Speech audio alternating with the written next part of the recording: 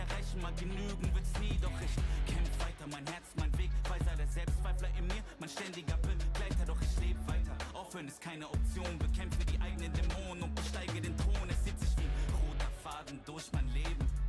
Große Taten, wenig reden, denn der Tod erwartet nämlich jeden. Muss der rohen Angst entgegentreten. Mein Herz rast, Erinnerung schmerzhaft. Doch was mich nicht killt, macht mich stärker. Spür die Kraft in meinem Innern, nenn es Kernkraft. Und die Kraft, die mich runterzieht, Schwerkraft. Atme ein, atme aus. Kein Zurück, nur geradeaus. Die Gaffer stehen am Gartenzaun. Wann zerbricht sein Kartenhaus? Der Druck steigt, Junge fragt, wo die Luft bleibt. Blut, Schweiß und Tränen schimmern leise im Moonlight. Brauch nicht mal eine Sekunde, nur einen Bruchteil. Glaub nicht an gut oder böse, wer ist schon schuldfrei? So fokussier alles in Slow Motion. Heder sehen wie Ameisen aus hier von hoch oben. Zerleg sie in Protonen, dreht sie im hohen Bogen durch die Galaxie weg auf den Betonboden der Tatsachen.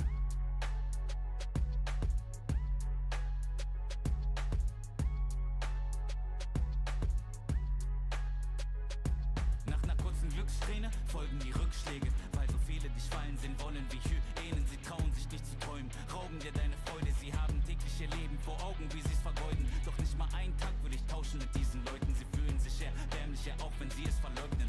Lacht ruhig, ich hab einen Traum, der mir was bedeutet. Los Junge, schau mir in die Augen, siehst du sie leuchten? Bling bling, ich folg meinem Instinkt, so call me the Kingpin. Trag Gold in mir innen drin, dein Motto ist lose, lose, mein Motto ist win, win. Sie nappen mich, kleiner Versager, Trottel und Winzling. Während sie schliefen, hab ich weiter trainiert, schreib auf Papier, alles was im Inneren brodelt, keine Zeit zu verlieren. Bin schon einmal krepiert, weil das Leben dir die Sonnenseite zeigt und wieder irgendeine Scheiße passiert. Doch der Street Fighter in mir will weiter marschieren. Vielleicht werde ich mich hin und wieder auf der langen Reise verehren. Er hat dich keine Manieren, vielleicht sind sie schöner, größer, reicher, aber im Ich-Sein bietet mir keiner die Stirn.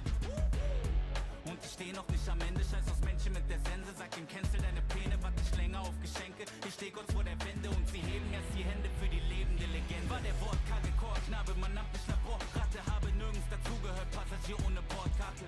Ich vertickte Mixtapes aus der Sporttasche. Klick, klick, Papier und Stift wurden zur Mordwaffe. In jeder Seele steckt ein König und ein Feigling. Du musst dich entscheiden, bist du heute Löwe oder Schweinchen. Werd ich mich von den Zwängen in mir lösen, bis ich frei bin? Oder hör ich auf die Chöre, die nur nörgeln, an mir zweifeln? Und ja, zu dem Erfolg dazu gehört natürlich Timing, aber wenn die Chance eintrifft, ja ich schwör, dass ich bereit bin. Ich visualisiere, wie ich kill und attackiere, wie ich split und massakriere und ein Gröle wie ein Viking. Lass die Traumata jetzt los, sie verhöhnten mich als Kleinkind, doch ich löste mich. Ich bin nicht mehr böse, ich verzeih ihm. Nur im Battle bringe ich sie fürchterlich zum Weinen. Wie ein scharfes Katana spürst du, wie die Wörter in dich eindringen. Das ist eine Nachricht an mein früheres Ich. Die Zukunft macht dir große Angst, doch bitte fürchte dich nicht. Jedes ihrer Worte ist Sticht und ist eine Bürde für dich. Doch sei dir sicher, dass ihr Licht schon bald in Kürze erlischt. Und klar hab ich Angst, der Gedanke daran zu versagen verkrampft meinen ganzen Verstand. Darum warte ich nicht lang, denn ich wachse daran. Ich durchbrach diese Wand und ich starte den Kampf.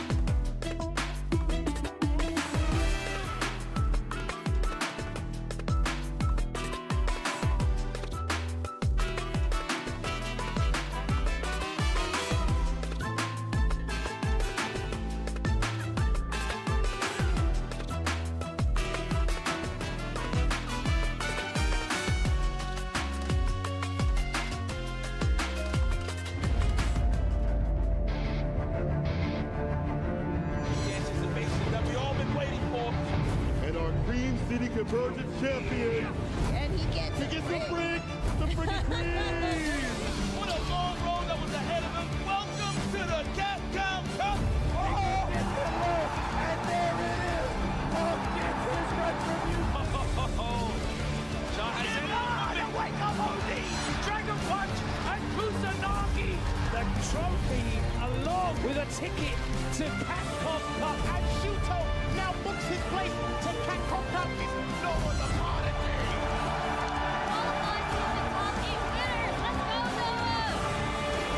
The whippers with the heavy on the engine right. Angry bird. Show him the door because, kid, you're in grand finals.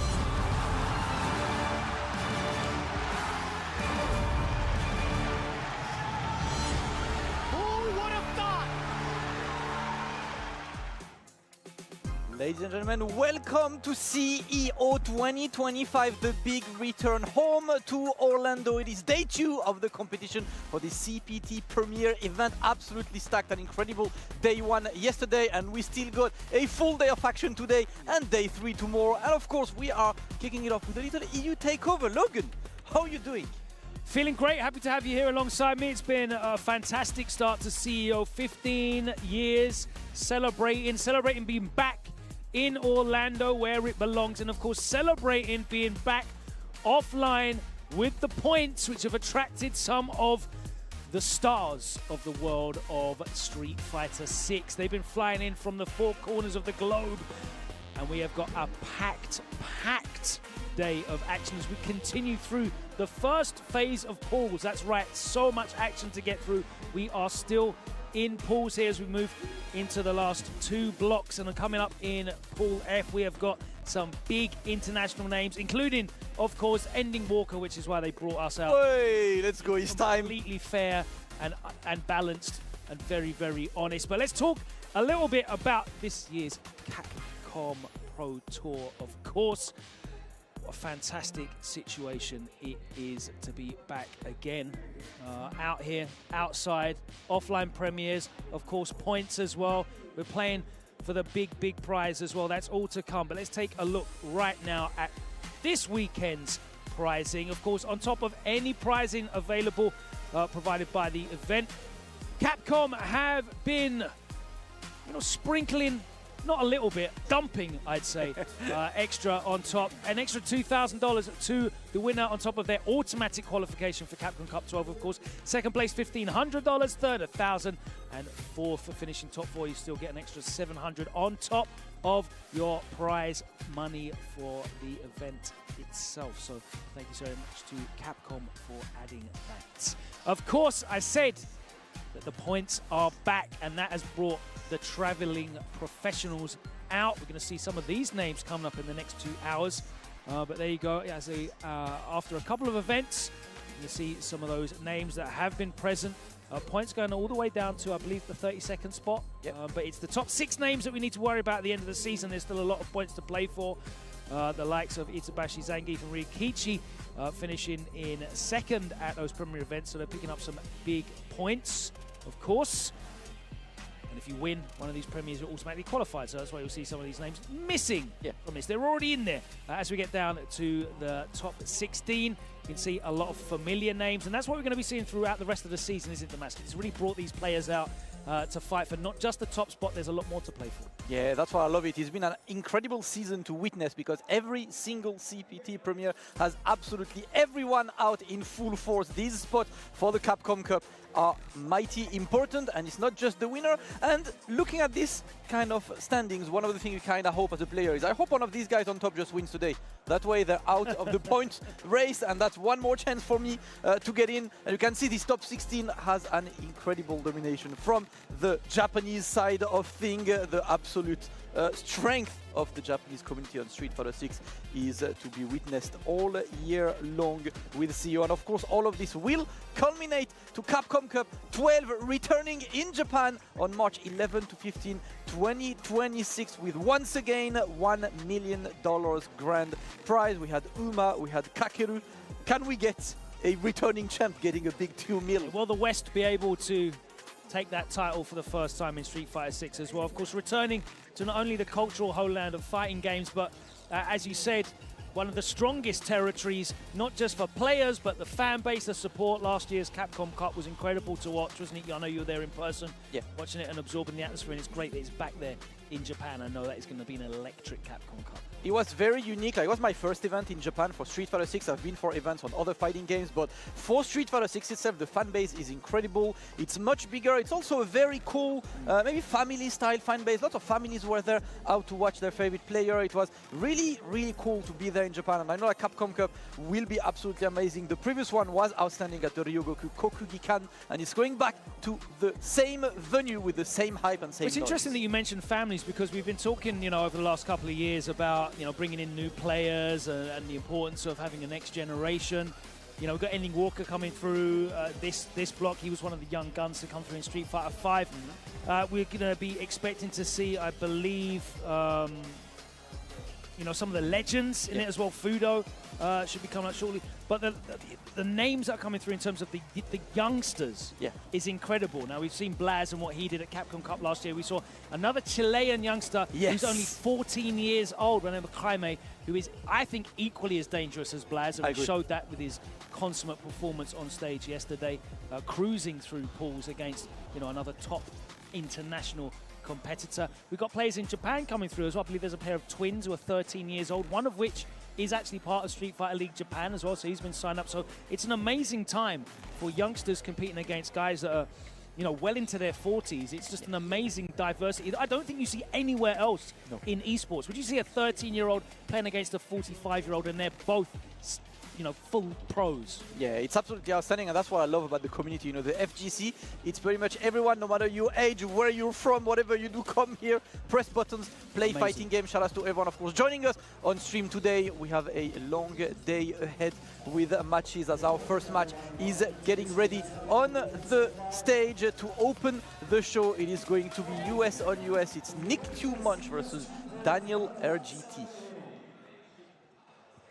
And the big question is, who are we seeing? It looks like Aki versus Ryu might be our first match of the day. There we go. To everyone tuning in, first match to open the show. You're coming to see you, no matter your level, no matter where you come from, you get picked up and play on stream right here on twitch.tv/Capcom Fighters. It is time to kick off the action. Aki and Ryu, let's go. Pool number F4, of course, is the pool that also features Higuchi and Chris Wong. So there's some real big names in here. With one of these two progress and be able to face off against Higuchi later on in the bracket. Big jump in there, doesn't get into the combo. Looking to be slow and steady for now. Look at this. Both of the players kind of respecting the first jump worked, and Nick is immediately going in, but wrong combo route there. Stand fierce into stand fierce, not connecting in this situation. We're trying to play the fireball game, but you've got to be conservative, of course. Aki could get through that. Another jump, and the sweep this time works. Decent punch on the solar plexus. Daniel RGT with a big, deep jump in, looking like a safe jump there. Nice conversion, no signs of drops there. Baits out the parry and gets a nice bit of damage, but Nick 2 Munch fighting his way out of the corner. Slither of health left, and there's the anti-air option from Daniel RGT, closing out that first round. I like that, adapting to the opponent. Obviously, there were 2 jumps that worked this time. This one gets the first knockdown. Of course, you can get a DP juggle there if you are ready to convert of this one. Unfortunately, Nick not ready, but still ready to keep the offense in, and it's time to be in the corner for the throws. Overhead into nothing. Not meaty enough to get a crouch medium punch in this situation. But Nick looks good on the positioning, but quite low on the drive gauge. Oh. As fast as it is, it's not that fast. More pressure now. Yeah, Daniel trying to bring it back with the Aki. The overhead is going to land, and Nick in the corner struggling. One chance to escape that corner because Daniel is fully stocked on bars, and that should kill, but no, the combo is not finished. One more chance for Nick to bring it back. There we go, the combo not finished either. A couple changes. Wasted left, right, and center. Both of the players fishing for the next hit. Watch out for the jumps. The queen of burnout, though. Great bait, there we go. Daniel confirms that first game, baiting that level 3. That was pretty much the only solution Nick had, reversal. Didn't land. Especially after dropping the combo. Daniel been playing a nice patient game. He's been allowing Nick too much to kind of, dictate the pace here, and he's just been waiting for his openings. You see Daniel RGT a lot more composed when it comes to closing out his combos. Oh, Another drop right on cue there from Nick Too Much. Unfortunately, not able to consistently link that crouch fierce. Let's go. Just trying to get these combos. Obviously, if you play Ryu, you know the back fierce gives you the roundhouse donkey kick after. That's one of the reasons you try to combo into this. Get a bit of more damage there. Another donkey kick attempted, but the jump is absolutely perfect. Daniel gets all the right approaches right now. Puts the opponent into the corner. Another jump, and we've seen Nick waking up, crouching, and it's not even a counter hit. Unfortunate situation on Nick's side, but this jump lands. That's not unfortunate. There we go. Closes his combo. At this time, he gets the corner. Yeah, there was a punish, but Daniel not believing in this one. Whenever you block that forward roundhouse, it is punishable if you're in range. Trying to For the whiff punish there on the donkey kick, just out of range, but he eats a stand fierce for it. Another drop combo. It's not drop either. Crouch medium kick drive rush, I'm pretty sure does not link to stand fierce. You can get crouch medium, you can get stand roundhouse. Stand fierce is a bit too low on this. Nick might be a bit too nervous to go for his usual route, but at least gets one round that I can hear. He's Nick's getting friends. these hits and he's not converting them into... Yeah, well, you know what, DP, bro. If you're not converting, let the game convert for you. Another jump. There we go. We finished the combos this time. Daniel in the corner and Nick putting the opponent to the corner. No anti-air, unfortunately, and the corner positions are swapped. No DP. This time it's blocked. Got hit twice. Nick recognized it this time. And there we go. That should be enough. No, the level 3 is not coming out. Nick giving an opportunity to his opponent to bring it back. And you know how scary Aki can be in burnout. But the jump works once again. It's been getting a lot of reward for Nick. Daniel back to the drawing board.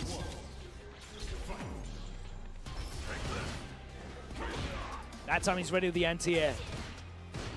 That's one of the keys, you know, when you play these games, whenever you guys play, someone's jumping, take a moment, step back, wait. He's gonna Starting jump out again. like that, wasn't he, Daniel? He was playing a lot more passive and just waiting for his opportunities, and I feel like maybe he got a bit too confident that he was going to definitely beat Nick and started becoming a bit too proactive. Okay, nice. Trying to catch him with that empty jump low. Oh, gets the back throw. Going out though. Oh no, that's not good. You're going to get side switched here? Or is he just going to go for the kill? Yeah, Doesn't need much, gets the kill regardless. Daniel. How much damage he does. Yeah. Offers himself too much points. And Nick back to drawing board looking for another jump in, but I like Daniel waiting this time and hearing, and he gets the overhead after that. Another jump, this time is blocked. Nick adapting as well to this situation, but we're back to the corner and we're playing the corner game now. No button press, but we escape. They're playing safe again, looking to bait something out. Yeah. Oh, yeah, try to do the classic. Ashoki being minus, you try to go for a perfect parry after and steal your turn, but the turn is not gonna get stolen. Daniel puts the nail in the coffin and is gonna move forward on the winner's bracket over Nick Too Much. Nick will have, of course, another chance on the loser side, but a great way to start your day with a little win on stream. Yeah, they always say Ryu hits like a truck.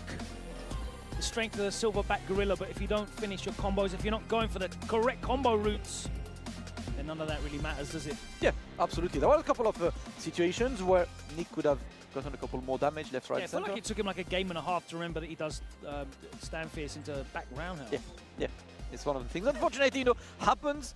Playing on stream is a widely different environment, and it's a great experience for all of us to play the first time on stream. That brings me back as well to what I watched yesterday when I was commentating the young man Crime's matches, because he looked so comfortable. I don't get these At kids, man. 13, 14 years old. I don't get these kids. I think this is actually his first American tournament ever. I know he went to Blink He recently. went to Blink where he was on stage, and Blink was loud, so definitely Yeah, a and great way to go through the fire of the stage. But yeah, it's crazy, you know, how composed some of these competitors are, and it really puts it into context when you watch some other players come and play on stage in these environments, and you know, shaky hands, Yeah. drop combos, forgetting combo routes. I will never forget my first ever match on stream was back when I was living in New York at NLBC on Spooky Street. Oh, nice. On Street Fighter 4. And I was playing a Sagat, and I haven't punished a single fireball. And my character, Ibuki, could simply slide on the fireballs very easily, but I was so terrified of being on stream. I was watching like, that's not me playing, that's someone else. It takes a while, you know, for people like us with brains that have fear implemented in it, it works. But for kids who have no problems, no bills to pay, nothing, man.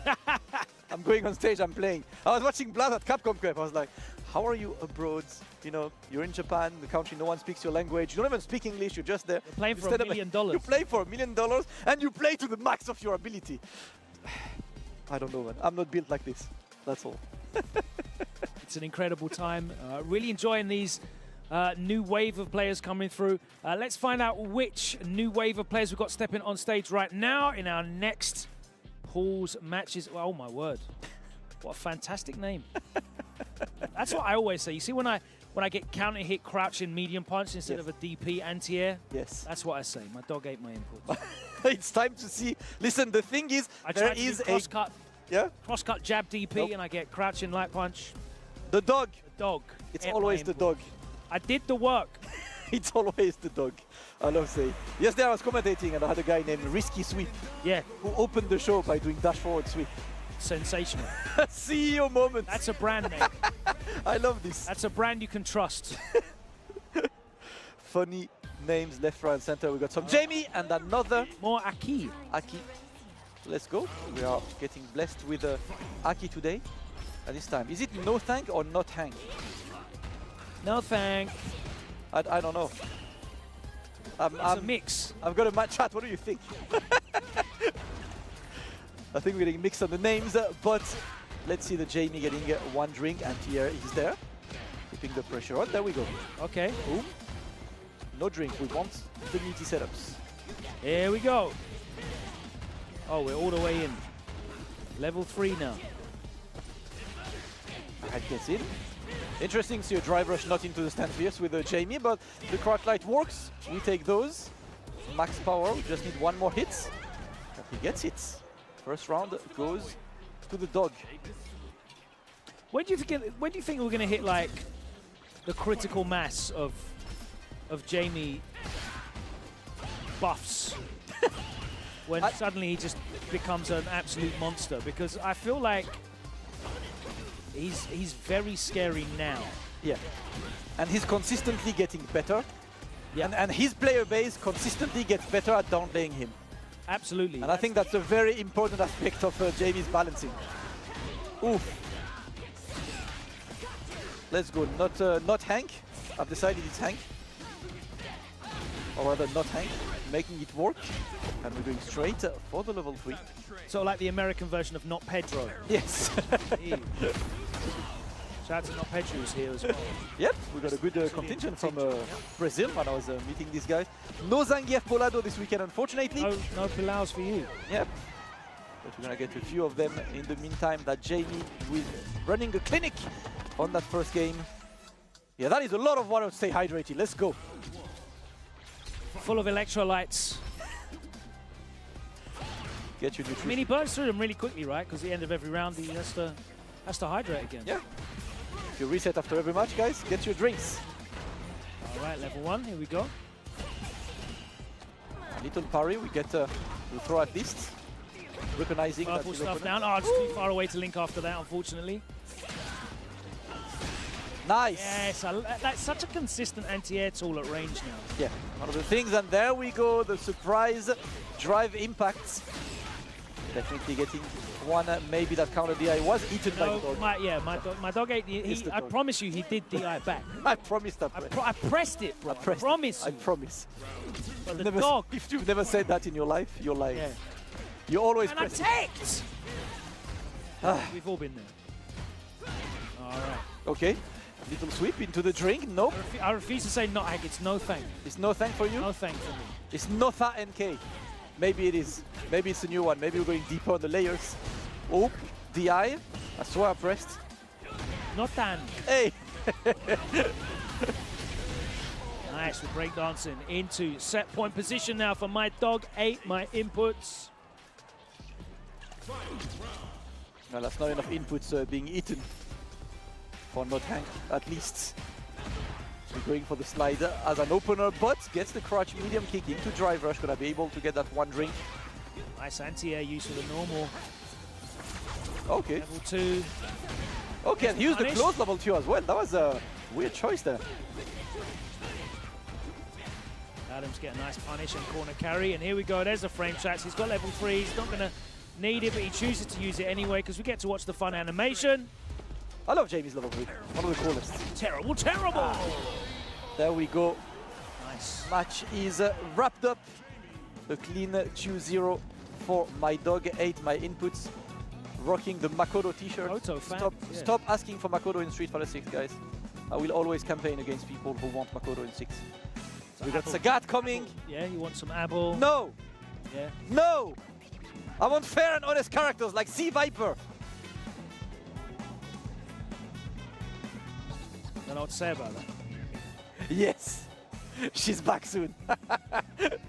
I can't wait, man. This season pass, I'm not gonna lie, this season pass got me hype. I can't wait to see the characters. It was a very, very hype roster of 4 characters that I'm very, very fascinated to see like what Ingrid brings mechanically as well. I think they did such a good job in Street Fighter 5 by fleshing out these characters that exist in either other franchises or, you know, in the lore as full-fledged Street Fighter characters. I'm really interested to see how they implement Ingrid on top of, you know, how they make characters like Sagat, Sea Viper, and Alex work within this engine. Yeah, fascinating. I think Sea Viper is especially curious because she was such a unique character back then in the game that was, you know, like a bit different in the way you execute combos, high jumps and everything. Yeah. Don't really have their place in Street Fighter 6, so there's gonna be another thing to find. And yeah, Ingrid, I see Ingrid as a brand new character because I'm like, Yeah. just looking at her redesign, she's not really that Princess Karin style design that she used to have. So it's kind of a brand new character, and if there's anything in 6 is, I don't think a single character has missed in terms of design.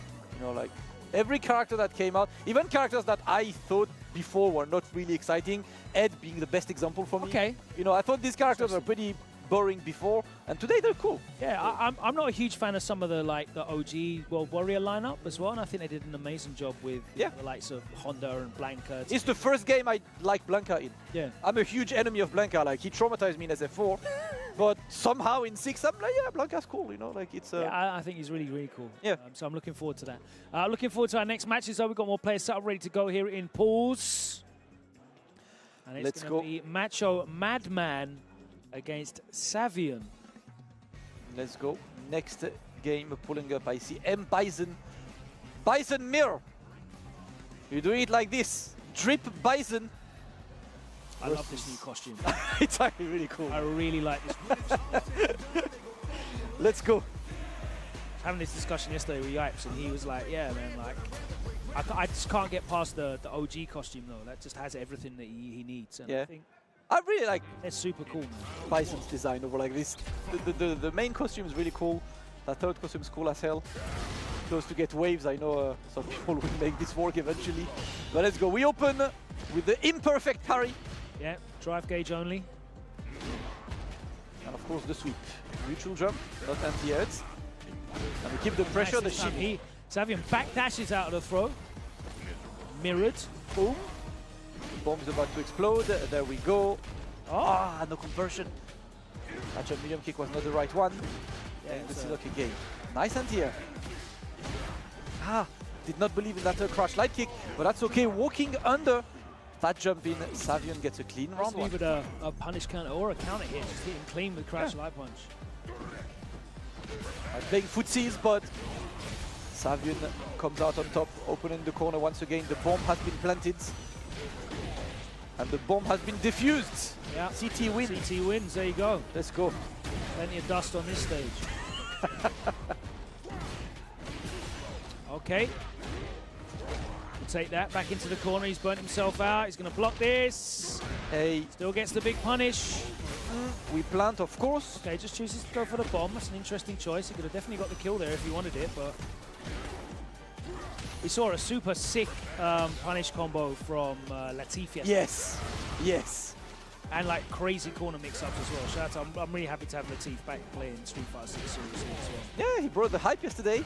Right now we get some more Bison, and Macho Madman finds that crouch medium punch to save the round. It is 1 each between these two. It is a mirror. Who's the best Bison of the two to move forwards?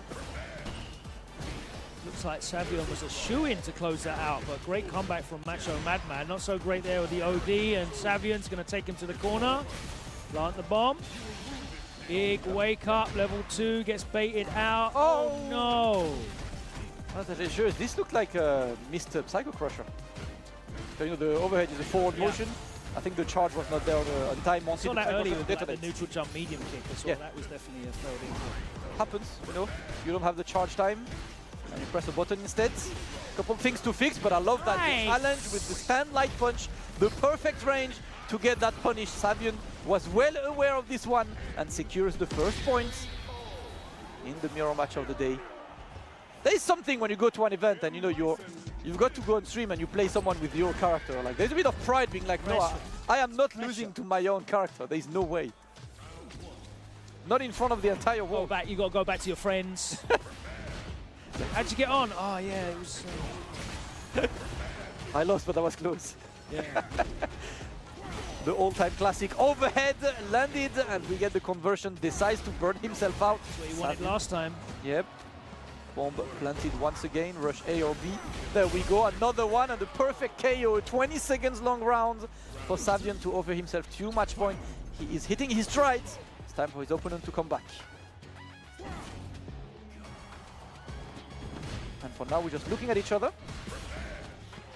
Challenge is solid, and we get the throw, but that's a lot of drive gauge being spent. One throw. It is time. Huge life lead here for Savion. Picks him up with the back roundhouse. And it's time for another bomb. What's the mix going to be? Goes for the parry. Doesn't block low, though. Abombi's there, you get the counter hit, and the drive gauge should be more than enough. No, not going for the right route, but that's okay because the double perfect is there to close it. And what better way to say I'm the better Bison than to finish your match on stream with a double perfect. Savion will move forward on the winner's bracket in style. Clean. Double P. Yeah, despite a couple of drops in there, but he was still able to close it out with perfect. So it's all good, job done, and that's exactly what you want to do when you're on the stage. Just get that match over and done with, out the way, progress, focus on your next one. Yeah, congrats. Now you get Andy Walker. Have fun. But that's part of the thing, you know, Maybe, like when. maybe he doesn't know the matchup. Oh wait. Oh wait. Oops. Sorry, my friend. I actually don't know if that's Andy Walker pool, but that would be a very funny one. But that's the fun of being at offline events, man. One of the things I love, like whenever I enter, is you just look at who's in your pool and you try to set your objective. You know what? I just want to reach that guy. Like, oh, cool. Ending Walker is in my pool. My objective is to go face Ending Walker. I don't know what's going to happen. I'm probably going to get washed, but I'm going to play Ending Walker. Do you know what the next match actually is? Fenrich. Let's go. It is Ending Walker's pool. Let's go. We got some good face-offs happening today at CEO 2025. Just opening the first block, of course. Once again, shout out to everyone for joining us on These are some of the players that are in the second round of just one pool, by the way. Hit me up. Ending Walker, Burnout Fighter, Yamaguchi, Little Evil, Samurai. Yo, Little Evil is here. Yeah, Little Evil's here. I was speaking to him yesterday. I didn't say hello. I haven't seen this guy in ages, man. Out there doing you know, the regular 9 to 5 grind. Yes. But he's here on the East Coast, attending a major. We're back. Okay. I saw Samurai Luke, I think yesterday. he was using. Yeah, Fenrich as well. That's a solid pool, man. All of That's these. just like 1 out of 30 odd pools. Yes. Crazy work out here. And that is the beauty of the current format. We're seeing all of these players traveling. There's so much reward, you know, for your consistency. Yeah. You can get to these events. I really cannot overstate how happy I am that we've got points back. You know, it's invigorating everybody to travel. And it means that every single month when you lock in here to Capcom Fighters and you watch whichever premiere, wherever it is in the world, you are guaranteed to see some of the strongest players showing out. Who we got on the stage up next? More pools action. Let's go. So we got Diet Club Soda, another entrance to our bingo of names. I love, you know, like names on stream, against Hugoku coming all the way from Chile. That's the same sponsor as Craime. That's right. Let's go. And Aki again. This has been a very Aki day so far. And the Chilean flag about to be out there. Let's see how we go. Ken on Hugoku's side and Diet Club Soda representing the Aki. This time for another first to two, trying to go for the step kick, but a bit too far to get a clean challenge on Diet Club Soda style. And this time, one throw. Gonna get the drive rush for more pressure, put the opponent into the corner. The challenge is there.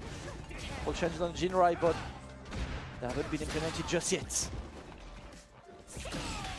Oh, A bit too far to get this one, but you know what? The delay overhead was really sneaky. We blocked the DP as well, and Diet Club Soda gets a great opportunity to go for the longest possible combo and finish this one.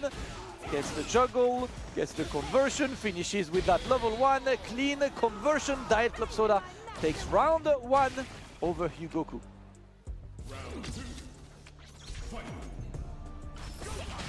And open up straight with the drive rush into nothing. No anti-air either.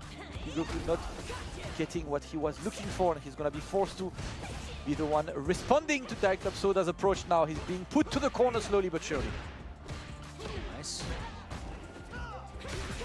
Ooh, not a button you see every day. Oh, drop there. Chooses just go for the... Oh, he does go for the side switch. Interesting. I thought he was going to go straight into the Tatsu and just take the damage on Oki, but we get all the way back to the corner. Oh, no conversion. Thought that was a way to kill, but decided to reset that into a throw. Neutral jump obviously looking for a delayed throw tech, but in the end it just brought the start with a delayed anti-air instead. Okay. That parry gets tossed for 2k. Nice interruption. Counter hits all over the place here for Diet Club Soda. Drop spaghetti left, right, and center. There we go. We get the anti-air this time. The DP is on point, but the challenge is going to go in Diet Club Soda's favor. I keep the pressure. Ooh! Jinrai into DP, into the super. Hyugoku closes that first game with a freestyle combo. Parkour in the corner. We go for it. Let's go. I love that. When you're killing, like, you know what? Let me just create a combo right now on the spot. That's not something I think I really see for, you know, Jinrai into DP into super. Why not? Some Ryan Hart style combo. It just felt right on the day. Yeah. Oh, perfect parry on wake up. There we go. Diet Club Soda bringing it back. Momentum reclaims. Nice. Oh, just two. Woohoo! So it's a mix. My word, he left that drive rush. Let that rock for ages. Yeah, I'm surprised he was still powered up by drive rush. It was such a long one. But there we go, Diet Club Soda. No! Not finishing his plate and gives Hyugoku a chance, but the challenge is going to work. Gets the rounds. Needs to start bringing these shin kicks out. Dean gets the anti-air. Little dash, we get some pressure at least. Yeah. Challenging every time after the block Jinrai. Yeah. Yeah, there you go. Yeah, there's the knockdown. Yep. Sad times for me. I don't think it's sad times, man. You still get Oki after this. No, bro, I want my +5. I understand these guys have been eating gourmet meals, and suddenly they just have to eat normal restaurant meals. Still good food, my friends. Hey, gets the throw. A chance to close it for Hyugoku. Drive rush into nothing, trying to shimmy, but you know what? We counter straight away. Oh, interesting decision. Yeah, is it going to get him close to a burnout situation after this? Have to eat the pressure afterwards. Yeah, Diet Club Soda was just trying. Hey! That was so early. There was no chance of that within. Hyugoku was like, you used your level 3, I'm doing the same. We're going to round 3, 0 bars. No resources, just fights. I mean, ODDP would have certainly got the job done, but... Yes, but... And I can't lie, I have definitely like walk back, walk forward, and got level 3 with Ken. Listen, the cool factor is there at least. Yeah. But he lets Diet Club Soda escape from the corner. Yeah, recognize that it was the light kick. Dragon Lash. That's the one you can punish, and now you're gonna be in the corner, but the drop! No! Oh no, there was a chance to kill there, but Hyugoku not going for the right conversion. Gives his opponent a chance, gets the jump in. There we go, target combo. We finish with the super. Hyugoku will confirm his win over Diet Club Soda. Moving forward on the winner side, representing Chile. Let's go. Represents. A big sigh of relief as Hyugoku advances in winner's side there. A couple of drops on the big stage. So it didn't look as confident as Cammy on that stage. Little bit shaky. I mean, you know, takes a moment. Some tips from the 14-year-old on composure. What a ridiculous thing. I think it's just that part of the brain is not active yet. You know, like you don't think, you know, you get that part of the brain active later. So you just, whatever, man. I'm playing games. Let's go. Great play. Shout out to the Chilean team. There's quite a good amount of players in attendance for multiple games. I'm so pleased that, you know, we're in an era now in Street Fighter 6 where we have so much active traveling South American players. That's really cool, man. I was about to say the same. Brazil, Chile, Argentina, a lot of players traveling now, and we're seeing them attending these international events. To be fair, the Brazilians have been traveling for a hot minute. I mean, we saw Zangief Bolado at UFA. UFA, was at Kumite, was at Brussels Challenge as well. You know, Keoma was in attendance at Brussels Challenge. Not Pedro has been. I'm talking about like the season before. And even the season before. Zangief Bolado was just there taking. I'd never seen him play before. I'd seen him on World Warrior, of course, when we were doing our excellent roundup content. But we saw him there, kind of taking up. But I'd never seen him play outside of that region, and that's the wonderful thing about this format that we have now. You're seeing the players really come out of their localized meta, and seeing how they can compete, and it's fantastic to see. You know, you can see a guy that, you know, he looks like he's just dominating his locals, beating up on everyone around. You think, like, can he hang against the world's best? And to find out that some of them can, is really exciting for me, because it really shows you the importance of these opportunities that these players are getting, so that we can see them perform at these levels and maybe inspire even more generations to pick up Street Fighter and compete. That's what I love, man. It's always the same. It's about getting to see more players representing their flag, representing their skill, and showcasing. Can they do it on a cold, rainy night in Stoke? In Stoke, absolutely. Absolutely. Well, they can. Thank you. Truly a European takeover here. Absolutely, on the commentary desk. Hey, listen, it's time. It's a game of two halves. Hey, yesterday I got vicious to say football on stream, so did he say football or football? He listened. He called the sport that we kick a ball with our feet football. So that's my win. That's it. I can go home happy. As opposed to hand egg. You know? Yeah, exactly. It's not the same, man. It's a completely different Absolutely. kind of approach. The next players are ready. Here's a game that we all know right now. We all love. Yeah. We all call the same thing. Let's go. So Street Fighter 6, KP versus Arums. Let's go. More players representing in the pools, and we're gonna get fans in the crowd. Love to see that. Let's go. Young support. Yeah. Support your boys. Sometimes like cheering for your friends is pretty much as fun as playing yourself. You know, absolutely. Like, I love this. There is no cringe. We are in a post-cringe era. Cheer for your friends. Be unashamedly positive. Here we go. Luke versus Lily. The only thing cringe to me is blocking, Logan. We don't block. Blocking is cringe. Simply having drive gauge is cringe. Yeah, exactly. Shout out to Noah, man. He taught me the ways. Get rid of all of it. Spend it now. Make more later. Oh, my word. Blessed. All right, we're not getting new corner combos.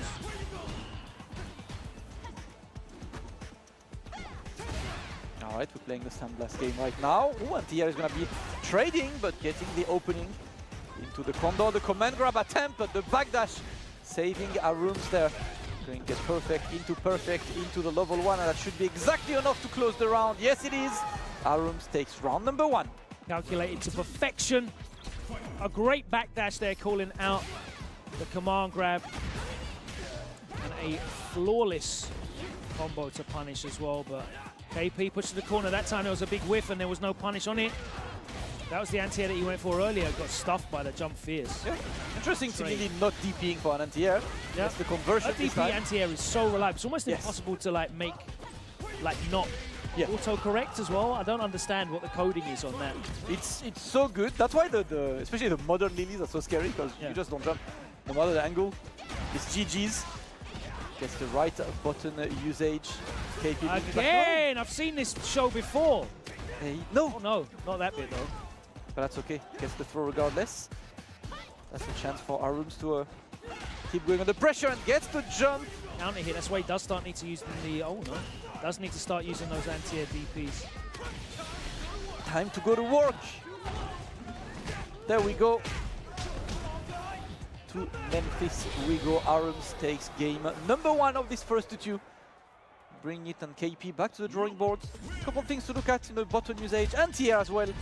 As you mentioned it that. Yes, you got Tomahawk Buster. You got to use that. Yeah. Super reliable. Let's go. First throw. Oh. Yeah, we're just trying to fish Lily, trying to make her jump. You know that she's gonna need to take an approach, so Arums taking the right decision, but right now she could get through these fireballs, so time to rush down a bit. Oh, again! Yeah. Yeah. normal being used. Haven't seen the DP being represented there as an anti-air, so Arums is happy to keep jumping. And he keeps going, and now we are both burned out. The anti-air this time works. Dash, and he backdashes again, right? That's one of the things that KP has not really caught on yet, but whenever Arums sees that Lily coming in an OK situation, he backdashes in case the command grab comes in. Avoided 2 command grabs yet, and we have yet to see the adaptation from his opponent. Arums offers himself too much points. Start looking for those lows. Again. Oh. Yeah, definitely not an angle that the normal covers. Woo! And the drive reversal is perfectly baited. Arums looking clean, no! Even when it is an angle that normal, it's so susceptible to trading, to loose jump-ins. Yeah. Okay. I like that. Wheel your hurl box back with that move. Yeah, get off me. Not interested in the plus frames. Arums burns himself out to maintain the pressure. Oh, nice. Could have buffered that level 3 there, but not ready. And you know what? KP is going to use the level 3 there. Yeah, you got to throw that out expecting a drive impact. You have to always be aware of that every time you throw out that heavy knuckle. Always buffer it just in case. Yeah. There we go. Arums gets the cross up this time again. I think he figured out that his opponent struggles in the anti-air department. So he's happy to keep using it. It's a winning strategy. Don't change it. Hey. There we go. No! Oh! And this raises the question, you know, like, because that level 3 was dropped, maybe that DI had a level 3 earlier, but the dog happened again. The inputs. Yes. I don't know about that. But Arums very happy, performing for his loyal fans in the front row. Let's go. Love to see it. Community pulling up for their friends, of course. Arums moving forward on that winner's bracket, another winner of these early pools. And you know it, like, the more you win, the closer you get to the elite world-class players. And that's where you prove yourself, you know, do you have what it takes? And I think it's a great experience when you're a Street Fighter player, regardless, to be able to face these players, because you very often realize that they play a different game.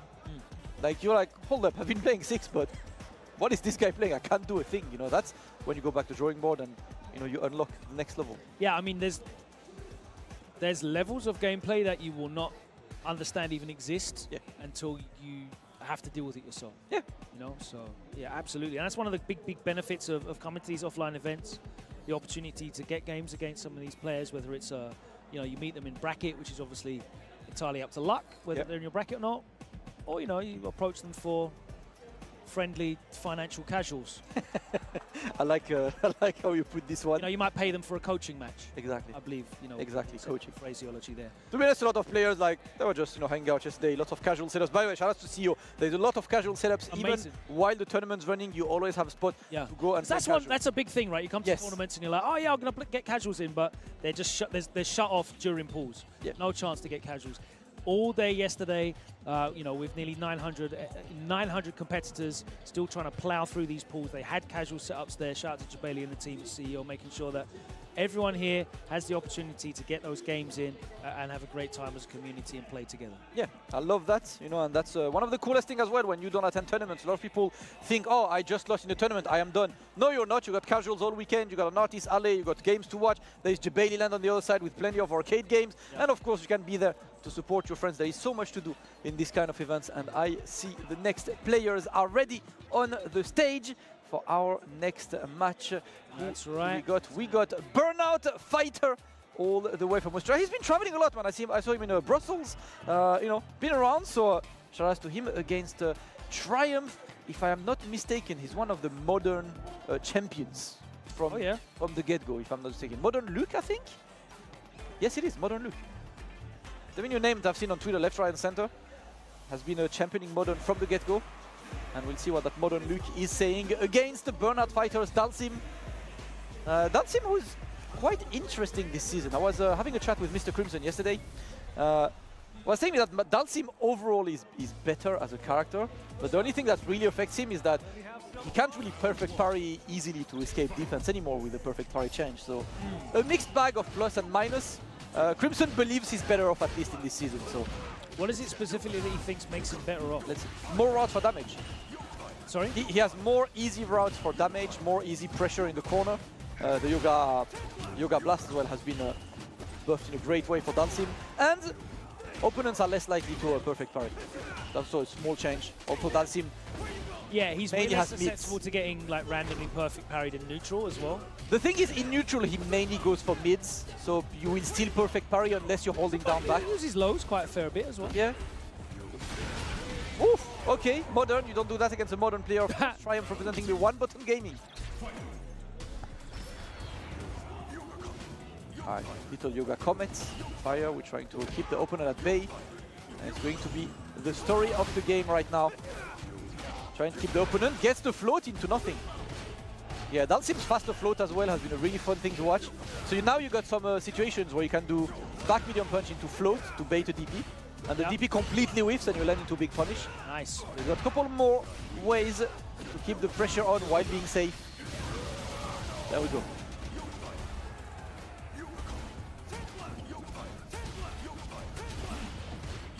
No real reason to get too close for Burnout Fighter. Keep the opponent at bay. Got to watch out. No, too far to juggle. And there we go. The opening. No! Big drop, and he's going to go into the level 3, the critical art version as well. There's going to be no scaling at all. One more guess, and he's burnt out. So Level 2 or not level 2. Level 2 or not level 2. He jumps and gets away. Burnout Fighter saves his life. And that's a great operation for him because his opponent now is on 0 bars. with the tackle. It keeps the opponent to the corner, gets a jump. Burnout Fighter waiting for the opportunity to get away. The drive reversal is baited. Triumph getting the punish. Looking good this round. Keeps the Dhalsim exactly where he wants Nice patience from Burnout Fighter. Doesn't bite on that throw bait attempt. Nice. Yeah, we'll take that. That's great. Yeah. Interesting interaction there. Oh, what a bait from Burnout Fighter, though. Doesn't drop his combo this time. He's trying to claw this back. Surprised not to see level 3 there to just reclaim the drive gauge, but there we go. Level 3 is going to be their critical arts. You're gonna get some drive gauge back, and opponent has no way to reversal. How close are we to the corner? That might be dead. No! No risk taken. Just looking at what his opponent is doing. Yeah. And I respect that patience, man. Burnout Fighter knew that he had Triumph cornered in such a difficult situation. He was just like, yeah, let me just check what he's doing. And yeah, he knew that that Triumph would have had to be doing something quite big in terms of getting out there. And the least risk that he could take, you don't want to start putting anything out that has a lot of recovery, that you might be susceptible to a big jump in or like a Hail Mary play. And he was very good at that, like dialing back his pressure, dialing back his offense. Yes. And just actions in general, forcing Triumph to take bigger risks. Well, Burnout Fighter wins it with the long run this time. And it's time to run it back 1-0 for Burnout Fighter. And now we go for the same game plan. Keep the opponent at bay.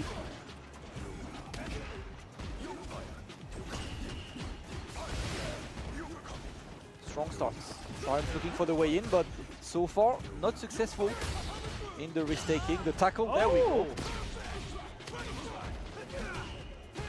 Stealing frames. Always works against Dhalsim, and now it's time to play the throw. Situation doesn't really take any risk, and we escape the corner, but that jump in. There you see it, long recovery. Nice block on the overhead though. And he blocks the low afterwards as well. There's the throw bait again. He gets the defensive dive kick there to start opening up. He's got a life lead here and he's just backing off. Is he going to drive rush into the limb again? Yes, he is. Now a difficult situation for Triumph. Needs to find a way to get there, of course. In Burnout, forced to block, yeah. Burnout Fighter is keeping the pressure on. Excellent play so far by the Dhalsim player. Just looking to make Triumph press buttons, but Triumph remains patient. Nice, I like that parry into the drive reversal. Just gets him off. Oh, that jump in not going to work because Burnout Fighter escapes, and now it's 19 seconds left, and the drive rush is going to work, but drops the combo. Perfect knuckle. That could have been it. That would have been it. And that is going to be it though. Triumph takes a moment, gets the win. Great patience displayed by both players. Triumph not really constantly going forwards, waiting to see what his opponent is up to before he decides. He did a really good job of waiting for that burnout to just dissipate, standing at that range. And then you saw him immediately just change his strategy. Oh my god, the big jump roundhouse. Alright, dash in. The throw is going to be teched. Out he gets. Oh. He gets caught grounded. Unfortunately, dropped there because he got the perfect landing frames there to get the big punish. Triumph looking for another jump, okay? Latest air flash tackle I've ever seen. I've never seen that low, man. Oh, blocked. And that's going to be big. There we go, goes for the level 3. Okay. I think that's still 1 pixel of life left, right? No, he's dead. Damn. Exactly enough. Burnout Fighter, in damage calculation, offers himself 1 match point. Triumph remains on 3 bars, gets the NT and another drive rush. And now he's just trying to keep Burnout Fighter at bay. If he can, the parries are there, but no perfect parry just yet. We heard an imperfect parry earlier by Triumph, but unable to get this one to go. And now Burnout Fighter with the new combos, the double juggles in the corner. Bad throw. Level 3.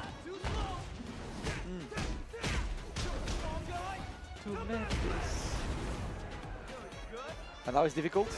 Yep, just burned him out. Ah, too many lights. Okay. That's GG's. I think that's GG's, Logan. Oh, the escape!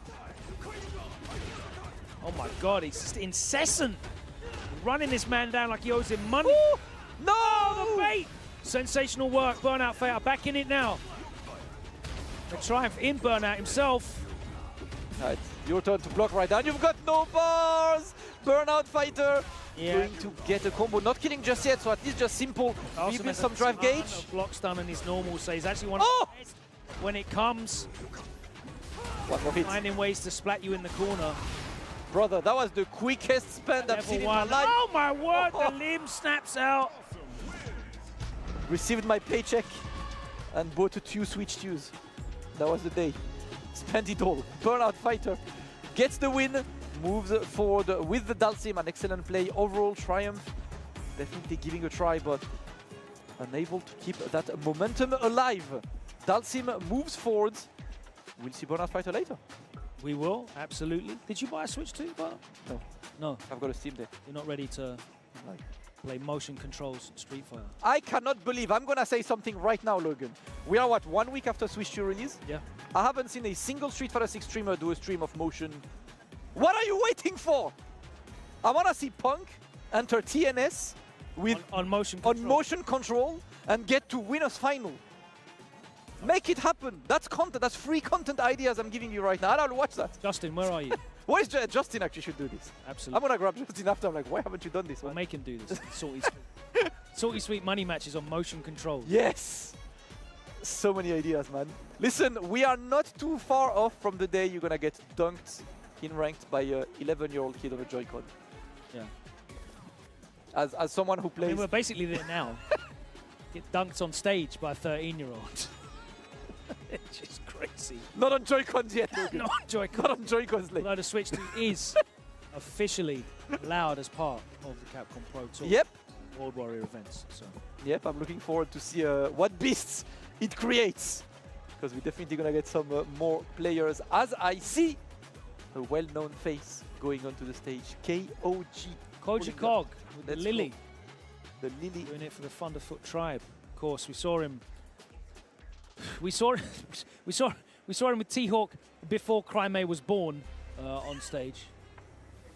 And that's like Street Fighter 4's modern era as well. It's not like we saw him with, it's not like we saw him playing Alex Valle in a... No, that was the latest F4, yeah. It was in Street Fighter 4 with T-Hawk. It's not even a launch character. I'm gonna tell you something, Logan, genuinely. Back in 4, obviously I'm old. I used to compete in 4 before, Crimea was born, of course. Old I'll men. relate to that. That's what we do. I played KOG once, and I think that traumatized me. Like that. Yeah. That T-Hawk. I still don't want to talk about that. Zero on block, experience. jab, yeah? Like, I still do not. That was in like 2013, 14, over 10 years ago. I'm still not ready to talk about it. That match is a match I would like to forget.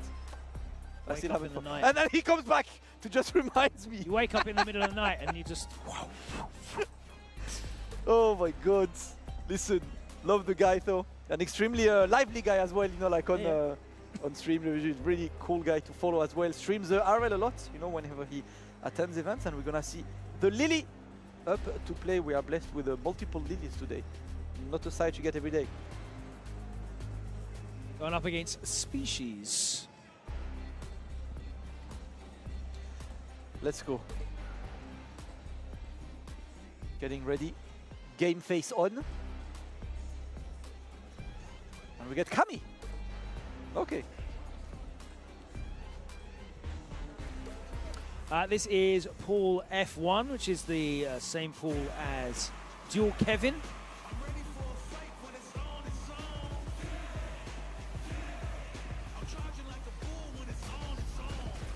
Let's go. Let's see what KOG is getting ready for. There's always some sneaky command grabs, sneaky plays. Species and the Cammy with a good challenge. The win stock is there, 2 stocks, and there we go. We force the pressure. Trying to walk out of that, you can't. It's not allowed. Nice, ready with the anti-air. There you go.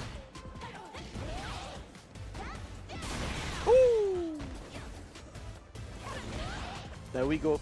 The DPs are represented. We've talked about them earlier. Did not see them in these situations, but now Koji Kog makes it work. The Hooligan is going to be challenged. Great answer. Is that baited? It is baited. But it's a really, really good anti-air tool, the Tomahawk Buster. The light one's got 10 frames of anti-air invincibility, so it's really, really good to throw out. And I think it's like it's definitely sub 10 frame startup. So maybe like 7 or 8. So it's a really good answer in terms of dealing with these jump arc altering characters. 10 frames of invincibility is a good old time.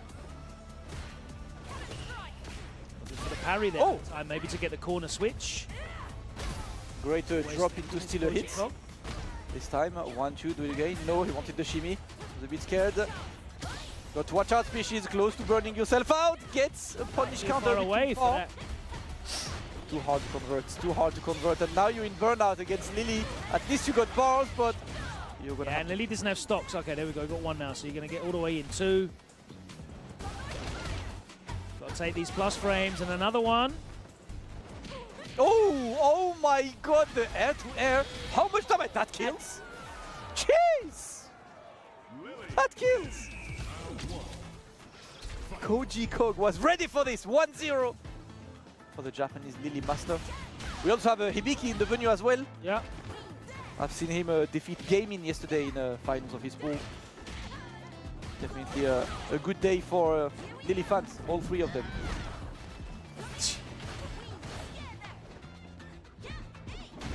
Oof!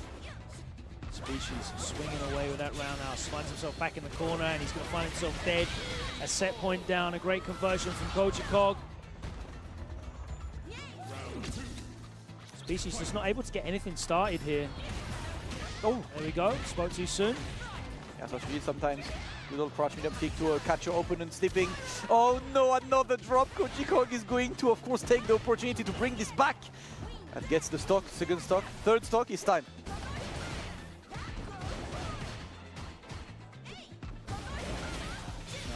Again, catches him off guard. Odie Spire looking into the super, and there's the infinite block string because you can't walk anywhere. There, he's ready with the anti-air. Oh my god. Great awareness from Koji Kog. He's still trying to fight his way out, but he's not ready for the reset. Clean play by Koji Kog. You will see him again in winners a bit later. Species unable to really get anything going, man. Koji Kog has been controlling that game like crazy. The Lily is looking good. Yeah, doing a fantastic job of marshalling that corner. There was no escape for Species, whether it was on the air or on the ground. He had it all covered, whether it was the air-to-airs or it was the Tomahawk Buster anti-airs. Fantastic stuff there. And, you know, when he was able to burn Species out, it was just a matter of time, was it, until he guessed wrong and was able to open him up. Yep, it's pretty much the story of fighting Lily, right? We just need to get used to playing the neutral against her, but obviously not being a character that's widely represented means it's really hard to get specific training. So whenever you go to a tournament and you get to play the guy who's been on Lily since day one, and you're like, I've fought 3 Lilies in ranked in my entire life. Yeah, it's tough, but that's part of the experience. You know, shout out to Koji Kog representing it. And yeah, there's also El Chacote in the venue as well. That's right. So quite a few Lilies in this tournament for the weekend. Maybe we'll see El Chacote later.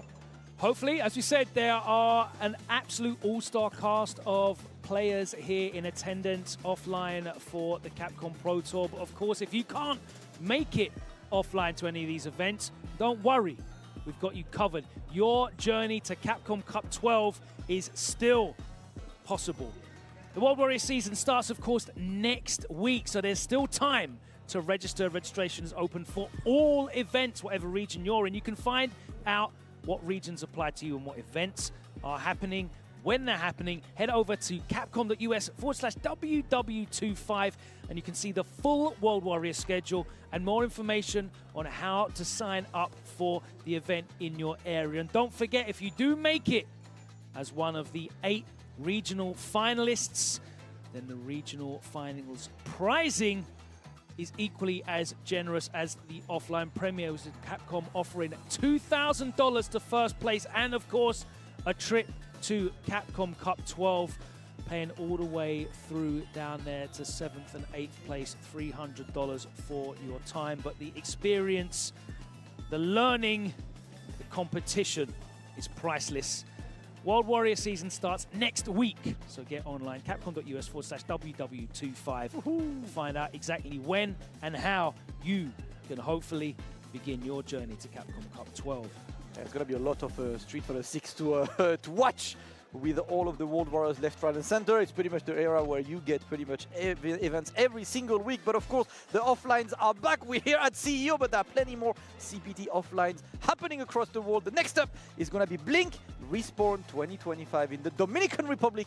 That's going to be the weekend of July 18th. You can still sign up to compete and maybe win your ticket to Capcom Cup 12 in Japan. And let me tell you something, Blink Respawn, I have not been there yet. I hope I can attend this event one day because it looks like one of the hypest crowds to be in the Street Fighter world right now, Logan.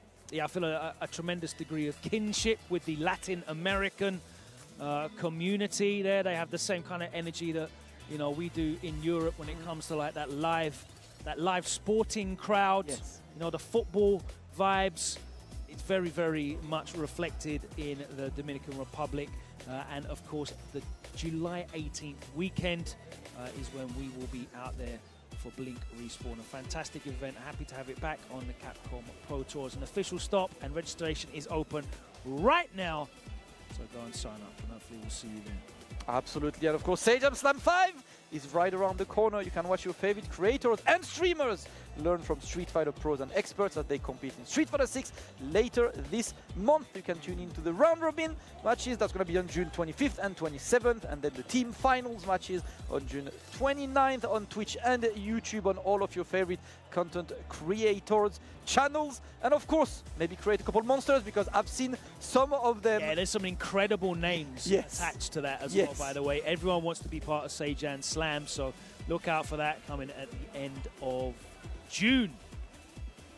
Now, of course, remember, if you don't want to be, you know, an outdated boomer when it comes to your device, the Victrix Pro KO Leveless is the winner of the 2024 Best Tech Award at the EVO Awards, so you know it is serious. Because you top-tier modularity with hot swappable switches and a remappable 16-button layout. That is a lot of buttons. There is no way you're going to be missing your drive impacts or your drive parries. It's the ultimate esports weapon for competitive fighters on both PS5, PS4, Xbox, and PC. And I'm holding it in my hands right now. It's a beautiful piece crafted from brushed aluminium. A sensational piece of kit. You can get... Can you give us some button ASMR with this? Because I love the buttons. Lovely. These buttons are amazing. I don't play levelless, but I'm low-key jealous of the levelless buttons. Like, They're you know, you little got the tiny stick with the ones. standard sound was like Yeah. they're really clean as well. It has the detachable stick as well for the travelers like me. It's way easier to travel with this, but this is beautiful, man. Look at this. Look how small that is. If I missed Jim, I could just. That's part of the stick life. I love the fighting. And it's such a beautiful finish as well. And of course, if you are lucky enough to be at one of the offline major events that Victrix is at, they'll actually laser etch your stick for you. You can see here they got the Pro Tour logo etched on both the KO leverless and the Victrix Pro FS arcade stick. So if you do catch the Victrix guys here at one of the offline events that they have activations, that you can get that done. But if you want to get it online, you can go to victrixpro.com. And if you're a new customer, you'll be able to sign up for 10% discount. So that's always great as well. Yep, clean one, clean devices. I want to press buttons now, Logan. It's this has been calling me for a while. I know what I'm doing after my commentary block. That's right, the matches will continue. We're going to take a very short break and we'll be back with the rest of this wave of pools. We'll see you here. We're not going anywhere. CEO 2025, the Capcom Pro Tour, continues after this.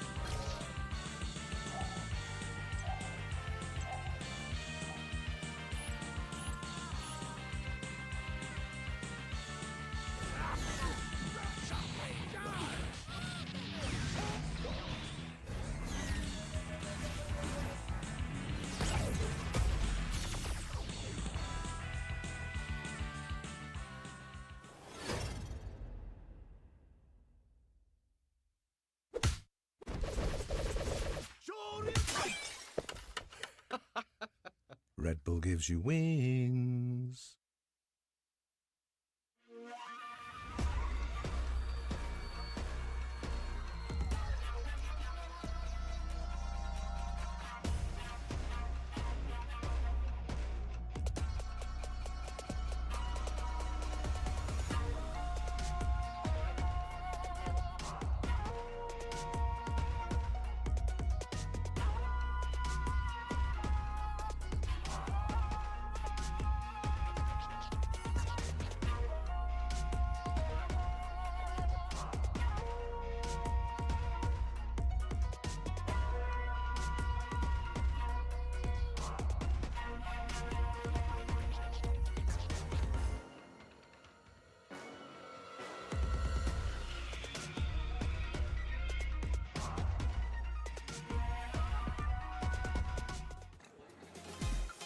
Welcome back to CEO 2025 here on Capcom Fighters as the action of Street Fighter 6 pools continues. We've got 2 blocks of pools to round up today. We're going to be going all the way through to round 2 to close out Saturday's action. Nearly 900 players, and the density of professionals here in attendance is through the roof. The point system has brought all of the big names out to play here in Orlando, and the action continues as we progress through these waves of F pools. Myself, Logan Sama, alongside Damascus for the EU link-up. It's been a good day so far, hasn't it?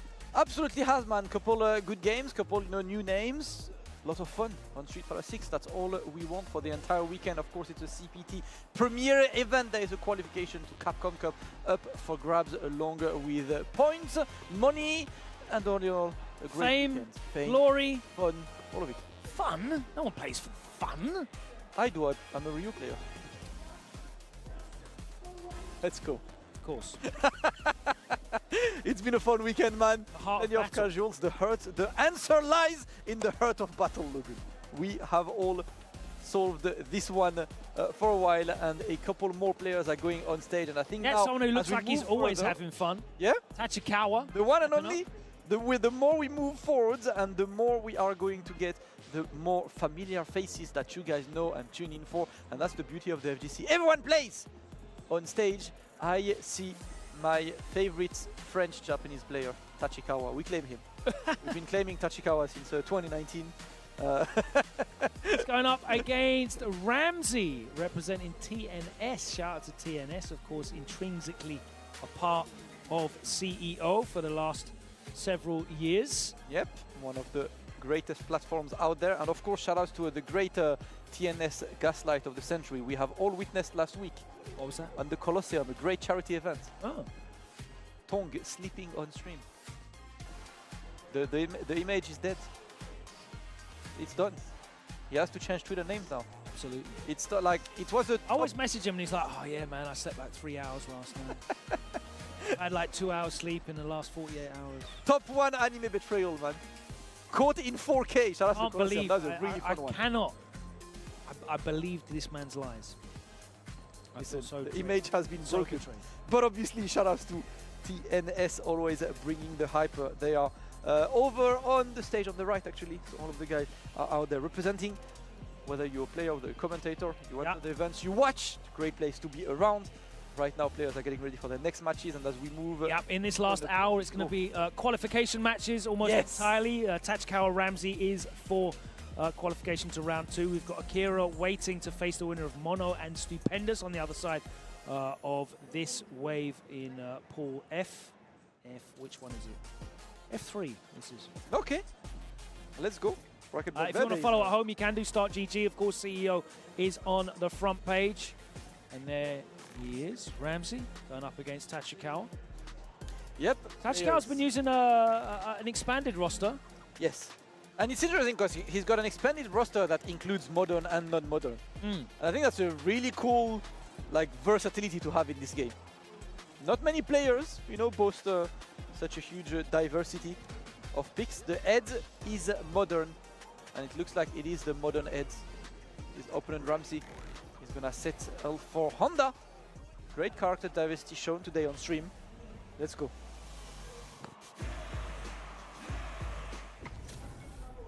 Cutting the intro. Can't Can't have that. All right. Tachikawa with the modern Ed. Let's see. He's able to control this Honda. The aerial approach, quite difficult. Tricky. He's going to be patient right now and just looking to keep that Honda away.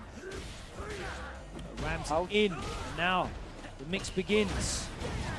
All right. One way to blow straight through that mix is the OD.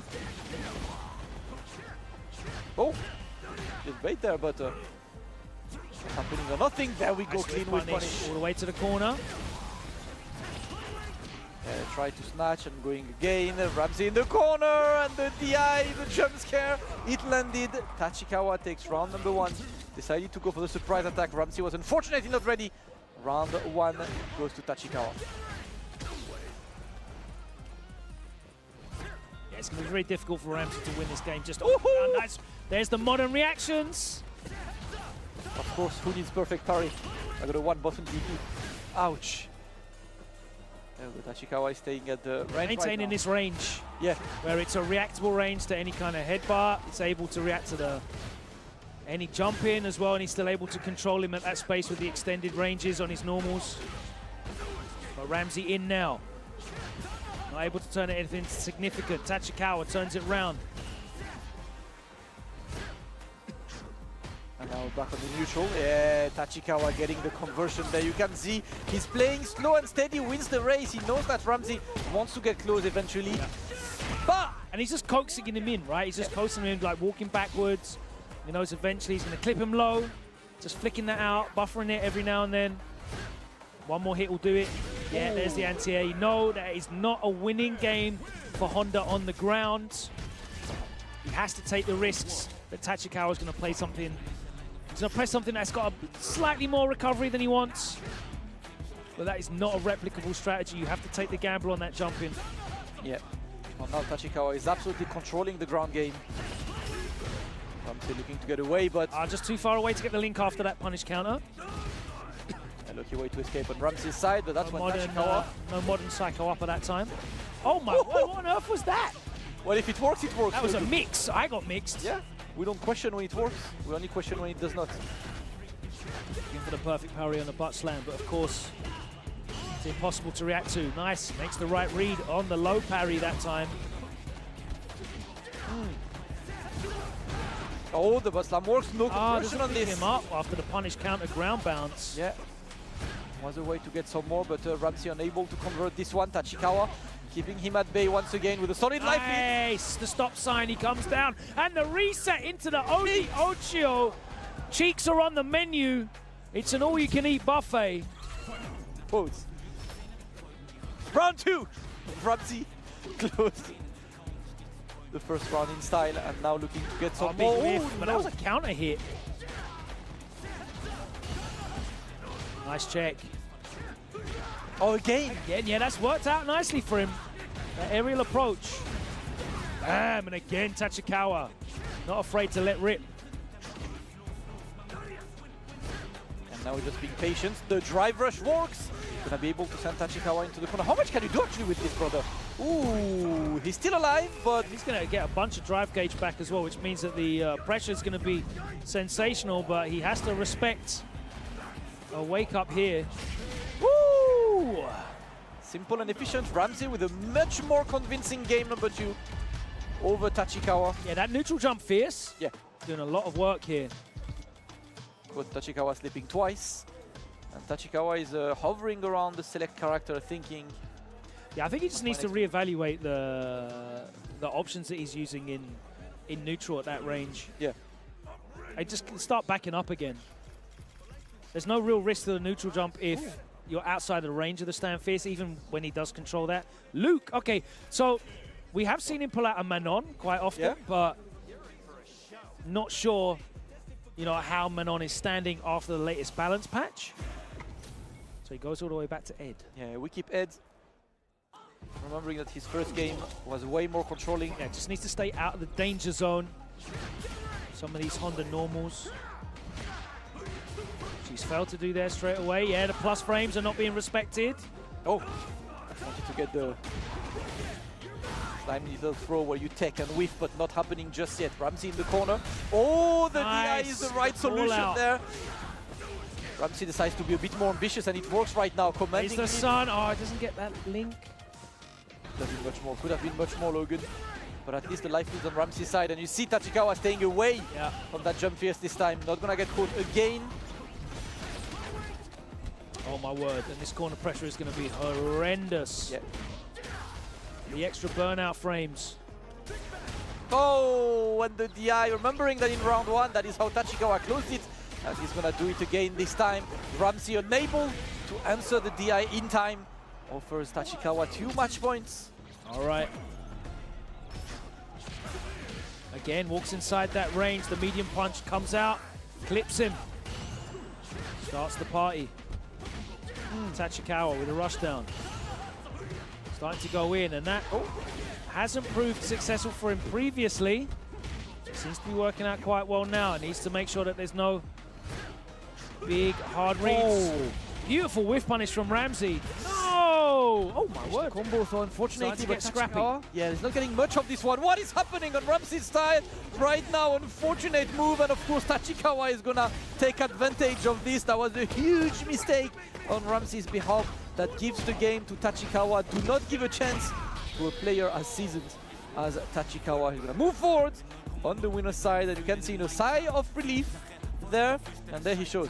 Forcing Tachikawa into the scramble did actually work for Ramsey, but a couple of unfortunate errors meant that the huge damage potential that Honda, does have, and of course into looping offense. He's got really cool combos now, and I don't know if you saw his new. He's got like pretty much corner-to-corner combos now, like with his changes. That really cool. Like they added a lot of sauce to his life. It's really fun to watch them. Obviously, you don't see them every day, but a fun thing to play with for Honda players. Not today. Definitely. Ramsey's still in it though. He will move into round 2 in losers side, so he does still make it out of pools, but he'll be going into losers. Tachikawa advancing in the winners side. Akira and Mono will face each other in that pool as well on the winners side. As we progress, as I said, most of these matches that we're going to be seeing are going to be qualification matches, and it is going to be Mono and Akira on stage. Mono, of course, flying here fresh in from the running an event last night. So he was telling us during the break, right? He was running an event, a gaming event in Puerto Rico, finished at 3 p.m., went home, packed his bag, flew to Orlando, plays his pool today, plays on stream right now. Shout out to Mono, man, one of the hardest workers around, the true TO, the TO of all TOs. That is what Mono is, and he is a menace in this game as well. So looking forward to see this one. And Akira, well, one of the recently picked up by Reject, that absolute all-star team. Reject making waves on the Street Fighter worlds over the last few years, and definitely a player that we are all keeping our eye on. Question is, what does Mono have in store for us? I haven't seen Mono in a while playing, so I'm not sure if he's still on Aki, if he went back to DJ, if he went something else. Let's see. Normally very good at moving off of characters when they become too good. That is a curse for a lot of people. My character is too good, I need to be a nerd. I must be that guy. Yeah, but I'm pretty sure it's still the Aki. Akira, of course, still doing the work with Cammy. No reason to stop playing her. She still does the job incredibly effectively. Just a few changes in combo routes and Oki situations, but very much more of the same this season for her. Yeah, it's like the changes are not drastically affecting the entire game plan. Overall, it remains efficient, and Akira will stick by it. Let's see players getting ready, of course. Once again, guys, this is CEO 2025 back in Orlando, in the home of CEO this year for a Capcom Pro Tour premiere event. There is one spot to Capcom Cup up for grabs, and that's why you're seeing so many familiar faces, including Akira on the left, Mono on the right, Puerto Rico mentioned on stream this time. Let's go.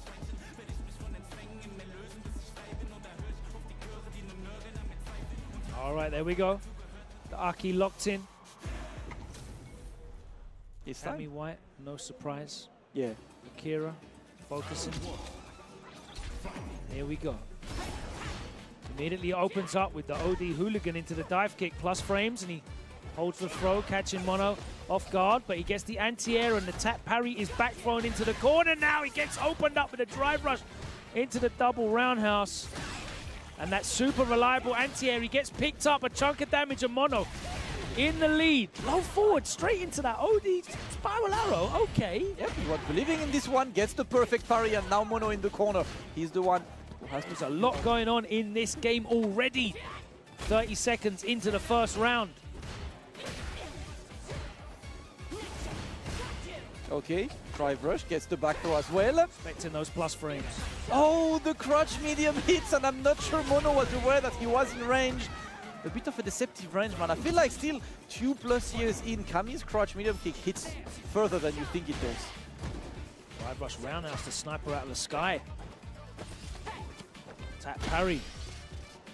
A bit too late to use the anti-air whip. Ooh, Akira keeps the ranges and still pretty ambitious with his approaches, but they work looking for the shit. Ooh, the cross up! That hit center, my friends. That Top of the heads. That parted her hair.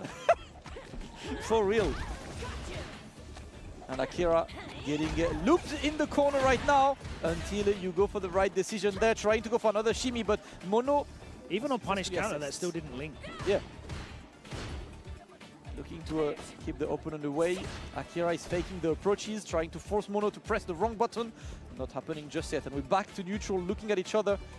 Happy for Akira to wait a bit, because that drive gauge was looking dangerous. Air to air, a great answer. You can sense that Akira is looking to bait an anti-air option. I thought a good choice against Cami as well, man. The air to air when you're not sure. It's one that's a bit more consistent. Even with a forward moving anti-air whip, it still can get baited out. All right, Mono gets the throw. Just needs one more. Got to watch out. The driver's gonna get caught. Fortunate timing. Yeah. Only one little hit needed for Mono, but Akira is taking his time. Got to watch out. No anti-air. Oh no! Big throw, not gonna kill, of course, just yet. Looking for a hooligan. Akira wants to get close, but the neutral jump is going to take it. Mono's patience pays off. 14 seconds left, and he closes the round. Yeah, incredibly difficult to get Mono to crack. Tried to blow through that, and it just didn't work. Now the purple stuff is doing its business. Police sirens are flashing. The red and blues in the corner. Oh my word, and he's going to go for the level 3 for the burnout. Just outside of burnout. This is going to be, we're going to have to take the follow-up anyway, so it's going to be a guaranteed, I believe. There we go, what do you go for? Oh my that was God. so sneaky. Still alive though. One more chance. But really close to burnout. I love that from Akira. Immediately buffers this Give into me the my level drive gauge back. Yes. And let me take some of yours as well. Execute. You got 0 bars, Mono. You can't be seen in burnout right now, because that would pretty much be close to the checkmate situation. Mono absolutely needs to press the right button right now. No anti-air. We get away, but he's going to be in the corner, and that's going to be one throw. Akira. Take another 2 of these. Oh no! No! Another reset. Mono, last chance. Yes! And he's out of there! Oh! And there's the whip punish. No, it wasn't. It was a counter hit. What a way to close this round. Extremely scary moment, but Mono comes out on top and takes the win. A difficult situation to close there, but Mono remains calm and composed. Yeah, the composure there. He saw the crack of daylight and he was out of there. Akira tried to chase him down, and even though Mono didn't manage to get the whiff punish, he still beat him to the button. In crosscut to close it up. Open the round. Oh my word, he's getting absolutely opened up. And now back in the corner, you're going to have to figure out a way to escape, but that has been a very Akira round. Mono looking to pull out a miracle, not going to look easy. Nice block on the overhead. Expecting the string. Okay, Mono slowly bringing this back. Is he going to be able to do the impossible? Oh, imperfect parry, but he gets the throw. All right, he's in a position now he can actually get to level 3 if he gets a big hit. Yeah. And you can see Akira is just waiting right now, not really taking the risks, trying to go for a jump, but that's one that carries pretty much no risk from this range. Oh, and the delay. Yeah. This one caught Mono pressing his own delayed button. Excellent assessment from Akira on the offense. And again, that's time roundhouse. Landed and still roundhouse anti-air. getting the juice of this one. Akira just trying to get in right now, and he's getting the cross up. Counter hit, that hit in front. Yeah. To the corner we go. How do we escape that? It's a Street Fighter 4 with that jump. Oh, the parry attempt is not going to be successful. Akira looking really good. Great challenge. Brother, where did that hit? Yes. Correct and solo good. You win 6 MR. Doubled my MR total. Struggling out there, guys. Let's go. Mono looking to get one and here. Oh my god, listen! Conversions! We ain't wasting time here!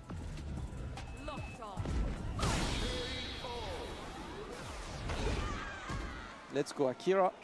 Gets a much better game number 2 over Mono. Not letting these rounds be drawn out. That's all he needs. Mono back to the drawing board, taking a moment. Lock in with Aki. Let's go. Yeah, he's allowing Akira the opportunity to just dictate where these engagements are happening. It's very difficult to stop that. Keeps the pressure. Excellent position by Akira. It looks like Mono is spending way more time in the corner throughout the last game and right now as well. No way to escape, and the shimmy is going to be successful. Mono starting to use the panic defensive options, and they're being fully exploited by his opponent. Straight to the corner, my god. Way out of that. That was a checkmate situation. He hadn't got to the level 1 yet, and that is a perfect KO and set point now for Akira. Dominance, oppression. Ooh. Oh no, everything just going wrong for Mono now in the last 3 rounds. He manages to get away at least. And there we go. Gonna be a solid chunk of damage because the poison is active. There we go. Half an hour long combo.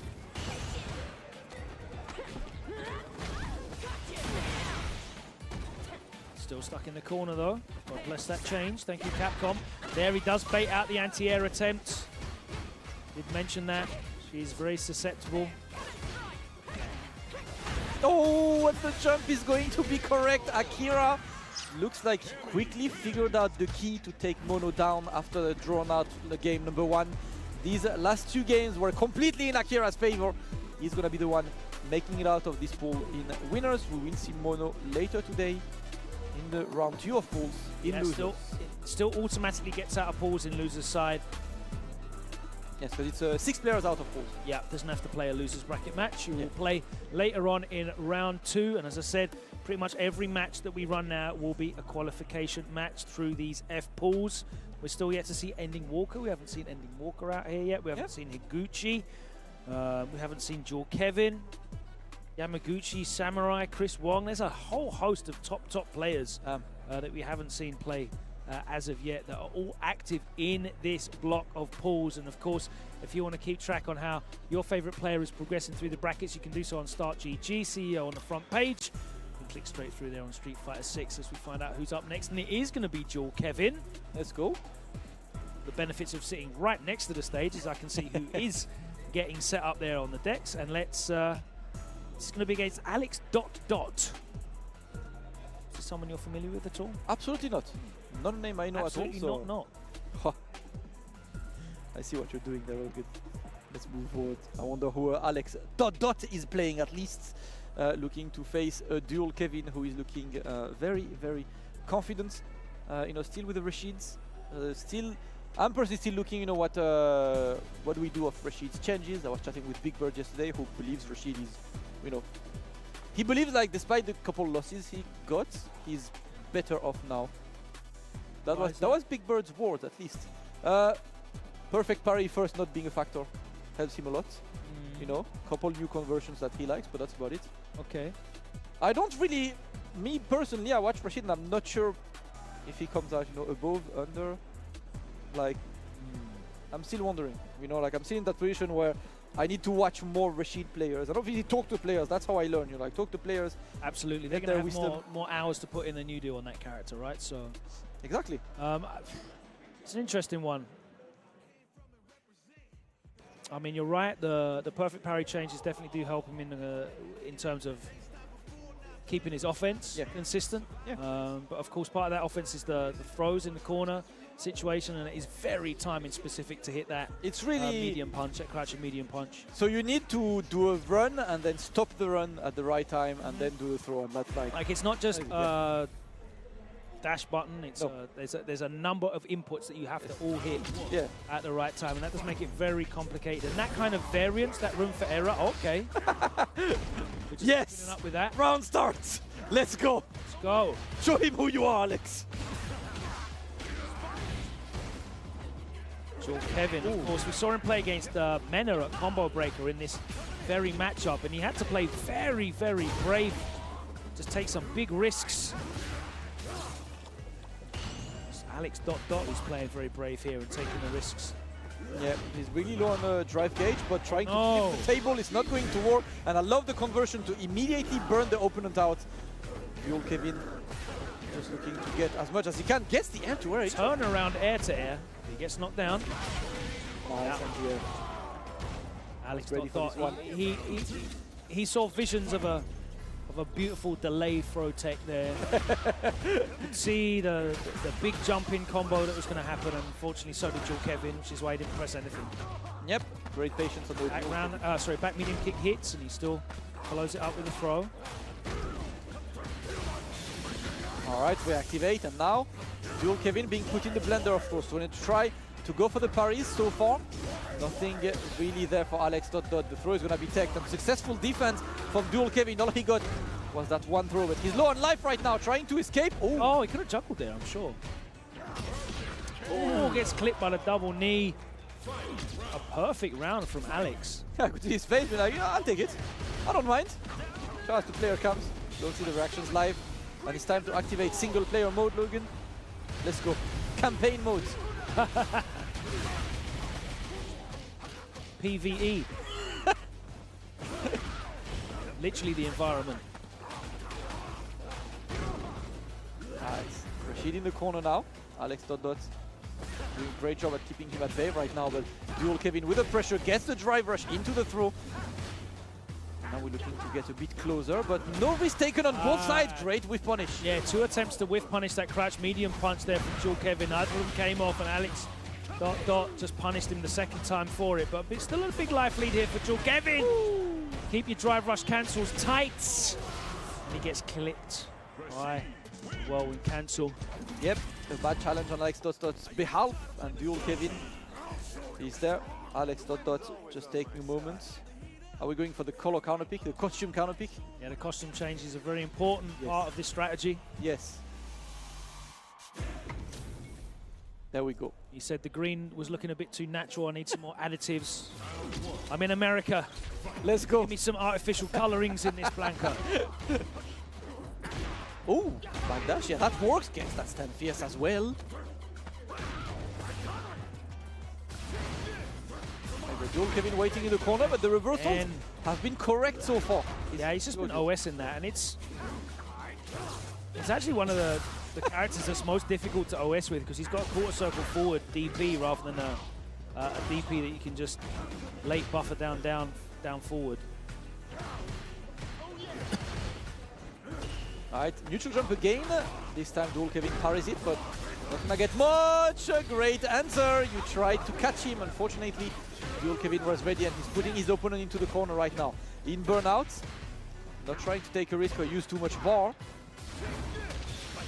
Oh, let's go. Campaign modes, chapter 2. What's this season's content? Speedrun complete. Dual Kevin takes the round, and he's going to go on 2 match points now. Opening with both drive rushes. That's Alex taking this interaction, sending his opponent into the corner right now, and goes for level 3. Interesting. It's not level 3 you see much, obviously, considering how good Blanca's level 2 is. Yeah. Usually you only see this really to close the round, basically. It's an interesting one. He could afford to spend it because they were both on essentially like 0 super meter after that. Oh, the jump. Oh no. Thing, and that one is oh no. Debated. Oh, Dual Kevin. And the up ball clips him.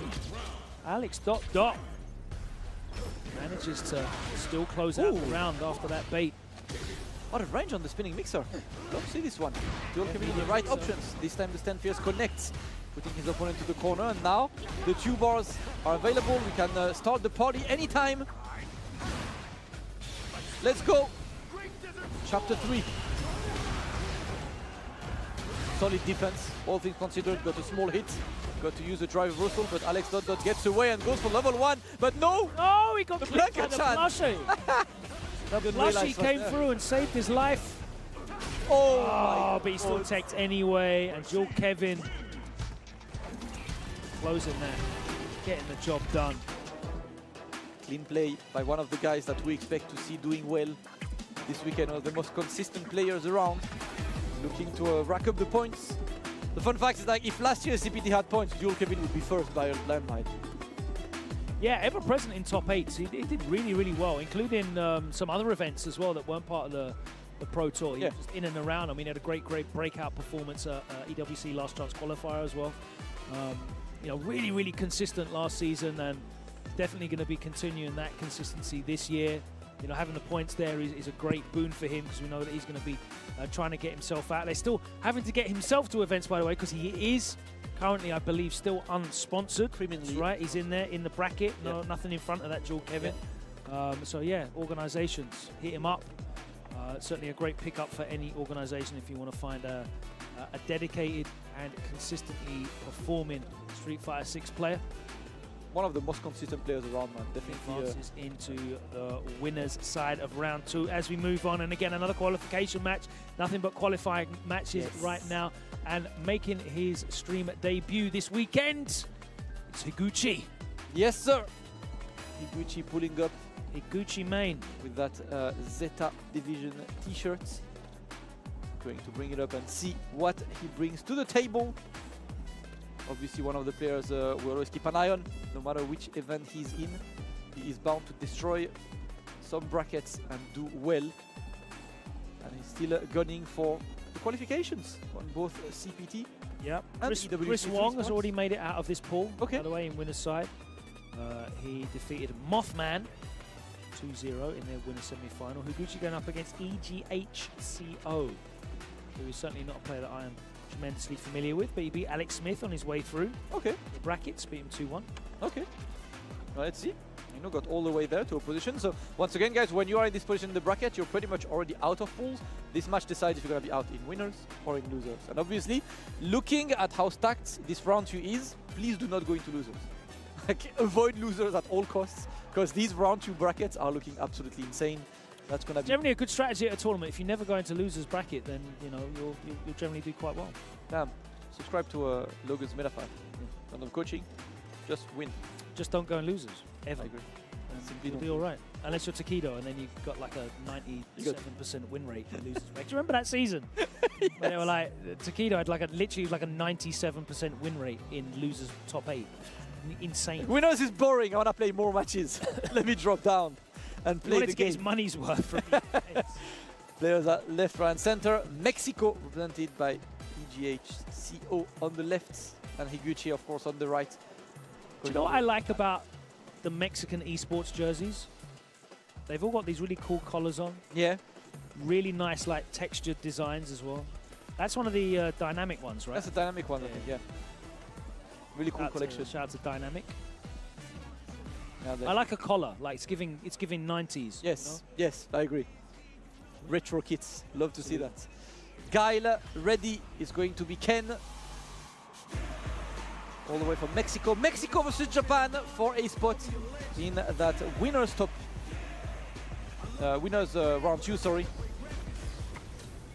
And of course the Guile is going to be the menace there. Higuchi. And if you just joined us, we will be also completing round 2 today. Nice from EGHCO. How do I say that in short? I'm like, I'm looking for a way. I'm just going to say E. E! E? E. I'm all down for that. My stream viewers know. Let's go. Higuchi just waiting. Oh, this throw will be too far for Chun-Li. Beautiful little micro walk back there from Higuchi to make that whip. Just get out of the danger zone. All right, gets the conversion of the flash kick. Higuchi looking good. Now the question is how do you get closer, but the great answer there, of course. Yeah, you can never throw out Jinrai against Guile, who's got charge. Always been, you know, blessed Guile with pretty much being the one character who consistently punishes these Jinrais. Yeah, and many other things. Yeah. Was that OD flash kick goes yes far. Exactly. One of the things that make Ken struggle, of course, in this matchup. Higuchi is going to put it into good use, and this time is going to be blocked. Now it's time for the loops. What do you got for us, Higuchi? Attack on drive gauge. Wants to burn the opponent out. I respect that. And now, unlimited block strings. How do you escape? Shades of Street Fighter 2. Yeah, there you go. Sonic boom, Sonic boom. Backed up. He backed up to the perfect range there just for the Sonic Boom traps. Yeah. Higuchi looking as solid as ever. It's time to inject some E into your game. Some esports. E. For now, the Sonic Boom game is pretty much helping Higuchi to completely control this match. No jumps have been successful. We've only seen an EXDP at the beginning of the round to beat the Sonic Boom. Outside of that, it's pretty much been Big thing that makes Higuchi very impressive is, you know, he's so good at slugging it out. A lot of the counterplay in this matchup is getting up close. I watched Takedo versus Higuchi in that grand final. I think it was the Asian Champions League, and yeah, you know, Takedo just really put a number on him in the reset, getting inside that range. But generally, he's so good at slugging it out. It's very difficult to make his Guile specifically feel uncomfortable when you're up close and personal. Yeah. That's a massive strength. Oh, and he tries the DI, unfortunately, not the right decision. He's kind of running out of solutions right now against Higuchi. Oh, there we go. What do we go? A. Yeah, we loops. We go straight to the corner. Would you like some more hits in this combo? Yes. All right, we're breaking out. We're going to get the side switch. Yes, we are. He's burnt himself in the process. One of the things like in this matchup as well that I see is definitely going in Higuchi's favor. His opponent really stays far. And when you're full screen against Guile, there is nothing you can do against Yeah, you need to be standing at jump range, about there, just to make him fearful and second guess. Now, it's too far! Yeah, You still get a bit, just get a bit. At least gets another DP. Solid damage, it works. There we go, gets the punish counter as well. That's gonna be solid damage. I'm not sure that kills no good. That is not going to kill though. In the corner, gets the tech. That's a chance at least to come back, but the Sonic Boom. GG's. That's GG's. All the baby booms. Oh, They're actually meaty. There was no escape there. That was the moment to try and bring it back, but that's exactly what we were talking about, Logan. You know, when you play against Guile, don't stay full screen. Staying full screen is basically telling Guile, yes, play your game, I can't do anything. Be at a range where every time he throws a Sonic Boom, he's got to think he might jump. And eventually, of course, jump at this range because you need to show that this is an option. You will open, of course, you will get anti-air because Guile's anti-air are solid, but what you want is you're looking at jumping when he goes and commits. And when you start standing at that range and they start second guessing about whether they can, you know, they can actually press booms, that gives you the space and the time to start encroaching inside of that space, and you can start utilizing stuff like stand medium kick. You know, you can risk a stand roundhouse at those ranges as well, and continue to threaten like drive rush jab as well at those ranges. But you have to put Guile off from throwing those projectiles, and the only way you're going to do that is to show the show the jump at that range, and maybe you'll be able to steal a few openings.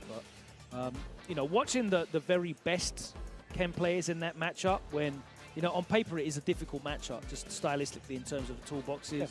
But when you watch the best, and I'm not talking guys like Takedo and Angry Bird playing that matchup specifically, they're so good at imposing their will onto the best Guiles in the world.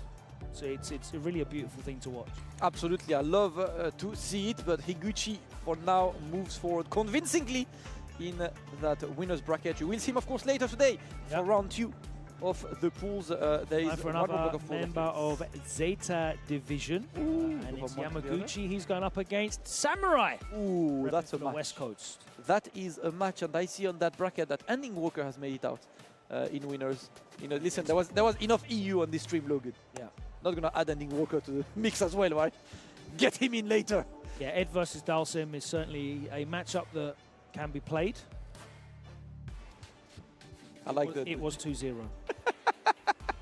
very tough, I think. Even with the changes, I think that's still very, very tough for Dhalsim to handle against Ed. And Ending Walker advancing into the winner's side. But next up, we've got Yamaguchi and Samurai. Yamaguchi, you know, he's not scared to dance around the character select screen and just pick the tool that he feels is best for the job. Samurai kind of stays within a smaller box, but he's also certainly someone who's very, very happy to pick the best tool for the job as well. Yeah, a student of the game. If you see Samurai in any game, always, it's just a game, always a very methodical kind of player. I've always enjoyed, you know, watching this guy play, and we are blessed with a great match between him and Yamaguchi. Going to be a very, very strong opposition of styles. It's going to be America versus Japan. And of course, all of these matches, as we said, are to qualify to round 2, and this one is no exception. You can see. Yeah, so still rocking the same characters that they were towards the end of Season 2. So we've got Mai versus Akuma. And even with Mai's changes, the proximity guard is, I think, a beautiful answer to what is a serious problem with her charged and OD fan pressure. So the thing is, like, on this change, right, I think it's an excellent change, as you said, right? Like, you block and walk back. A couple characters are still not blessed with being able to walk back. Yes. It's if I'm correct, it's JP, Dhalsim, Zangief, and Marissa, and maybe Lily. Like, these are the characters who cannot walk back after blocking the first fan. So they're still in the same situation as pre-patch. So for them, they've got to deal with the fans the same way. But the thing is, Mai outside of the fans is still an absolutely excellent character. Yep. And now you're just highlighting, you know, all of this strength a bit more than just using the fan, you know, as a way to initiate offense. And you can still walk back, but she can still do drive rush crouch medium kick. Yeah. So it's not just walking back gets you out. It's an option to at least fight against these fans. Character still remains extremely strong. And depending on the range as well, she can walk up as well and still clip you low. She can dash up, so you know, she has a number of options, and it doesn't. There's not just one answer to the fans, and that's what made the mix-up so strong. Such a variation of options of pressure and timings. But here we go. All right. Mai versus Akuma. It is time. Yamaguchi rocking that costume 3. Ooh, okay. Samurai keeps the right distances and so far puts the opponent into the corner. There we go. It's time to loop the offense. 1 throw, 2 throws. Wakes up with the buttons. Gets the counter as well on this one. Yamaguchi reclaims the offense.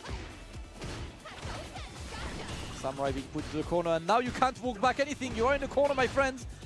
Got to deal with this. Nice hit confirm off that forward fierce. Looking for a throw bait, doesn't come, and Samurai sitting on this life lead now.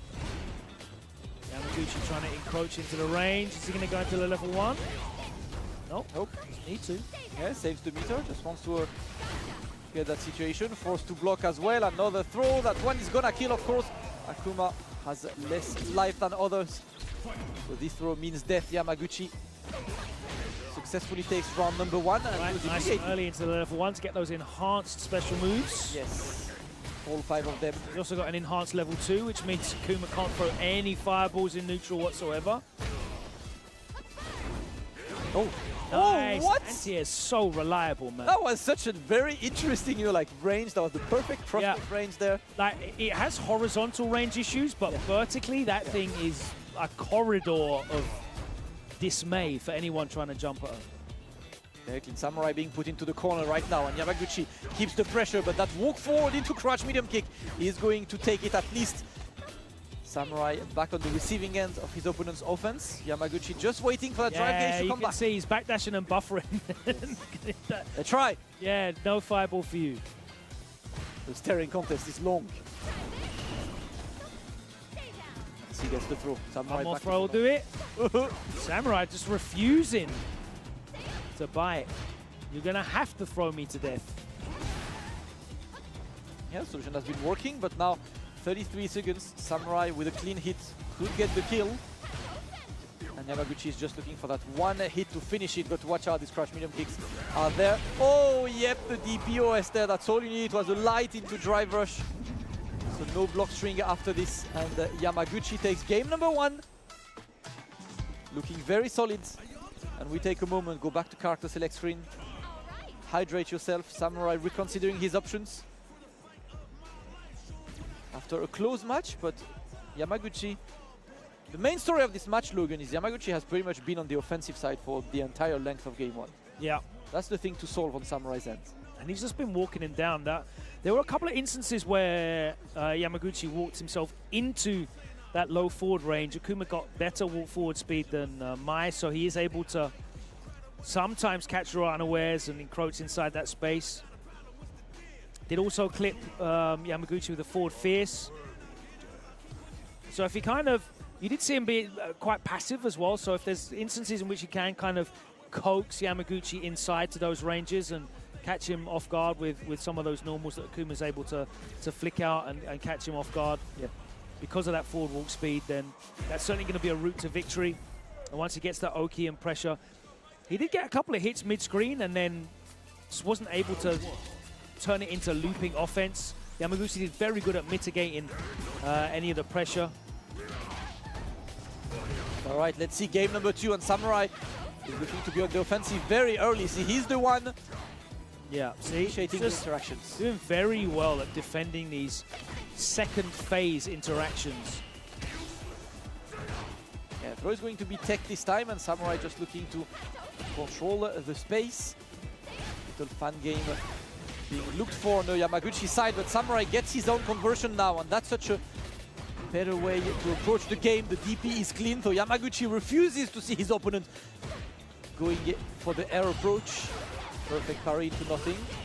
Yeah, see, that's when you can't really like walk back. There's a drive rush, you know the low is coming. You've got to make this one work. Oh, whiffs. There we go. A. Into the level 1 to make sure you kill. Samurai with an excellent round. Yeah. Switches up the approach and it works. And that was all winning the neutral. He wasn't really able to get the looping offense damage again. Yamaguchi was able to really mitigate that, but Samurai was able to just clip him in the neutral a few times, and that all added up. There's going to be a big punish, and he go all the way to the corner as well. He spends the bar. Nice. Freestyling. There we go, into the corner, and we get another throw. Samurai now keeps the pressure on. And a good escape. Not sure why he got hit straight away by the OD. Ooh! So reliable, man. Oh, there you see it. The bait with the drive rush and the walk back. He's going to spend all of the bars. That should be it, so it's Akuma. Even if it isn't, he's in burnout as well. Yeah, still alive. No? Yeah, still alive. Oh, okay. Well, for a second. Hold this chip. Not for long, and it's match point for Yamaguchi now.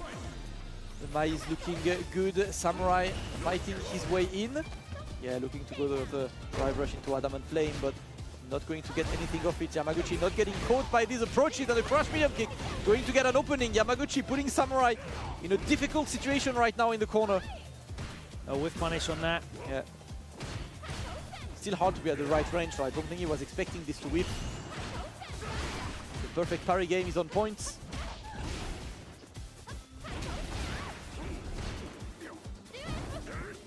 Now we wait. Footsie game gets the job. Got level 3. Spends it. Not got to spend it. You're gonna get your opponent close to burnout. Reclaim a lot of that drive gauge. Himself. Yeah, exactly. Nice block on the overhead. Well, sorry, parry on the overhead. I mean, it's a block button technically. There we go. The OD Hadouken is taking it. Samurai manages to clutch that game number 2 and send us to game number 3. This is to get out of the pools in winners, and definitely looking at the people attending CU, you do not want to get to losers early in this tournament. If you want to chance at qualifying for Capcom Cup or EWC, 3 spots, of course, are up for grabs here. And the opening goes to Yamaguchi, sending his opponent into the corner, the back. Oh no, forward throw. Yeah. I expected this to be a back throw for a second.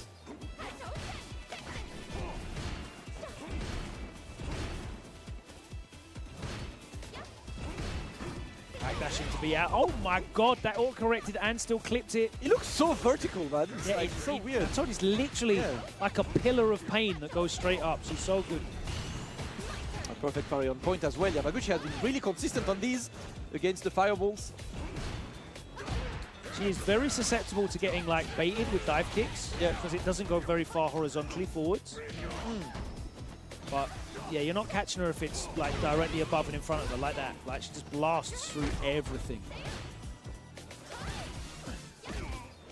No cancel on that.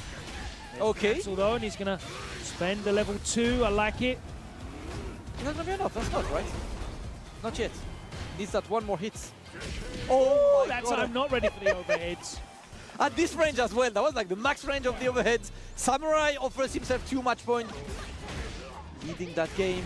Yamaguchi with another crouch medium kick opening, and Samurai in the and corner. choosing not to go for the level 1. He got the corner carry instead. The backdash punishes the throw. Looking for a cheeky reset into a back throw. Samurai again with a low forward drive rush. Dash. He's going to be able to finish. This time he finally baits a reversal out. Yamaguchi had been showing so many options on defense. That's the first time I think he's gone for a DP in that scenario, and he finds himself in the corner. Samurai, big life lead here. Yamaguchi is fishing for the right button right now. Samurai is very low on drive. Yamaguchi to maybe get him. Nice, gets the DP, and now you burned out and you got to deal with nice pressure. There are a couple of bars at least available for Samurai to get in, but the opening will go in Yamaguchi's favor. What is he gonna need to use? A level 2 to get the kill. Yamaguchi saves the match point. We're going to the final rounds. Oh, With punish. Very susceptible to being with punished are a lot of Mai's normals. Oh my word. Big chunks of damage here from Samurai. Frame kills into the throw. Oh no, but he gets tossed backwards. oh my God, again. Like the micro walk under to get the cross-cut DP. Lands on the fan, he's going to get picked up into the target combo. Level 1, enhanced time. He's in burnout still, he's got to take all of this. One more. One more chance for both. One more chance. Oh, safe on reverse.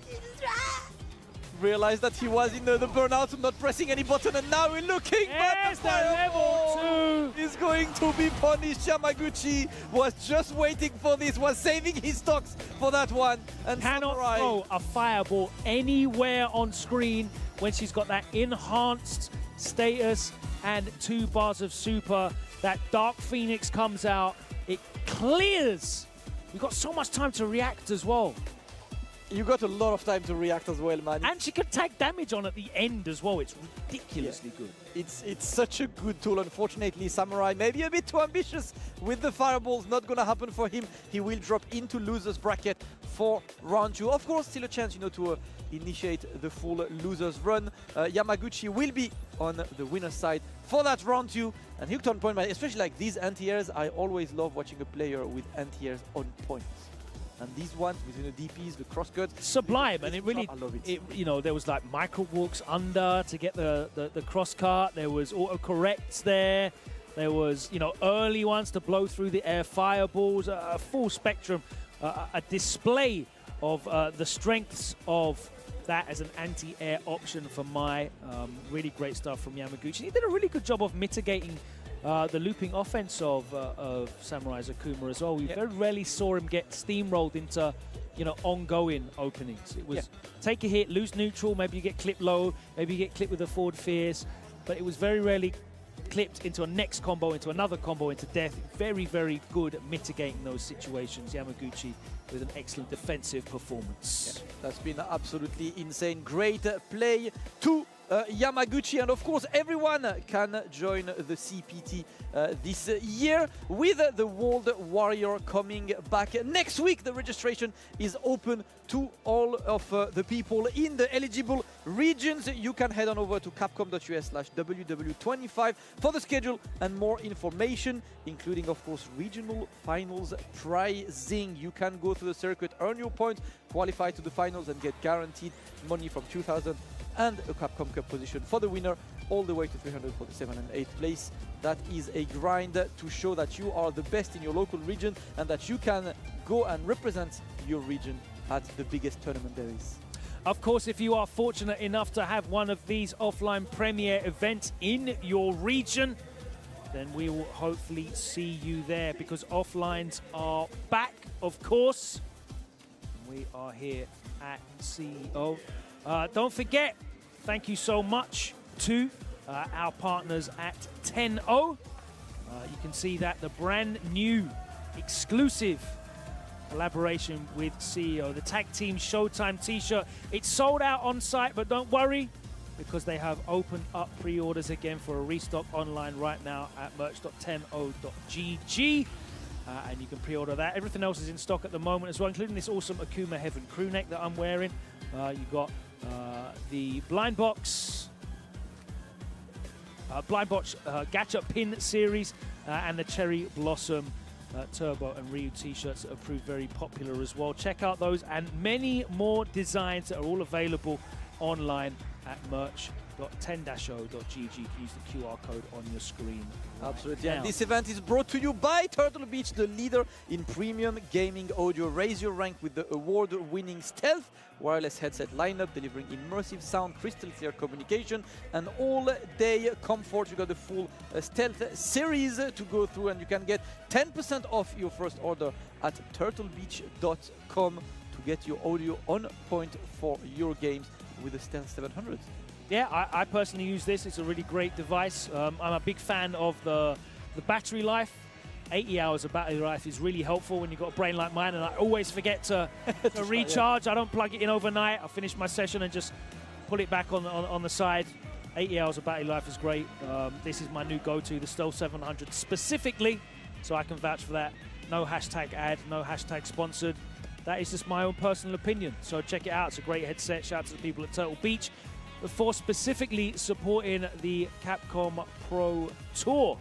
Thank you very much. That is the end of this wave of pools. One more wave to come before we end round one. Of course, today here at CEO, we'll be going all the way to the end of round 2, which will leave us with 96 players as we're back on Sunday for culmination of this offline premiere. But that is the end of this block. We'll be back after this short break. We'll be swapping out in the hot seat. Some more incredible broadcast talent will bring in the action as we conclude the first round of pools here at CEO Day 2. So don't go anywhere unless it's to the refrigerator to get yourself some snacks and some beverages, because the action will continue right here on Capcom Fighters from CEO 2025 as the Capcom Pro Tour rolls on. Take care. See you in a bit.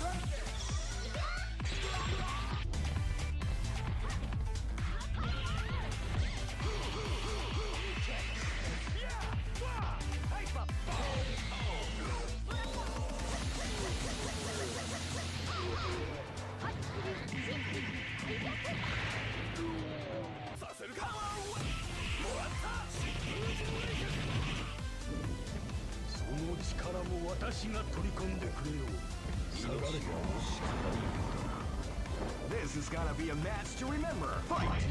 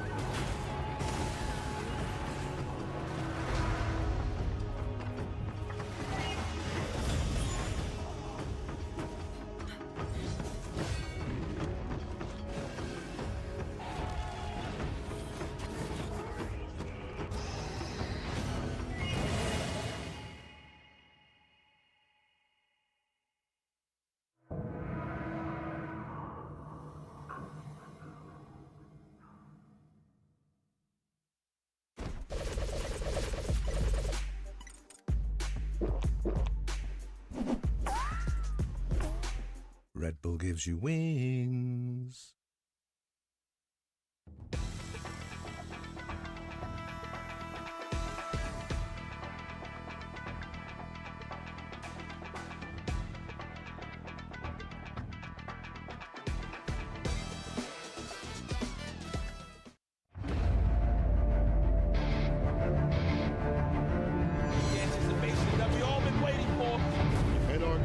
City Convergence champion. And he gets the brick. The brick is green. What a long road that was ahead of him. Welcome to the Capcom Cup. And there it is. Punk gets his retribution. Wake up, OD! Dragon Punch and Kusanagi. The trophy, along with a ticket to Capcom Cup, and Shuto now books his place to Capcom Cup. It's no one's a part of me.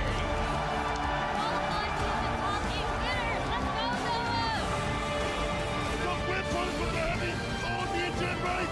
Angry Bird. Show him the door. Because kid, you're in grand finals.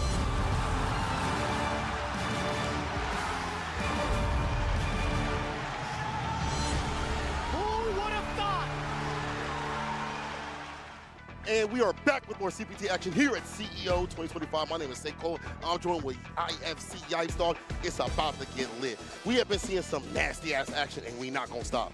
No, absolutely not, man. Look, it's just day 2. We got one more day left, but this is what's going to establish everybody's dominance when it comes to the pool play, top 32, 64s, whatever you want to name it. At the end of the day, we're going to end up into the top 8, and we're going to see from there who's going to earn their right in history, man, this next year for 2026. Capcom Cup around the corner. I'm hyped. Yes, sir. I can't wait to see, dog. And we've been seeing, again, a lot of great action, a lot of upsets that have been occurring yesterday, today. Calibri beating like Sokobian and more in store as we go along these brackets. So keep up with exclamation mark bracket in the chat if you're watching on Capcom Fighters and the like. But other than that, though, I'm just happy to see a lot of players from around the world. I keep saying it because it feels like home. Feels like before, you know, the pandemic that we had. Now people are coming through for them points and for that qualification spot, as you mentioned on the dot, for the first place person out here for CEO. Yeah, man, points. That's something that I want to highlight throughout this whole weekend, man. Oh, yeah. That's what's forcing everybody to come outside. And I don't say forcing in a bad way. Forcing as in, you know, those points is on the line, and you don't want to just let them go past you. You want to try to grasp a little bit of that, put that in your back pocket. But what makes me more excited is that we're right next to the stage. I was actually talking about this with Logan and the boys yesterday, and Sherry. This is a little more intimate for me. This is brings me back to like the throwback. The NECs, the final round. Sounding like a broken record here, but let's see what's broken on the stage.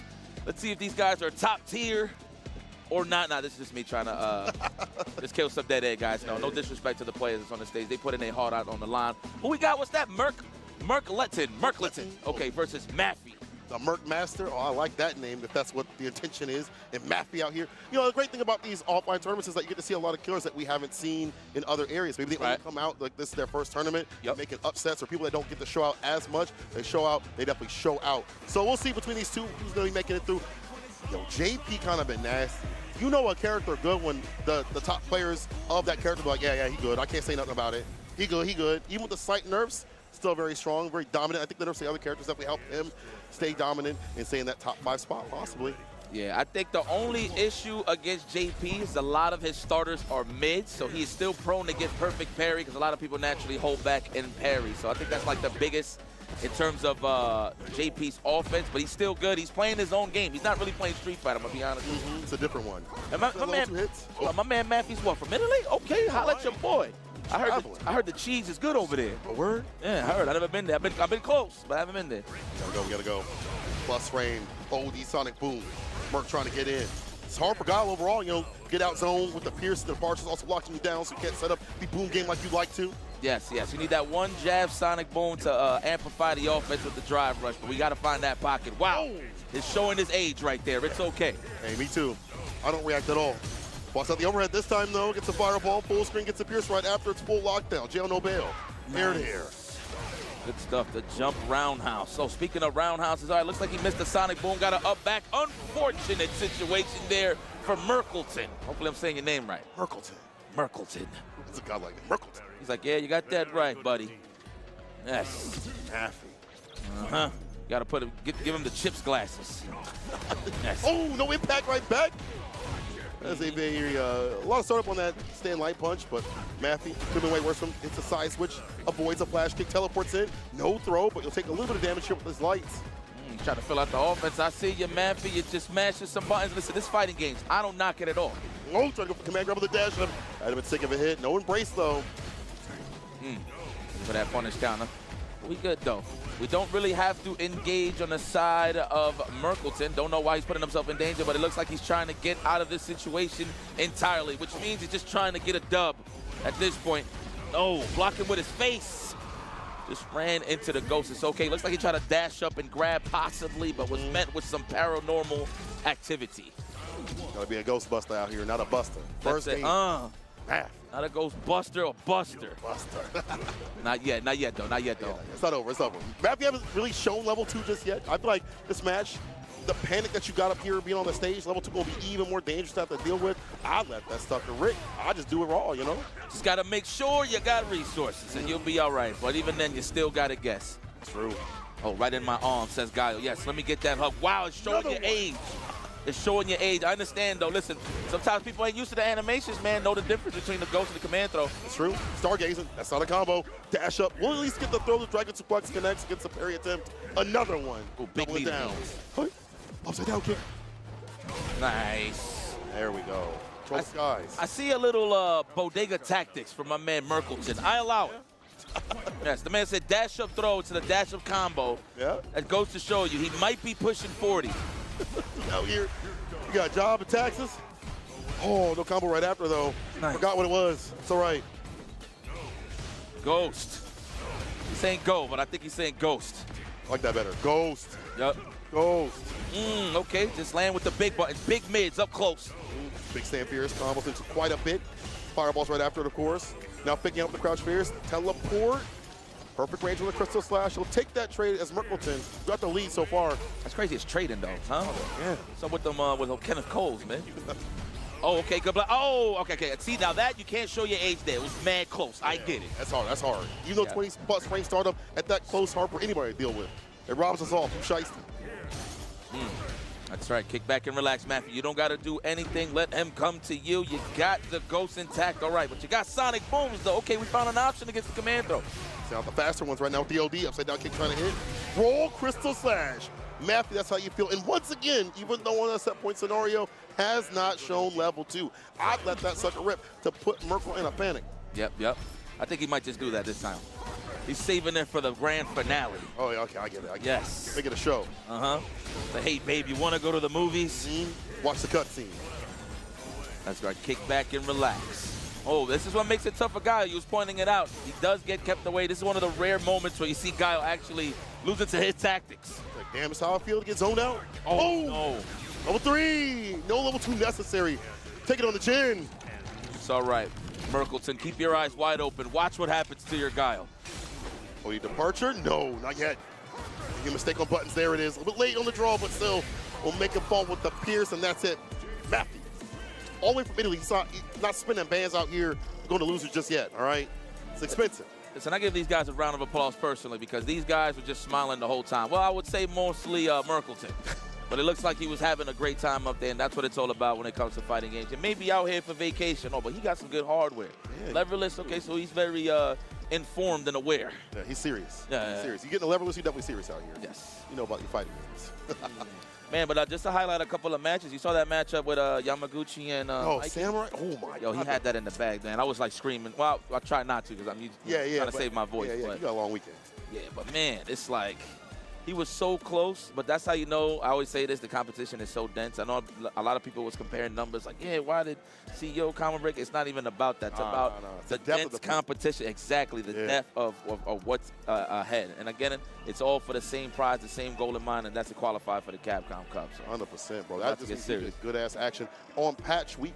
Well, I guess it'd be a week plus, whatever. But players have not had a lot of time to grind it out and figure out. We haven't seen a lot of people switch over characters. They maybe had secondaries that kind of testing in pools, but first or two means less time to grind that out. So maybe after this, you might see some people switch up characters. Keep begging Tokido to play a little Akuma. He won't, but he can still find. But for a lot of players, they're like, after this, I'm going to test things out. But for right now, I'm focused on whatever I have in front of me. I mean, to be honest, the good news is, you know, obviously with the quality of life changes that I like to call it. Yeah. You don't see parries as much due to the fact that you have to pick a direction. And this is big only because you're not really seeing it randomly happen, the freeze frames on the perfect parries. So I feel like it's good for certain characters, but it could be a little tough for certain characters. So, for example, Bison, he was very heavily, he needed those perfect parries consistently, to be very honest with you. Yeah. Now, I feel like now that he has to guess from the low and the highs, his defense kind of went down a little more, but the bonus is his offense went is up. off the charts. Yeah, You know what I mean? So that's how I look at it. Well, let's see what's off the charts here on the stage. Let's see what we have for you guys cooking. Let me get acquainted with you guys. Let me get the names. This is Cloudhead versus Earl. Yep, Earl. Hopefully this guy got something sick in the pocket. Oh, yeah. I want an Earl. No gray. Oh, the bubble jacket. He got the old Nash bubble jacket. I like that one. I like that. That's my boy right there, Earl from the Midwest. Okay. Saw him really have a show out against Zaffarino at the Combo Breaker last year. Won that match, a very tight match. And what's funny is it was when Zaffarino was playing Jamie, so he's going to have a little bit of knowledge against that. I know Jamie definitely got some buffs out here. That Rekka, more importantly, being able to have a super right after, makes him more consistent in terms of damage output. Okay. Ken, I want to see work. I've seen him work over at TNS the first week. I've seen his Ken players out here cook. That character's strong. Yeah. See, there's a new nerf, quote unquote, where you get the knockdown instead of a button right after, but you do get a knockdown in terms of having advantage right after. Yeah, on the counter, so you can kill, I think it's like a triple jab or double jab into run overhead. You get a melee off of it. So it's actually beneficial to Ken. Yeah. Yeah, there's nothing that has changed, to be honest. The only thing that's changed is their compadre that knows the power of nothingness is pretty strong. Oh, yeah. With Ryu, yes, the logo. Okay, Cloudhead, let's get it. Buckeye spin, blocks out the overhead, but not the follow-up right after the Rekka. Go for the drinks on this one. We're loading it up like a baked potato. I'm hungry. Yeah, this guy right here has a drinking problem. Yeah. We're talking about herbal tea. Yes, of course. Yes. Let's go, Jamie. I mean, we could go a lot with that, but we're just gonna calm down. Keep my job. DP. Oh, no. God. What a miss on the anti-air. It's the OD, stand, heavy kick right after it. More sips of the sauce. This man cannot put down the cup. Sip again. 3, the command grab. Look at that crouch fierce right after because it's 8-frame startup. My goodness, consistent, incorrect hypothesis here for my boy Earl. He had the right idea, the backdash to guess on the throw, but the dive kick was met. Very nice there from Cloudhead to just always switching up his options and giving them different looks on the Yoki. Nice. Hey, Shorty Singing was spitting when he said that matchup. Might be a little bit bad for Kent. Yeah. Yeah, I kind of see it. a little bit. Shout out to my brethren. I'm hoping you got your crumpets and coffee ready, your teas.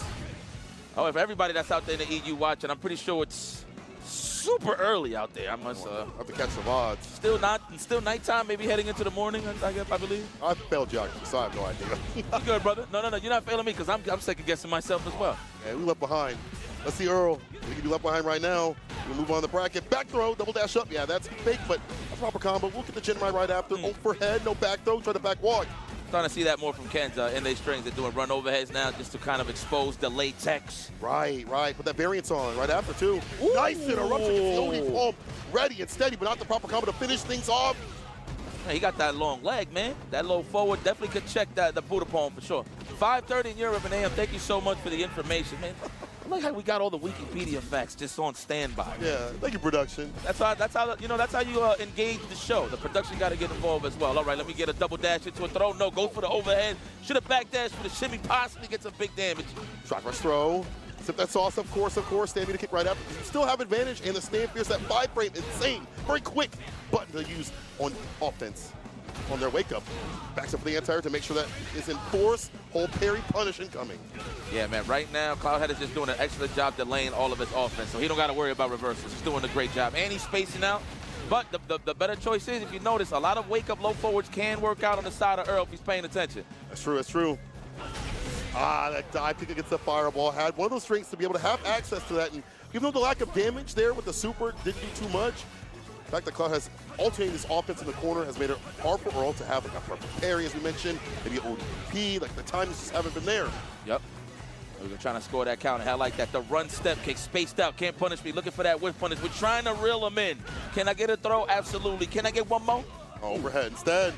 Trying to steal, turn him right there. Plus frames, gets a grip right after. Yeah, back off. Don't get crouching in the kick. No! That is the anti-shimmy tool. Walk-back tool. I don't know if he was trying to lure him into the punch, but to be honest, he should have just walked up and just applied more pressure. Don't be scared of the reversal, especially when you got a lead. It's okay. You rip. That's right. That's the Texas tornado right there. Right. Not from Texas. How American in him. Stay in fierce to drive impact, block out, but the OD fireball will clean it up. Earl, evening things out. Game to game now. I like that. His shoulders are straight now. He's like, yeah, I'm familiar. Posture. Perfect. Overhead. Switching them up. Both didn't ride parts of that hit. Woo, reactions. Okay, must be in the beverage. Yeah. Maybe there's caffeine. Maybe there's something else. There's something else. Got him alert. It's reacting. Might be Peds. Let's go. More beverages. All right, trying to buffer that standing medium kick. The dreaded. Woo! Okay, organic. We got to earn those. Yes. Let me get that double dash into the throw. Absolutely no. He tried to hold up and dive kick. I see you right here. It got for that one. Finds a jab, but does not come after the second one. Yeah, that's a bait. Usually people try to press a button to get hit with the counter hit. Earl very aware. Ends it with a DP. BD fireball. Hard anticipation there on the fireball, I believe. Hard read. That was not good there for Cloudhead, but great for Earl. Oh, yeah. Playing sick right now. The hangover. Oh, my goodness. Get punched in the mouth with the power of nothingness. Low forward for the delay. No shot. Take the throw. And he got no drinks neither, so this is going to be tough to get out with a dive kick. Yeah, has to go for drinks right here. Looking for another one, but no punish. If Earl went for maybe a crouching medium kick, would have got him. Now with 3, that means more damage, more moves, more things to worry about. OD fireball for the switch up here from Earl. It's a normal projectile, but too far for the punish. Even if you feel like you can't reach for a punish, at least just apply some off. Oh, yeah, swing. Yeah, just swing a little bit. Just make sure it connects. Let's go. Hey. We're going to drive rush here. No, not even. We're going to save our ball. That's a smart choice. I didn't even notice he had that many drinks. The tab is open. Earl trying to make this closing time. Can you find a button to do so? Drive reversal. He's in burnout. Now it's Earl Grey. That is commitment right there. That means he can react. If he does that, that's just early signs that he can react to drive impact. But that's out of the table right now. The dash up. Final game, final round. Earl fully stocked down at the bottom. It's that bar to let it rock. Maybe level 3, possibly early, or maybe at the ender. It's too much of a takeaway right here for Earl. He's looking for a whiff punish. That's why you see him like walk back a lot, but you want to become the wall and just sit still and fight him in. Got the buttons to do so. Stand fierce, stand light kick especially. Fireballs to also keep him out the medium. I think another one would have reached the extension, the target combo. Nice, right under the fireball. Okay, straight from the Bronx. Let me get another throw. Stepping through. Oh, not even looking for that counter hit. He's conditioning him early. Do not jump, young man. Oh, wow, excuse me. You're the professional. I'm here on the seat. The timing, though. The timing, that's why. Stand fierce stall to run DP level 3. Earl. He had to. You had to. Spin that bar immediately. Get the lead. A one-touch scenario, but careful. Cloud has many things to work with, as we mentioned. Stand light kick, one more touch. Yes, another stand light kick, and Earl with the walk back, guiding him in to make him with it, gets the win. Simple stuff right there. You said, oh man, that matchup though. Okay, Earl, that was nice. Woo. I appreciate that. Be best. You know, he didn't smell blood. That's the most important thing about ending a match. Sometimes you put yourself in danger because you see red. You're like, oh my God, I'm close. Yeah, I got to do it. Then you just go nutty and you just put yourself in a very bad situation, a poopy situation, if you will, the esports version. Yeah, there we go. Yes. But I like that he took his patience, took his time, knowing he had all the time in the world, just needed one hit away to finish the job. Excellent stuff there from Earl. Yeah, could got flushed, but stays solid right there. Moves on in the bracket. But good stuff from Earl. I like to see people sticking with their character, nerfs or not. You know, some people immediately drop Ken. And Earl sticking with him. I actually talked with him. I was like, hey, man, you trying to play Maya a little bit? He's like, no, I'm with the Ken. Yeah. Only with the Ken. I like that. I like the energy. I mean, you're playing this character for so long, you have a better game plan with him. Why switch when there's a tournament right here? You know what I'm saying? It's so early, and even afterwards, I think he'll stay with Ken. Yeah, man, that character ain't going nowhere. Yeah. I already said, listen, I don't want to, get people hyped to nerf Ken in a certain way. I know exactly what you need to do to nerf him. Oh, yeah? But I'm not going to say. I'm not going to put it. Good. No, you're smart. You're smart. Yeah. You're like, well, actually, I think they should do this. And then Capcom will be like, oh, bad, right? I'll do that. Yes. See, let's patch. No. How you doing? Okay, nice to meet you, man.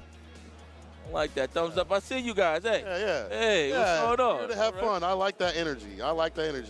they're going to be bloodlusting in a second here out because they want them points just like anybody else. They're like, yeah, man. And they get the match like this and shrimp up. Yeah, about to be real different in a second. It makes sense considering the energy that is out here, the aura with all these players out here that have been absolute killers. Kind of getting that same vibe, too. People were playing out here till 12, and they had to kick people off the setups. We also saw, like, top-level players out here just grinding. We got your Bailey world, man. Yeah, that's true. Yeah, you move over, get kicked out, you go over there. Yeah, it's a pretty nice venue, man. We've been highlighting it throughout this whole weekend. It does definitely feel like it's back to its old ways as CEO, man. I've been coming to CEO since 2011. Yeah. So I've seen the changes. What was the glorious parts of it? You know, the Wyndham. Shout out to the Wyndham from the throwbacks, from the original location. But now we're here on a resort. I don't even know the name of this spot, to be very honest. It's just like Shingles Creek, I think, or something. Something Creek. Yes. Something Creek. Yes. Hey, it's not Daytona. That's all I care about, bro. I can go outside. We both go outside. Not get yelled at. You know what? I got yelled at a couple of ways, in a couple of different ways. Oh, yeah? So it is what it is. Yeah. Let's see the many ways of these competitors or how they're just going to open each other up. And it's not even Christmas. That's Miss Input, yes, sir. And I pressed the buttons on Miss Input. Used to be like Bazaar FGC for a little bit, but then switched over. Has had some decent results over in TNS. I think also sometimes a can opener. Been playing a lot of online tournaments. I pressed the buttons. I pressed the buttons because I pressed the buttons. That's a bar. Let's go. All right, thumbs up. I think we're ready to go. We don't need no buttons to be checked, even though they did it while we was talking all this smack. But now, the smack talk doesn't begin until after the match. The end result, let's have it, man. JP versus Marisa, the good old-fashioned match of cat and mouse. Catch me if you can. If I land some damage, it's going to hurt, especially for my muscle Marisa. But for JP, though, it's all about that long-distance relationship. Fireballs, pierces, departures right after. Gonna make some big guesses. You do have the armor to bust through. Don't let her in, yeah. Catfish. Yep. That is a good tale from anybody. So she's trying to get in and stay still right next to JP. That's the whole part of the Oki. Probably scaling that crouching unit kick starter, but that's fine. You want that positional advantage up in the corner. No counter hits. We block our legs. Okay, I see you. I pressed the buttons. Missed input EXE, huh? That's your execution. That's what you execute on your login? Yeah. I unsaw that, to be honest. Not on my computer. Oh, hey, look at the pickup. That is not a missed input at all. What a pickup. And what pressure up in the corner. That's how you know a JP player is so cold when they're ready. But speaking about ready, their armored option right there from I press the buttons, pressing the right ones, that pushback. Yeah, switched it up. Did a drive rush into the riot shield is what I like to call it. Riot shield. Get back. Let's go. I mean, it's a big heart on it, so I don't know if it's a riot for real. But showing love with pain is Marisa. Level 1. Wake up level 1 right back at him. That burns out. I press the buttons. Set up shop. Yes, the curtain is right above. I'm trying to close the window or just avoid the shade altogether. Target combo. Gladius. Neutral jump. Take back the turn. We like to build level 2, but the bar's back for I press the buttons. This is when you play. You want to stay in that low forward range. That is, of course, if Marisa could get in. Now, don't wait too much. Yeah. You can walk up, parry a little bit, absorb just to get some bar. That's probably what he's waiting for off of the curtain. So, DI. You can pay everything. Spend everything. Don't ever be cheap on the first date. Oh, yeah. Everything. Yes. Over the 20s, the 5s, the 1s, anything to get it done. Chip them out, but the amnesia between the gap. Drive reversal baits out. We'll take the turn back. Oh, level my God. 2. Side switch, you gotta run. We're fighting. This is dessert right here, lavushka. Oh, yeah?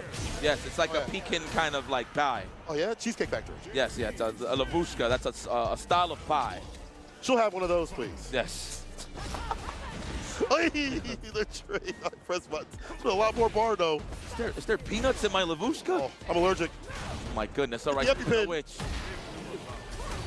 Oh, try to avoid the RPG shenanigans with the armor. I get it from the drive impact, but we found a pocket to get out the corner. Miss input. Ain't missing a goddamn thing right here. Not at all. Baits out the jump with the pierce, gets the departure right after. What you're looking for more often than not is departure and moving and maneuvering around that. No drive rush after the counter hit. That's fine, though. Drive reversal. Now you're in burnout. There is a golf course in the back. There's batter up. Wait, that's not golf. Never mind. It's okay. I'll take it. I'll take it. Works for me. Oh, man, he just tried to get out of harm's way. Knew he was going to get pushed full screen and get chipped out, so he just did something. He got one ball to play with, though. I'm sure he couldn't do anything from that far, but anyway, that's here nor there. Let's see. Okay, I press the buttons with the toe. Does get the push to the corner. This is good. What? I guess that's good against jump medium. Wow, this crouch fierce. What the hell? On the cane? There's flesh on the cane? I guess so. Well, no, it works for me. This is fighting games after all. Yeah. Wow, right on the abdomen. Big damage incoming. Let's set up the shenanigans. The Shadow Monarch. Oh. All right. Dead? The super coming through, and I press button, pressing the right super. That's good. I feel like that change to her allows her to be able to bust up level 2, level 1 if need be. Yep. Allows you to really have to think about what she's doing. And the DI right back after the drive rush, trying to get right back in there. He was trying to call the check to check. He was trying to get the stand fierce with the drive impact on the drive rush. But excellent work from his input. He's already won about 2 out of the 3, or all 3 threes in terms of the rock, paper, scissors at the beginning of the match. This is what leading to this great offense right here. Time to think about it. You got no balls. Actually, excuse me, I lied. There's 2 on the side of I press the buttons. Are we busting out very soon? I feel like we should, because you're about to die. Ooh, doesn't hit. Make a pay. Hurt him. Hurt him. Drive reversal. Base it out. Survive. You are about to get your green back. Survive. Oh, the Gladius, just to get the blocks in. Now we back in the game. We are touching grass. The DI. Oh, you got level 3? One more. Oh, what are we doing? What are we doing? The level 1 finisher point, as you would say. But miss input. Not gonna miss that super on Wake Up moving on. God, they were so close to hit that Hokuto Ken super. And I know Miss Input shaking his head knowing that he got lucky there a little bit, but at the same time saying, I should have been in this situation to begin with. I love fighting game players' mentalities. Yeah. You see them not in your head, not in their heads. Obviously, it's because they're making mistakes, but it's layers to that as well. He's like, I should have not been in this situation to begin with. You know what I mean? I made an error that gave him the advantage to try to pretty much finish the job. So excellent work, though, there, nonetheless, from Miss Input. He's in there. He's cool. You know, that was winners, I believe. I believe that was winners. I should win. Most of the matches we do see is winners here. So that's true. That's true. A lot of people sit down losers. No matter high level, low level, mid level, everybody is getting duffed as these brackets are going on, and I can't wait to see the upsets. I've already seen some things on Twitter here and there. I haven't checked in a while, so if y'all know what's been going on, y'all can hit us up. You can add us on Twitter. Let us know all the upsets that you think are upsets, or maybe they're not. If they're your boy or girl, you know what I'm saying, out here being like, yo, I knew he's gonna cook them up. I will say the Ramsey, that's crazy that she went for butt slam and missed that. We're going to talk about that one later. Ramsey hit? Yeah, he went 2-1 with Tachikawa. So that was the early, that was 10 a.m. Yeah. Oh, okay. I missed that one. I started heading downstairs like around 11. Yeah. So, damn, I missed that match. I love Zangief, man. Any chance that he's still rocking Zangief, right? It was Honda, actually. He ran Honda because he didn't want to run Geef anymore. He's running Honda and Marisa. And Tachikawa was rocking Manon? No, he did Ed. He did Modern? Yeah, Modern. Yeah. Yeah, usually when you cook Tachikawa, he'll go for the... You go for the Manon, right? Yeah, he'll switch up. All right. Well, I mean, that makes sense against Honda. You want to stay solid, react. It's a little more easy. Yeah. Okay, that makes sense. Yeah, so I'm tight. Anyway, I'm Tachikawa with my boy, too, but you know, bit best out here. It is what it is, man. Yeah. Look, I understand the bias. Yeah, listen, yesterday I felt like I was from the Kingdom of Saudi Arabia with Latif. I was tripping. That's my Habibi right there. That's my Habibi for real. No, bro. When he cooked up Mokedo, I was like, before he was like, hey, man, I don't know if I can be able to do this. I'm like, yo, just focus up.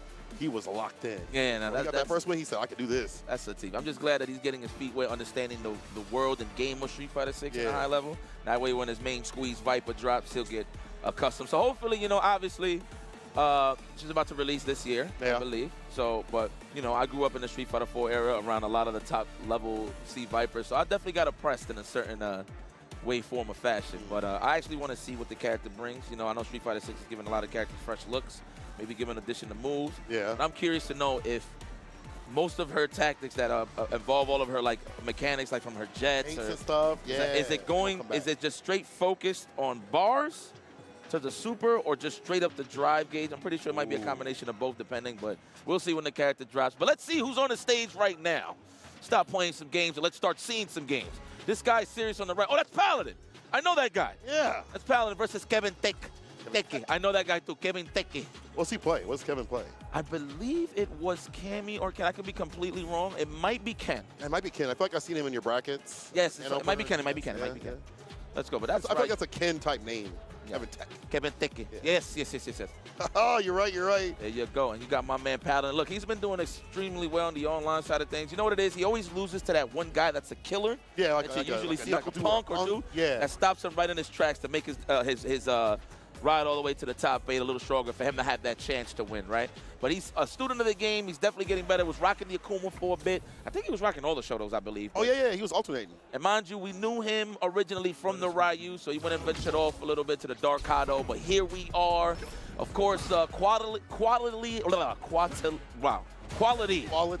Yeah. of life changes, excuse me. That's a bar, baby boy. That's a bar. No, no, it's not. Baby, it's all good. That was a typo. That's what that was. Be backspace. You all right? Got you. Here we go. Yeah, I feel like there's no reason to pick any other character right now for him. Like maybe Akuma and Cammy are not like the move anymore when this character's so strong. What a perfect pair. Gets the punish right after with the medium. We bust out Kevin with no bar though, and the DI almost hit the toe tap. And he got no bars neither, so he's going to commit. Okay, I think Paladin knows he has a bar, but he's probably going to test him like, hey, are you going to save this for the next round? It's coming, I swear to God. Spin it. But at this point, we have some health to play with. Oh, maybe a little bit too late now. Maybe a little bit too late now because you're in the yellow. You're with the OD, a little bit late on the bust out. Paladin. What the hell? I'm going to chill. My guy was not even in the same area code for that bust out, though. Think about it. Unless he was reading a hard fireball or a solar plex. Oh, maybe like a 4 fears or something. Yeah. I'm trying to figure things out. I'm trying to understand the players to collect data. I see. Information, the download. Damn, I wouldn't mind a crepe right now. I can't even stunt. Oh, yeah? Yeah. What type of crepe you like? Excuse me, crepe. A crepe. Let me just do chocolate. Some vanilla on that sheet. Man, that sounds very vanilla. You don't like Nutella or bananas? I might only like some strawberries on that, though. All right, let's up that. Yeah. Okay. When we go to France, we'll see. All right, looking for that counter hit target. Combo started with standing medium kick, or just trying to snipe it from moving forward either or. Paladin, though, kicking back and relaxing. No DP there from Kevin, unfortunate. Yo, I want to see EX Tatsu into Super. That's a change that Ryu got. Oh, yeah. So I want to see that more. That's a classic. It brings me back to the Street Fighter 4 days. I'll have to see it next game because Paladin's going to send him off to level 3. And it was good mid-screen pressure. Like, if he couldn't drive rush after the perfect parry, he said, I'll just neutral jump. I'll chip away with the fireball play. That has gotten better, get more advantage off the fireball, so more reason to use it. And we even haven't seen the Dinjin charge just yet. There's still more. And Paladin with the look over like, hey, man, you ready? That's right. I'm ready to go. My man was born out of the wound of a laundry machine. Yes. Are you putting quarters in? Yes. This man came out of the laundromat playing some Ryu, baby. This is it. A washing machine gave him birth, y'all. If y'all can catch the balls, y'all can catch it. You know. Throw him. Oh, hey. Sure, y'all catch the logo. Sure. That was Pro Tour wake up. Yeah. PPT style. Anti-air is there. Nice and close after these heavy DPs. Forward fierce connects against the crouching muted kick. OD off the backboard. The Tatsu right after. Clutch backdash. Kevin not trying to take no damage with the perfect pair. Gets a fireball. Whilst Paladin get right back in. Damn, he's so close. You can smell your breath. Yeah, garlic. 3rd time's the charm. I swear I see that pattern, but I mean, I feel like that's the most efficient. You get throw loop about 2 to 3 times, and then on the 3rd and 4th, that's when they start pressing buttons. Depending on your health, of course. But man, there we go. Get nasty right there. Kevin Thicky. I got the thick. Attack is to get those clusters off that Dragon Lash every so often. Paladin weathering the storm so far. Close range fireballs that stand like in the 4 fears. Nice reversal button, nice timing. But he's more off these exchanges. I think I want to see more corner carry, more knockdowns. I just love how Paladin is just playing it safe. He don't want to be in a scramble situation, low forward range situation. Yeah. He's just trying to play it solid, just pick his spot to really get some bodies. Oh my goodness, the reversal. Pro Tour wake up. Sure, you can. Champions on the wake up Paladin with the back throw now. What a wake up position. A big button like that. In the DI, into level 3. I'll scatter you. Let me tell you something. I love how Paladin is playing this. He's playing like a, oh my God, the dreaded back throw. Of course this would happen, and then just casually walk up overhead. On the wake up, he just said wake up. He said, wait a minute, excuse me. Pardon me, let me adjust myself. We got the Ryu shirt on too? You know he a Ryu player. Very nice. Yeah, I see you. Yeah. He just realized who he was. Okay. Oh, yeah, he's like, oh yeah. Oh yeah, they're commentating. Oh, he got the Ryu, the swag. I like the fit. Good stuff. Man. Yeah. Well, Ryu, shoot. You know what? Hey, let me tell you something about this character. He always hit like a truck. Yeah. Right? I just feel like when the game Street Fighter 6 was born, even through the betas, whatever the case may be, I feel like all the attention just went to Ken, rightfully so. Right. Makes sense. It is what it is, but like I think he just went under the radar a little bit, man, as the years went on, and then some of the players that show out, you know, your Kusanagis, et cetera, just pulled up with the character, the Paladins, you know what I'm saying? Yeah. And that's when people really started showcasing. I mean, I feel like if you don't got the spokesperson picking Ryu, and I'm talking about Daigo. Yeah, of course, of course. I feel like if you see him slowing down on it, maybe people got a little bit saddened about that. You know what I'm saying? It's like, yo, Ryu, if Daigo don't like you, then I feel like he's not real. He's not real. So, I mean, but look, he's in prime time now. I do believe you're going to see him garner a lot of results. Listen, he was your finalist last year.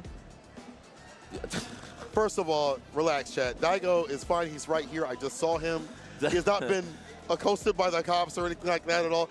Y'all been doing that for like a decade now. Relax on that. Relax on my boy Daigo. Also, I watched a thing of Daigo talking about how he don't want to change to like Ryu unless he really has to, because he likes playing something different to keep his mind active. That's why he switched from Ken to Akuma, also because Akuma's wildly good. But also, he just wants to be more interested in the game. That's what Daigo said? That's what Daigo said. That's on his stream that he has, or on YouTube, I should say. He's had the translator on there. So, speaking about Daigo, though, I think we're actually going to get the GOAT up on the stream here. That's all right. Daigo Umehara. Oh, my Reject God. Beast. My man got 2 sponsors. First off, I didn't even know Daigo was on the stage. That's it. You guys are funny, yo. You guys are funny. I didn't even see him walk up on the stage, man. You know, I want to interrupt him and say hi. I'm just a big fan, but you know, something about his aura, his glow that I don't want to interrupt. You know what I'm saying? He's just vibing you like, I don't even want a picture. Let me try it. Hang on. Hey, Daigo. See? Jesus Christ. That hurt me. That was my hero. You didn't even look over. That was my hero. I can't believe he did me like that. Hold on. Let me try again. Yeah, hold on. First, wait. Hold on. Let me try again. Hey. There's a bunch of... Daigo. Big fan. You're big great. Fan. Okay. Yeah. So don't talk to me. I know, right? Damn, I feel like I just can't, like, I can't hate this guy. Like, even if he disrespects me, first off, he didn't. He looked over and then he looked back quick. Okay. I like that he smiled at me, man. I blushed. I freaking blushed, man. That's one of the GOAT. That's one of the GOAT. Yeah, it's a GOAT, bro. You see all rock and rubble on his face because he removed it from the Rushmore. Bro, he could go 1 and 2, and I would still be the biggest Daigo fan. I ain't gonna lie, though. He's just so good about his fireball game. Something about Daigo, how he disseminates characters and have these weird punishes. We saw him 5 and 6, obviously in 4. I mean, this guy's goated for whatever game he plays. Listen, so just to touch up on what you said earlier about what Daigo said, right, to keep it fresh. I was going to say cat, and I don't usually say that word. I'm kind of old. Yeah. But I don't know, man. I just feel like he likes keeping up with the times, and Akuma's definitely that perfect character to keep up with the times. But as of recent, from what we heard of Daigo, he's been taking it a lot more serious, you know, with his health and stuff like that, and the way that he approaches the game. We might just see, you know, the Dark Knight return, man. We might just see Gotham's finest. It could happen, brother. I want to see it, bro. He's less about doing, you know, content and stuff like that, and more about that competition. He doesn't stream as much. He's more serious going into Street Fighter League. He's on one of the most broken teams I've seen for Street Fighter League for Reject. That trailer was godlike, by the way. Yeah, hell yeah. With the music when he pulled up, Daigo. Still like looking in the mirror and stuff. That's Daigo, baby. Damn. He goes. Whoa, look at that. He's trying to get him to tech. He is stalking his prey. My goodness. He eats DJs for breakfast. Come in. Wow. Walk up. Are you kidding me? This man with the confidence against a DJ fully stocked, ready to unlock, but unfortunately dropped that back heavy kick. Took points ran out.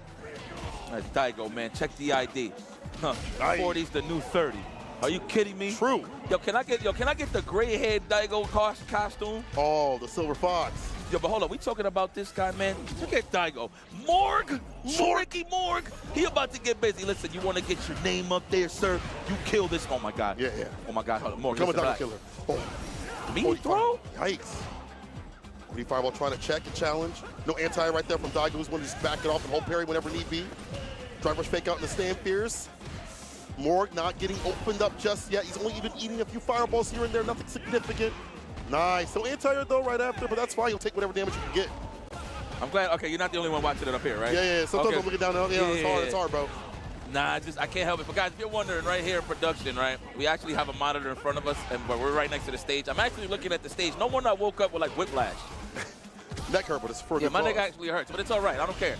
The DI, nice and perfect parry. It stopped the pressure, but not for long. The jab, able to put him on set point. Daigo Umehara with a bad jump. Yo, my man's getting aerial with the jump, man. He got that smirk on his face. He's in bully mode. He's in bully mode, yeah.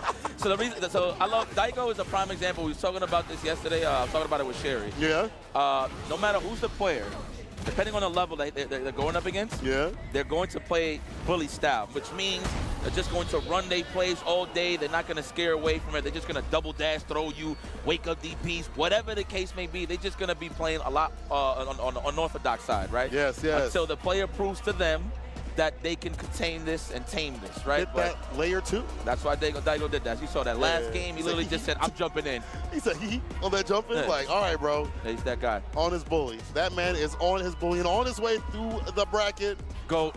He's one of the GOATs. I can never, deny it. Really can't. This guy, Daigo will always be a legend and always in some top spots too as well. You know, sometimes we see him maybe not at the highest or like top 8s or winning whatever. When he shows out, man, it's a good tournament. It's also, when he's showing out with his character, he feels like more informed. Like when he's on his bully, like you said, yeah, that's the Daigo I like seeing the most. That's the Daigo we see in top 8s or winning or being consistent in league and things like that. Yes. That's the Daigo that we're going to see a lot more this year. Yeah, man. I like that. Look, just the landscape has changed a little bit in terms of who you got to worry about, especially when you got more layers now with stuff like Street Fighter League. That's true. Where you have to build a cohesive team to go up against all these other juggernaut teams. Like, it's kind of crazy. And I know Daigo, he is a team player. You know what I mean? You've seen him in the past, in his past sponsorships, or whatever the case may be.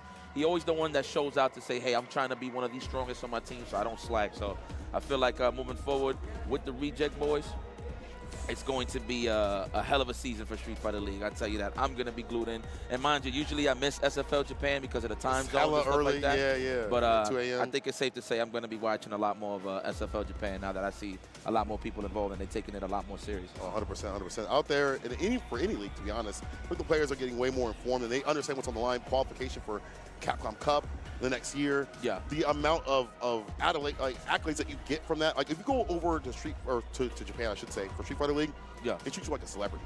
Oh, like, they were straight up, like, swarming people. You know, I feel like the stands were more packed out for the finals. They were packed out for the finals for the singles tournament, but for Street Fighter League, they were to the brim. Yeah. To the absolute brim. Japan is Street Fighter country. It's safe to say. Obviously, NA, EU, we got our spots over there as well.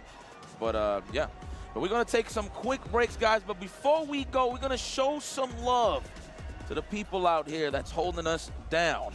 And you need to be holding it down over at the World Warrior, guys. A lot of dreams have been made. You've seen some of your players start from the bottom here in the World Warrior and their local World Warriors and then end up in the grand stage, man.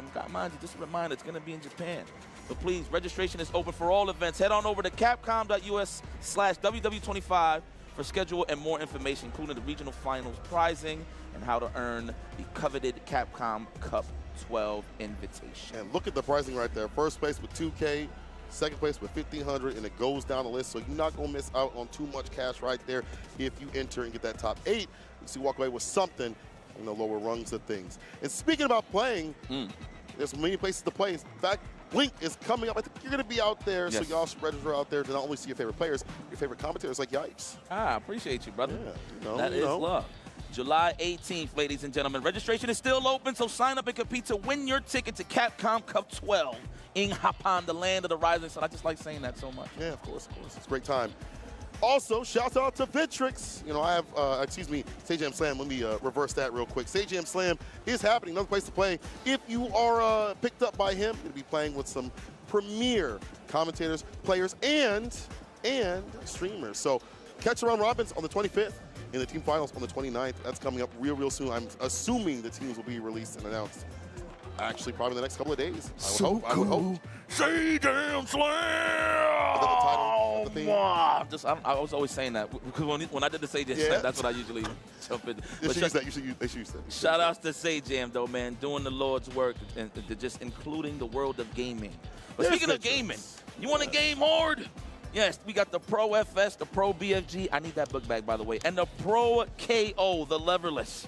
My goodness, I have nothing against it. I know it sounds like a joke, but I have nothing against it. But if you want to rock out, and I'm saying, and then get that top-level competition and that top-level execution and be involved, going over to victrixpro.com and unlock 10% off. Y'all want to hear some quality, some ASMR, some button ASMR?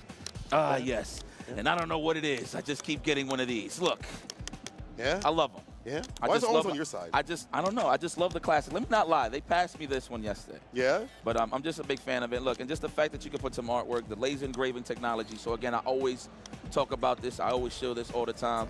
If you want to get some nice, maybe your grandma's face here, your mama, your papa, you just go on over to a Victrix booth if you're in town and go get it laser engraved, absolutely free 99. Yes, sir. Yes, sir. I was so interested in just messing with this that I forgot I should show this off. You know, they do have the laser engraving right here too as well on this one. So you can also pick up this stick, and more over at their website or over back there behind us. Well, people, we've had some great action all the way through this first hour. We have another hour to go for this vlog. Don't stop watching the CPT action. Return for the break. More Street Fighter 6 coming at you. Don't go nowhere.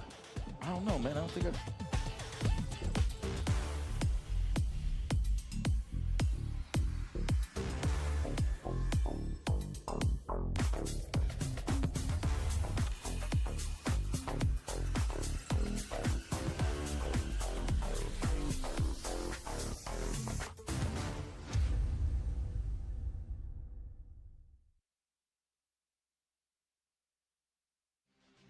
Here comes a new challenger.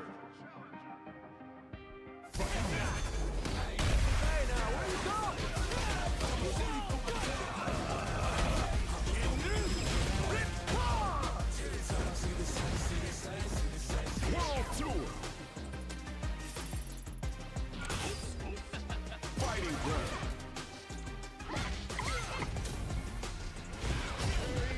Battle hub.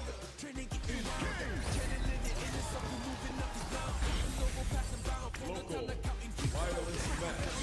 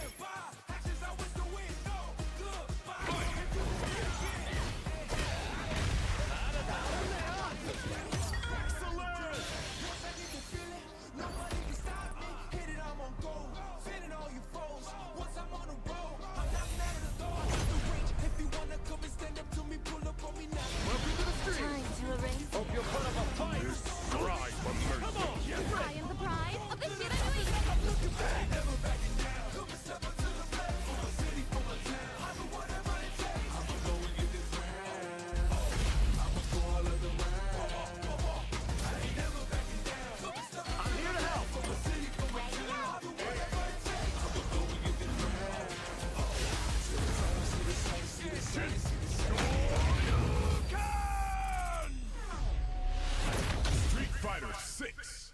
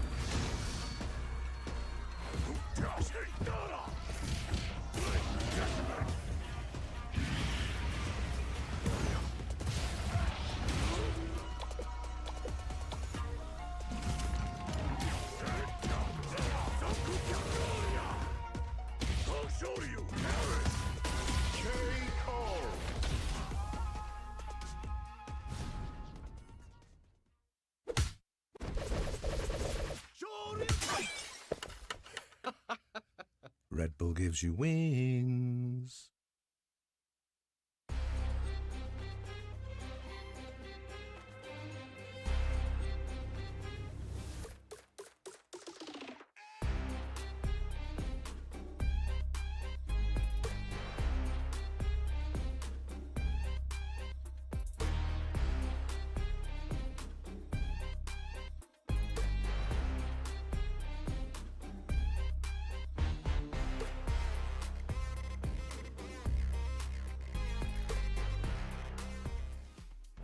Welcome back with your lifeguards. St. Cole IFC Yipes. We're just here for pool action as usual to make sure that we watch everybody drown, and we're not here to save their lives. Yes. We already know what's at stake here. Points, Capcom Cup qualifications, and all the smack talk in the world to hold this championship belt till next year, or just leave it in your house. But you know what it is. CEO 2025, man. Road to Capcom Cup. Hell, I do. Is there an EDWC qualifier? Yeah. Well? Okay. Two. I Well, think look at that. Yeah. The double whammy. The double whammy. But as well as there's a lot of people that are already qualified, just out here on their bully and just making sure other people don't qualify at all. However, that means that maybe if you get the top 8 and there's mostly qualified people out there, they just kind of run their stuff. The people below that may get qualified. So we might see some switch ups. Is that my boy Kudo? Is that? Hold on. Yo, let's go Kudo. Let's go Kudo. Oh, I'm sorry, a little biased. I ain't seen Kudo in a minute. Okay, he came over here for Street Fighter V. Okay. He's in the East Coast side of things. You know, they crowned him as an official New Yorkian. And he ain't got the Timbs though. I wish he would have had those on. But he went back to Japan and then finally got sponsored. He'd been looking for a sponsor for a long time and finally got one, and now is traveling. Okay. Yeah, he was good as hell. All right. Super sick on the Chun-Li. New York, okay. Yeah. I don't know if he was in New York adjacent, but the New York scene claimed him, though. I'm trying to remember if I've seen him, but the name sounds wild familiar. Yeah, he was only here for 1 year, so it was like the last year, I think, of Street Fighter V, or like around the last year of Street Fighter V, because he went to one of the EWCs for 5. Is this the same Kudo that was in the can openers? I bet you. I'm trying to remember. I don't know if I'm He getting couldn't play a lot online, but he did play. He had to play from the the cafes because the internet wasn't good from his joint. I'm trying to remember if this was him. Well, you know what? He's on the grand stage with a chance. But it always starts in the pool side. Yes. So I don't know who's his opponent, but if there are getting their buttons checked, we'll know in a minute. Yeah, we'll figure it out real soon here. On trip. It's just good to see people coming back to play more Street Fighter. Yeah. To see that he has gotten sponsored because he's been looking for that for a long time. But KV stands in his way. Nice and simple, KV. The KV stands for Trads. That's what it's Trads? What I'm saying it right? Trads, Kudo? Trads, Kudo. First, I'm sorry, what was his name of his opponent? KV. KV. Yeah. So sorry, let's go. Well, let's see what KV brings to the table. He's a my guy. Okay, he's a my guy. What was his region? For Kudo? For KV? Oh, I didn't see. Okay. We're about to see in a second. I just didn't want to be that guy. Hold on, let's Yeah. see. We might see it right here real quick. Let me just see something. Yeah, let's check it out. I just want to confirm. He's a my player, and he is from... Okay, we'll know. We're butt checking. No, it's cool. Man, look at the crowd, though, man. Listen, the Ethernet cords is cut in half. I've said this millions of times. We're back outside, ladies and gentlemen. Touching grass. Yes, touching grass, and we're feeding the grass. This is a grassroots tournament as well. That's true. It started from the grass. And I remember what it was. It was like in a hangar or something. A hangar? Oh, word up. The 2010. I wasn't here for 2010. 2011 was my first one, but I remember the old photos from then compared to now. It was crazy. It was like in a small little. It don't even look like a ballroom. It looked like a hangar. It's kind of sick though. Yeah. So it's you just have FGC tournaments anywhere. That's why the scene's so dope. You know, wherever we can get in, we can fit in. Touching grass and beating ass. Let's see who takes it this time. Kudo getting perfect parry. KV from the U.S. Okay. So the only reason I said I thought he was from Mexico because he's rocking mine. Oh, okay. All right. It's a good 8 out of 10. Yeah. That's usually what it is. Yeah, or Terry. Oh, okay. So I had to confirm. I get it. We're gonna be a king of fighters out here. Yeah, you know. Yeah. That low forward, yes. Whiff it. Kudo. Wait a minute. You said Street Fighter V Kudo, right? Yeah, Street Fighter V Kudo. Oh, this might be the guy. Yeah, this probably is. He probably on there. This might be the guy. Oh my God. It's been a long time since he came over to the States, so back out here traveling for some combat. Chain suit, I believe. There's a throw right after. Blocks out the crouching kick on the dash up. You gotta have a lot of experience, I'm sure, fighting Aki's over in the Asian areas. Yeah. I feel like we don't have that much Aki experience out here in NA. Well, actually, no. Let me take that back. We got Campaign. And we got our Carsonist. Let me take that away. Let me take that back. Maybe I would say on a tournament setting. That's not online, right? Yeah. Not consistent in terms of finding that character. That's not a very consistent character in general, unless you go to like Japan or whatever it may be. But Kudo's ready, and we've seen some matchup knowledge in this already. Yeah. So he's playing it solid. The anti is on point. Everything leads to poison. All roads lead to poison. So all you have to do is play patient. Oh, that low forward, super fast. That look like a crouching short sometimes. That thing is quick with it. Kudo, sick with it. Back throw. Drive rush. No flank meaty fireball. I like the scope below option right there. The chase down. Where you going? Not done talking to you. To the corner, you go to the overhead. We got to check your knowledge.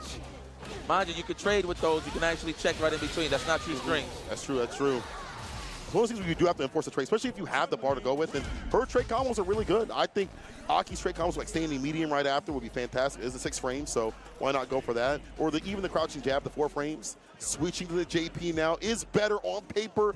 But again, if you're in the Asian regions, you're probably playing a lot of JP players overall. You're playing like a DCQ every so often, running in rank and exhibitions and things like that. Yeah. The younger cats out there, Yujiro, who we saw over at Evo Japan, doing work in top 16. So you're probably playing a lot of the ghastly Ghost guy. Let's see. Bring it to the table. Okay, man. One thing I want to see from the quality of life changes. I had to double check, so I won't match the word. But I would like to see a bait on a throw tech from Kudo, so I could get an air EX leg to the punish counter, to get the bouncer to the level 1. I just want to see the new tools used, you know what I mean? But it's a scenario kind of thing, so you're not really going to see it unless, of course, it's what that I just explained there on a throw tech. She's got more access to damage. Definitely helps her out. Get more into like super situations that aren't scaled. Really helps her output of that. Yeah. Okay, with the crouch, kick. Nice little space trap, but nothing much after that. Resets with the embrace command grab. Yeah, departure. Get that out now before he reacts to it later. Because he will. He will, for sure. Yeah, but you know what? Let me take that back. Sometimes that command throw, I feel like you got to save it in the last possible second. Oh, like a finisher? Yeah. To either end it or get you to that tie game. You got to save some of your best tricks, man. That is hard to react to, especially from that range. Yeah. Because you could tell if it's a ghost if you see his hands in the air, like right behind his head. Yeah. But if you see him, his hands in front of him and he's throwing ghosts, that's how you know it's always the command throw. The thing with like his teleport, if you see him spin the cane, you know it's going to be him teleporting in rather than like him going for the departure. Things like that. Voice lines obviously help out. Drive rush, wasn't even a punish counter or a counter hit at all. It's caught him roll right there. Chun-Li on the prowl. She has amazing walk speed, walking forward, of course. Back, I mean, it got a little nerf compared to what it was in Season 1 when the game first came out, but she's still super fast. She can just be real pesky, if you will. Maneuvering. Damn, bounce on it. Throw right after. The meaty fireball. Let's catch the tap parry attempt. Yeah, I'm thinking KV thought it was going to be a meaty fireball right after. Try to perfect parry and try to dash up right after. But Kudo just holds tight, puts himself on set point. Whip punish, yes. Close the window, please. I feel a draft. Oh, another one. All right, drive rush for sure. No, we're going to keep our cash. We already know, established that we got him in the corner. We're close to it, that is. I think the next one he sets up, he's going to set up the teleport. He's going to find a pocket to do it. No, he's using it for a combo. Parry, we're not trying to guess high or low. Wise choice there from Kudo. The anti-air, clean. Throw, not scared of the amnesia. Not at all. That meaty fireball definitely helps out to stop and stuff. Anything that could have came this way. Checking the crouching punch before it can come through the legs and sit him down with the Soten. That's the end. And Kudo moving on to the bracket to, I'm going to watch the cutscene. It's crazy. He's like, hey, I'm done. He's like, hey, you got it, bro. Listen, he's doing me, you, production a favor. And last but not least, the opponent. True. He's like, you can move on to your next match, bro. You got it. All right, Kudo.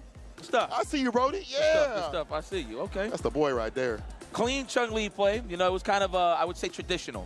You know, just wait at those ranges. You didn't really see a lot of mashed standing strongs or something like that. Yeah, it was -3 on block, and people take their turn right after when it's done. It's just low forwards. Low forwards, walk him down. Keep drive gauge healthy just in case, you know what I'm saying, for the level 2 shenanigans if he needs it to survive. True. Stuff like that. He played it very clean. Excellent stuff there from Kudo. That's what you got to do. You know, Is that Yampi? Yo, that's Yampi. That's little sis right there. Oh, my God. Damn, we having a lot of killers out here. Yampi, when she showed out against Mena RD. Dog, and Rebel Kumite, that was awesome, son. Yo, and I spoke to Mena after. He's like, yo, like, I had to take it serious the whole time. Mind you, credit to Mena RD. Doesn't matter. Race, gender, doesn't matter. He's going to take it serious. He's that serious about the game. You know what I mean? So, obviously, you know, you play a little light in terms of filling out the opponent. Not to say that he wasn't going hard, because this is the first time he's playing the information gathering type thing. Yes, exactly. But tit for tat, man. And the way that she layers her offense is pretty tricky. Like, she'll leave those gaps to let you counterpoke. Yeah. And then she starts smiling accordingly with like a stand strong just to try to score a counter hit and then just goes for the shenanigans from there. But Yampi's coming outside. Man, see what happens? We got points. Put the points on. See what we got points. Tournaments. We people outside. Start traveling. Because this is the thing, right? And this ain't to take anything away from anybody. You know what I mean? It's just more so you see a registration list and you go, hey, do I have a chance here? Right? And then you got one shot, so, you know, obviously everybody's aiming to win, but of course, give me a little fluff room, you know what I'm saying? You get a little room to get the top 16, top 24, you know what I'm saying? Like, oh, I'm nice. We come out these tournaments with these killers out here. There's less filler, It's a little bit different. It's a little bit. It's a little bit different. Excuse me. Yeah, pardon me. I got a little You know what I'm room. saying? Not anymore. Yeah, Get in the middle. But that's the important part about the points, man. That is like a tradition at this point when it comes to like a pro tour. First time I actually seen it really was from the CPT. You know what I'm saying? Yeah, when I see like an actual people point coming system, out for that. Yeah. But this is great, though. That's the whole point we're trying to make here is that you're going to see a lot more global representation just off of that alone. So it's a great thing to see Nyampi on stage. You know, more female representation is very important as well. You know what I'm saying? This is a roof that everybody, all walks of life. I wouldn't even be surprised if there's a human body, humanoid with a dog face coming in here and playing some whatever you are, you can play some fighting games. That's why it's beautiful, right? Yeah, man. Yes, sir. And honestly, Nyampi has been good for a long time. I remember the first time I saw her, she played Daigo in a rank match, cooked them up. And he's like, who the hell is this? Turns out it was like some 17, 18-year-old, high school student Rightfully that so. just beat the brakes off of him. He's like, damn. And then from there, people were training her, and she's been playing people and getting better and better. She played Karen in 5.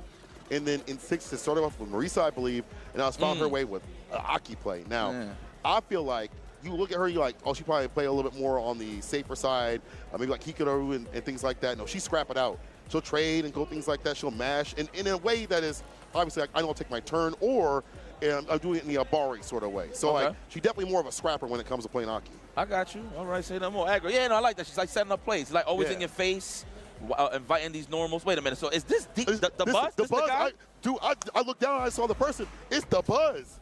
Yeah, let me see. He switched to Aki too. Bro, I talked to him at Level Up. He was like, yeah, man, Lily, this might be the last time I play her. I need a character that fits more of my style with like fireballs and be able to drive rush the way I want to, not to stock up. I want a little bit more execution, more like management in terms of like the poison and stuff like that. So the Buzz is going for the Aki right here. Let's see how well it's developed. I always had it in the back, but now it's like the full frontal character for him. Yeah. Spend that cash on that stock at the New York Stock Exchange. This is pretty good. Wow, Nyampi. Lord have mercy, just getting her maul on as usual. This is just another day in her office, living room, her room, whatever the case may be. She's going to kick your ass. The Bus, though, however, getting comfortable now, landing that overhead. Man, I didn't expect this today. Mirror match. She's probably played this a lot, playing Karu and the likes. There's a lot of Akis, as we mentioned, in the Asian region. So she's had like that experience. The Buzz didn't find a good start. No, get the fireballs up in his face, but does interrupt the overhead knowing that's fake. That's what I'm talking about. She will press buttons. And she will make you pay for making those type of mistakes. Even the Bus knows. Okay, quick little drop there. Input errors, unfortunate, but you know what? We holding the lead, and we got him on the danger side on the drive gauge. But he's starting to get healthy here. The Bus trying to fight off this corner. No, throw just yet. Too far out. Almost got the wet punch. It's going to be a punish right there on the sweep. That's the feat. That's Nyampi. First game. My man's like, I see. So I took poison, I tried to press button, and I got washed after. Got it. He's like, I see. Bad. All right. Oh, what a switch of OD Cruel Fate cutting through the light lash. She used that a lot for space control, as most Akis would do, and the Buzz ready with an answer. Nice check, man. You know what? The one thing about mirror matches that I like is that I want to see how they stop their own shenanigans, right? Yes. So a lot of string recognition, like patterns in terms of like when they're going to drive rush for certain spaces and stuff like that. The usual. We're playing with the same tools, like the space trap's a little bit different. The reaction will be a little bit different, too, on certain things as well. There's the anti from the Buzz, finally. Some of these jump pierces. I have never seen that in my life. Hold up. Did Nyampi just throw the poison bubble and then, like, whiplashed it? Yeah. I never seen that in my life. You usually see that in, like, a combo. Like, not as, like a raw thing in the neutral. The Buzz with a round. Taking it down. There we go. And doing a little bit better about dealing with, like, the light lash. It's been a problem for him as the match has gone on. He either uses, like, Cruel Fate, a jump in. And when she wants to jump in, the anti-airs are better. Crumple, the fireball right after. Heavy lash. Almost at the pick with the heavy, but we'll get the throw right after. That's more than fine. Overhead, no. We're going to hold it for dear life. Mash the block stun with the parry. He'll cover all options. That was a great choice there, the Bus. Let's go, Caught Nyampi holding up. Now it's your turn. Where the antidote's at, Nyampi. Level 3 incoming here from the Buzz. Going to be able to open up and get the victory if you won't drop this combo. There we go. Level 1 to make sure the job is done. No level 3 necessary. Just still a masterpiece of a match. That's a perfect. The Buzz. Say, all right. All right, so I got the poison off this time. All right. That's what I have to do. I'm going to put the poison on. Look at Nyampi. He's like, I wonder what I'm going to eat later. Yeah. What does America have that Japan don't? She's like, I'm going to get some gator. I'm not going to front. Wow. Can you actually eat gator in Florida? I don't know. I saw chat talking about it, but Have you ever had gator? I've never had gator. No, no, no. What I did have, and I felt like a piece of crap afterwards. I had frog. One time. Like frog legs? In Singapore. It does taste like chicken. It does. I'm not even going to lie. Yeah. Yeah, Afterwards, that would be the first and last. I'm so sorry. Yeah. Oh, share the brain cell, and Yampi faster on the draw of the stand medium. Going green. Right. I love that. They both trying to be apothecaries right now to not take this poison. Let's go. Scoop, do it again. Yampi is just running the plays, the bus. It is up to you to react accordingly. Trying to hold up, hard read on the throw, but got met with the abdomen. The kick to the abdomen, I should say. Excuse me. Yampi with the alchemy of ass beating on set point with a perfect to start things off. It starts off with a jump this time. Heavy lash with a poison, drive rush, no overhead, a throw, but it's going to be countered with that super. I like that. That's enough. Blocking was not an option. I'm just going to have to use resources. Now down on the chips, though, when it comes to the meter, so he's going to have to straight up defend as soon as Yampi lands her offense, and there it is. That's the start. Love the stance to get the hell up out of there. Oh, speaking of which. Nice. Ouch. Can't throw out fireballs at all. Yeah, waste on the back rise. Chilling and cooling right now. Yampi doesn't have to overextend to get the win. As I say that, the Fierce was out. Got punish countered. Nice air to air. Oh, and you get a nice little pressure setup afterwards. Okay. Air to air early. That way you can land first and mount some offense. Classic Street Fighter stuff there. Very nice. Good on sis right there to move on. And shouts out for her to being getting sponsored and being out here. Yeah. Yeah, go ahead, girl. That's a controller. Show it off, man. Very proud of Yampi, man. Yeah. She ain't scared to showcase what she could potentially do in hell. I'm not gonna front. I can see a championship in her pipeline, bro. I too. She got close. She got 9th at Evo Japan. Yeah, like literally as it progresses, you know what I'm saying? Obviously, she's going to get used to all the top-level competition. Hell, she's in the land of the rising sun. She's already playing who she needs to be playing. That's true. That's right? true. I feel like on any given day, though, possibly, down the line, I could see that. It could happen. I could see a championship, whether it be a major, a Capcom Cup. It's definitely possible for her, and I could see that. Bright future for her. Yeah, very much so. Good to see, even the buzz out here switching to a character and being acclimated very quickly. I got to give him credit too as well because it's not been so much time on the grind, I think, since Level Up, which was like maybe a month and a half ago with that character. It did pretty good work. It's just when you play a mirror match, it's a different sort of strategy you have to implement. As we mentioned, you're going to get the same effective ranges, the same tools, so it's not going to be the same.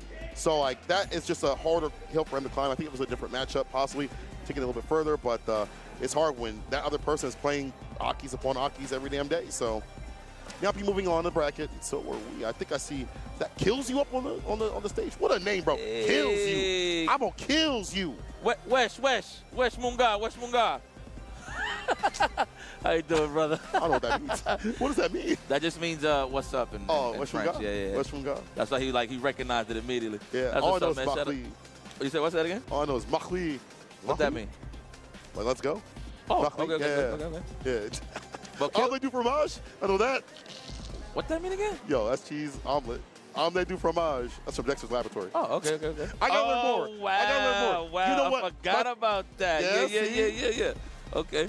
But nonetheless, man, y'all. one of EU's finest. I mean, I could just say Paris, France, whatever. 100%. This is one of EU's finest. Hell, I'm going to be honest. I'm going to stretch it and say he's one of the world's finest players. True. It's that Capcom Cup, man. Yes. Can't say no different, right? Yes. Yeah. I'm going to say that because, there's a lot of people got a heavy opinions in terms of who's the best. The first thing that a lot of people do is they just go straight to the top. They be like, all right, who's up there, blah, blah, blah, results, this, and the third. Man, I don't really care about all that, to be very honest with you. I'm more about efficiency in terms of how good you're getting in a fighting game. Right. And I'm not even going to get mad at you if you lose to somebody in a tournament at the highest level, bro. It can happen. 2 out of 3s. There can only be 1 at the end of the day. That's why everybody's trying to get to that top 8 because, again, puntos, baby! Is this taco? Is this Florida taco? I think it is. Florida taco. I don't. No. This is a different taco. No. Are you sure? Yes. Oh, man. All right. The other taco is a Caucasian male with blonde hair. Bro. Yes. Yeah, this is different. This is different. The other one's a Caucasian male? Yes, He's like, mind if a white boy eat a little Mexican food, you know what I'm saying? That kind of, all right. All right. Taco papo. This is the one I've seen in a lot of brackets, so I feel like online, once a month, see him pop up every so often. Not bad of a player at all. Ooh, the space out kills you. So one thing I've noticed about kills you, and this is like maybe useless information. All right. But I notice he just loves all the female characters. I've never seen him play like a male character. Not to say that's a bad thing, but it's just like I've always noticed it. You know, you could, me as a commentator, you know this. You know what I'm saying? You always get to know them just based on how they pick their characters. It's a waifu connoisseur. Yeah. Like Item has started to become, you know. That's just how it is. Meaty, crouch, fierce. Well, he picks the right characters because Cammy's still very strong right now. Gonna hit the super towards the corner. Not enough to kill. Next hit will. Meaty, crouch, fierce. We hold tight for the throw. More than all right to close things out. Kills, keeps the pressure on. Yeah, man. Killsu does have a lot of characters in his pocket as well, dude. He has a Jury, he has a Mai. He'll switch it at any given time to get the advantage that he needs. Wow, the shimmy attempt was perfect from Taco, but got too close for comfort there and got thrown on the attempt. Unfortunate. The anti-airs, of course, he's heavy on stand strong anti-airs. That's one thing that I love about Killsu. Yeah. You know, he did that a lot in 5, so it makes sense to see it in 6, but it's not as prevalent, not as strong, but the fact that he's able to understand this is the range, I need to use the back medium, other ranges for DP. Still, that being said, hit that level 3, get that damage and buff here for Taco. Taco, yes. Do you like cilantro? How do you not like cilantro? I like cilantro. You like cilantro? Oh, I love cilantro. Yeah, me too, man. I like onions in my tacos. Oh, true. This I'll is load them crazy. up. I'm actually hungry. Pardon me, if anybody's hungry out there. Hold that. Let's go. We Nah, can't that's eat, terrible. can't eat. No, we all need to eat. All right, there we go. I like the spacing. Hold the lead. Hold the line there, Taco. Okay. Information gathered here from Killsu, and that was a good round for the boy. Do I want to keep saying Taco? Is that his name? That is his name. I mean, it's right there. We're going to have to say it. We're going to. We don't have no choice. I'm just saying, I'm hungry, man. No, bro, keep saying it. I'm hungry too. Yeah, I actually don't eat before commentary. Yeah. Keep it chill, you know? Throw, yes, condition him first before opening him up later. Love it. Trying to go for the shimmy this time. But Taco with the defense, I like the defensive crouching jab. Oh, get off of me. Wake up. Super. Okay. That spins one of the cans to land. The teleport, jump heavy kick. As he blocks it out, gets hit with the counter hit. Knockdown, drive, rush overhead. No neck hunter. Not a counter combo. Counter combo coming here from Killsu with the Oki right after with the crouch fierce. You shimmy a lot. Taco with no crouch, you kick as a rebuttal. So let me tell you why that's so potent against Kimberly. She doesn't have a real low that confirms. Besides her crouch is short, that leads it to close with that for the follow-up. Yeah. It's not bad to just walk forward, walk back. The only way she's going to get something off of a low if it's a counter hit. Yeah. So a low forward from that range. So that was a great stuff from Killsu to try to open him up. But great stuff from Taco, getting the teleportation. Uh-oh. Got to survive the double bomb. Oh, that's death. Almost. Nice. The DP puts his heart on the line. Yes. I could tell somebody's going to wake up reverse in that situation when they're wearing sandals and they're glow in the dark. The glow in the dark sandals. Yeah, that's Killsu's very comfortable right now. That's what I'm trying to say. Good stuff there from Killsu. Gets a dash up throw right after. Driver stand fierce, drive reverse with that. Get back. Yeah, too close with that slide. Yeah, it wasn't spaced out properly. Yeah, another range to do so when you're caught up in the corner. Another crouch fierce lands. One more decision after this. Throw. It's going to be Taco. No, the delay, even Taco. See, Taco, we were sharing the same brain cell. They try to backdash, but I like the delayed jab there to catch that. Very nice from Killsu. I mean, it happened so fast. It looked like that's what it was. It really did. Set point here for Killsu. Normal throw. Looking for the jump in, not spinning that bar. Look at the range of that jump heavy kick right after that normal throw. Good on it. Not going for the anti-air. We'll get the crouching medium punch, punish counter, rip him up again. Oh, yeah, sneaky. That's something you don't want to risk. Obviously, you can backdash, get a punish. I mean, well, not backdash, like hold up or whatever the case may be, get a punish. Because everybody is so hell-bent to do the run off the body. But speaking of bodies, that's definitely enough. Is that a double? Oh, no, I'm about to say it. No. Close enough, though. Killsu 2-0 over Taco. Taco didn't play bad, but Killsu understood the momentum changes when the press, and he started being the one to press against some of the dash-ups, the drive rush dash-ups when they were close range with that standing jab. His defense was great. His offense was even better. He is looking as godlike as usual. Killsu is one of the best, period. That's just my opinion. I know probably people are going to look at me and say otherwise. How you going to be at Capcom Cup and not be the best? But y'all can't say nothing about that. If you at Capcom Cup and you cooking up, can't say nothing. You know what I'm saying? He's a gamer on top of that. Credit to Taco, though. I know that was all winner's side. So I should go look at N-Cross's post so I can know the lineup in terms of pools. Because I'm trying to see if Kill's using the same pool as these guys right here. If you want to know who's on stage, hell, I'm a spoiler. You know, you usually just kill some dead air, whatever the case may be. But we got Kaba versus Paladin. Now, that's going to be gourmet matches, man. Shout out to my man Logan with that one. The gourmet, or is the F word? I mean, they share the same brain cell. F word, you already know about Femi, my boy. Yeah. But you already know what it is, man. This is going to be fight. Yo, ¿qué lo que dime, loco? ¿Cómo está? Yes! Estamos bien, estamos aquí, suave. Kaba. That's my boy, man. Yeah, he's a cool G. In the beginning of Street Fighter, he was amazing. This is this is the best. Look again. You know, hopefully, sometimes I don't want to talk to the players because I feel like I'm gonna distract them. But everybody's in high spirits, so I kind of feel that vibe. You know, I'm always in high spirits. You understand when to do it, when not to do it. Yeah. You understand. You get the timing. You know, for Kaba, very strong on the Guile. Had some pretty high placing results. I think over at CEO the first year, I think he was like top 9, top 8, around that, in the top 16 spot at minimum. And he's just been one of the strongest Guile players to ask for. In Street Fighter League, he was the standout player for Bandits when they were playing in the finals. Like, that was a guy getting the most points out there. But even Minna has been very impressed in his progress. So that Guile is going to be even better considering this season. The fireballs are fast, hard to read the timings. Someone like Kaba's hard to read, even on defense when he busts out. Kaba is one of those guys you're going to have to deal with at the highest level. So when you're in that trajectory to make it to the top, somehow, some way, somebody's going to bump into Kaba, and you're going to have to deal with him. One of the best players in the world as well, straight out of Dominican Republic. Of course, side by side, that is Mena RD's right-hand man, his best friend. So if there's anybody that understands playing at the highest level, it's definitely Kaba. Same thing goes for Paladin, of course. I haven't really seen him travel as much as I would like to see him. But obviously one of the strongest players, of course, in the world as well. You've seen him in a lot of the online brackets, your World Warriors and such. You know, he has won a fair share of his tournaments as well. But, you know, obviously he's aiming for that big win. And let's start that journey here at CEO. Why not? Why not? But a lot of giants standing your way, though. You got to knock down. You got to be that Goliath. Yeah, man. Ooh, I want to see the changes to Ryu. How well the matchup goes, because before it was not so good for Ryu at all. Guile, Ryu has not been good. You know, Guile can out fireball him. The poking with forward medium kick is good against like forward fierce, where he'd like to use that at an effective range.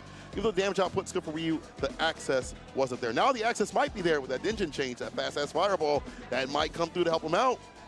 Oh, but never mind. Go that to the win. He's going to the Cammy. You know, I was actually about to call this for a little bit. Either this or Akuma, to be honest with you. It's more so because, well, I've seen these guys play a couple of times on the can opener. Yeah. But historically, Guile just beats Ryu, just like you said. Ryu does have a lot of tools. Yeah. Obviously, activate the Denjin just to have pretty much the rail gun, right?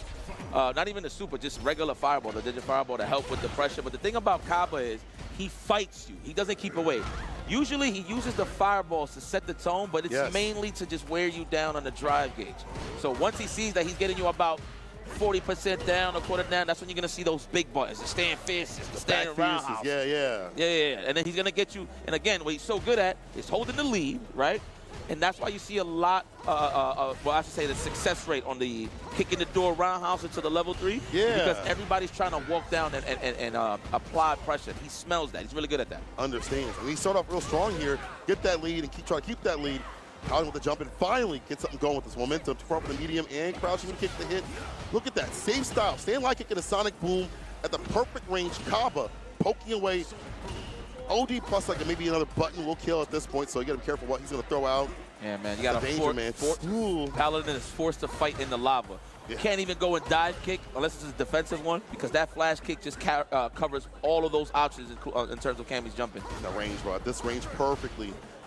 The dive kick will be death. Try reversal, back it up. Still in the green is Kaba.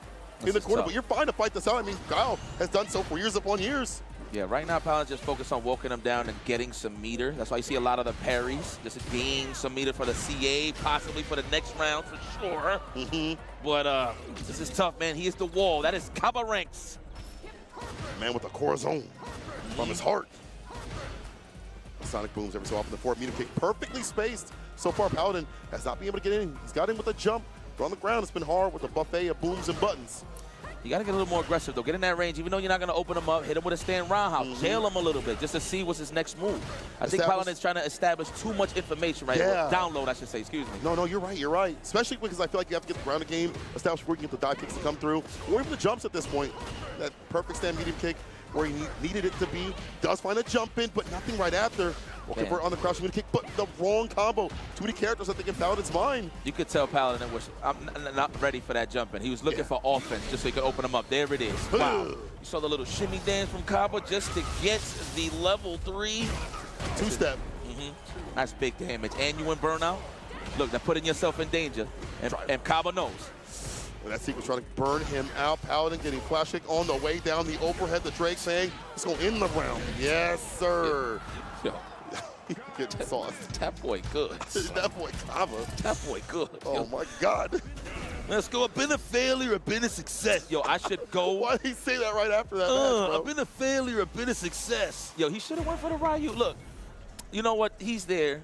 He knows what he's doing in terms of the decision. You're right. But again, it looks like he's a little too heavy trying to read the offense. There we go. Jump in for Sana time, man. But I mean, credit to Kaba, though. He's not making it obvious. They throwing booms for real. You're making it hard to read because, unfortunately, for the sweep right there is going to be punished. Attack the throw right after. The upside down kick against a drive rush. Perfect parry. And Kaba just backs off once again. This switch up in his usual style of being aggressive. When he gets the lead, then he goes in right after. It makes it so hard for him to get in. It is a wall of buttons. God. Yo, bro. That boy good. Oh, my God. Walks out the low right after. That puts Paladin in burnout. He took the drive gauge away by walking in, blocking, and forcing up the driver's crouch and medium kick.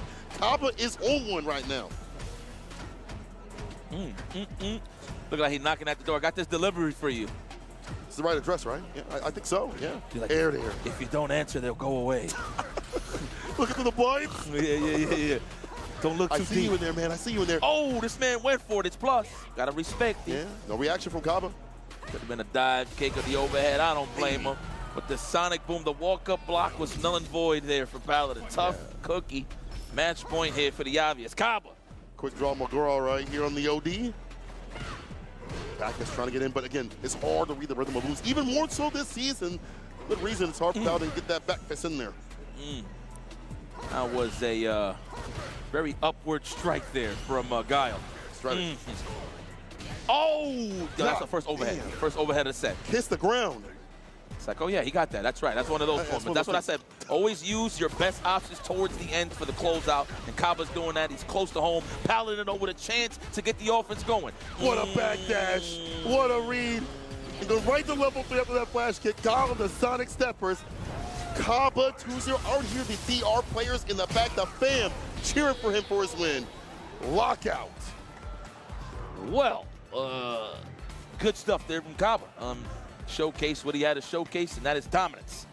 That's what he does on a consistent basis. He's another one that's getting closer and closer to that big win that he's really looking for. He's one of those guys. But credit to Paladin, though. Still in the mix. That was losers. Winners. Yeah. So he still has a chance. I mean, judging by the match, I was saying earlier, if like everybody's in the same pool, but judging by the match, if that was winners final, I believe, then they both qualify. That's here, that you guys can follow the bracket, exclamation point bracket in the chat, right? Yeah. Okay, we'll follow it, guys. Run that.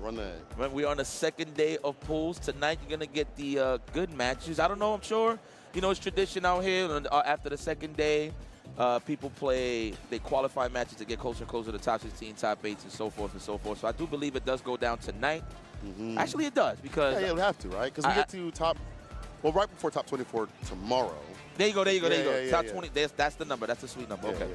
But no, because I know Ending Walker and Problem X made it, and they both said they was going to play later. So I know, they definitely in here. So you're going to see them early on in the day. Oh, my God. Hold on a second.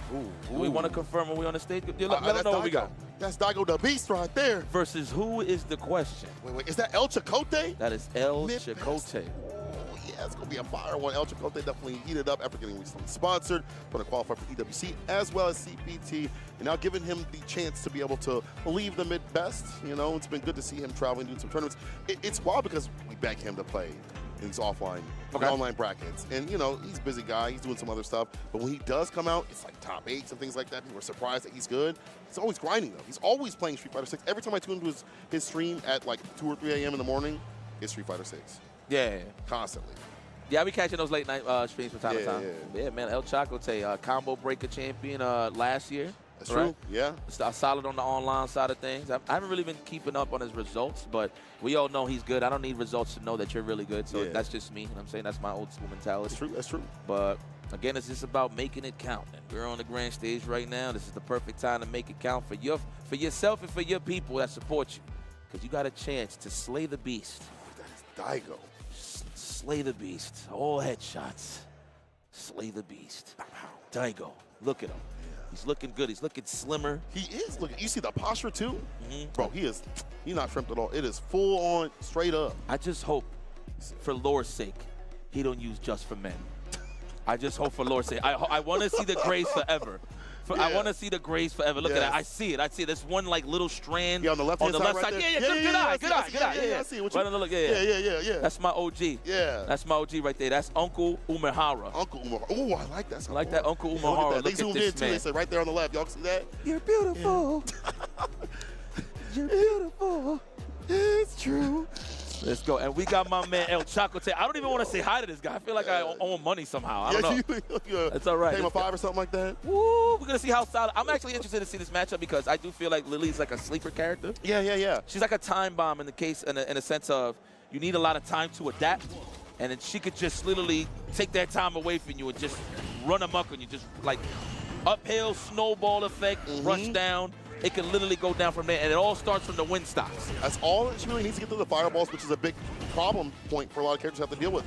Fast-ass fireballs, especially the heavy ones from Akuma. She's got ways to play. And her range to forward heavy punches, you see right there, also gives a poke tool. In Japan for a while for Street Fighter League, this character was a problem for Akuma. Let's see if Daigo's figured it out right now. He's got Tay in the corner. Throw after the meaty. Another one. Establish it all day. Yup. Oh, nice counter poke. You know there's going to be a delay. Strong, possibly. You get more of these lights from her. And more meterless damage. I wasn't even in the same range to get that throw. Grabbing nothing but the demons. But it's so fast, though. The way he gets in that throw range, it's pretty fast there from Daigo, from Akuma. Oh, both, actually. Oh, there we go. Got some wind stocks popping, I believe. I didn't even see, to be honest with you. So focused on how legendary this guy is. I should stop. Stargazing, man. Yeah, for real. It's because he's close, too. It's kind of weird. All right, here we go. No technical, good defense there. El Chacote. Uh-oh, that hurts. And you're made out of glass. Stop it. Typhoon, tons of damage. Chipping at the drive gauge. Runs the OD. Empty command grab. No to button instead. Tay with the punish. And Tay, even out the rounds. I can hear LJP3 in the back right now. I swear to God, I can hear his homie cheering for him. Chacote. Apparently, just can you confirm with the lore Chacote is his actual name? I don't know, actually. That's what they keep saying. Yeah, right. They're like, that's why he calls himself El. The L's for El Fuerte. Back in the day. This is a little more. Chacote is real. He said the government. That's crazy. Government. No, but we got governments right here. You would think that's an anime name. That's Daigo. His mom, pops gave him that. Oh, my God. Speaking of giving him. Level 3. On full. Get the bar back into the green for Daigo. Have him up in the corner. Take more weight from Tay. Oh, my God, girl. So right. It's going to be okay. Wake up. Wake up. Yes. Get up. Don't throw in the damn towel. Don't throw in the damn towel. We're going to attack the drive gauge now. Or we're going to go for another throw. Oh, nice. That was sneaky. Wow. Dash up the dash back. New kick able to hit. Wasn't able to convert into anything significant, but the grip will be the killer. Once again, Daigo has been putting on so much pressure up in the corner. It's mostly been throws. I feel like 75% has been tossing him like yesterday's trash. First game to Daigo. I wonder if he's doing that demon flip into the chop to throw off the anti-air, the crouch. Yeah, I think so too, because it did get nerfed, so it's harder to anti-air with, especially in these cross-up ranges. Okay. Beautiful DI. Back to positional advantage instead of the damage. What we're looking for, reversal. Wow, that's one hell of a poke. Stand jab, that reaches. Yes. Mind you, Daigo's just trying to establish a little space traps, if you will, but he just got met with the stand light punch. That was pretty good. Okay. That's a counter poke. El Chacote taking some damage right here. Wise choice to take the throw. You can take another one. Oh, you know what? Credit to Daigo. Chacote has been doing that defensively. He's been so Daigo does like a crouch jab and then walks back. Yeah. And then Chacote tried to challenge so he could just keep him close, right? Daigo kept going with his strings just to get the counter hit, just to finish the job. Very nice. He conditioned him at the first round of the first game, just so he could land that. That was smart stuff, Daigo. Building upon building that layer. 3, 4, more and more. We're button this time for the plus range, forcing out the bar usage here from Tay. In a way, that's a win. Kill the drive gauge. But on the other hand of things, Tay has less to play with, like a level 3, no level 2 as well. Worse off for Tay for defense and offense. Crouch Fierce, drive rush, stock up, take the turn back with the 4 Fierce. Nice reversal. Saw the stock up, the Spire, I should say. Oh, we're out of there. DI can't do that. Yeah, it's either you perfect parry it or you just drive reversal. Yeah, or you just drive reversal. Hunting with these 4 Fierces and Crouch Fierces. Oh my God, we're in the corner. You gotta guess. That's a lot. That's guess for game. Well, guess for round. Oh, I'm sorry. Pardon me. That's death. Yeah. That's death. I forgot who you're hitting there. That is Akuma. The wet paper. Yep, that's styrofoam for sure. That's when you leave your favorite beverage just sip in there for a while. It just cuts through the styrofoam. It melts, brother. It melts. Level 3. Immediately get the bar. Daigo never shy about spinning early. Yeah. Get that lead, get his bar back. Also take some away from you. And honestly, it's like 2 guesses away, considering it's Akuma. Okay, respect the normals. You don't want to put yourself in a dangerous situation. Now we in the Yogi scenario. Crouch jab, got sniped out by the super El Chocote, very nice. Are we going to establish the win stock? Yes. Driver 4 Fierce, hella plus. Sticks you even more so this season. Guillotine coming for that neck, and a throw is going to allow Daigo to move on 2-0. He is just so well dominating in that matchup in the corner. The switch up with the throws, the guillotines, so much variation in that corner. It makes it hard for Lily to defend against.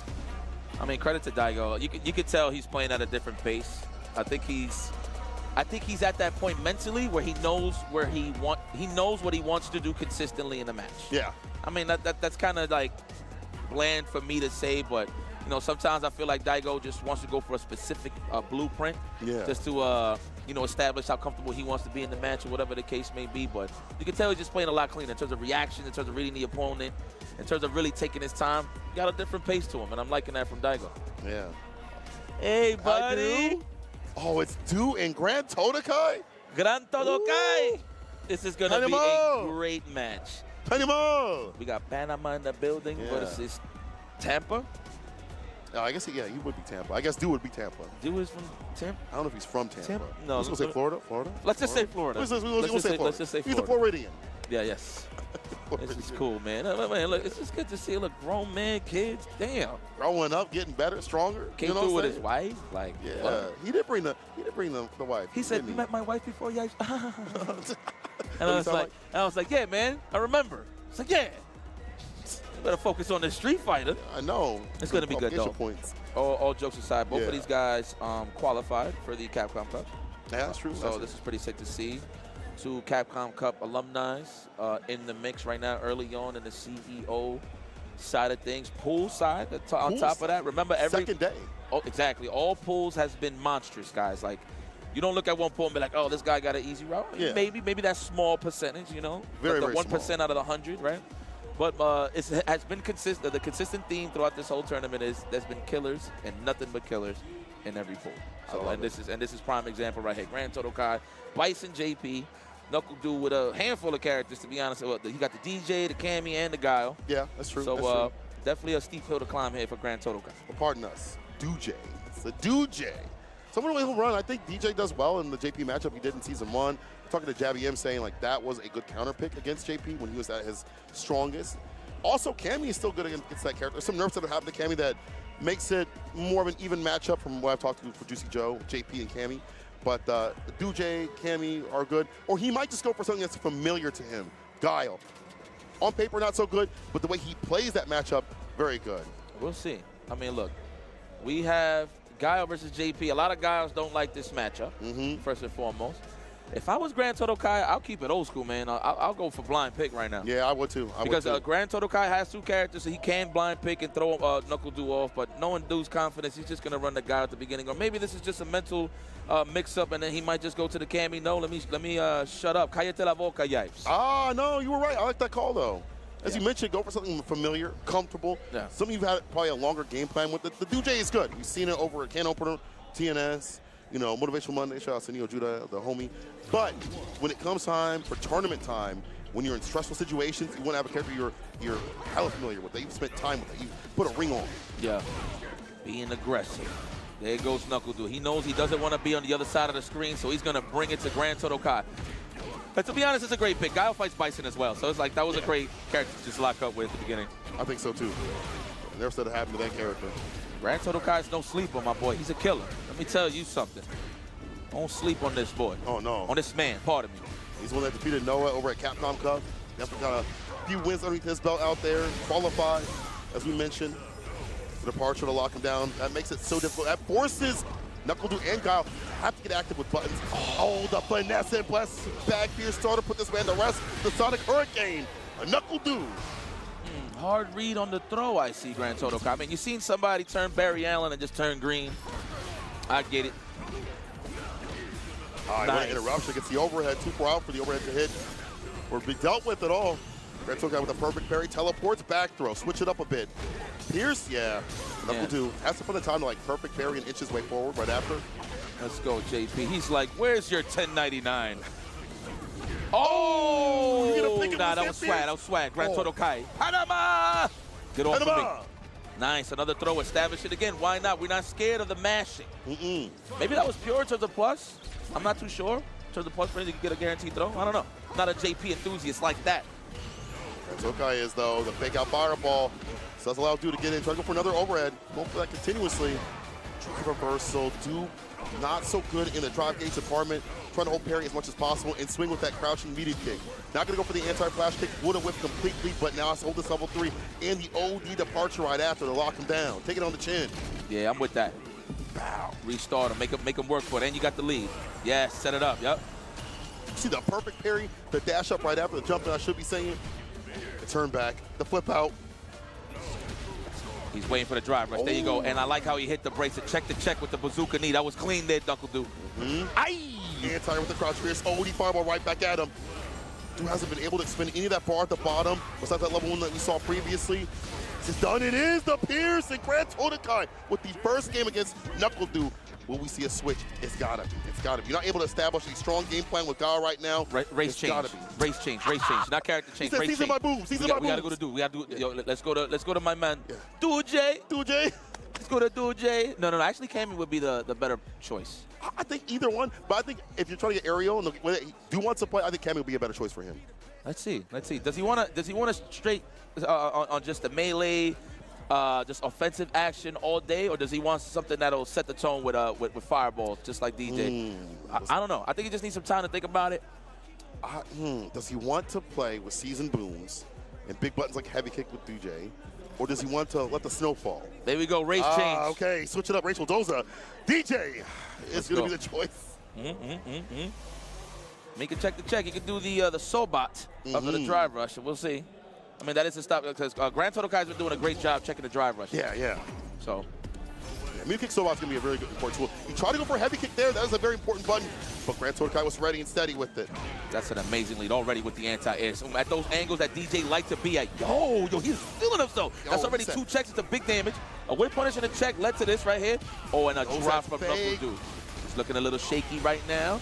He's going to have to raise that difficulty set. And I don't see you get bodied this free all the time, Knuckle Du. Panama is not playing no games. Du, how you feeling? Match point for Grand Toto Kai. Got to bring it back. OD fireball, drive rush, stand fierce, of course, slightly scaled, but you'll take the damage that you get in the position in the corner. The backdash with the challenge here from Grand Toto Kai was clean. Yeah, he ain't taking no text. No. He's kind of represented that. He solidified it. He's either amnesia or he's going to do a delayed crouch jab. So. Yes. Oh, man, big damage. Knuckle Du's looking comfortable again. All right. No amnesia's here. You're going to have to read the offense. There we go. Nice parry there from Grand Toto Kai. The trade's a little bit scrambly here. Can we get out of here? I don't think we can. The imperfect parry to throw right after, though. You're right. Nice and close. You have to go for that perfect parry if you want a punish right after, like back throw. He's able to get that. Aye, that's what I'm talking about. Must be the shoes. Oh, must be the kicks. Okay, trying to snipe him from backdash and walking back. Okay, big buttons. What a way to establish that, Du. Man, again, another imperfect parry. Not being able to time them properly means you don't get the advantage. Just like to have and forget how the Blanka got many ways to make it drop. Staying fierce, machine gun upper, still had level 3. Knuckle Du with the victory is getting better about beating out what Grand Toto Kai wants to do up in the corner. We saw reversal jab work out, you know. It did for a while. That's they what got I'm switched talking up. about. That's what I'm talking about. That first game when he was rocking Guile, he was Knuckle Du. But when he picked DJ, he turned into Du Thang. He said, Du Thang. Yes, yes. Now he's ready. He has returned prime form. Oh my God! You look over here. Let's go. Leave Knuckle Du back. I like Du Thang better. Oh, that's right. That man. Shouts out to Black Esports. There we go. It is getting a little brisky. Yeah, man. it is. It is. Yeah, people be looking at me, Chris, like, yikes, why are you going to Florida with hoodies? And I'm just there like, bro, are you kidding me? We're not even going to be outside like that. I know. We're not going outside at all unless we need to be. That's a trunks. I'm like, oh, yikes, you got a point. Do they sound like that? And I'll be like, cállate la boca.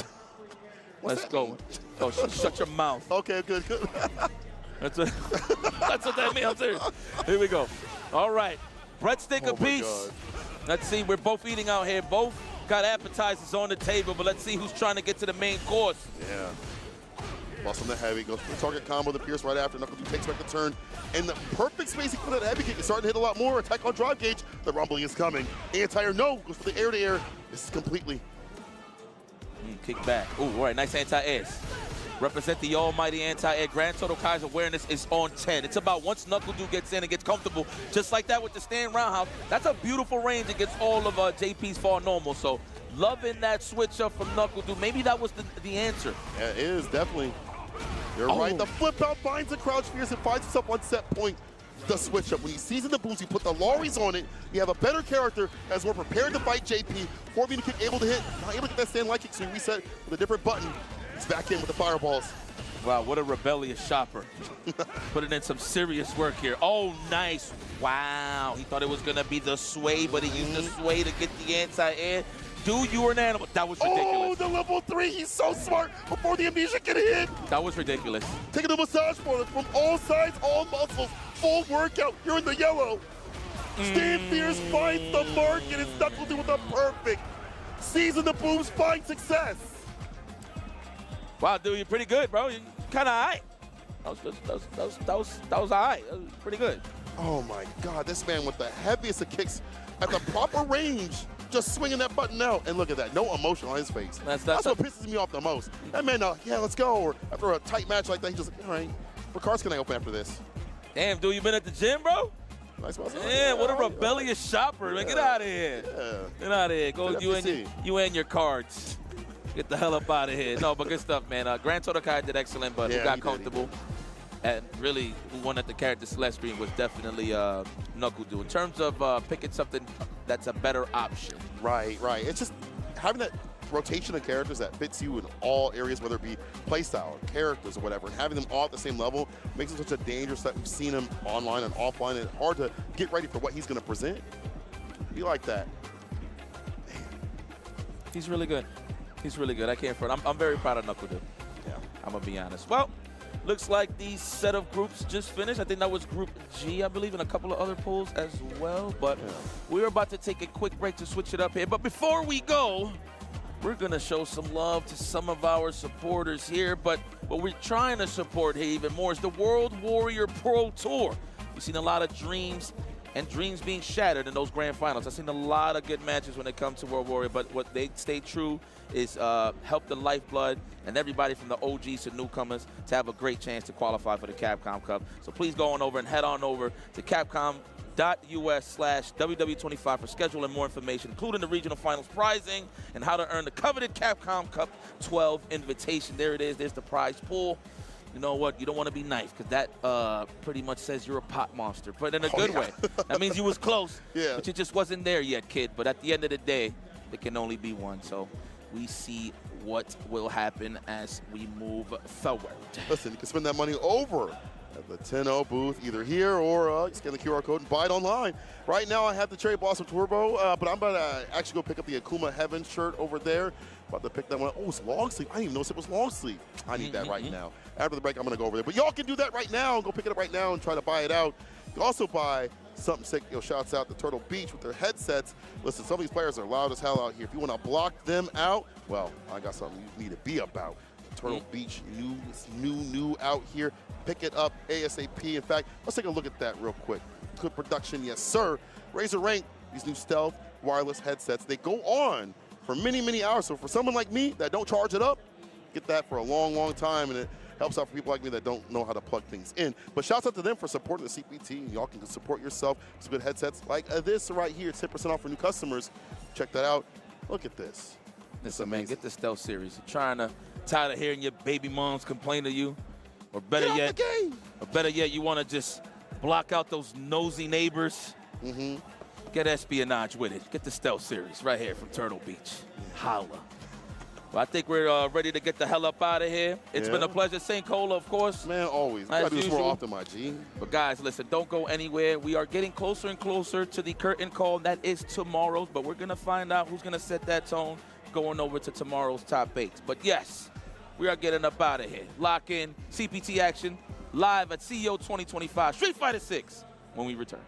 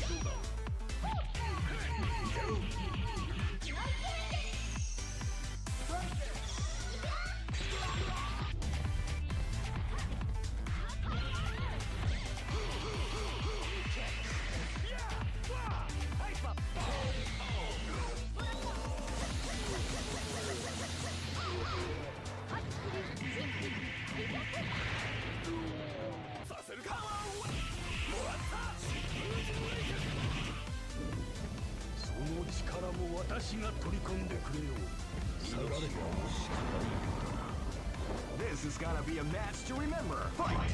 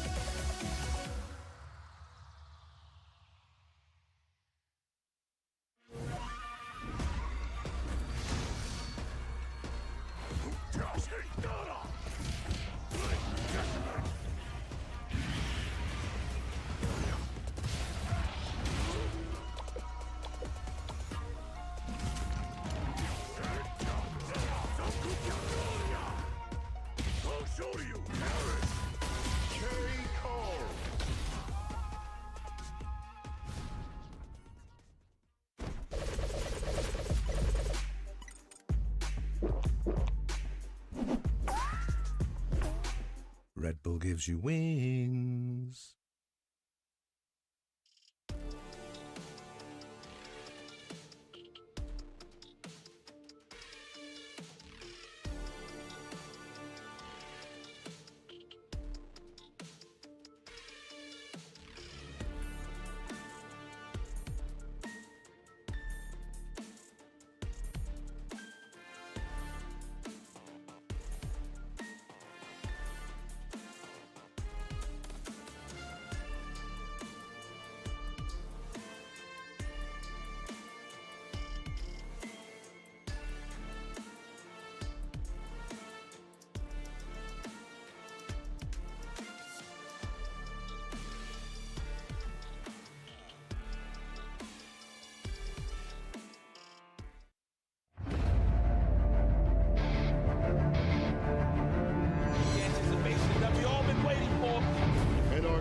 City Convergence champion. And he gets the brick, the freaking cream. What a long road that was ahead of him. Welcome to the Capcom Cup. And there it is. Punk gets his retribution. Wake up, OD! Dragon Punch and Kusanagi.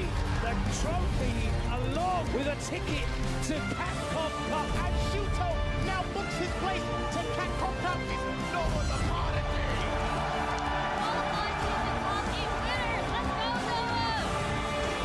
The whip punch was heavy. On the engine right. Angry Bird. Show him the door because, kid, you're in grand finals.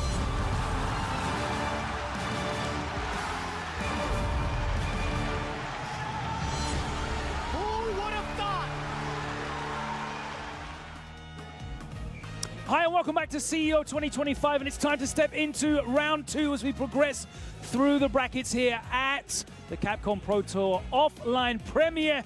There is not only a spot up for grabs at Capcom Cup 12, but there is also points on the line, and that is why the stars are out, and that was all about in the next round as we progress through the winner's side. We're going to go into Groups H, 1 and 2. Cola, thank you very much for joining us once again, stepping back in. Just for a little bit.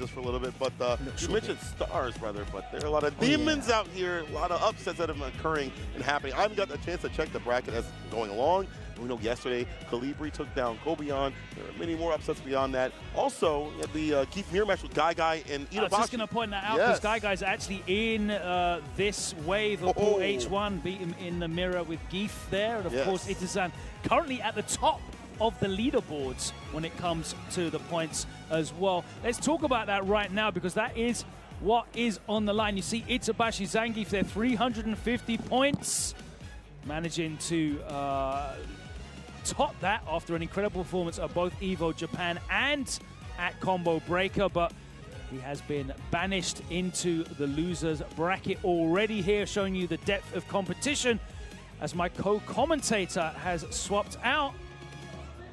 Who do we have? Was it really a swap? Yes. I've been here this whole time. I don't think so. How are you? How are you guys doing? I'm great, ready to kick off round 2, yes. Of course. We've had some great action in the first wave of pools, but it just shows you how deep everything is, right? Where it's like 2 p.m. on a Saturday and we're only just starting round 2 of the tournament. It's incredible. And a lot of these matches are matches that you would see probably in top 8 of a lot of major tournaments. So absolutely, the competition is insane here. Yeah, we'll be wrapping up all of round 2 today. We'll still have top 96 round 3 and top 24. And of course, top 8 will be culminating inside that ring on Sunday. One player will be booking their place at Capcom Cup 12 in Japan. Many players will be adding to their points totals, and we just showed you the rundown of the current standings, mentioning, of course, that Itabashi Zangief, one of the players already sent to losers, top of the table in the points. In a mirror match. In a mirror match. Against Guile. Guile out of New York. Out of New York, yep. He'll be going up against NY Chris G. Hopefully we get that one up on stream, but there'll be lots of matches here in our pools H1 and 2. You can follow at home on Start GG. Let's find out who our first match is going to be. Okay, I see Blas, and we have Hibiki as well, all the way from Japan. This is going to be a great, again, like these are matches that you could easily see in a top 8. Or a grand finals, yeah. You know, Hibiki, sensational play. We've had a lot of lilies, actually. Like, seen loads. I've actually seen a lot of lilies. I've seen a lot of more Akis as well. We just saw Nyampi. We saw DeBuzz has switched from Lily to Aki. So really, really interesting character choices that we see out here. And Blas on the Akuma, not the Ryu. Interesting. Yeah, he's on that hipster vibe, right? You know, so... he does play all the Shotas, basically. I've seen his Ken. I've seen his Ryu. I've seen his Terry. I saw his Geef earlier as well. A Geef? Geef as well. That's a weird switch from a Shota to a Geef. But you know what? He's an incredibly talented kid, so I'm sure he'll do well with all characters. And already, the aggression against Hibiki straight into the corner. I mean, that's so like indicative of these young players now. They've got no fear. There's like brilliant backdash from Hibiki, though, and he breaks out of the corner. Catching Blas trying to escape. First it was the jump back, then it was the backdash. He does get out, and he's going to land the hit and get the kill. But these young players now, like Blas, only 15, Jaime playing early, only 14 years old. They play with like no fear, complete supreme confidence. Yeah. Which is dangerous. It's terrifying. Like we've seen, Noah is another player that you're known for having like no fear, right? Yeah, even Enzo, I don't know if Enzo's here. I haven't seen Enzo here, so I don't another think player he's that's, you know, with experience and confidence behind the... Yeah, Jaime, I saw him play on stream earlier. What a punish. Okay, we know that the crouch jab is going to juggle on the Condor Spire, so nice conversion from Blas there on the perfect parry. Keeping alive for one more guess.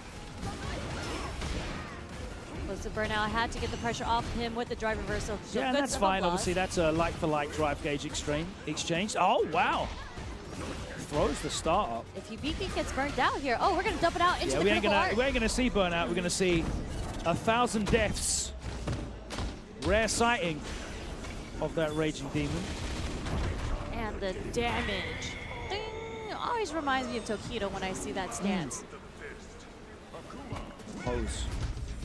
Really, really nice, I'd say, clutch moment from Blas there. He was kind of back against the wall. Hibiki did kind of have him at a very low life deficit, but Blas, really great meter management from his end. I'm super impressed with like his situational awareness as well, with the character going for a really specific punish on the perfect parry after the Spire as well, with a character that I don't see him use all the time. And that just shows you like the breadth of the expertise. Yes, yes. And like I felt like the optimal punish that he got when he backdashed against the command grab. He did dry rush forward, roundhouse, roundhouse. Really optimal stuff there. Okay, Blah's a little burnt out, but he still has a 1 bar. Not too detrimental for him if he's in the corner. Is he gonna be ready? Ah, no, this is blocked. It should be it. Yeah, she does nice damage there. Doesn't even need to spend any super meter. Nice stuff from Hibiki. Oh, we got the stocks. No challenge on that. Yeah, she can do that from neutral jump. Still, lands again a grounded punish into the corner, big chunk of damage, and the Oki. Oh wow, the wake up command grab. You know what? That's the layers right there. That's mind games. That was Scooper shimmy attempt, I'll tell you that. Wait, this is it. Are we going straight to level 3? Yep. 900 health. Do you think it's gonna kill? Okay. Yeah. I shouldn't have questioned it. Not on Akuma health. Nice stuff. Is he gonna run it back? Yes, straight back into the rematch. Making it 1-1. Nice block. Oh wow, chases the backdash down and just. That's how active it is. Man, straight. And he gets the pickup. Yo! That conversion off the juggle. Optimal. I'm telling you, this kid is optimal. Okay, nice perfect parry. It's a very common string that lilies do.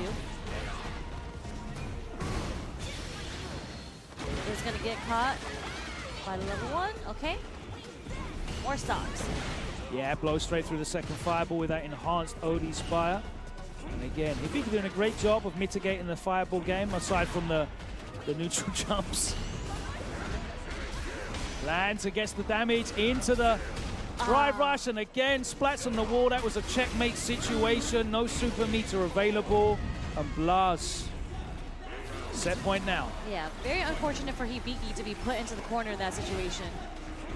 And again, great awareness from Blas, taking advantage of that. Immediately went for the burnout, and then straight away. Nice jump. Roundhouse does catch him. Pretty low. Nice block on Hibiki. What a whiff punish. Yeah, he walked back slightly before the dash that time, but didn't get clipped. Big level 3 damage. Huge life lead on Blas's end. Can afford to back up if he wants, but he probably won't. And carry on. Yeah, of course. Okay, uh-oh. Tomahawk Buster to break out of the corner. Oh, the call out. How did he know? You know what? He could take, even if she didn't go for the command grab, he could have taken a couple of the lights into the reset. He could have taken that at least 3 more times before he really had to make a hard decision for his life on the line. But good stuff on Blas. Super impressive stuff from Blas. Yeah, he just had all the right defensive reads. Like, he jumped most of those and even backdashed the command grabs and got neutral jumped a bunch of stuff. He had some great whiff punishes as well. Like, and again, the situational awareness was unbelievable. You know, it's so impressive seeing these young players with. It's impressive anytime you see people that can just switch between characters, you know, at a whim. But being able to go, right, I'm going to use this character and just unlocking optimal punish counter combos, optimal parry punish combos, situational awareness, and it's like. Especially if you're telling me he was playing Geef prior to this. Like, I saw him play casuals. Yeah, like, so imagine going from Geef into Akuma, you know, and being that optimal. So really, really good stuff on Blas. The talent is insane here. The neuroplasticity in these young minds is still there, you know, not like us old folks that I can barely like play pad. It was never my time. But it's even far beyond my time now. Do you see who we have next on stage? Do you see that? Oh wow. Pair of handsome We're going to see a mirror match. You reckon? I believe. Well, actually, you know, Oil King back then, he did have a Chun. And I feel like Chun had a good amount of changes that makes her very strong. I think she's great. Yeah. So I wonder if they're going to play the mirror match. A lot of people don't like playing mirrors specifically. How do you feel about it? Like, well, I mean, Luke is as basic as it gets, so I actually don't mind the mirror match with Luke because it's really a battle of like who uses the tool better. That can kind of fall for Rashid too. I actually think the way that they both use level 2 is pretty different. I feel like Oil King back in the day was kind of known for being very aggressive. Wild. Yes, but I feel like in this game, he's actually slowed it down quite a bit. And I feel like it might even be maybe Adele who is more of the aggressor usually nowadays. Okay, interesting. How you feel about that? I feel like Oil King's still looking for like his perfect groove and hasn't hit it yet. You know, he's had some good results in the World Warriors of previous season. So obviously in region, he's done well. And traveling, he's done okay, but he hasn't had like the big breakout moments, the kind of performances that you come to expect from him like Street Fighter 5. So maybe still looking for that. Even in Street Fighter League, you know. That's right. Not the dominant force that he has been previously. Of course, we know Big Bird has had some big breakout victories. I mean, he did so well like Eva last year, you know? Yeah. And then, well, I mean, performances, like great stuff from him. He's been very, very clean, and with the changes that, funny enough, I know, so they're going to go Rashid, but when the changes happened for Marissa, I remember Big Bird was saying on Twitter that there was a chance that he might switch back to Marissa just to see how she does, because he felt like she became much stronger. Yeah, I think he did that, and then found out how she did, and he's like, no, I'm sticking with Rashid for it. That was the end of that. Yeah, Rashid's changes, whilst there's a few of them, I don't really feel that they massively affect any of you know, his approaches and strategies to the majority of his matchups. And like the meta's been quite kind to him as well. Like Geef's a really difficult matchup for Rashid, and Geef, like, is certainly no longer the threat in the neutral that he was previously due to like the ranges on a lot of his buttons. But Oil King playing in the neutral so well right now. I mean, he started off this round with the whip punish on with the stand medium kick, and look at the awareness. Yeah, you have to be ready with the DI. Okay, that's gonna catch him. Yeah. Out the corner as well. Medium, yeah, with the side switch. Ow! The over. He's going to build enough for the level 1, too. And just like that, Big Bird says, who cares if you whip punish me a couple times? Drive rush overhead is going to hit. That was late as well. He let that rock for a while. And I feel like those slow overheads, like that almost catches you out for flinching. You know, especially if you're looking for a parry and then you just don't stay blocking stand-in, for example. I see late drive rush overhead catch it. Ryu's a great example of that as well, where you get caught flinching. It's kind of like how solar plexus works in the neutral. It's like it's so late, so you're so used to pressing the timing of a button it catches you. It's the same thing as a drive rush overhead from Rashid. Fully charged roll in there. Great spacing at the moment, not a lot being whiffed. And I really do like the change where if you're the defender and you take the throw, you gain so much meter back now. Because if you looked at Oil King and he was defending in that situation where he could have gotten shimmy. Yeah, I was talking to Big Bird about that quite a lot. He said like he finds that he doesn't get burnt out anywhere near as much. Yeah. Specifically because of that. It's scarier though, because I feel like it opens you up a bit more to shimmying because now you are more inclined to throw. But are we going to see a level 2? Oh no. But that's the thing about shimmies. Again. The thing about shimmies though, right, in that you're giving your turn up to go for that. So you know, there's a lot of risk inherently in that because this game is so momentum based. If you want to try and give up your Oki, give up your plus frames, walk out of there, someone presses like immediate wake up low forward, for example. That's right. You miss your little meaty opportunity. I know you new players like doing that.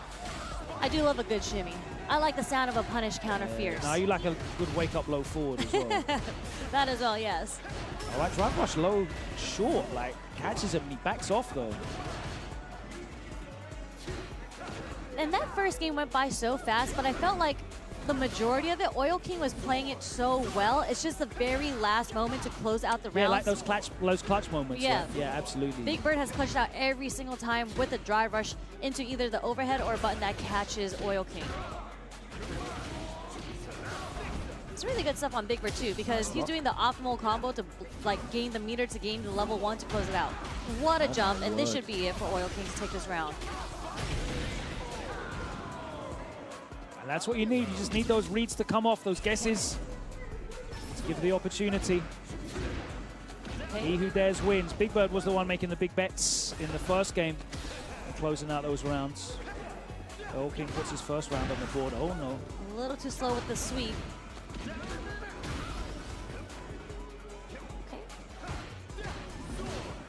Really great spacing on these. Like they're barely whiffing anything, not giving each other the opportunity. And there's so many normals being put out on the screen as well. It's really surprising. Nice bait. Put the brakes on. That's a safe jump. Oh, yeah, it was a safe just got jump. hit. I think he tried to backdash afterwards, trying to bait a throw out maybe. actually pretty smart though, because I feel like a lot of people when they get the perfect parry, they Yeah. want to go for the back throw. So it's really smart of Oil King to do the stand jab there just in case, because he knew it wasn't going to be a punish counter. But right now, this round is looking really dominant for Big Bird, and it's really scary because of all the meter that he has. He might blow it into the level 3. Or the life lead. Yeah, and it's really also leaves going to him give him one a guess. ton of drive gauge back as well. So he's going to be able to start applying the pressure. Not a huge risk here as well, even if he gets hit by the level 3. He's not going to be burnt out. Okay. Okay, just goes into the level 2. Back underneath again. That was an... Wants to keep him in the corner. And he might be able to build another level 2 in this round if he gets it. That's the third that I was talking tech. about. He's got the gauge. I didn't see... I'm not like used to looking at the gauge. There's a ton of information you can get there from that when you see when people are throwing in those situations, depending on who gets the drive gauge. Yeah. But Big Bird was the one with the clutch.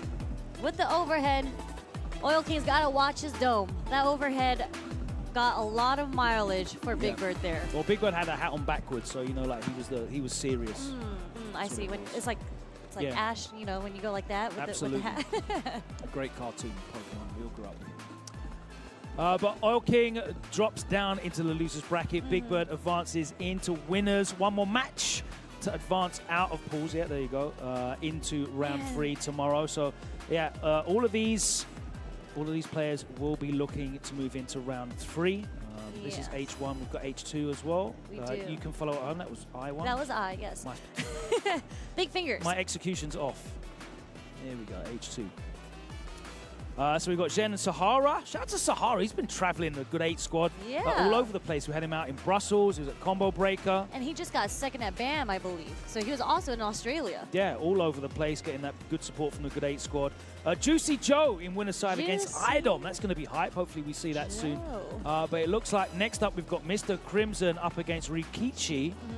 We'll just double check that one's correct. I think Mr. Crimson's going to be running Dhalsim still. Yeah, he's really happy with Dhalsim. Super happy with Dhalsim. Dhalsim definitely has some good changes. I just thought it was, when I was watching the World Warrior for last season, you know, he busted out Geef a couple times. I'm like, how do you switch from Dhalsim to Geef? And his Geef was actually putting in work.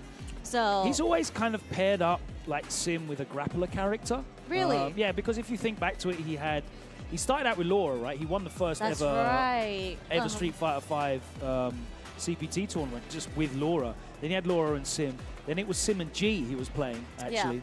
Yeah. So he's always kind of like backed up his Sim with a grappler, which has always kind of worked out well for him. It's a pretty good, like, variety if you're moving from a zoner to a grappler. It's an interesting way how, like, people, again, it's interesting to me how, like, you would play a different play style because they're so completely different. Yeah, where one is trying to keep you out, the other one is trying to go in. Yeah, you're really looking at it as a different tool for matchups that you feel might be uphill for Sim in terms of... You think about it, like, the characters that are hard for Sim are the ones that want to get in on him, stay on him. If you're in on me, then we're playing the grappling game. Yeah, that makes sense. But he's very happy with Dhalsim at the moment, specifically the perfect parry changes. Kind of, I think, help Sim quite a great deal. But they also hinder him because, obviously, it means his defensive options, it's far harder for him to get players off of him. But his defensive decision-making has always been very, very good. You have to be one of the best Dhalsims because he doesn't have that reversal tool that a lot of other characters have. Your defense awareness and your decision-making when it comes to that has to be really, really on point, at least for 90% of the time. And it's really cool for him because, you know, they gave a pretty good change to the Yoga Blast to help him with his anti-airing, right?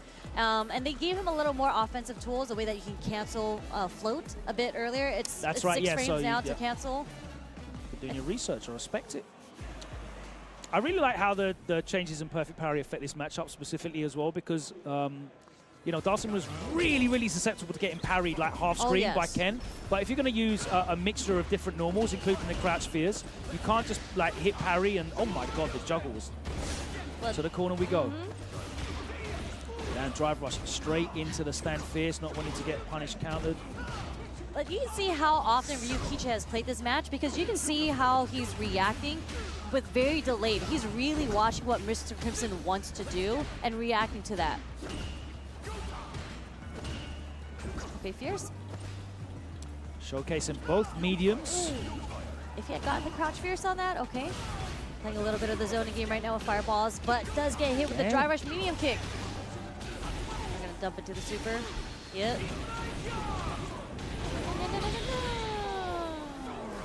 Yeah, Crimson was just not able to stop Ryukichi from getting in whenever he wanted.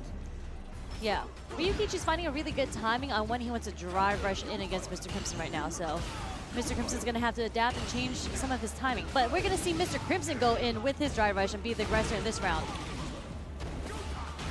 Oh, drive rush sweep. Drive rush sweep. Bro, we're seeing every single button from Ryukichi off the drive rush here. There's the change on the Jinrai, the shin kick.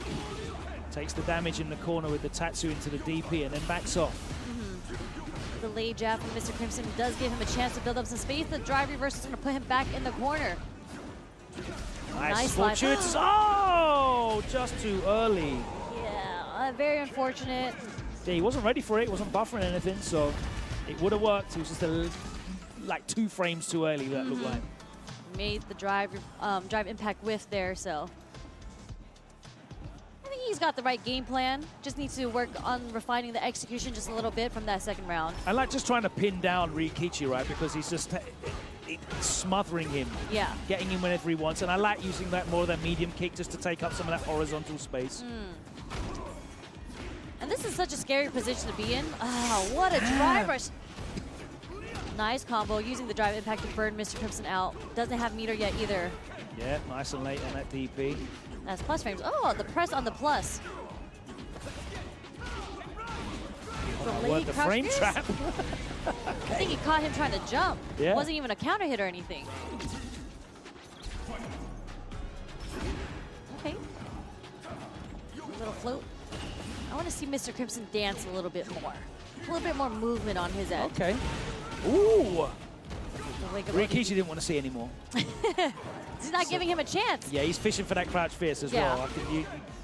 I'm not gonna lie. It makes me wince every time he whips. I'm not gonna lie. I kind of want to see what that combo is. If he's able to get the crouch fierce on one of Dhalsim's limbs. Ooh, nice spacing on that shimmy. Nice timing on the overhead. Actually punishes the tap parry. No throw. Good stuff on Mr. Crimson on defense right now. Right. Next hit wins, at least for this round. Ryukichi respecting it.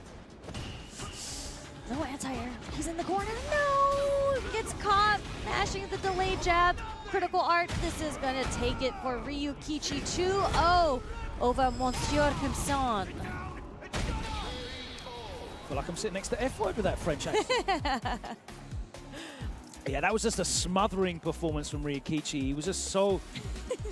he's very happy with himself. Just so able to just get in as and when he wanted. And even when he wasn't in, it like felt like he was never made to feel uncomfortable. You know, like he dealt with all of Crimson's approaches as well really well. Whether it was a slide, he was just DPing that out. Whether it was the teleport, even with the faster action off the float, he was able to DP like late light DPs, just clearing them out of there. And Crimson wasn't really able to get anything started at all. There was one moment where he went for the arch and he just immediately drive rush underneath, medium punch, banged him up in the corner. So a lot for Crimson to go away and think about in that matchup. Exactly. I totally agree with you. Like, Ryukichi just he read the book. Like, he was reading Mr. Crimson. He didn't have pointed that out early on as well. Like, he looks like he knows this matchup. Really. Like, he didn't even take a chance to think of, like, lose a round, kind of feel things out. He already had the answers to almost everything that Mr. Crimson wanted to do, even if it was the first time that Mr. Crimson wanted to introduce it into the matchup. So that's how you know that's a pro right there. And there's a reason why he's up there. Second at Evo Japan and whatnot. Ryukichi's killing it. Second on the leaderboard right now. That's right. 300 points. So, yeah, certainly going to be looking to add to that or get that auto qualification spot as well. Let's move on next into Pool H2. It's going to be Higuchi and Chris Wong. Chris Wong, what a great season one. Incredible season. Not as great as he wanted it to be. Of course. It was a heartbreaking grand finals. But he had a really impressive performance season one. Didn't really back it up season two. He's kind of had an issue. You know, obviously, we're both Luke players. I followed his journey for quite some time. There was a point where he started playing Akuma in tournament, wanted to get more comfortable with Akuma, but ultimately, he plays a bit of Mai now as well. Okay. But ultimately, he's been playing Luke for the majority of the parts. Maybe he'll play Mai for certain matchups. I do think that the change that they gave to Luke's medium knuckle, the fact that it can combo without being perfect now after crouch fierce, is a really, really strong change for Luke, especially in tournament, because the nerves get to you, and if you don't get the perfect knuckle, you lose out on a huge B&B combo that he does. I think with that change, I think Chris Wong's probably going to stick with Luke for a majority of this tournament. And I get excited watching him play Luke. I see you hitting those new corner combos yesterday as well, the air flash knuckle. Yeah. And that's a big deal as well, right? Because as a Luke player, you almost want to be mid-screen most of the time because that's where you get your big, like, you previously used to get like less damage in the corner unless you're hitting it into supers, but now you're doing big damage anywhere on the screen as well. Not quite Season 1 damage, but just, like, the damage is back up again. It's significant. Like being able to add the light DP. That's basically what the change was. You get the light DP ender in the end in the combo now. It's 400 extra damage, so it's nothing really small, and you get to be in a very good frame kill meaty situation. But yes, we do see the Chris Wong on the Luke, and we see obviously Higuchi on the Guile. One of the best Guiles in the game for sure. Yeah, the walk up throw. Back throw into the corner. No drive rush cancel from Higuchi. You see the top players doing that often, but Higuchi just let it rock. Another counter hit. Higuchi got the timing down, beating Chris Wong to the punch, slogging it out. And that's what the best Guiles do. They're really good up close as well. Like normally you think get in on Guile, smother him. The best Guiles are great close combat fighters as well. Definitely. I think Crouch Strong, as we saw earlier, is definitely one of Guile's best buttons when they're within that range. And he just has a lot of good buttons that will usually beat out buttons like your opponent's low forward. Nice anti-air. Yeah. Chris Wong, the hard read, hoping for... We're going to go for the burnout, OD Sandblast is not a threat anymore, and this is kind of a hard situation to be in because we're going to have to go through the mini game of Sonic Booms. And we're about to get chipped. Oh, a little too early for the OD Sonic Boom. Wait, he burned himself out. Oh, this is a great situation for Chris Wong. He's out of burnout as well now. Splats him in the corner, and Higuchi burnt himself out, as you said, and that was really, like, he was the architect of his own downfall. Yes, and it's very unfortunate that OD Sonic Boom was just so fast, he was unable to get the timed meaty to chip out Chris Wong for the guarantee there. He wasted bar on that setup, but we move on to the next round. Chris Wong. Very patient. Very close to building that level 3 as well. Gonna dump that very early.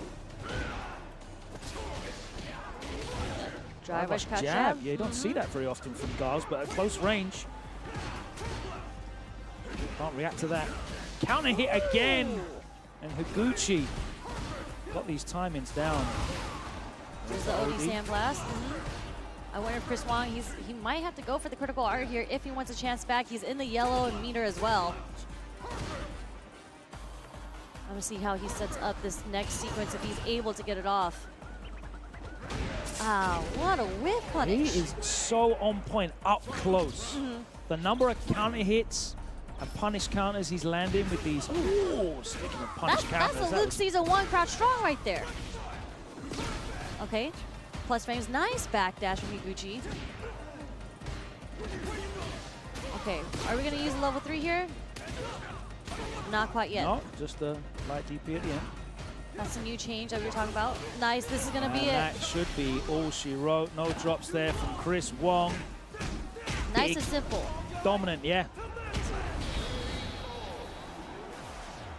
Yeah, something that I like to see a lot of top players do when I watch them play on a defensive sequence, because I feel like defense, there's so many options in this game, you have to switch up what your defensive options were. And he got that counter hit Crouch Strong because he had blocked the light from Higuchi. So usually you'll do light, light, light if you want to keep it in your favor, but it can also potentially get perfect parried. So it's really good stuff on Chris to throw out the Crouch Strong there after blocking light because Higuchi was negative, was able to get the counter hit after Strong there.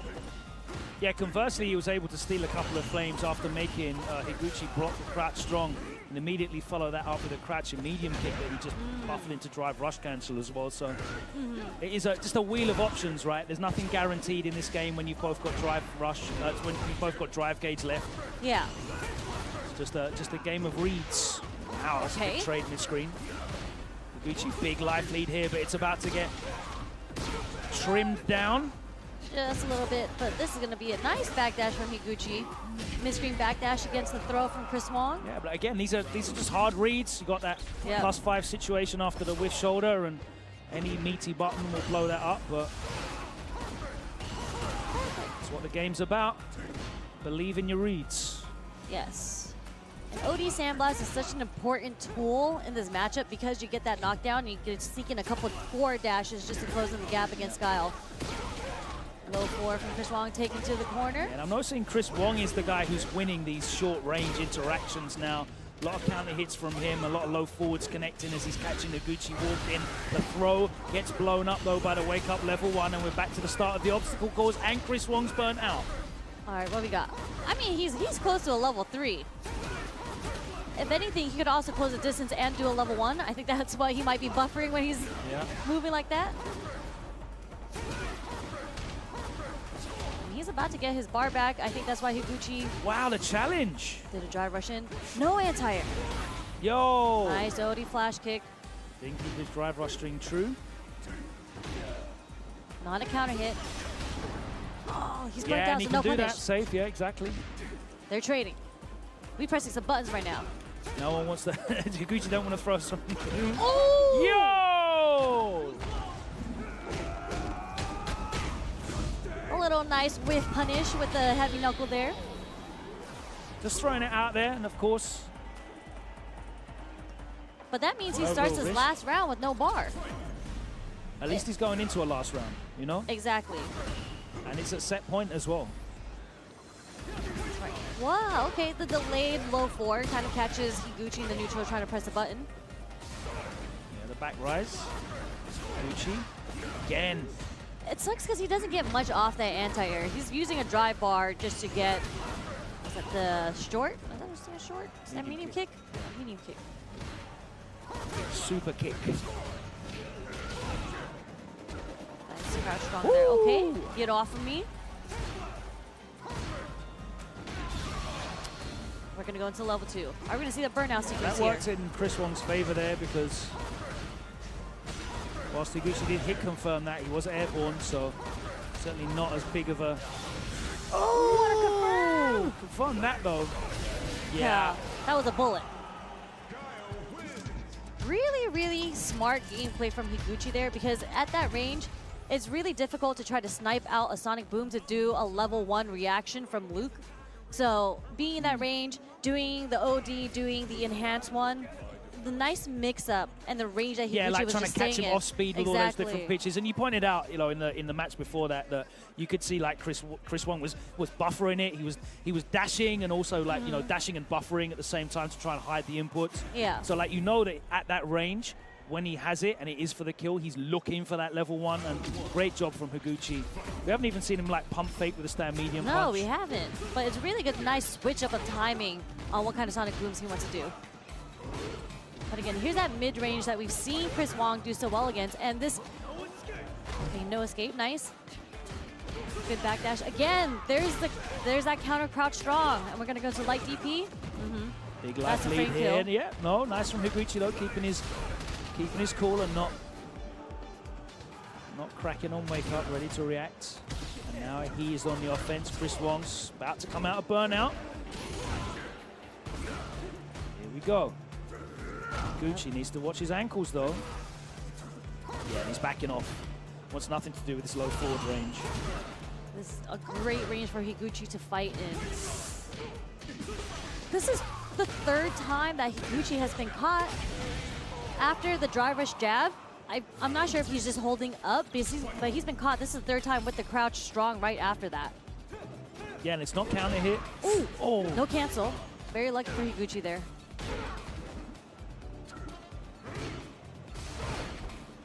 Chris Wong being a lot less active at these ranges now. We might see a level 2, yep. Another burnout sequence. A little too far for a drive reversal there. Oh my God! So smart for the overhead because Chris Wong would have to go for a parry in order to save himself for the timing there. So really nice stuff on the overhead because it hits so late. All right, now this is a hard situation to be in. Oh, okay. Nice use. Oh! Didn't get the cancel. He could have cancelled into the level 3. I would have been going crazy to cancel to level 3 though. Still didn't even get the bar. Oh, he got the bar back. Well, hold on. Wait a second. Ah! He actually did a neutral jump. Yeah, so Chris Wong definitely tried to do a hard read with the stand fierce there, but yeah, you can't reactive shimmy with that stand fierce. Yeah. You have to commit to it. Back throw. Oh, yeah, Chris Wong wants something big. Nice. Are we gonna get the level 3 to get the meter back? No, we're not. No, he's getting greedy. Not punishable from that range. Actually, you have to be ready for it. No anti-air yet. Nice perfect parry from Higuchi, walking slowly out of the corner. There's that level 2 again. That's going to be burnout. I mean, I feel like every single time we've seen a level 2 from Higuchi, he's won that round. So, I don't know. Chris Wong isn't going to get his meter back by this time, though. He has to wake up and still take the Sonic Blade as well. Oh, the call out. There's a stand strong that connected. Are we going to see a reset here? He's going to get the level 1, but he's not going to use it, surely. Oh, Okay, he does. He wants the life lead. I mean, there's one more guess. Oh, the wake up low forward. Okay, hold on. All right, he's got a free drive rush cancel if he wants it. Nice One more. Oh my God! What on earth was that jump roundhouse? It struck down the front of his shins, it looked like. Completely stuffing the button. And what a comeback from Chris Wong. I cannot believe that, Sherry. I mean, that was some huevos. It was just a straight up wake up forward jump roundhouse, and it caught Higuchi off guard too, because you saw the counter hit. He tried to anti-air, but it was just a little too late there. And man, just nice simple combo straight into level 3. It was really interesting as well, because those jump-ins from Luke players, you do them mad early, right? Because they're there to stuff. There's so much hits done too. They're there to stuff the anti-air attempts, because the roundhouse comes down low, the jump fierce comes down low. That was so late. It was like at the very tip, right before he hit Looked the like ground. a Cammy dive kick, you know, like for plus frames. It was crazy. But there, Chris Wong clutches it out. Some fantastic interactions there, and he advances into winners semi-final. He'll be facing the winner of Juicy Joe and Idom. Higuchi sent to losers, another player who is riding high right now in the points. He's going to want to go through that shark pool. It's infested waters down there in losers bracket, let me tell you. Oh yeah, they're definitely want to stay out of it.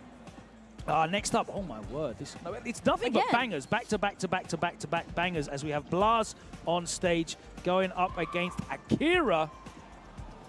I mean, so this is a qualification match in winners semi-finals. Into the top 48 for tomorrow. So this is just insane that these are the matches I wish it was that top we're seeing. 48. It's like 96. There's so many players left. I think tomorrow is top 48. Yeah. Right? Yeah, that's right. Round 3's tomorrow. Yes. Yeah. So tomorrow. Yeah. But right now we are still in top 190. Top 129. There we go. Top 129. So that's what round 2 is out of the 837 players that have entered this weekend. It's a spider. It's a money spider. He wants that million. They don't want to get on my hand. He's running away from your finger. Yeah. Sorry, we're being a little entertained on the caster desk right now. Someone is just screaming for their lives in the crowd right now. I know they're getting hype. Akira dropping that Roto Z so he can see beyond the frames. Blas has Yeeth on his side so he can see into the future anyway. And his future's looking real bright. Looking to run back that grand final appearance at Capcom Cup 11. Blas, we saw him with the Akuma earlier. He's back on the Ryu here against Cammy. Akira kept it loyal. He opens up with the Hurricane Special, the OD Hooligan. Too late on the cross-cut DP. And that's going to hurt in the corner. Blas with a frame kill. Going to work. Good parrying from Akira, is able to fight out of the corner. It's funny because I feel like playing a Shoto, what a crouch strong on check for the dry rush. I was just saying, in this matchup, I particularly don't like playing against Cammy because in the range that you want to press buttons, dive kick usually cooks it. But I think Ryu, because he does so much damage now, it's just, why wouldn't you play Ryu? Out of all the characters that he plays. Oh, okay, that's going to catch him. Punish counter, burnout as well. But he does have bar. Will he do it? He did it. Making the hard read that there was going to be a meaty option there from Akira. Akira put the brakes on. Nice trade combo there from Blaz. Powers up. The fast fall, looking to bait something out. Nice, Blaz showing all the anti-air options here as well. 2K on the punish counter, and again, there's the bait. They're both making reads against each other. And there's that Ryu damage. That's why you put him on the character select screen. Anytime he connects with a medium or a fierce, you know, there's pain incoming. Beautiful whiff punish from Blaz as we go towards the corner. On Cammy, stand short as well. Not a common button that you whiff punish, but nice jump fierce coming from Akira here. Something you don't really see often that Cammy's use. Just trying to keep the pressure right now. Okay, DP. That time the DP does work. But Blaz is out of the corner. There's a solar plexus that is plus on block. Uh-oh. Oh, you dead then. Seen this movie before. You know, that's actually something that Akira does. I feel like that's Akira's specialty on reversals. Like, but he's kind of like the Noah on a Cammy, in a Cammy form. You don't know what reversal he's going to go for. A lot of times it is the ODDP, but it's not even on wake up sometimes. Sometimes it's on the reset, sometimes it's in neutral. I've seen hooligans come from Akira before, so I feel like his playstyle is, how do you trigger say? happy. Yes, trigger happy. Yeah. Not shy to let it rip. You might not even know what it is. Exactly. That makes it a very scary player to play against. And that's super important in Street Fighter 6. Like being predictable is one of the worst things. Obviously not able to. Oh, there you go. You're seeing how bad it is being predictable because Blaz pulls out his third or fourth reversal bait. Plus frames on the Hashogeki. Okay, take the forward throw. Tried to bait out another reversal. Okay, we burn ourselves out just to keep the pressure on. Oh, this is going to be enough. Tried to get the DI. Something that's very common too when your opponent's in burnout. A lot of times you like pressing DI because you know they can't counter. What anti-air was this? Stand roundhouse. What are we doing here? There's a solar plexus, got the counter hit. That's a lot of damage on his end. And we're just seeing all the Denjin's charges as well. Yo, he still comes back. The wake up crouch jab? Okay. I mean, next hit from Blaz, if he gets a clean one, she's dead. Buttons, and that is going to be level 3. Flex that bicep. He was so good at winning the scramble. He played fantastically on defense as well. He's doing like little micro walk backs into crouch block, like really stopping Akira from being able to get anything off a low forwards. And obviously, anytime Ryu baits a reversal out, it's like that off you. Yeah. I mean, like, what? There was only maybe one that was blocked by Akira, and you don't really take much damage for that. It's fine. But the thing is, if you do the OD wake up, especially as Cammy against Ryu, you're the one who's eating a lot of damage coming from your end. So yeah, as you mentioned, the scramble situations that Blaz had, he just came out on top. And there's a lot of good defensive reads, like Akira trying to go for the tick throw after a dry rush jab. You saw the jump back come from Blaz, and he was coming down with the roundhouse that got the counter hit. So he wasn't just like getting the hell out of there. It was within 10. Because he's believing in his reads. He's committing to his reads. Impressive stuff from Blaz. Again, playing with confidence beyond his years. Moves into round 3. We'll see him tomorrow. No surprise to many. But another big name added to the hit list that Blaz has taken down already. Choo-Choo, Hibiki, and Akira as he advances into tomorrow's top 48. We're looking again on stage, and it is going to be Big Birds versus Zen. Okay. Someone that we've seen perform really well. I think I feel like everyone kind of knows Zen's story from LCQ. You know, he has one of the best upcoming stories of all time to me in the FGC. And I think in season 1, he was kind of struggling. I mean, we knew he had the DJ. I think he kind of struggled, similar to a couple of the other players that we know, like Oil King, as you mentioned earlier. Like, they're like, oh, what character do I play? I don't really have them. And then M. Bison came out. So we saw Zen switch over to M. Bison, but he still switches between M. Bison and DJ, really depending on how the matchup is going. So I'm interested. I actually think M. Bison does pretty well against Rashid, especially with Cycle Crusher. I think so, yeah. Cycle Crusher is a great answer to a lot of the neutral. And like having that as an answer to level 2 at least forces Rashid to like second guess himself a little bit. And then in general, you're playing a ground game that just Rashid is not equipped to dominate against Bison's buttons and the threats of a lot of the moves that he can throw out in neutral as well. Like Rashid's very like Stubby. He's a stubby little character. Little guy, The stand just medium kick. little short-limbed guy. Short kings. Bison, of course, still has access to big chunky damage. Couple of buffs have helped him bring that damage back up again to almost the golden days of pre-patch last season. So yeah, very dangerous still. But I think, again, he still suffers defensively, wherein you know, the parry changes mean that it's more difficult for him to read correctly. Exactly. And he's still got a level 1 that you can like light melee as well. So you don't have, like, Bison doesn't have a true reversal. So in neutral, I'd say a lot of Bisons. I don't know if I've seen that on Zen a lot, because I feel like when I watch Zen play, he's usually aggressor because he's usually winning and on the offense. Usually on defense, they have to rely a lot on drive reversal. So they're spending a lot of bar doing drive reversal, but when they get that distance and you're back into the range of like scissor kicks and whatnot, that's kind of where M. Bison dominates. yeah, it's a good result to land the drive reversal, because you put, as you said, you're putting the matchup back in a space in that is beneficial for him. Jen moving past Sahara in winners quarterfinals. He beat Sahara. He beat Sahara 2-1. Yep. Interesting. Sahara has been playing so well. It's so cool to see how quickly someone adapts, because his background's in FPS. So it's really cool to see other people from other genres come into this game and do so well, because Sahara has been cooking and he has been grinding. So it's really cool to see the results of somebody that's working really hard on their craft. Yeah, getting great support.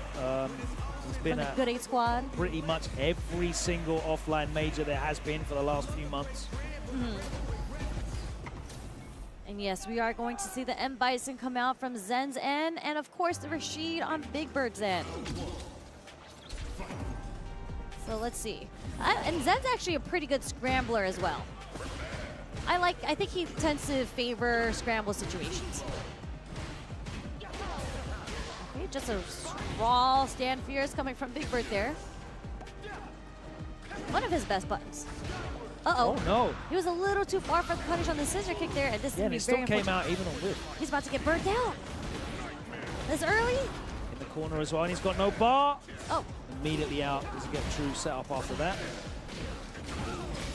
Into the heavy bomb. Okay, scissor kick backs up just a little bit. Low forward scissor kicks really can't do anything. More plus frames. Wasn't ready for the DI there. He did have the level 1, but you know what? It's fine. He was at a pretty bad life deficit anyways. Saving the super bar for the next round.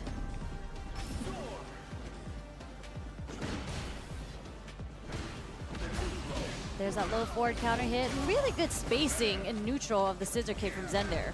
Yeah, he's doing a really good job of spacing his normals as well. There's the big call out, ready for the bomb explosion. Puts another bomb on. A little too early with the parry there from Big Bird. Gets the punish counter. Yep. Throws him out of the forward fierce. There's level 2. This might burn him out. And there's that OD cycle crusher. That is the big equalizer. You have to take that into consideration as a Rashid. It does force you to change your mix-ups just because of the existence of that move, right? And it's definitely not like a get-out-of-jail-free card. There's definitely answers to it, but it just forces the Rashid to change what they're doing, and that can be a great tool in and of itself. Wow, and he's getting pieced up here in the corner.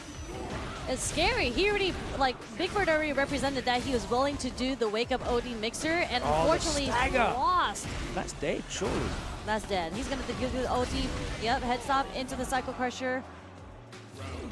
These rounds are going by quickly. Big Bird has not made the correct defensive reads. Oh my even word, in the neutral. Everything working for Zhen.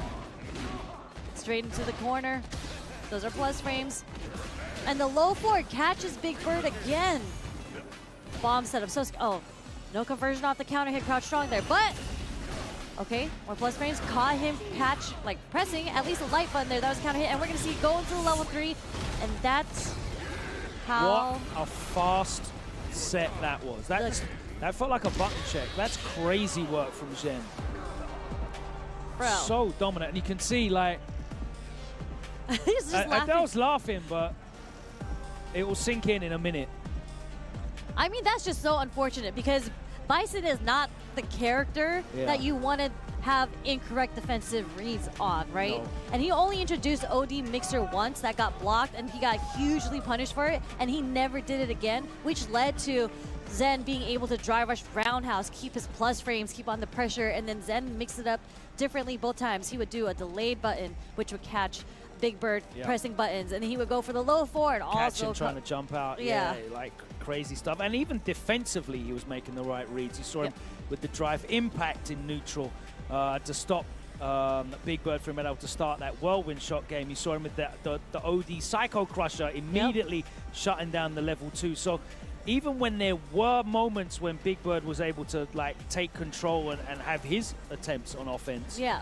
I feel like he must have been studying him. Like, it's very similar to like how Ryukichi kind of approached Mr. Crimson. Like, he just had all the right answers without even a round 1 to test out your theory. Like, there was only one time that Big Bird started the round with Dry Rush, and then Zen started the round by walking backwards first and was able to get the whiff punish. Yeah. Off the crouch strong, into the low forward, into the OD scissor kicks just to get the match started. That's what Bison wants. He wants to plant that bomb on you and, you know, mix you up from that position.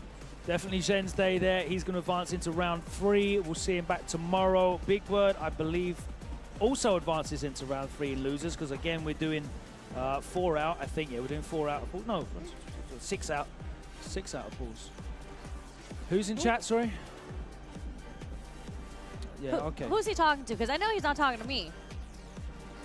Oh, yeah, that's for you, Logan. And just because the chat doesn't know, apparently Rob TV is saying that Logan can't dress better than Rob TV. Okay. How you feel about that one? Well, you know, I'm sure Rob dresses great at home. At home. Where he belongs. Stay at home, Rob. Stay at home. That's right. I haven't seen Rob in a minute. So he can't really speak. You can't Hopefully speak. He's been training his sprint game because I'm about to make him look like Ashton Hall. Oh! When I see you out there. Of course, we have to give a shout out to everyone else, all the World Warriors that are at home as well, because they have the opportunity. Rob, maybe you can enter as well. Maybe we'll see you at Capcom Cup. The only way that you're going to get there. World Warrior season starts next week. The registration is open for all of the events. And you can find out information on how to sign up, when the events are, what region you should be signing up for as well. Capcom.us/WW25. The QR code is on your screen there if you feel like using your camera instead. And of course, if you are able to make it through into the regional finals as one of the top 8 players, then there will be a prize pool associated with that as well. $2,000 for first place, including a trip to Capcom Cup 12. Fantastic situation that is, and hopefully we will uncover some more incredible names, the likes of which have joined the pantheon of legends. Lashar and Uma made their name through the World Warrior system. Blaz qualifying, of course, through the World Warrior system. A fantastic opportunity. Hopefully we find some new Street Fighter talent making their mark. It could be you. Sign up for the World Warrior. The season starts next week. And speaking of more tournaments that you can qualify from, we do have Blink Respawn. That is the next offline event that we're having, part of the CPT. So it is happening in the Dominican Republic the weekend of the 18th. Registration is still open now. So make sure you sign up and compete to win your ticket for Capcom Cup 12 in Japan. And there was an announcement just recently, too, that Blink is running all PC setups. So shout out to Blink for always keeping the players in mind, because we love that. But speaking of Street Fighter, if you guys haven't noticed on Twitter yet, Jam Slam has been officially announced. I think they're going to announce who are in teams and whatnot soon. But again, Jam Slam 5 is right around the corner. So make sure you watch your favorite creators and streamers learn from Street Fighter pros and experts as they compete in Street Fighter 6 later this month. So all you have to do is tune into the round robin matches happening on June 25th and 27th. The team finals are happening on June 29th on Twitch and YouTube, with all of the matches starting at 3 p.m. Pacific. And of course, victory comes above everything. The Capcom Pro Tour is brought to you by Victrix, creators of the award-winning Pro BFG controller, the Pro KO Levelist, and this in my arms right now, the Pro FS arcade stick, all designed for gamers who put victory above everything. You can unlock 10% right now as a new customer at victrixpro.com. This thing is weighty. It's weighty. I don't know how you boomers still use these things, but You weight lifts, don't you? yeah, I said you weight lift. I weight lift. You weight lift In the you lift gym. Weights. Yes, this is good for gamers who want to get their upper body strength going. You know. My upper body strength is great already. I care about execution, which is why I'll be taking a look at the Pro BFG controller. But you got the KO leverless right there, which is in a beautiful brushed aluminium finish. The housing is sensational. Yeah, but for lightness. Yes. No, it's just the way that you say aluminium. I love that. Sorry, aluminum, as us aluminum. Americans say. You know what? Technically, that is the correct way of saying it. Is it? Yeah, in terms of the naming conventions for the elements on the periodic table, aluminum is correct and aluminium is wrong. But no, that's Yes. just But again, one of my preference, Logan has it this time. Usually I'm the one who gets to hold the Pro FS stick. But this time, yes, I am holding the leverless.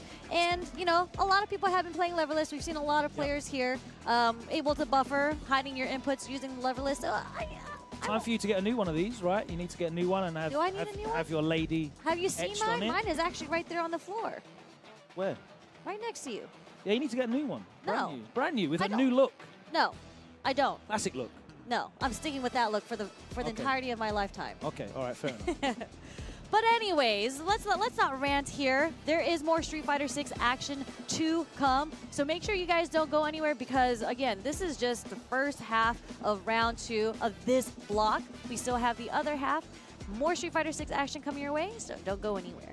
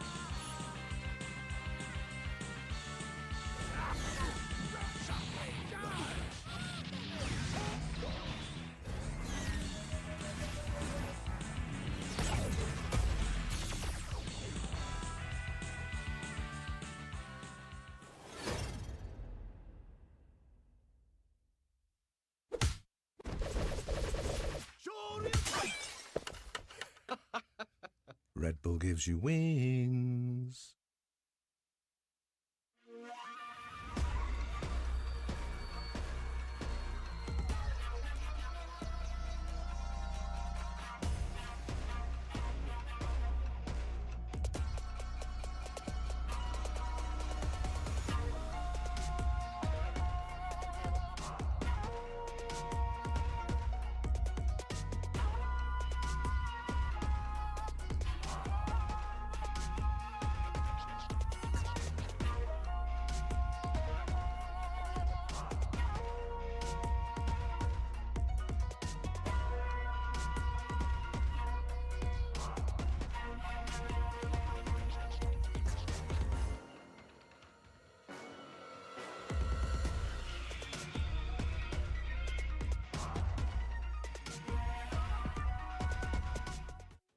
Welcome back, welcome back. Hope you guys have been tuning into all the Street Fighters action that we have had so far because it's been incredible.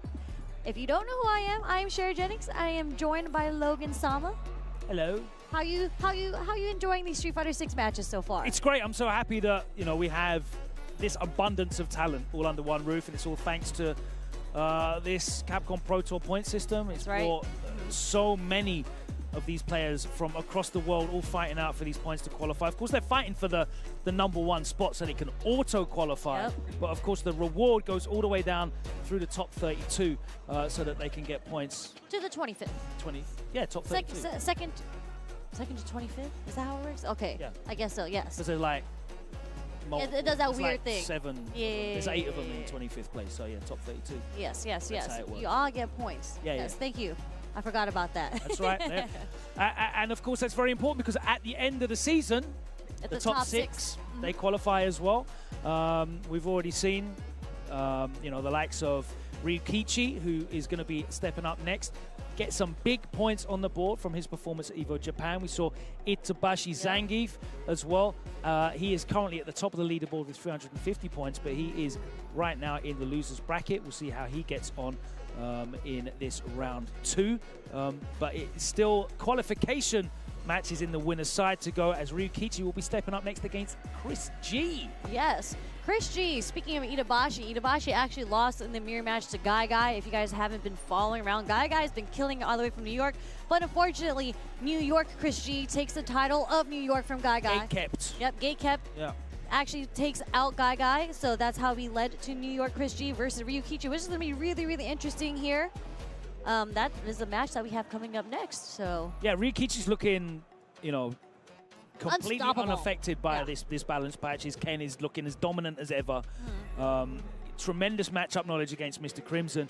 But Chris G is possessed of a fighting game mind that is almost unequaled out there in the world. It's like he's able to, we were talking about these young players that are able to switch between characters and perform at optimal levels. Chris G's able to switch between games and just perform at optimal levels. And multiple characters. So I'm very interested to see who Chris G's going to play, because obviously we've seen him get his results with Modern Mai.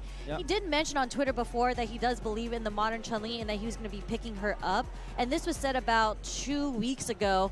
He did play Chun-Li before, so I'm interested in seeing who he's going to end up going with, if it's going to be the Mai or the Chun-Li. Right now, I think we see Chun-Li on the screen, right? But this is just button check. Yeah. I was just trying to lean over and see, it's Chun-Li because that's her theme music. Yeah, and the changes to her have been great. And I think it really works for how Chris G plays as well. He's a very, neutral-based person into the safe mix-ups, and then he'll back up because he's very comfortable playing in the neutral. And obviously, Chun-Li has one of the most dominant neutrals in this game. She does indeed. She certainly, I feel like it polarizes her matchups a little bit though, because in the matchups where characters can out-neutral her, whether it's because they've got access to better projectile games or better options in terms of that certainly is a forward medium punch is certainly a great, and standing jab as well is such a great tool, and if she can get inside the range to utilize that, then very, very strong. The modern Chun-Li of course gives you access to incredibly fast reactions, and she's got some great tools. Her anti-air with the Tencho kicks is just so reliable, so fast. She's got that level 2 super which can shut down projectiles as well.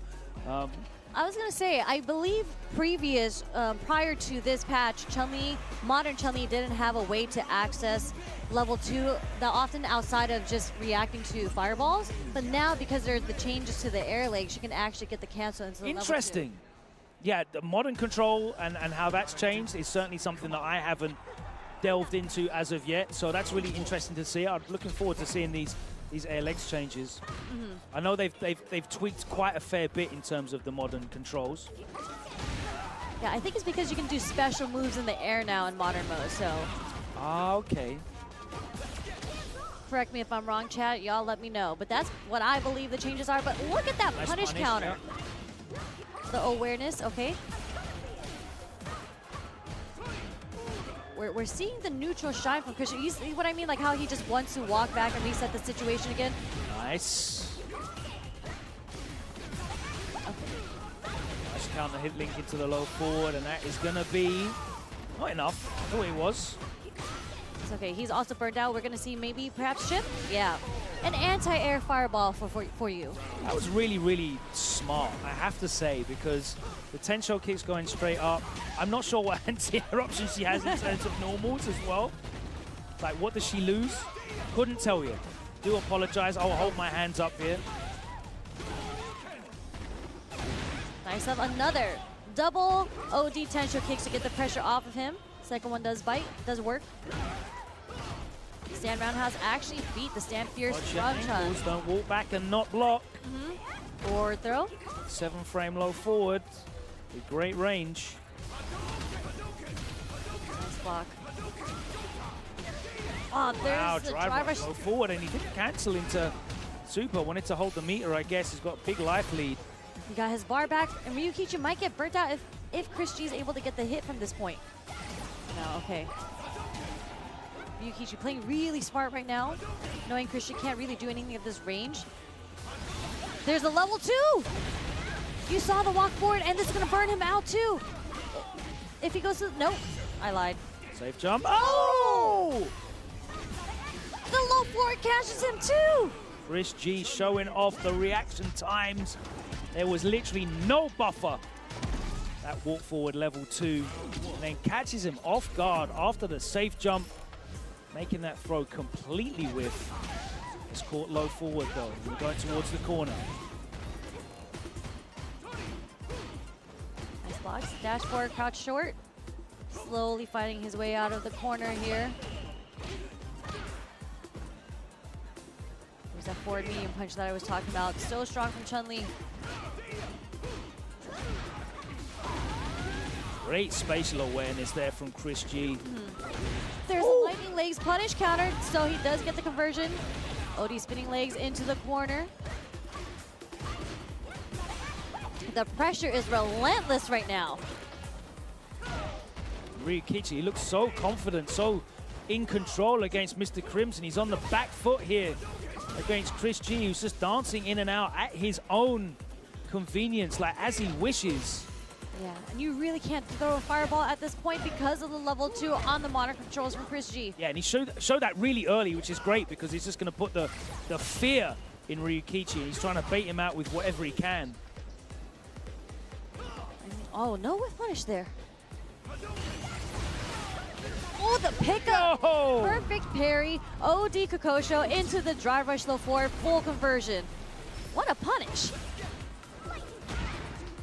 What a wave from Ryukichi. Yeah, nice. He ducked underneath it and then was ready with the crouch fierce punish. Grounded. Okay. Nice drive reversal, keeping Christian in the corner. Do not get a out. lot of buttons at minus, though.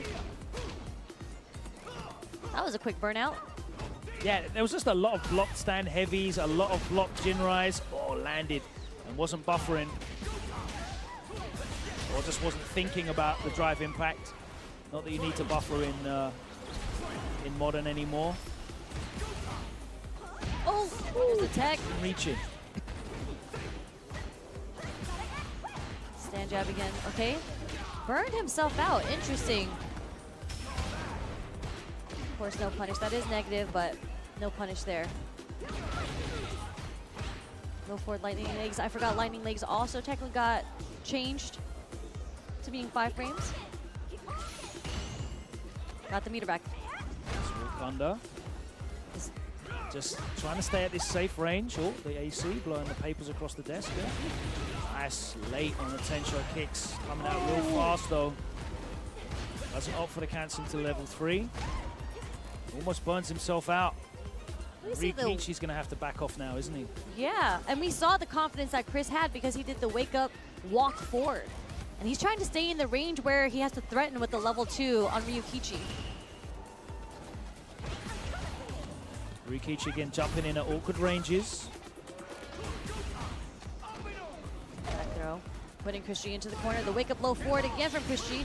No! Wait, there's no punish here, right? It's -5. What a walk under. We're going to dump the meter into the critical art.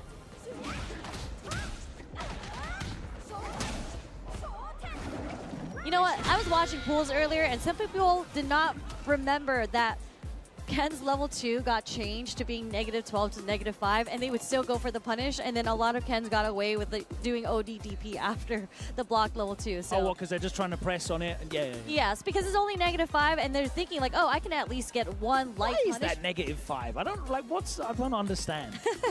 I'm not sure, but it's good stuff on Chris for not pressing a button there. I was wondering if Ryukichi was trying to bait out something by throwing out the level 2 there.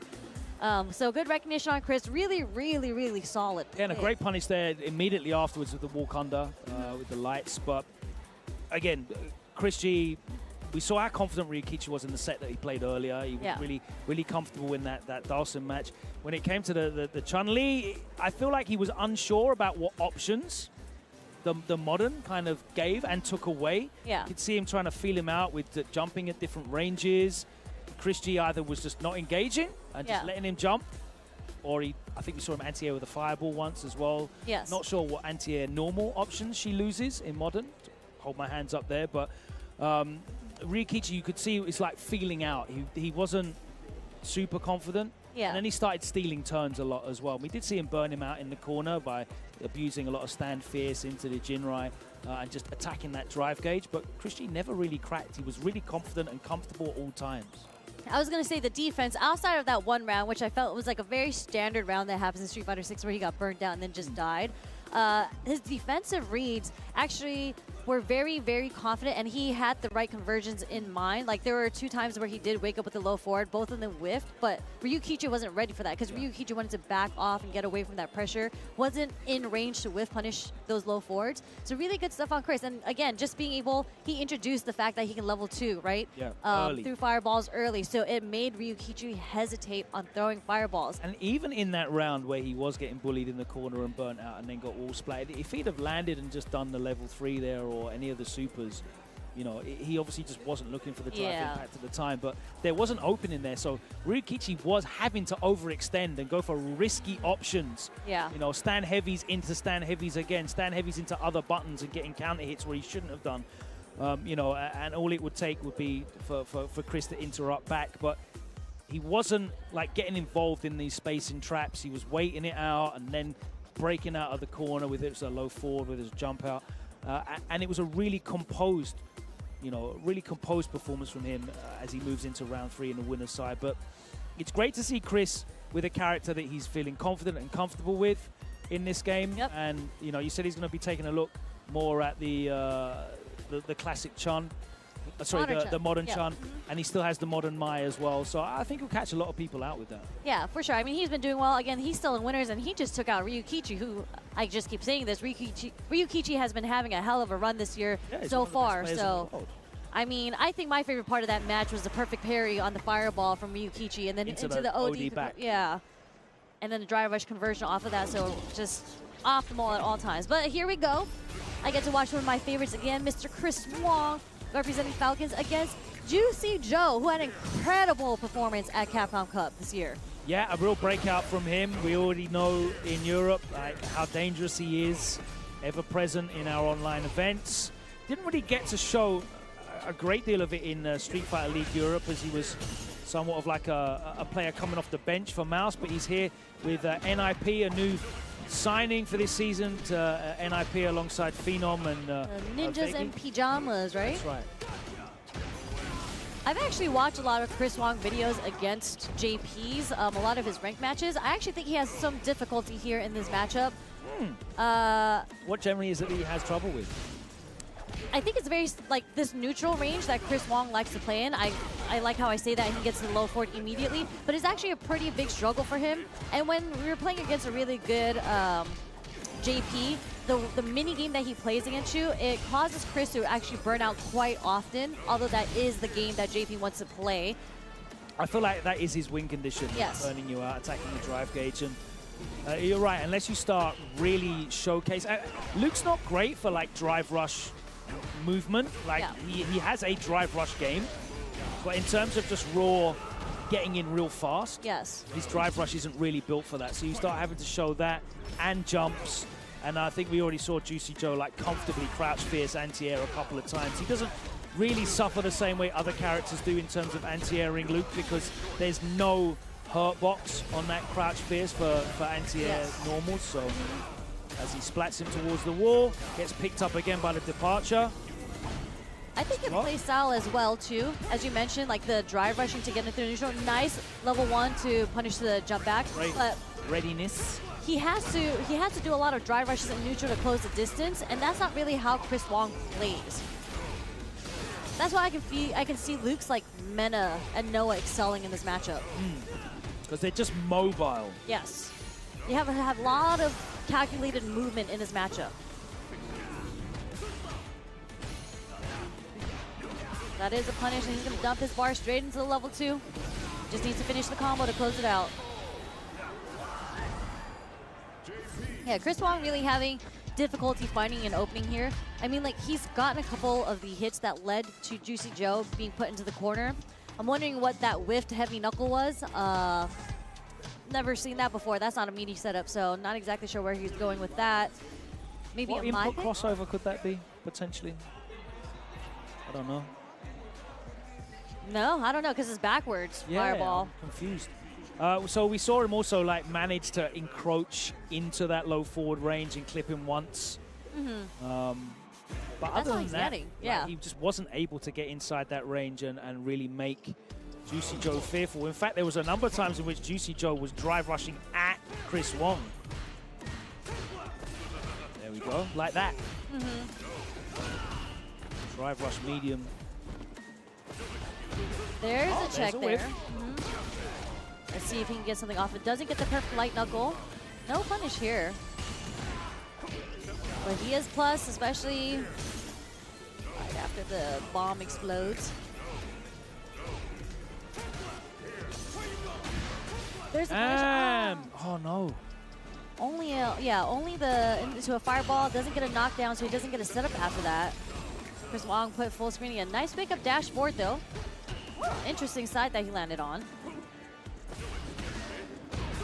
Not too far away to get the link, and great awareness from Chris Wong to press and get the conversion into the plus frames with the whiff shoulder tackle.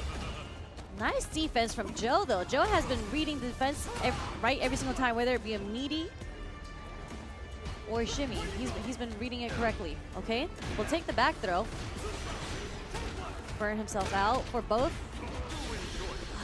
Difficult situation to be in. You're gonna have to block this level 2. Are we gonna see a reset? No, we're just gonna take the damage, put some full screen again. Yeah, and that's a horrible situation because you have to take all of that block. There's the chip damage. Set point now for Juicy Joe, who, as you pointed out, has done such a good job on defense. He hasn't really given Chris Wong an opportunity to open him up, but that drive rush goes straight into the fierce, and he's going to go straight into the level 3 off of this, a big 50% of damage. Okay. I didn't know he said you picked the wrong one to mess with. That does not sound like that to me. Okay. What have you been listening to for the last 3 years? I'm just saying that's just not what I'm hearing. Nice conversion from Chris Wong there with the drive rush down medium. Okay. No pickup there because the pushback was so far from that. Yeah, really like exploded him across the stage. Are we gonna see an OD sandblast perhaps? There it is. Yep. But he gets flicked, so he's, wow, he still bulldogs his way in, and we're starting to see more of that. That drive rush. Yeah, more of that horizontal movement. Just absolutely bulldogging his way in.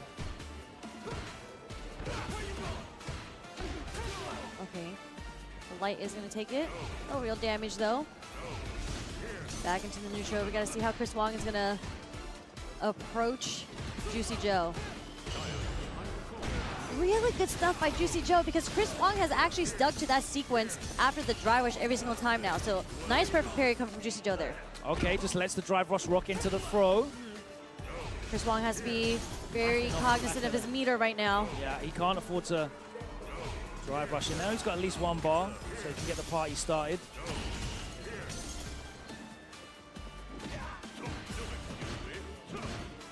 Nice block. Okay. Okay, we'll take that damage. No level 1 that time. We saw it earlier on. Maybe that shows. Yes. Great response, guaranteed. Didn't build enough for the level 3 there. He would have dumped it if he could, but we're going in. Okay. First, wake up parry. Oh, the meaty. Oh, no. Missed the follow-up. Okay, we're going for the chip. Really smart sequence from Chris Wong there. Able to get the burnout from that very last not perfect knuckle. Was it perfect? Anyways, a heavy knuckle. Built enough meter for the level 3 canceled. Really was a checkmate situation. He couldn't do anything because he had blocked that knuckle. Shutting the door on Juicy Joe. And Juicy Joe's done really well mitigating a lot of that pressure, but there was just 1 or 2 openings there that finally Chris Wong's been able to turn into damage. And of course that put him in that situation where it was a checkmate, as you pointed out. Real fast to capitalize on that. There we go. And I feel like channeling some more of that like Noah energy to just smother is really working out for Chris Wong. Yeah. I wonder if he's going to change his sequence if he does do a medium into drive rush jab. I wonder if he's still going to go for the medium. Oh, a forward dash actually gets caught by the command grab ghost. ODDP, get off of me, sir. Nice block. Little delay there. Changing the timing up. Correctly pointed out. Sherry getting a bit predictable with it. Parries does get hit by the spike. We're going to get the burnout. Not able to get picked up though after that explosion. Any block from this point is going to burn out Chris Wong. Trade saved him as well. Juicy Joe would have picked him up for a big chunk of damage there. And Chris Wong still holding on to this life lead. If Juicy Joe is able to get the hit, I'm pretty sure we're going to see a level 2 come out. He still went for it. Again. There's a level 2. All right, this is horrible. It's effectively an unblockable when you're in burnout.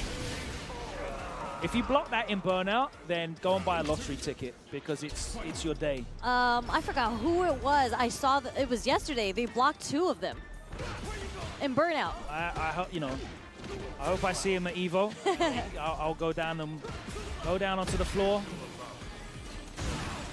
and they can tell me a number between. This is rough for Chris Wong because he only has 1.5 bars. Ooh. A stand jab actually moved him forward away from that. Nice back dash. Get out of the pressure. Uh-oh, that's it. We're burnt out. But we do have the bar. Yeah, he's not going to get to level 2 yet. Oh, my word. The relaunch. The double fuzzy into the level 1, and Juicy Joe showing why he was signed to Ninjas in Pajamas.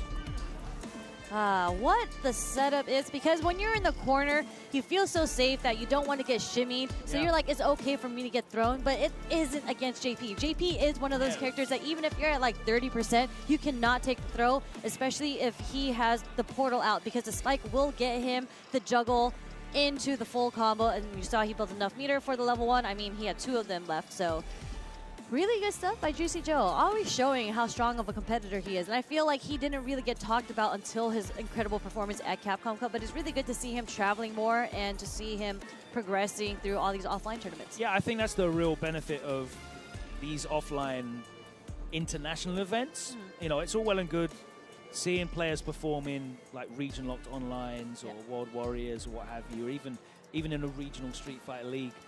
But until you see them put these results up against names that maybe you recognize a bit more, or events that carry the recognition on a worldwide stage, that's when you kind of go, oh, this guy, all right, cool. And we really saw that. You know, we saw that season 1 when going into the Capcom Cup. You had players like Lashar and Uma and Chris Wong specifically, actually.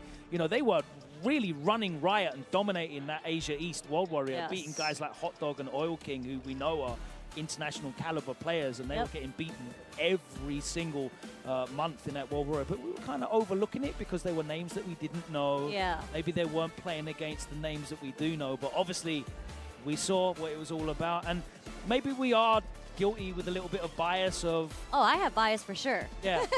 I'll admit it. Until they do it... You definitely have bias. Somewhere that we know, until they do it against players that I'm aware of. But yeah, that's the great thing. We're back outside now. Everyone is getting the job done. And it's a very exciting time right now. We're going to go into the losers bracket. And it's going to be Mizuha. We haven't seen Mizuha play. I think they went into losers quite early on, actually. Really? Going up against Hibiki. Yes, and we did say Hibiki earlier, and it looks like Hibiki had to take out Serini from Korea. Okay. I guess that's a mirror match. I think they... Wait, no, Serini plays Kimberly. I lied. But yeah, so we are going to see Hibiki versus Mizuha on the Cammy. Yeah, Mizuha went through this entire round 2, so they came out of pools in losers bracket. They defeated Zaffarino and Tachikawa to get here, so it just shows you how difficult it is only in round 2 having to play players of that caliber, and now they're playing Hibiki just to make it out in losers side to get into round 3. But this is a qualification match. Really good stuff. Mizuha, I think every single time I've seen him play, he's been incredible, solid, kind of on the ground Cammy. Yeah. Kind of similar to the likes of Punk, I'd say. Not too many dive kicks on their end. Utilizing a lot more of grounded normals. And the spin knuckle. Okay, nice back throw. That's a big whiff and gets away with it. Ooh. Hibiki wakes up with the level 1. Catching the crouch fierce. Attempted to go for the perfect parry there. Okay, another command grab. Hibiki's introduced 2 command grabs so far. Nice stuff from Mizuha. Not DIing there. Wouldn't have lived, but okay, trade with the lights. Hibiki takes the first round. Okay, ready with the anti-air DP. Oh, no conversion off the low forward there. Hibiki very comfortable just blocking through all these strings right now. No whip punishes, and eventually one of them works. Yeah. Yeah, that Tomahawk Buster is so reliable as an anti-air option for Lily. One of the best anti-airs in the game. I almost thought he was on modern for a second, because I didn't even see like the buffering for the DP. Trying to bait something out there is Mizuha, the short dive kick. He does have the stock for the Condor Spire, so that is something he's going to have to be worried about being thrown out into the neutral there. Uh-oh. That is dead. That is going to be the game. Hibiki playing a very patient game, backing off, making sure that the space is there. Very utilizing the fact that Lily has greater range of those normals than Cammy does.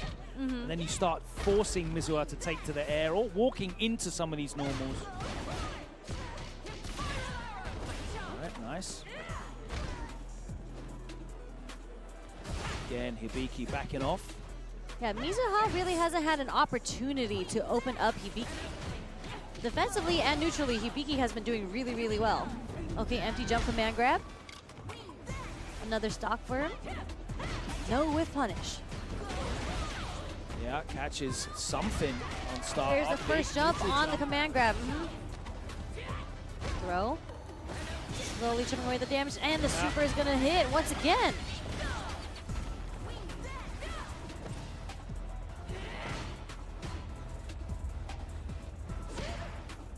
No conversion off the crouch strong as well. Tick throw. Yeah, you're starting to see Hibiki like walk. Man. It was a really interesting end to the round because Hibiki had been backing off for almost the entire first 3 rounds, but they're starting to walk forward, and it started opening them up to getting clipped by Mizuha's normals.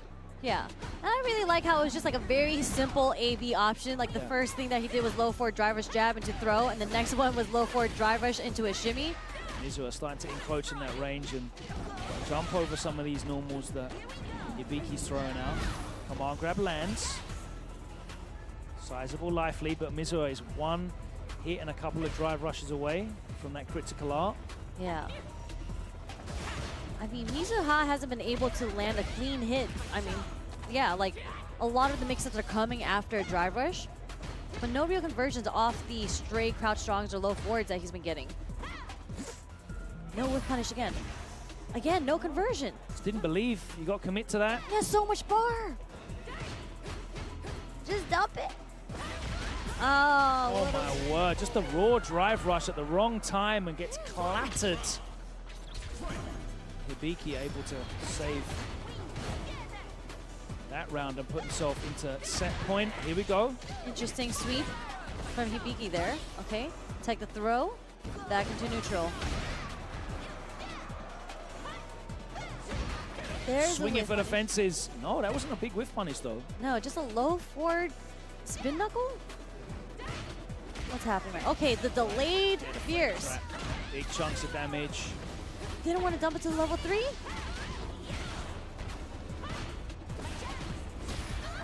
Okay, there we go. Stand Short's gonna take it.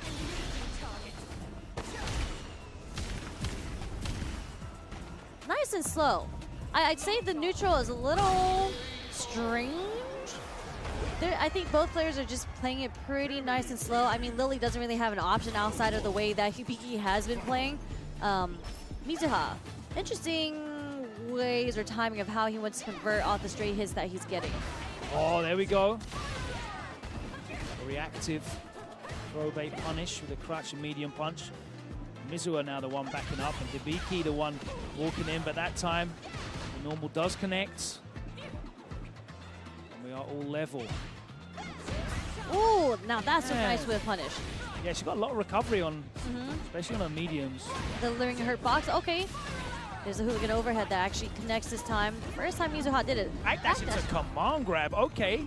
I wasn't expecting that. I would have got hit easily. Wow. Okay. For the first time, Mizuha now at set point. Definitely getting the better of these scrambles and starting to be in control of this spacing, but Hibiki starting to accelerate. Nice! The late DP gets baited out by the empty jump. Okay. Walks into the buttons again, Mizuha. The wake up delayed jab. I wonder if Hibiki's going to recognize that he's doing that quite a bit. Okay, what are we looking for here? We're looking for a button somewhere. Damn, that was a delay. That was a drive rush into a frame trap. Nice check. But the stand medium kick too. Okay, tried to walk forward, got caught by the crouch strong. Yep. That is going to be it. Mizuha takes the headset off. I wonder what Hibiki was trying to do by walking forward that often. Not sure, because the backing off and forcing Mizuha to come to him was working really well in the first few rounds. And then just switched up and was the one walking into the space and getting clipped by low forwards, getting clipped by crouching strongs. Wasn't really forcing Mizuha to take risks by jumping in and dive kicking in. And even the Condor Spires, I felt like in the first two games at least. It's already, right? In the last couple games. We saw some Condor Spires even in the neutral, even if it was on block, you know, you force them to spend a meter for a drive reversal, or they have to take the mix-up after that. Like, he was in hands, he had the stocks. So really interesting that Hibiki just wanted to walk forward. Especially because he was playing that walk forward style. When he was walking back, it was giving him the space to just kind of, all right, Mizuha, if you're not going to engage me, I'm just going to walk back here and just charge up stocks, and then I've got these. And you're right, you know, Hibiki was just going into light block strings and just throwing out the enhanced Condor Spire at the end of the block string. Sometimes it would just be, it would just catch a jump out attempt or a button. Or a button, attempt. you get the counter hit. And it was like free damage. But every time you start walking in now, you're losing stocks. You're not having the option to get the stocks. And also, you're right, you're walking into these buttons that Mizuha is able to just throw out because, as you point out, at the absolute start of the set, Mizuha is built for that. That's the style of Cammy that Mizuha is playing. Yeah. A much more grounded, buttonsy base. And it wasn't even counter hit. So it's just like he literally just walked into the button.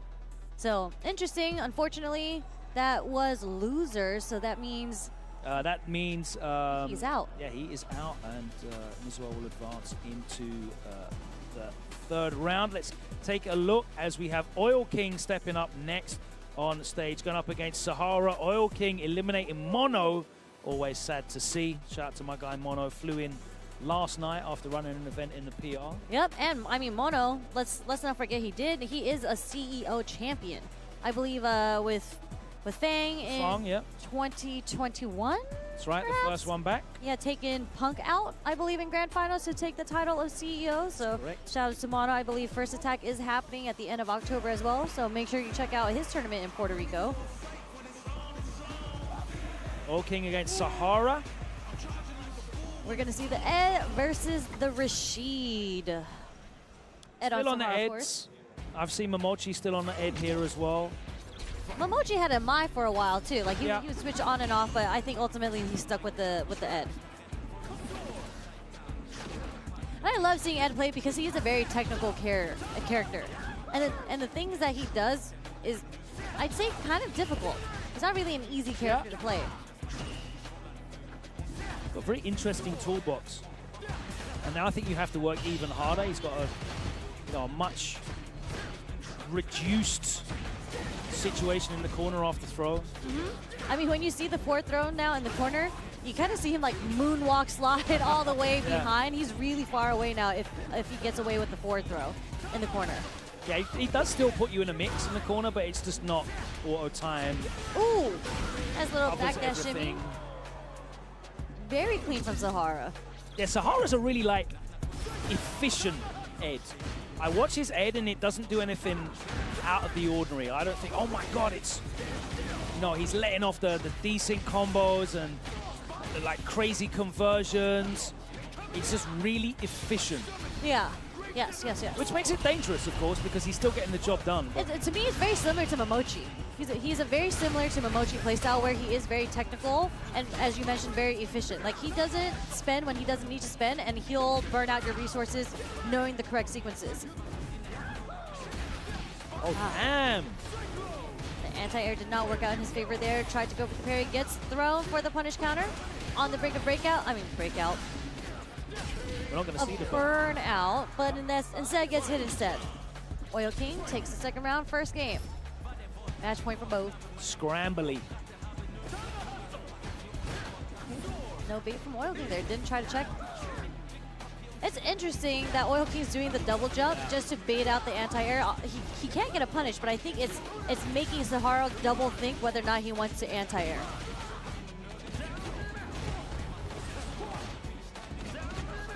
We're going to see level 2. Nope, we're going back again. And another one? Oh, he blocked time. Damn, an Oil King. Is this mixing in the hell up? It was a lot of driver's throws. He's showing him a lot of different looks. Some of them very real, some of them less real. Yes, but it's all about the setup. How many driver's throws are you going to take before the level 3 comes out, or some sort of reversal, right? And I think it was a very good point about, his aerial approach to this matchup as well. Whilst it's not there to bait out anything that's significantly punishable, it just makes Sahara second guess. You have to consider a few too many things, and then the mental overload, the mental stack. Yeah. Didn't happen that time, but we're just slowly chipping away with Flicker. Okay, air to air. But Lanta gets punished. Interesting, yeah. That means there's a lot of recovery frames on that, but just the wake-up crouch jab is enough for Sahara to take the first round in the second game. Oil King kind of missing his meaty there. Fire fresh low forward, back to the neutral here. And it has to be an interesting game of neutral because of Ed's buttons and his flickers that he would like to present against Rashid's very stubby buttons, as you mentioned earlier. Yeah. Rashid can't really do much about that. You see, like, he'll have to throw out heavy buttons like roundhouse. It's very easy to whiff punish as Ed. We're going to see the level 2. What's the mix-up here? What we got? Tech throw again. Parried, blocked below, gets hit by the light right after. Doesn't get much damage, which is fine for Sahara. Yeah, a bunch of lights, a lot of scaling. But there's the damage off the punish counter throw after the tap parry. Again, not respecting the strings. Sahara looking for buttons after lights. Uh-oh. Wait a second. Hold. We're playing chicken. There's a double jump. He tries to chase him down and gets punished for his troubles. Man. that gets people salt. That's something that you have to really lab against, but they can change when they want to do the double jump too. There's no like... Exactly. There's no one answer for all You know of what that. that reminds me of? Remember when Oil King started using V-Skill 2 in Street Fighter? Oh yes, and he was flying all over the place. Just mixing everybody the hell up. All right. Counter hits something. How dare you try and check drive rush jab? More fool you. Walks away. Oh, damn! Beats the eagle spike. Okay, hold on, but it's not over yet. Yeah, now it's over now. At least he got his meter back through the level 2, was able to build some drive bar back because he was very close to being burnt out. Sahara, the level 3 though, you got to respect it. Uh-oh. One more throw will do the job. This is going to be enough to burn out. We're going to get chipped. Oh, no, we're just going to get hit. Nice stand jabs coming from Sahara there, getting counter hit. Oil King is going to go to the character select screen. Might just need to take a quick mental break to slow it down. That was a very fast-paced last 2 rounds. Something that Oil King actually thrives in, though. He really enjoys a fast-paced environment. I feel the difference there, though, is most of Sahara's pressure was very real. Like, it was very tight. It was. You know, sort of when he closed out, it's a great example of that, just going straight into the true string for the burnout. And then again, just keeping it tight, not giving Oil King much of an option to break out. Whereas Oil King is like taking big risks to get his openings. Yeah. And that's not always replicable in these matchups. Yeah. Okay, just trying to bait something out with a short drive rush. Snatches. Starting to represent that a lot more. Checking a nice no jump, but we do get out of the corner. Yeah, awkward angle as well. Man, the jump medium punch hits so far from Ed, too. You kind of don't expect it a lot. And he gets a full conversion like we just saw. No whiff punish on the low forward. Ah, nice read. Walk up DI on the whirlwind. Taking Oil King to the corner, but we're going to see the wake up OD mixer come out from Oil King. Still kind of stuck in the corner right now, though. See, enhanced mixer gets drive reversal, putting Oil King back into the corner. He's not finding a way to open up Sahara right now. Catches him low, but just stops and goes for the throw afterwards. Oh, the walk-up DP. Oh. Another OD mixer, get off of me. But he can take so many more of those. Can't take many more of those. The wall splat puts Sahara at set point up. Working on that 3rd bar as well.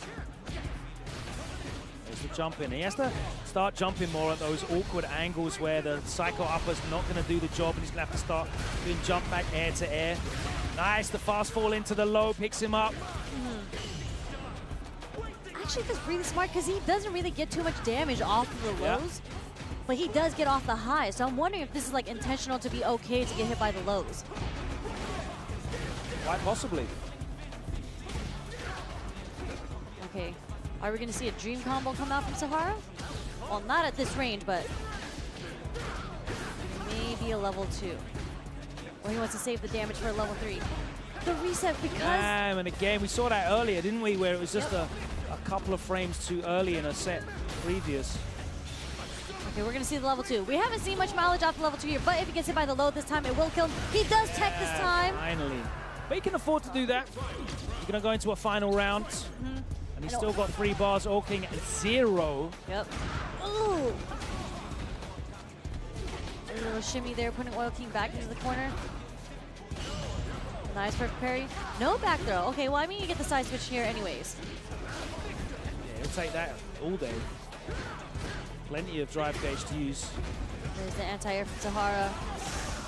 It's over. Swing him up. That was the first drive rush, like neutral drive rush we really saw from Oil King, and he did cancel it off the stand jab, so it was kind of obvious. Sahara ready to check that drive rush, dumps all his bar into the level 3, enough to take the set over Oil King. And that's what we were talking about, right? You know, Oil King, most of his openings were coming from risky gambits. Yep. You know, he was really trying to force openings. He was putting a lot on the line to try and get these openings. Wasn't able to really get anything safely. Yeah. We saw how well Sahara defended against the level 2s, for example. You pointing out, you know, he was happy to take, you know, a couple of lights into multiple mixers into, what, maybe 20%? Yeah. And that's a great result if he has to spend 2 bars to only get Exactly.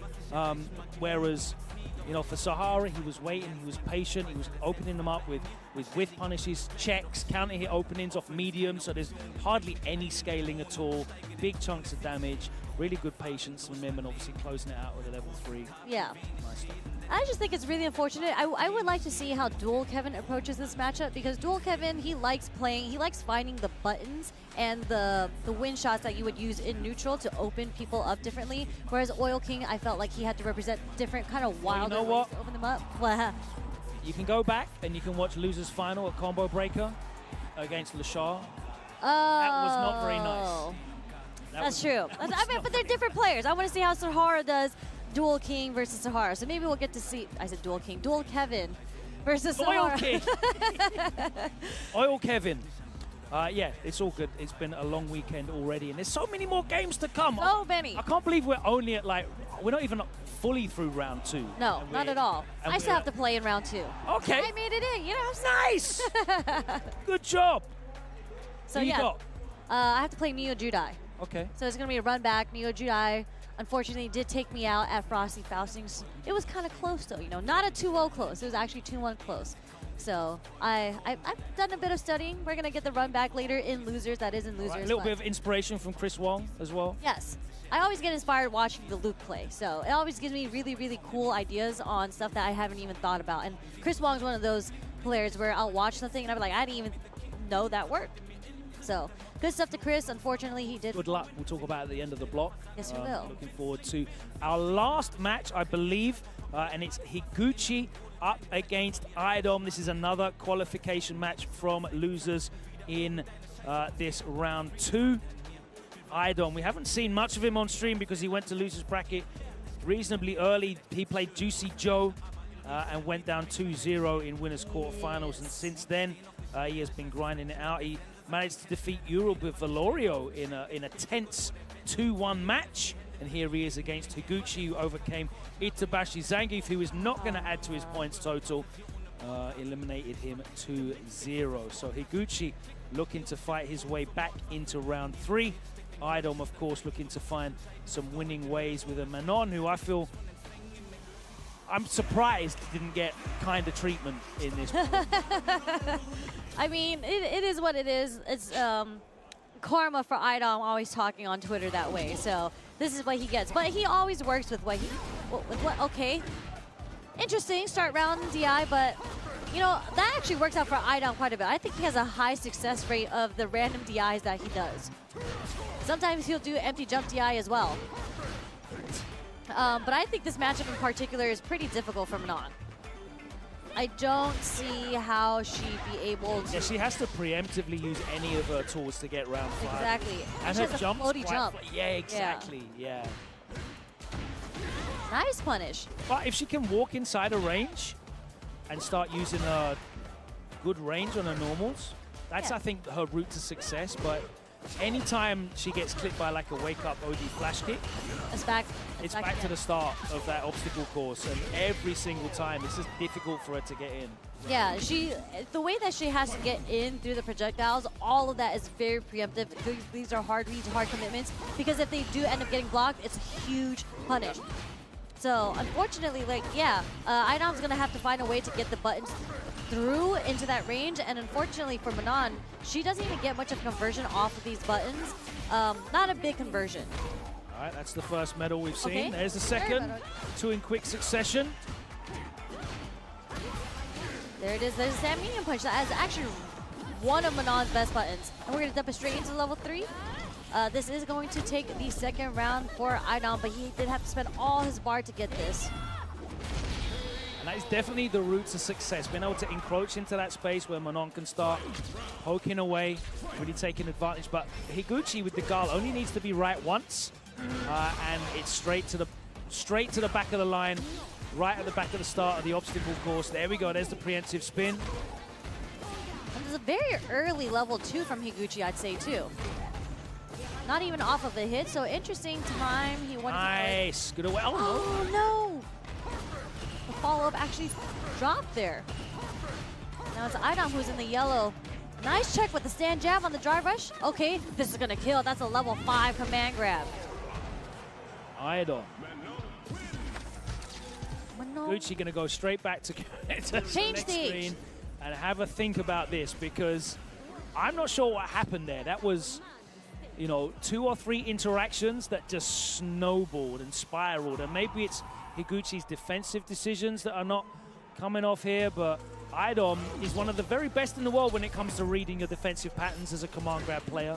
I mean, we haven't seen one OD flash kick yet on Wake Up. We haven't seen a single command grab jumped. Yes. So, it's the first game. This is data collection time for the first game, but this is it. Boy, I don't know about 2 out of 3. That data collection is very expensive. Nice like dash forward, doesn't get checked. Idom able to jump out of the corner with a jump roundhouse. Everything preemptive is working for Idom. That means he's got the pattern on lock. Nice command grab, that's 3 medals. Very scary for Higuchi. Again, gets flipped by the jump in. Idom just looking to tear through Higuchi before he gets the opportunity to change anything.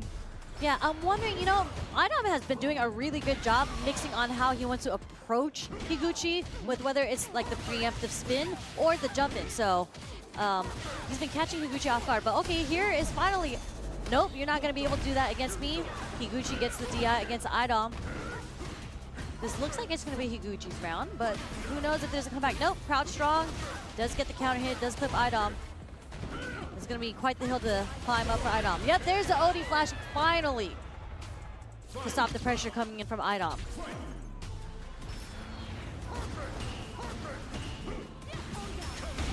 Nice drive reversal. Okay, now we're starting to see different defensive options come in. Stand short counter here. What a confirm into the sweep. There we go, finally. Another level 2 as well. Just to push her back to the corner. The back fist, 3 of them. Combo exhibition, the meaty overhead, my God. Oh, the bait, wait. The whiff frame from Oh, no. A little too far. It was a bit of a scramble situation there, so completely understandable that and it is Idom who wants to go to change stage. Yeah, and you see, you know, how much benefit Higuchi got from taking a moment to just think and change his approach, especially in terms of dealing with Idom's approach and his defensive patterns as well. He was able to stop the snowball effect that Idom was able to implement in that first game. He was getting in, staying in, and just cashing out on big damage. Yeah. And now we're going to see who really has the upper hand when it comes to reading the layers, because I'm wondering if Idom's going to do delayed after drive rush now, right? Because we've seen Higuchi introduce flash kick and drive reversal. Or just drive rush into command grab. Yeah. So, like, you can't get away with that. Oh, okay! Whiff spin. Delay. Oh. Just in case he wasn't going to go for the reset there, which he did. He does get the OD flash kick. Oh my, he actually last minute crouched there.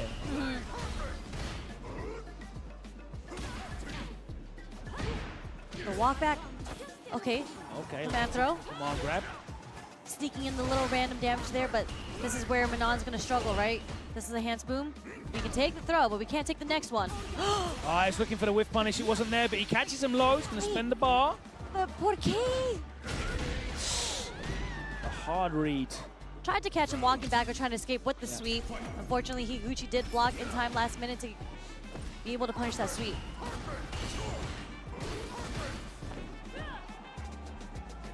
We're going to have to see how Idom wants to approach now. He is trying to go in with the jump roundhouse. A little too far because of how short her jump is. We got the punish. There's the OD flashing. Okay. Right, here's your time. And burnt out as well. Obviously, that medium punch not as great as a burnout tool as it has been previously. One of the big changes for her. And there's Higuchi fighting his way out. Yeah, mashing jab and recovers in time. Wait, hold on, command grab, but Higuchi's gonna get his bar back now. Gonna get one more chance. Wait, straight into level 1. Oh, yes, the conversion. That was actually really far too. So really good stuff on Idom. We're taking it to the last game, last round, set point for both. Higuchi got 3 bars. He's gonna let them off immediately. Okay. What you gonna do, Idom? We're back to full screen. Okay, nice block overhead. The late stand strong is gonna hit Idom. Huge life deficit on Idom's end. The DI, no! Higuchi reacts in time. is going to build a level 1 from this. Level 1, and that's going to be all she wrote, unfortunately, as Higuchi closes it out with a perfect as well. I can't believe that was a perfect. All it took was one jump, and Higuchi was ready with the level 3, and that's how he got this last round started. Yeah, and you see Idom trying to make these hard reads, these desperate maneuvers. The drive impact, Higuchi was ready. Shut that down. Hello. Waves high to the camera. Good stuff on Higuchi, moving forward, advancing through losers into tomorrow, round 3. That means he does make it into the top 48. That's our first half of top 48 locked in. And I can confirm that Christy and Blas will go up against each other in winner's side. Jen and Juicy Joe. So two guys that are really looking for a breakout performance going up against each other in winners. That's going to be very exciting. Of course, we'll find out the rest of that top 48 in a short while because the action will continue with this round 2 of CEO. Yes, yes. If you guys are watching at home and you want to get in the action, you're not here in person, well, guess what? There's a way that you can be involved. You can potentially be at Capcom Cup, and that is through the World Warrior system. The World Warrior season starts next week, and registration is open for all events. No matter where you are in the world, there could be a World Warrior just for you. If you want to find out what World Warrior will apply to your nation, then you can head on over to capcom.us/WW25 for the schedule and more information on how to sign up for your local event. You could be the next name to break through on the Pro Tour and join the legends at Capcom Cup 12.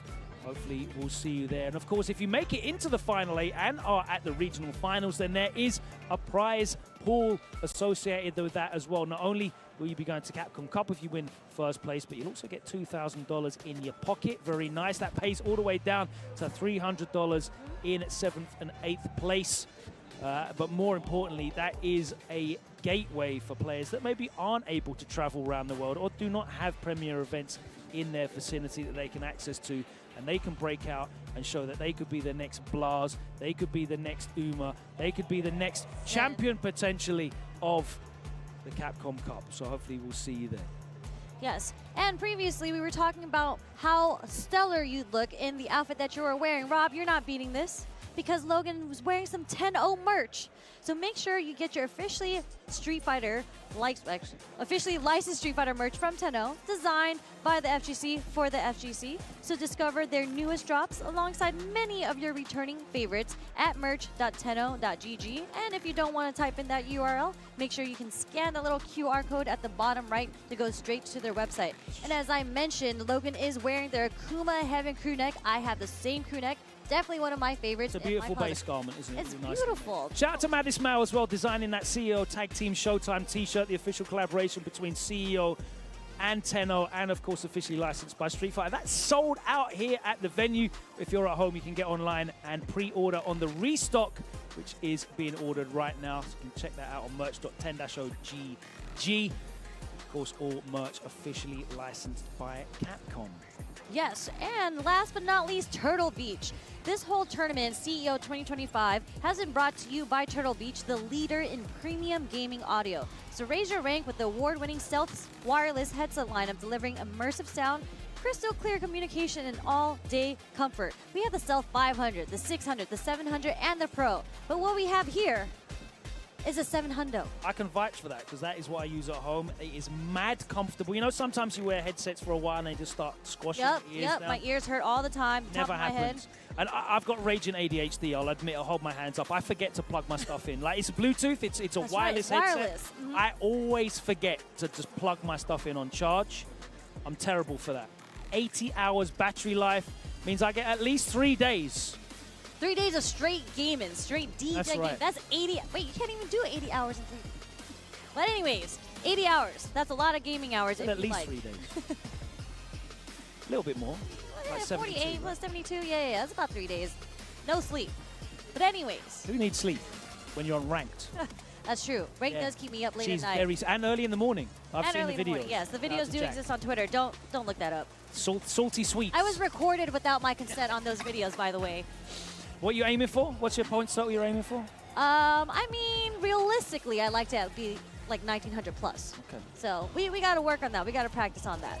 But anyways, Speaking of more Street Fighter, there's more Street Fighter 6 action coming up because, again, this is just day 2 of CEO 20. You've got to work on round 2 right now. Exactly. Well, I have one more. I play at 6. So 2 more hours. There's one more block before I have to play in round 2. So that just means there's so much more Street Fighter 6 all the way. I realized there was that much still left to do. There's a lot left. All the way, the last block is 8 to 10 p.m., which I will be commentating later. Oh, nice. With Vicious himself. So, you know. They're working you mad hard today. Exactly.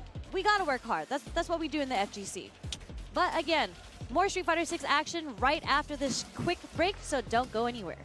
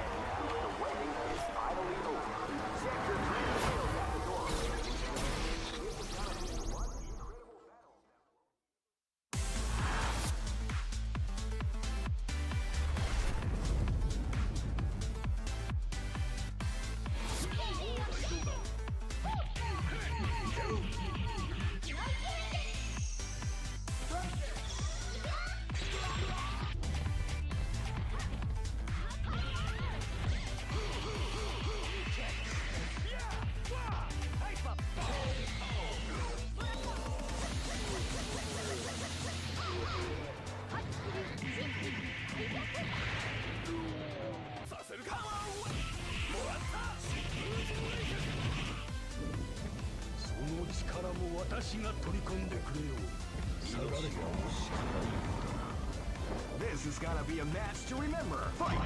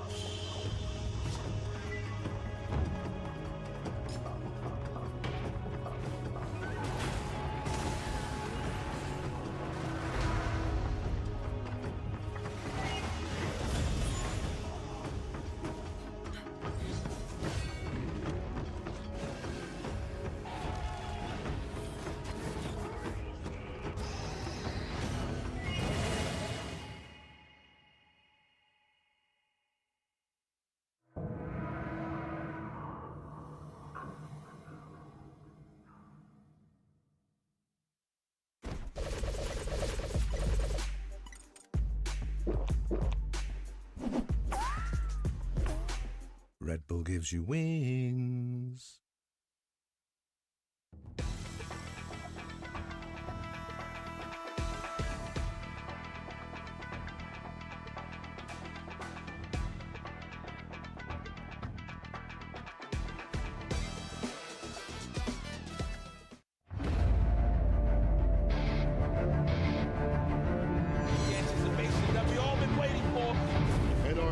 City Convergence Champion.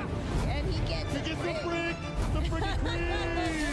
What a long road that was ahead of him. Welcome to the Capcom Cup. And there it is. Punk gets his retribution. Wake up, OD. Dragon Punch and Kusanagi. The trophy along with a ticket to Capcom Cup. And Shuto now books his place to Capcom Cup. No one's a part of it.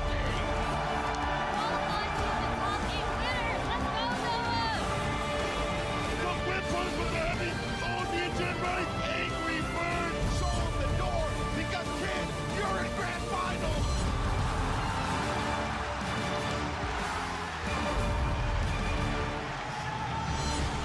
Who would have thought? All right, everybody, welcome to CEO 2025, coming to you live from the frozen Shingle Creek.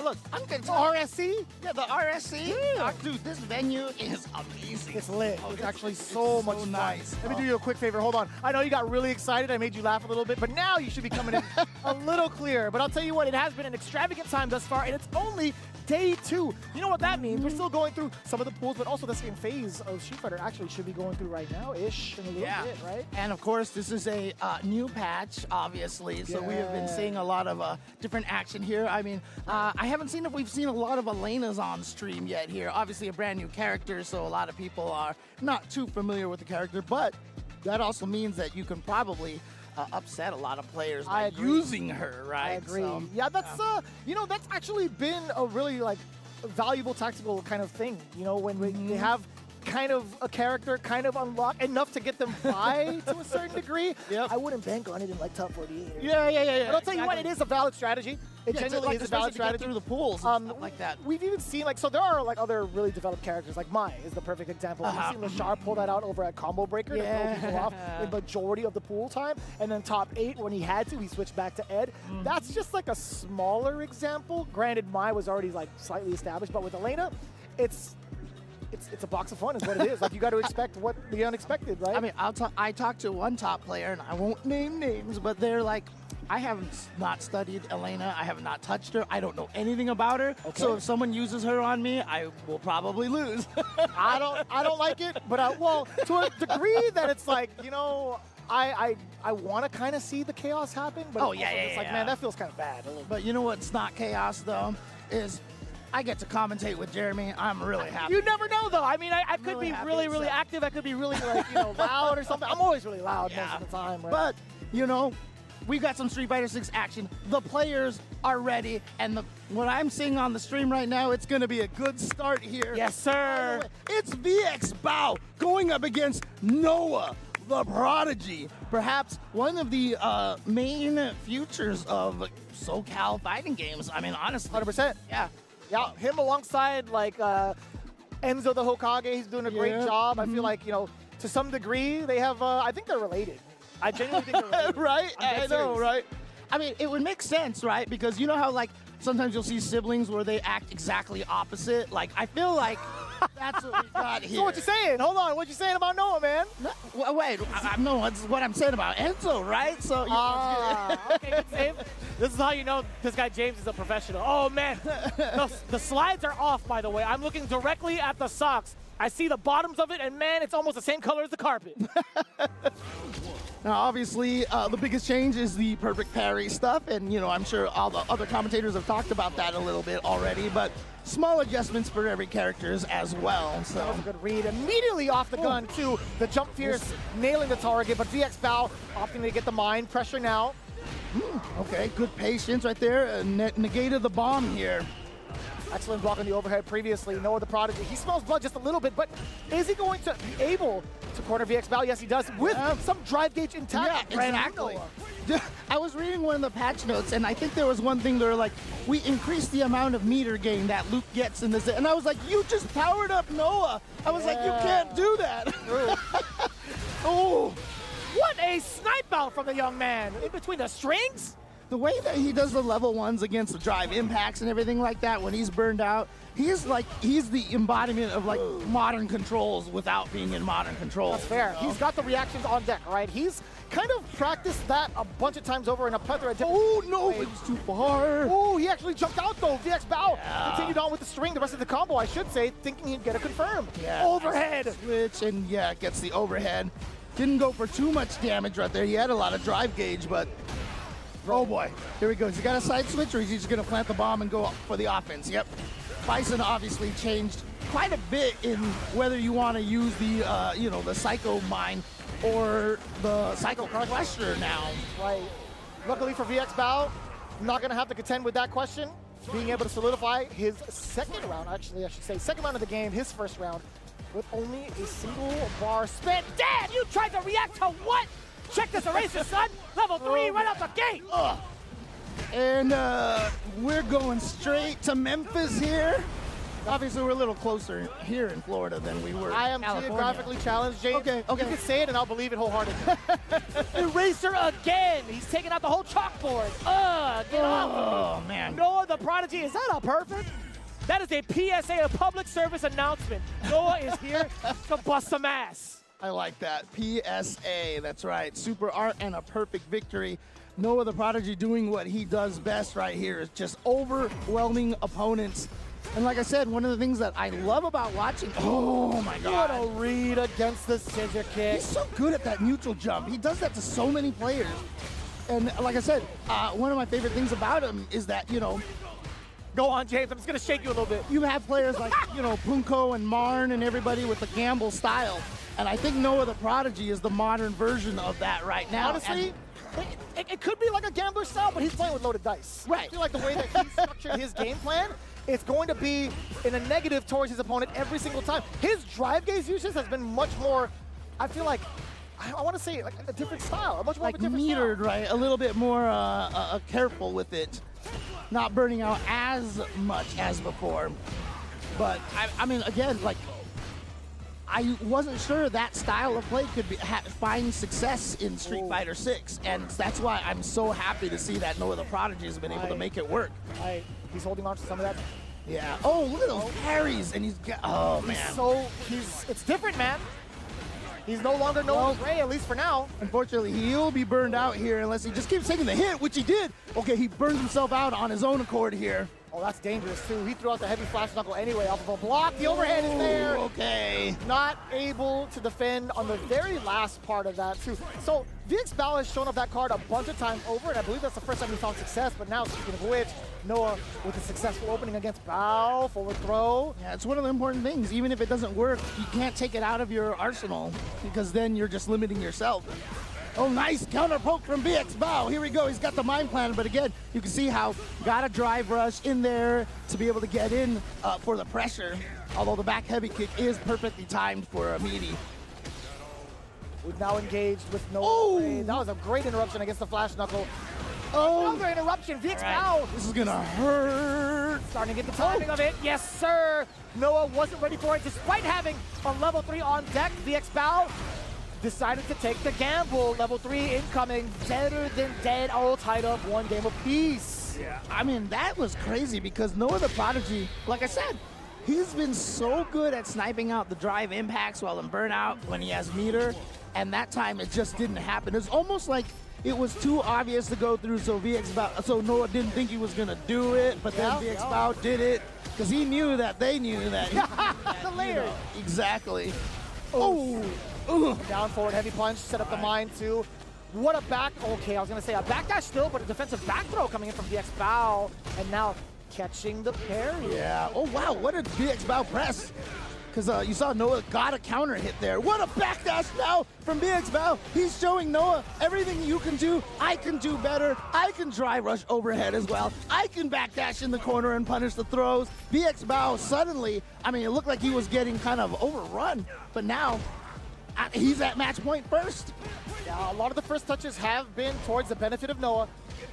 But we haven't seen him. There we go. I like that. Perfect parry down below. And remember, that had to have been the down back perfect parry as well, because that was on the crouching medium kick. Slowly stalking his VX Bow. Not trying to overextend, but it's Noah the Prodigy. As soon as he sees you standing still, he will go green. Yeah, VX Bow tried to press a button in that situation, got counter hit, and here we go. Do it again. Another throw? Nope, just goes for the pressure. Oh, the spacing, beautifully done. Yeah, that's a fireball trap. That's a spacing trap if I ever seen it. Standing light kick, catching the counter against VX Bow. There was an attempt to possibly perfect parry the overhead. It's always a nice thing for Luke because his light buttons do reach a little bit farther than a lot of other characters do. Oh my God! Wake up super. That's a jump scare and a half. Wussing out here is what me and my friend would call it. Wake up super. WS. Oh my God. You're right. And look at this.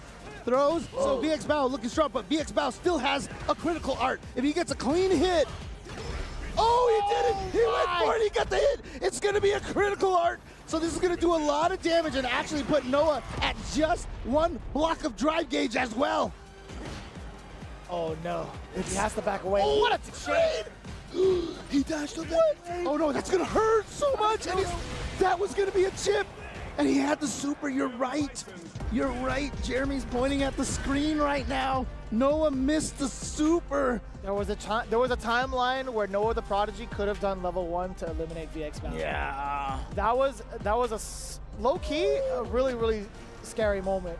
VX Bow committing to OD Psycho Crusher at that point in time when he had one bar is very uncharacteristic. Well, the interesting thing is, like I said, that drive impact he did right away, and that Psycho Crusher, he literally did the obvious thing in both of those situations, almost like as if he was like, he's not going to expect me to do the obvious thing, because the obvious thing is the wrong thing to do.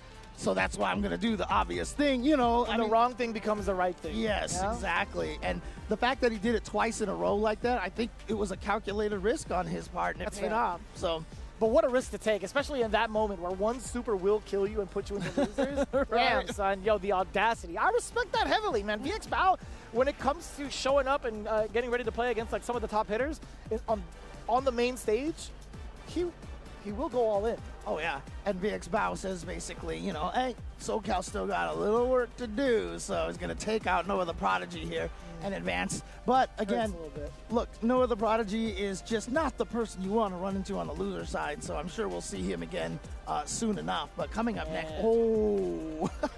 wait, we're definitely not at the start of pools.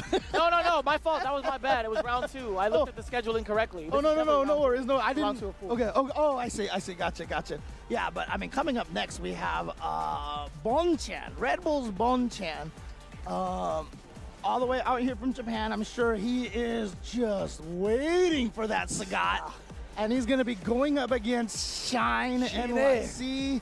Recently sponsored, and one of my all-time favorite players from the NA region. Big same. Honestly, Shine has been kind of going back and forth between Shine and Kimberly. I didn't get the time to ask him how he feels about the current positioning he's in with both characters. Honestly, I think Chun-Li might just be the choice. I didn't actually hear it, but we'll see. It's going to be the Kimberly just based off of the song alone, and I respect that. I mean, look, that buff they gave the Kimberly spray cans, like I read that and I was like, that's OD one, right? Yeah. Well, tricky thing is it's not actually an OD. You just throw 2 cans, it costs no meter. I'm dumb. You're right. It is 2 cans. It's weird. Like, it's weird, but that's just what it is. Like, I thought it was an OD at first as well, but it's just not. But that buff, like, I read it and I was like, okay, that's kind of cute. Like, it gives me cool combos. And then I started seeing all the extended mix-ups because... Yes, the pressure strings behind it. One of the weaknesses that I always thought that Kimberly had is that the threat of throw into bomb. If she dropped a can and didn't throw you the instant you got up, you were never scared of the throw. The throw can never combo into the bomb. But if you drop 2 of them now, you can poke, and throw, and still get it. Yes. And I love that. Yeah, it was such a big buff. The hardest thing about it is, obviously, him maintaining the cans is very difficult. Once she loses them, she has to try to recharge on her own volition if she has the time to do so, and I get that. It is, and keep in mind, she can only get 2 cans with OD, so she has to spend OD to get 2 cans.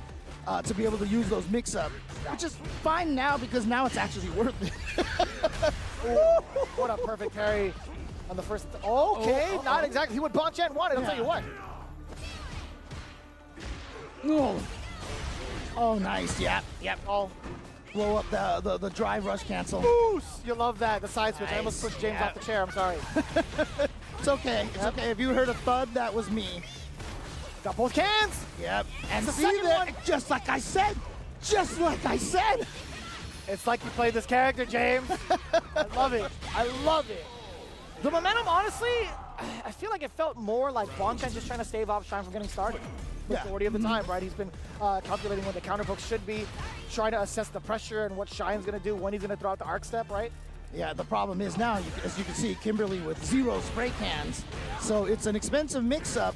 It's good, and so I'm glad they did that because now it's worth it to do stuff like that. But I don't know if Shine's going to try to build it up. Nice! Gets the shimmy! That's one can. That's one. And that's, again, without an OD, that's the most you're going to get. But he should be able to maybe potentially just kill straight up from here because this is Akuma with only 9,000 health. Oh, he is dead. I was gonna say, you're not asking the questions, James. This, I'm telling you, man, something's different in the water. This recent patch, when he sees Kimberly on the screen, James is confident. I like this. I like confident era James. Look, people tell, like, they were like, oh, you shouldn't ask the question. You should know. I know. I just want the people at home to be excited, okay? I want you to ask the question. Okay, I'll do it. That's why I look deep into your eyes. Bonchan at the deficit currently, 0-1 in favor of Shine. Now locking down Shine for now, right? Drive gauge looking a little weary from the side of Shine. We get a forward throw. That was a counter hit, so the tick throw is successful in the frame trap. Here we go. Dangerous situation here. Getting out of the corner is very tough for Kimberly. Overhead meaty. Nice. He knows the setup. But Bonchan's like, you know what? I'm going to catch it anyway. Gets the meaty fireball. Oh, no, that's too close. And that's one of the toughest things is that Kimberly's lows are all very punishable on block, right? And her crouching medium kick is the shortest range crouching medium kick in the game. So, you know, it's not going to hit in a lot of positions where you'd like it to. But we do get a switch up in terms of like what buttons have been pressed inside of Shine up until this point. Now Bonchan back on the offense, dashing up, trying to calculate that low medium kick. Could have hit Demon Raid into the chop. Get the forward throw. How do you approach now? Flip. Oh no. And see, there you go, right there. Because Kimberly's longest range button is her standing medium kick. Yeah. When you're trying to fish with that move and trying to play footsies with it, you're keeping your feet open all the time. You are going to get hit by these crouching medium kicks a lot. And they've made it much easier, I think, for like the general cast to have their mediums with buttons. Yeah, they really kind of did an overall, like everybody's crouching strong got nerfed. I like that. I enjoy it, honestly. Yeah, for sure. A lot more of a conscious effort to try to play the poking game, or at least try to play the counter poke game with when you're whiffing, right? That was beautiful. Trying to catch him getting away, jump away, or back. Oh no, the meaty fireball. It's going to be a combo here. And again, like I said, the corner's still a bad situation for Kimberly. Unfortunately, they have never given her a buff that will help her get out of the corner. That's fine. That's, you know, certain characters have the same exact plight or like same exact problem. There's a level 1 on deck for Shine. It's not fine, Jeremy. No, I'm just kidding. Oh, nice. There we go. Got the hit. Gonna go for the slide. Yep, try to go for another shimmy right there, but this time Bonchan calls it out.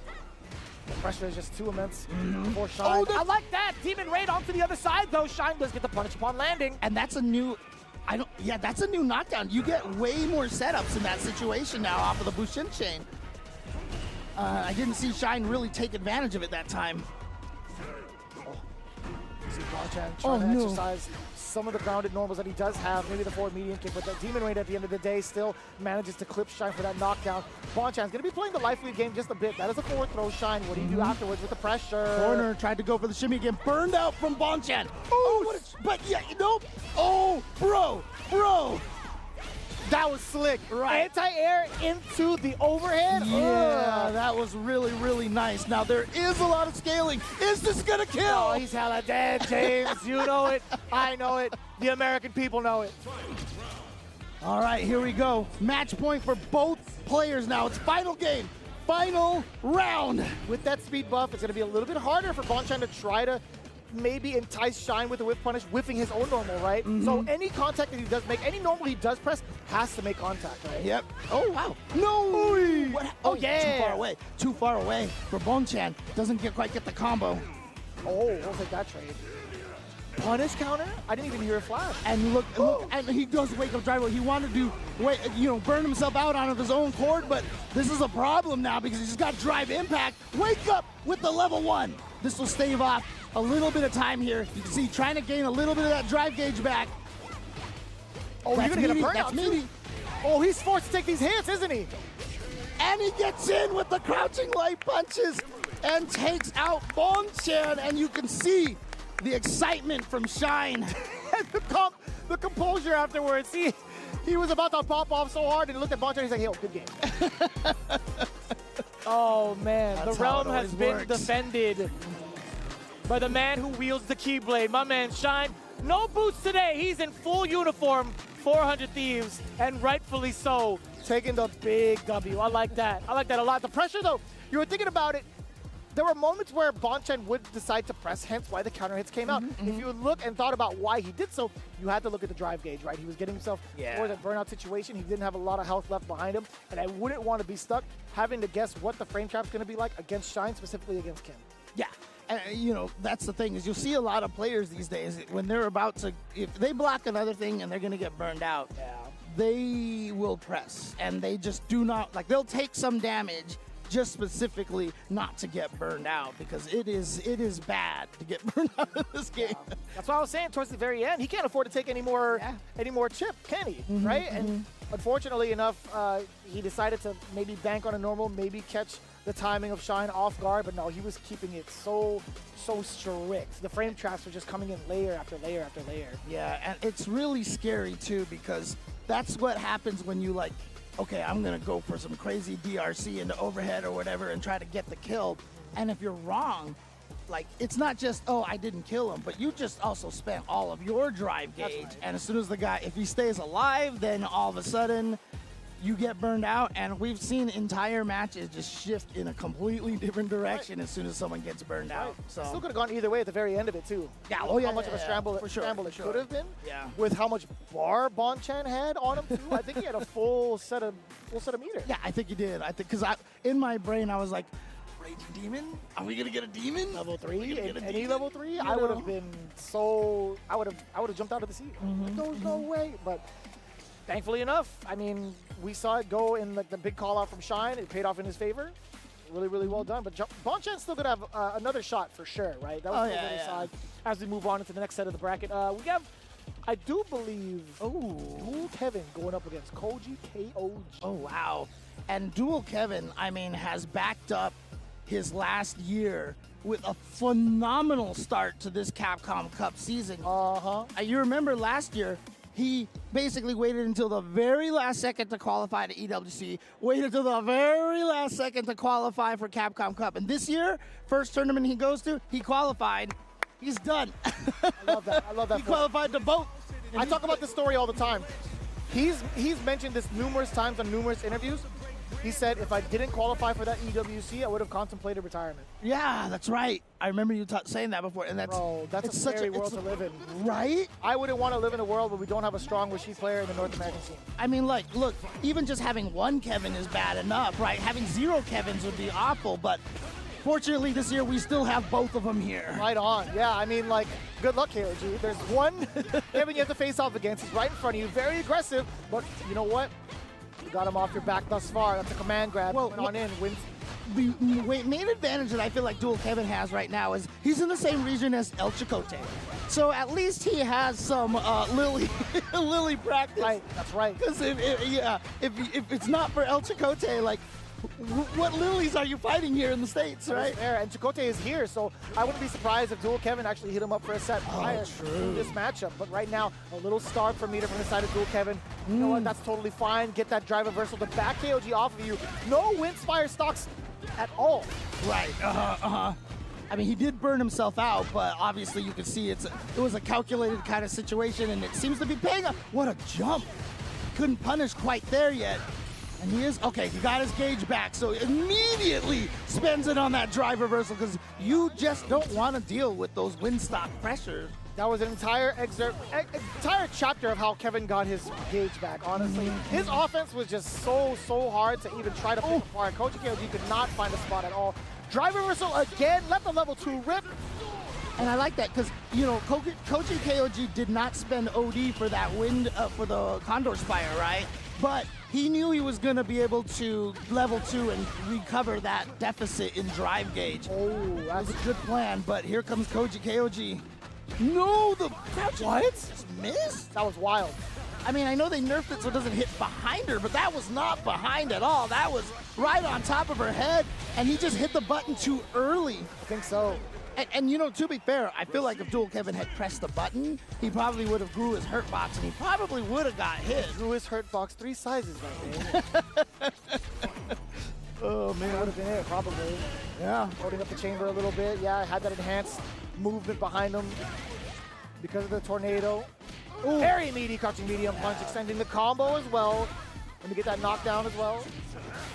What's the mix? Nice. Here we go. Gets the throw now. Koji KOG has had trouble getting out of this corner, but now Koji KOG owns the corner. Ooh, okay. He's going to go for the level 1, drain a little bit of that drive gauge there, and give him some time to gain some back. And look at this corner pressure is working great.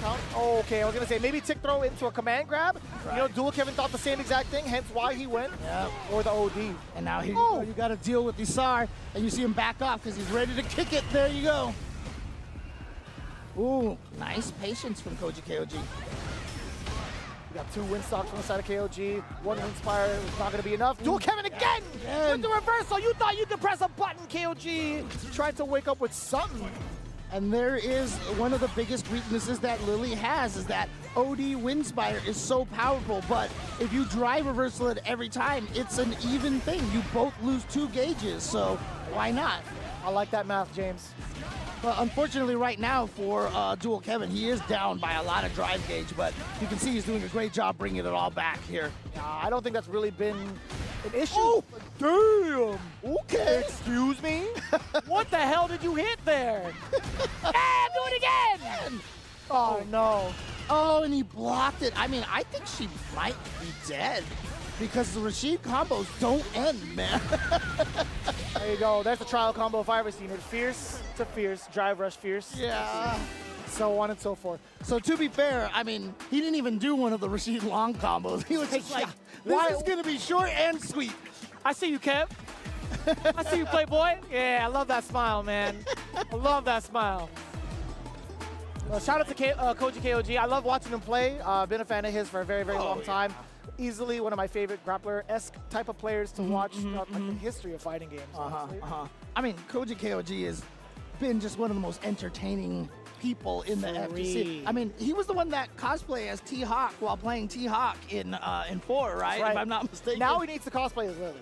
I think he would pull off a really good Lily, to be honest with you. I forget, maybe like outfit 2, outfit 3, or like outfit 2. That'd be kind of cool. Yeah. That'd be kind of cool. Just saying, Koji KOG. I'm totally down. I'm totally down with that. So it needs to happen. It just needs to happen. But either way, Dual Kevin taking it down pretty convincingly. It's as you mentioned, right? Maybe it was because of the fact that he had that kind of practice within El Chicote to be very comfortable. Right. And he made the right decisions majority of the time. Anytime he was under pressure or duress with that the Condor Spire with the wind enhancement, he opted to go for the drive reversal. Right, and exactly. Exactly like you said. It was the law of equivalent exchange, man. Yes. You know what I'm saying? It is one of the biggest weaknesses that she has, is that obviously that thing hits far, it's plus, it hits 3 times, so you can't even drive impact it, but the biggest weakness is that if you are at equal drive gauge, if you drive reversal it, you will still be at equal drive gauge. And that's totally fine. For someone like Rashid who can kind of control the chaos within like that mid-range, I think it's totally fine for him. He has the tool to do so, right? He has an excellent fireball. He has great counter. He has a great counter-poking kit to him, and he also has an uppercut if need be, if somebody tries to jump in. Yeah, because one of the tough things is there are some characters that are,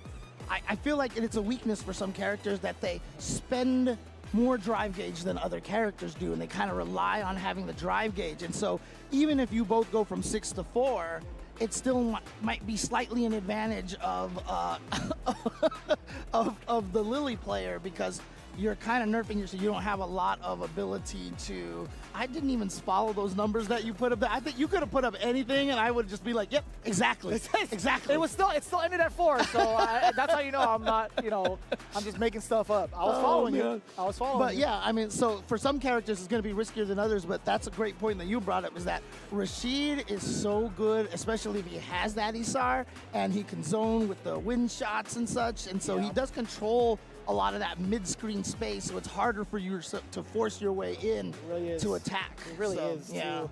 Despite, I think Lily also has a pretty interesting kit. I think she has some pretty interesting long-range normals, right? Crouching heavy punch being one of them. Setting medium punch is also such a fantastic tool just for kind of like a hit. The range is just kind of annoy you with it with a poke, right?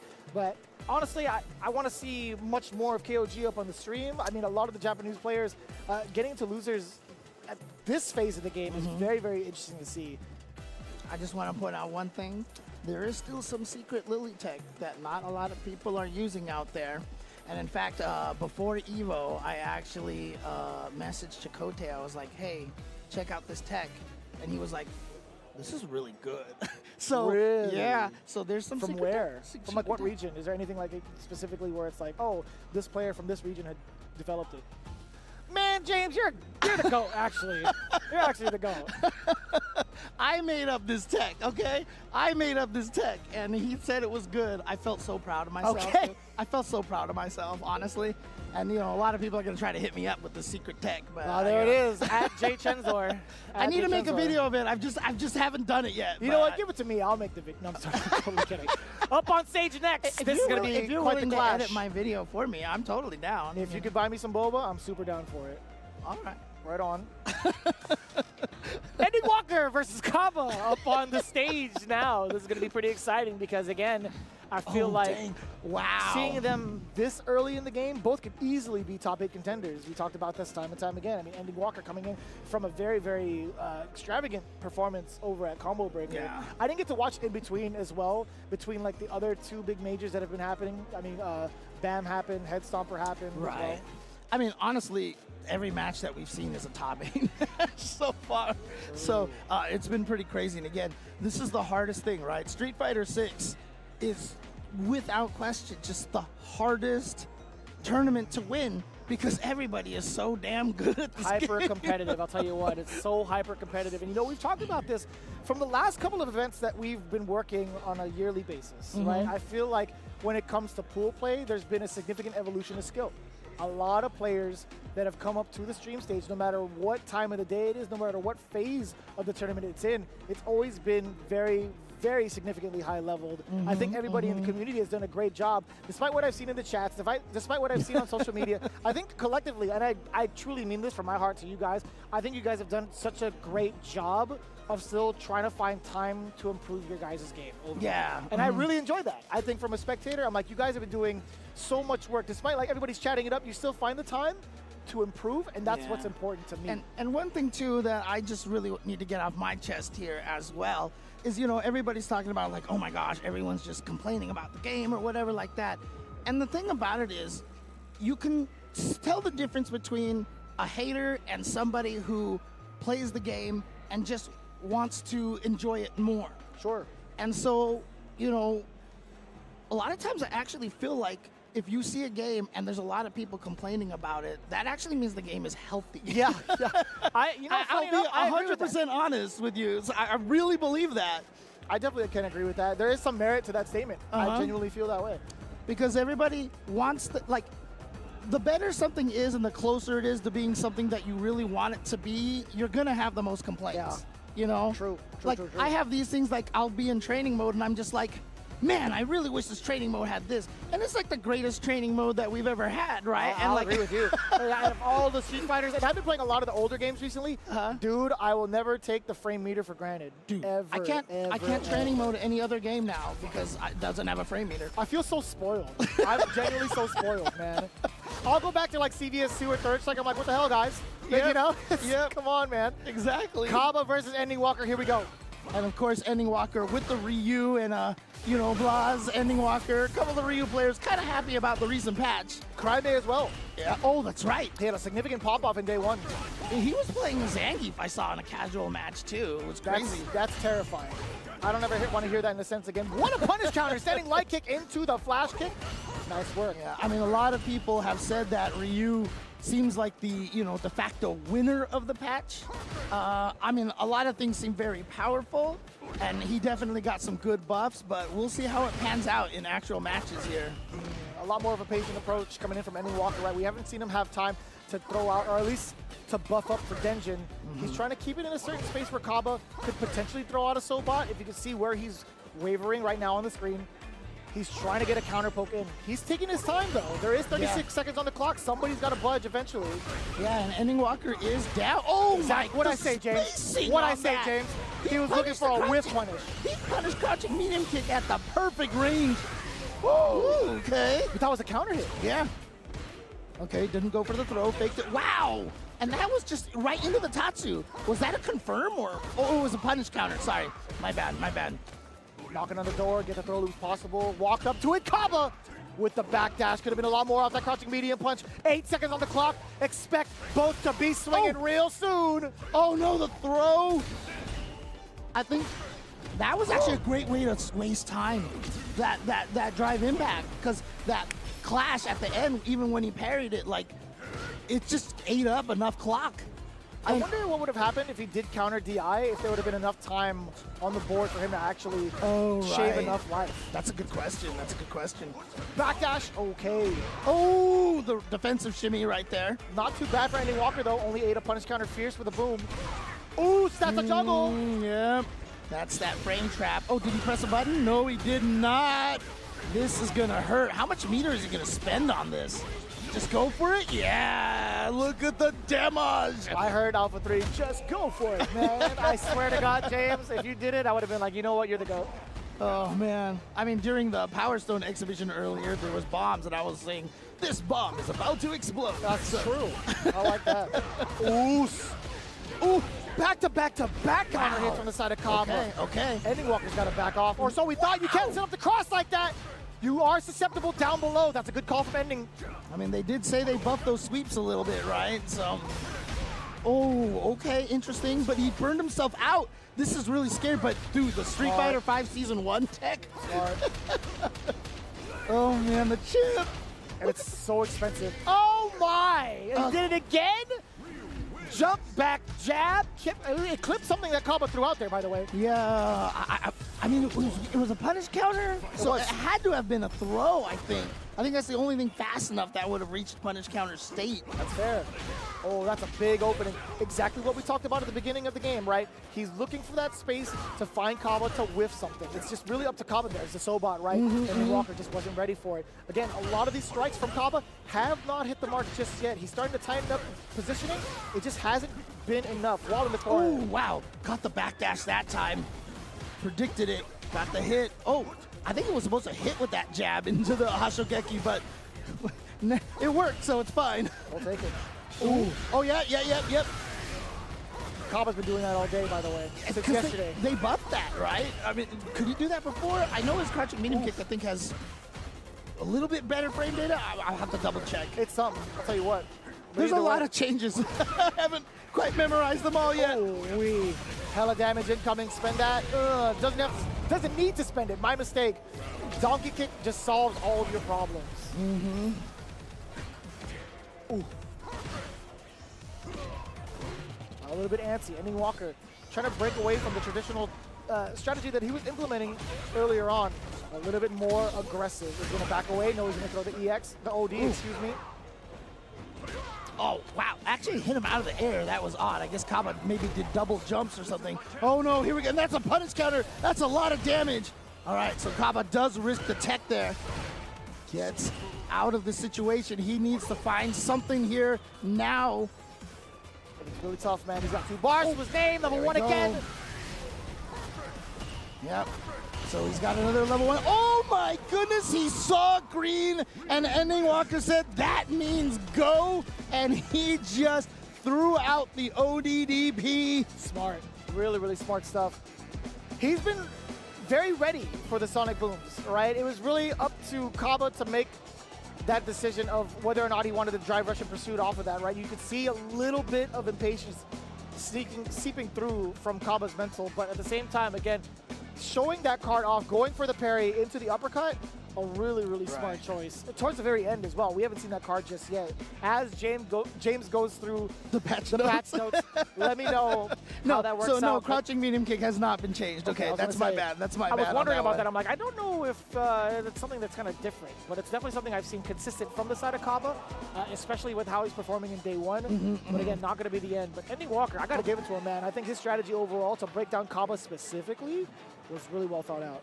Yeah, I mean, Ending Walker is, I don't know, like I always say, he's just this breed of another kind of player that I just feel like is really suited for the Street Fighter V, Street Fighter 6 style of gameplay. Sure, yeah. You know, I often see, like, it's weird, I don't know, you can tell me if you agree with this, but I see very similarities in Ending Walker and in Boost. Kind of the way they approach the game, the way they think about it, and how they play the game in this weird, like, break you down kind of way. You know? I can't really harp on it too much because I know them from a very, very like shallow perspective in regards to just me watching and consuming all of them played. Whereas I never really got to like pick their brains in regards to how they approach certain matchups or how they approach training mode, etc. Right? But I will agree to the point where if they have an objective, they'll try to find ways that haven't really been introduced into that meta just yet to throw that person off guard. I will give both of them that kind of credit.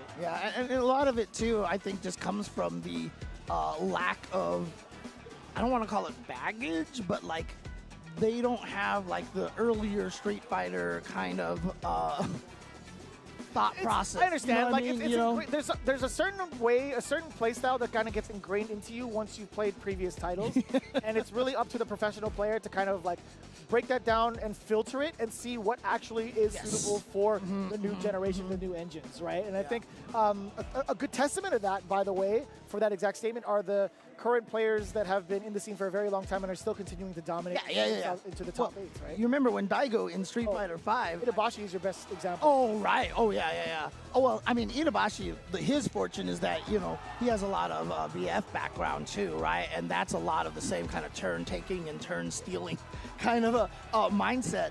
But I always remembered in Daigo in Street Fighter V, because you remember when Street Fighter V started, it took a while before Daigo really kind of found that groove. It took him a minute, brother. Right. And I still remember one of the streams he was talking about, he was like, yeah, this game is like different. I have to be a little crazier. I have to be a little more random every once in a while. Like, you have to take a little more risk sometimes, you know, and that's when he started flash kicking everybody with the Ume flash kicks. Yeah. Oh, man. No doubt. But as it stands right now, again, you guys are tuning in to CEO 15 2025. Can you believe it? Back into the CPT. And I'm glad to hear it. Honestly, Combo Breaker being back, CEO being back, into the Pro Tour. We still have plenty more events to go through in the Capcom Pro Tour. And to emphasize this statement, offline is back, baby. So beautiful.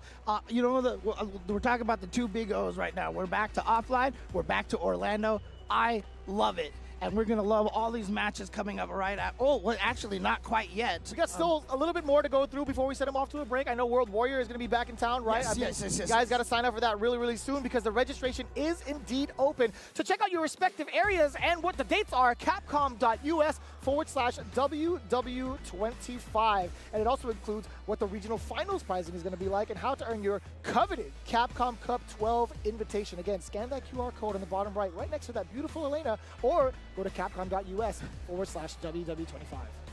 Yeah, and as you were talking about also the prize pool you can oversee here, $2,000 for first place, $1,500 for second, $3,000 for third place. I mean, that's pretty good. I like that, for playing at the comfort of your own home. Yeah. For free.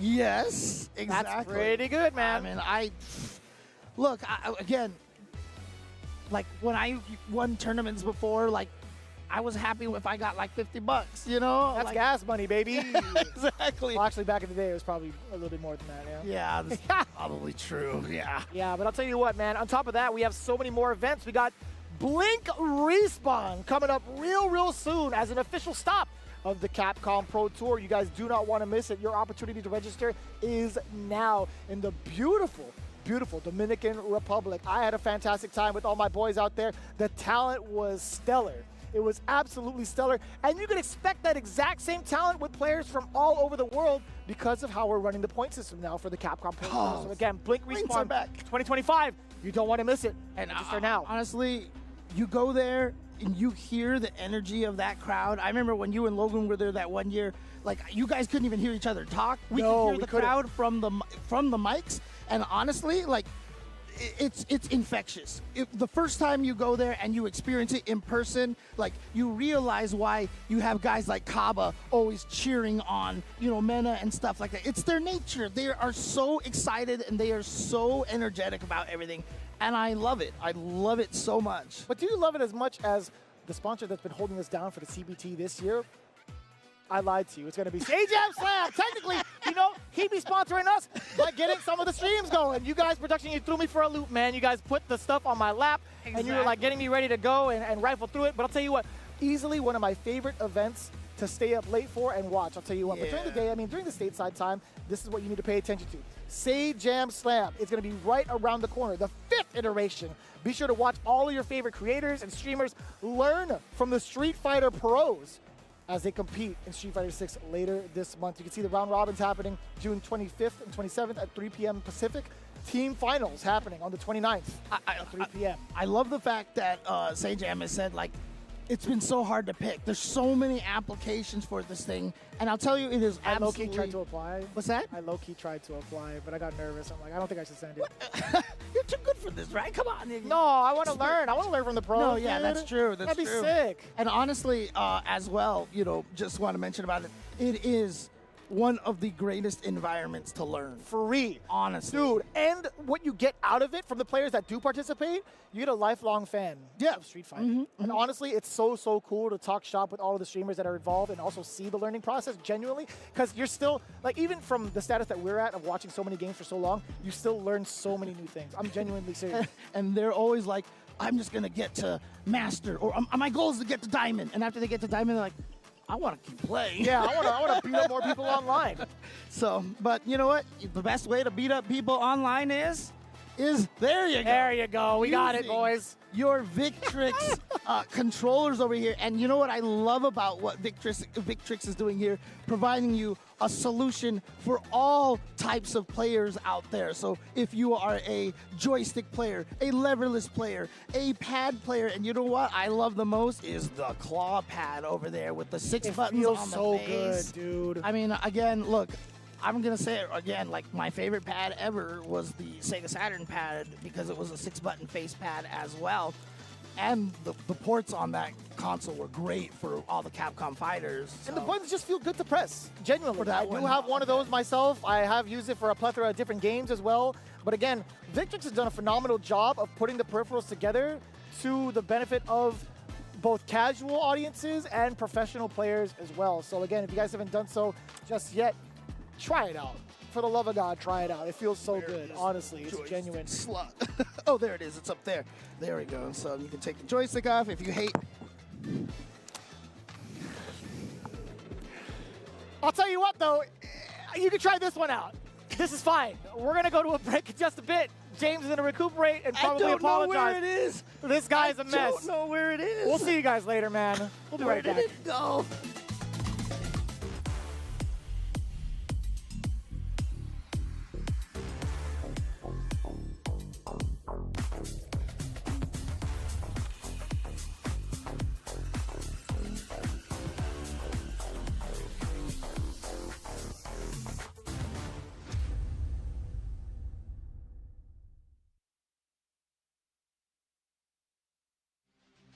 Here comes a new challenger.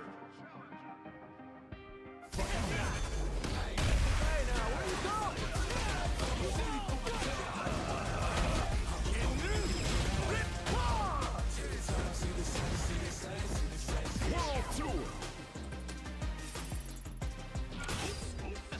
Fighting ground.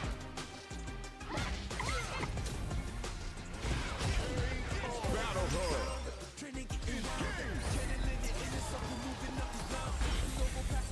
Local violence match.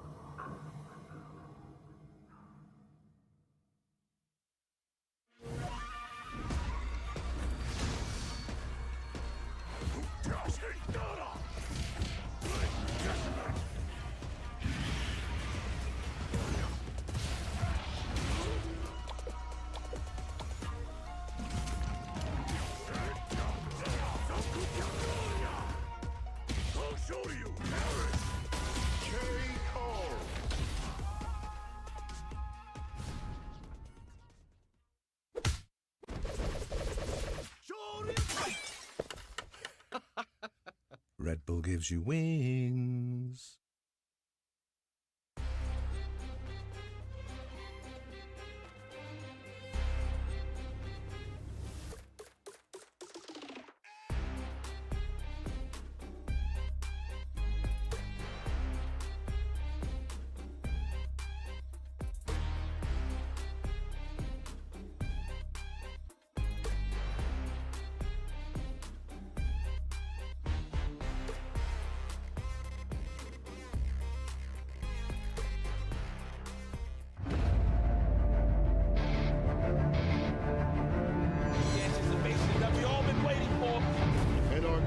City Convergence Champion.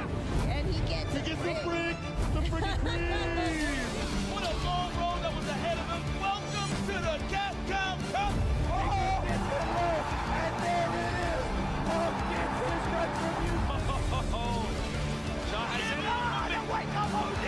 Dragon Punch and Kusanagi. The trophy along with a ticket to Capcom Cup. And Shuto now books his place to Capcom Cup. No one's a part of me.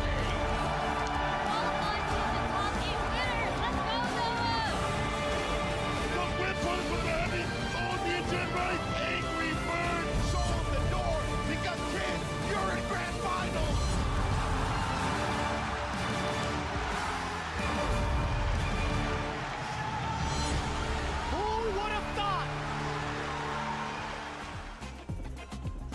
Back into it. We got offlines in full effect here at CEO 15. And again, I got to say, that line gives me the chills when Rins delivered the kid, you're in grand finals. Whoever put that package together, you guys are my goats. Vicious back at it again with James Chen to continue on with round 2 of pools for today. We've already had so many potential top 8 players already play on the stream. So if you guys haven't been tuning in, what have you been doing? Check out the VODs. Either way, it's still available for you. But right now, just as important, we got 2 more players coming up on the stage that could be your favorites or potential new favorites. They banned me from handling joysticks from now on. Yeah, I'd like to fully apologize to Victrix, right? Anytime you decide to send him any peripherals, I will take care of it myself. I would never do you guys any wrong. No, I mean, also, of course, this is also streaming on youtube.com/Capcom Fighters, at Capcom Fighters, I should say. So, you know, you can obviously rewind back even just right now if you missed any sort of matches and catch up as well. So, yeah, but we have some players, and we see one of them that we've seen. What? Really? No way, son. I gotta actually pull up the evidence real quick, but I wanted to see who knocked one of these individuals into loser's side already. This is loser side? Oh no, I'm sorry. I'm misremembering. This is definitely winner side. Yeah, okay. Oh. Okay, I'm tripping. I got scared. I got scared for a second because there's already been like some significant upsets. I know Incross have been throwing those out there as well, so I love the fact that we're still keeping updated via Incross. We appreciate your work and your time. But no, this is going to be VX Bao going up against Lashar. I almost gave myself a heart attack. I was definitely talking to Lashar outside. Oh, too, okay, regards to, like, and you know, Incross, you know, obviously. 100%. And the whole gang, the whole the fighting game Liquipedia Killing gang. the game, by the way. Yeah, One of the most valuable resources on the internet for fighting game community right now. If there is anywhere I need to go to for like sudden information or like need to know information right on the spot, I'm definitely going there. It's like I have a permanent Wikipedia tab open like on every machine Legit? that I have. Yeah, 1,000%. 1,000% true in facts. Literally everybody, every one of our colleagues, everybody that's been on this table has been doing the same exact thing, and for very good reason. Incross, we appreciate your time, for damn sure. Absolutely. But yeah, VX Bao versus Lashar. Wow. Wow. Wow. Top 8, everybody? Top 8? I mean, we're still quite a ways away from top 8 right now, you know, and that's absolutely insane. We have so many blocks of Street Fighter 6. Oh, it's still to come, and we've got Lashar from Korea going up against VX Bao from China. And technically, I mean, you could say that the big 3 Asian countries are all represented here because Lashar obviously moved to Japan and has been playing in Japan for so long for the. My face will not make me laugh. It makes me melt, honestly. I'm like, that's very cute. That's a really, really great addition. That was the first thing I think about when a new character is coming is like, what are the 4 facial expressions? Oh yeah, all the time, dude, that's amazing. That's amazing. And you know, would like some DLC faces, you know what I mean? Like, put him in the fight passes. I think you should be able to kind of like set up certain faces for certain directions, right? That'd be kind of cool. Yeah. All right, so Ed versus Mai, kind of unprecedented. I didn't actually think VX Bao was going to go with the Ed pick against Lashar's Mai, but here we are. Yeah, I guess VX Bao. Oh, wait, hang on a second. Gonna go for the level 1. It's not gonna kill. I think it's fine. Killed with maybe the. Oh, okay, there we go. I think it's fine. I think the pressure she can exude while being buffed up is pretty significant with the fans as well, right? Oh boy. Oh boy. Yep, take him to the corner, Mai, with that corner carry and no shimmy right there. And you're stuck in the corner here.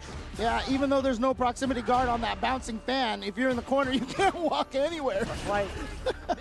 Oh no. It's been Lashar all the way through, level 1. Yeah, there you go. And you see how it was changed, that she only gets the 5 at the very end of the super? Because if you block it and hit her, she gets nothing. You get nothing. You stole fizzy lifting drinks. You lose. Good day, sir. No, dude, there was complete dominance from the side of the shot. Can we talk about that for a second? I think there was a certain range that VX Bao was expecting to play at, but Lashar was already ready for it. This is his character, right? Let's be honest here. I think this is the character he knows mastered the ranges of. Yeah, he knows Ed. He knows the ranges. He knows where the gaps are and everything that Ed wants to do. But VX Bao is sticking with the Ed. That's like, are you sure about that? That's what it looks like, right? Yeah. Are you sure about that? That's the exact facial expression. Like my face and Lily's faces make me laugh too. Oh. Lily's got some really cute ones, honestly. Yeah. Oh, nice backdash. Okay, here we go. VX Bao with a corner. A back throw into the corner can change the tide of so many battles. Yeah, see that meaty back heavy kick right there. Oh. Still finding the time to throw out some of these normals. VX Bao trying to contain the space against Lashar. Oh, wow, and he got the hit and the confirm off of it, too. Oh, what a backdash. Didn't equate to anything, though. Oh, nice. I like that check right there. And, you know, as people have labbed out ways to fight against Mai, they've gotten a lot better at handling the fan situations.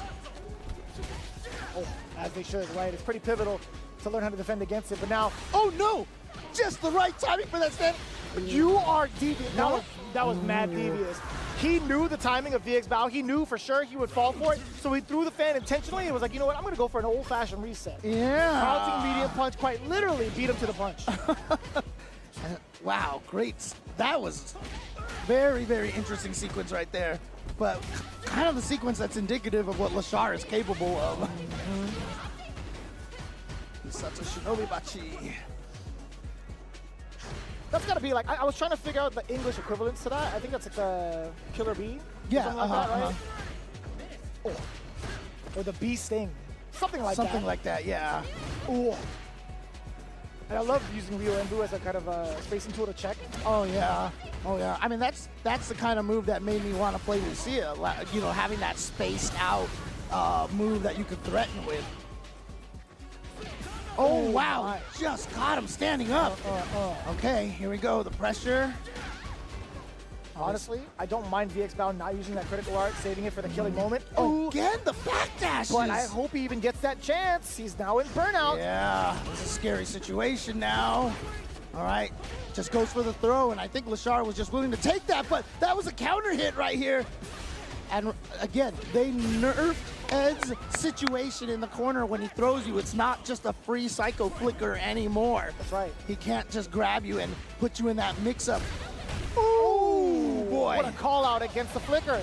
You see the double dash to make sure he's in the air state so that it juggles exactly how he wants. Damn, son. Oh, I thought there was going to be another whip punish for the side of Lashar. 3 bars on both ends, by the way. My brain saw that standing heavy punch coming out. Ooh, again. He is reading Lashar's up and down timing really well. And yet, he's still in this position where if he loses this round, he's... Oh! Is that going to recover? Oh, my Because goodness. it was OD, I thought he was going to recover in time. What a reaction. VX Bao. Level 3. Lashar kind of hurting in regards to the drive gauge department. Another sequence could put him in burnout. But Lashar, he might have seen the light of day. Can this kill here? Yes, it can. Gets enough hits. And there we go. VX Bow actually making the right choice, sticking with the Ed, and it's working out now. Yeah, man. Oh, Lashar, I was wondering if Lashar might actually try to go for the mirror match. You know, be like, my Ed's better than your. Uh-oh. Huh? Oh. Wonder what happened here. I wonder what happened here. Well, at least it's the start of the round, so no Thank big deal. God. Yeah, I was they gonna can just say, like, I'm glad pause there and was just start no- over again. No technical error or nothing. I wanted to make sure that everything was intact. Okay. Cool. Oh, actually, he was like, I need to show off the Yes, new outfit. I like that. I need to show off the. God, this outfit is insanely good. Like it is ridiculous. a gorgeous It's outfit. ridiculous. The designs on it, yo, I am a fan. No pun intended. Oh my! Okay. But Also was able no to pun recover intended. Yeah. Oh, what a read right there. Brother, the way this, oh my God, this costume flows so well. And here we go, got the charge. Uh-oh. Nice. He's holding away. Yeah, he tried to check for the crouching light punch before, and that time Lashar went for one of the lower bounces on the fan and then jumped. Sorry. You're good, James. Getting excited. You can't bring me anywhere. I tell you, man. I tell you. Breaking joysticks and ruining monitors everywhere. Oh man. 1, 2, 3. VX Bow in hot pursuit. Forced to reset off of that tech. Lashar now in the one in controller. So we thought we got the OD upper coming in from VX Bow. A little bit of a check. Yes, sir. Forward throw. What are you going to do now? Right? Trying to command that space yet again. But Lashar, he's hounding. He's looking for a whiff punish. That back heavy kick was an odd choice there. Not sure what Lashar was going for, but he didn't get punished. Wow! He just woke up with standing medium punch. And a hit. He's checking the timings of Lashar, right? Lashar has been delaying some of his normals. Like, you know what? I'm going to throw something a little bit more active rather than keep myself susceptible from a throw tech. Oh, and the frame trap. Like, it wasn't a true block string. And I think VX... Wow. Okay. VX, wow.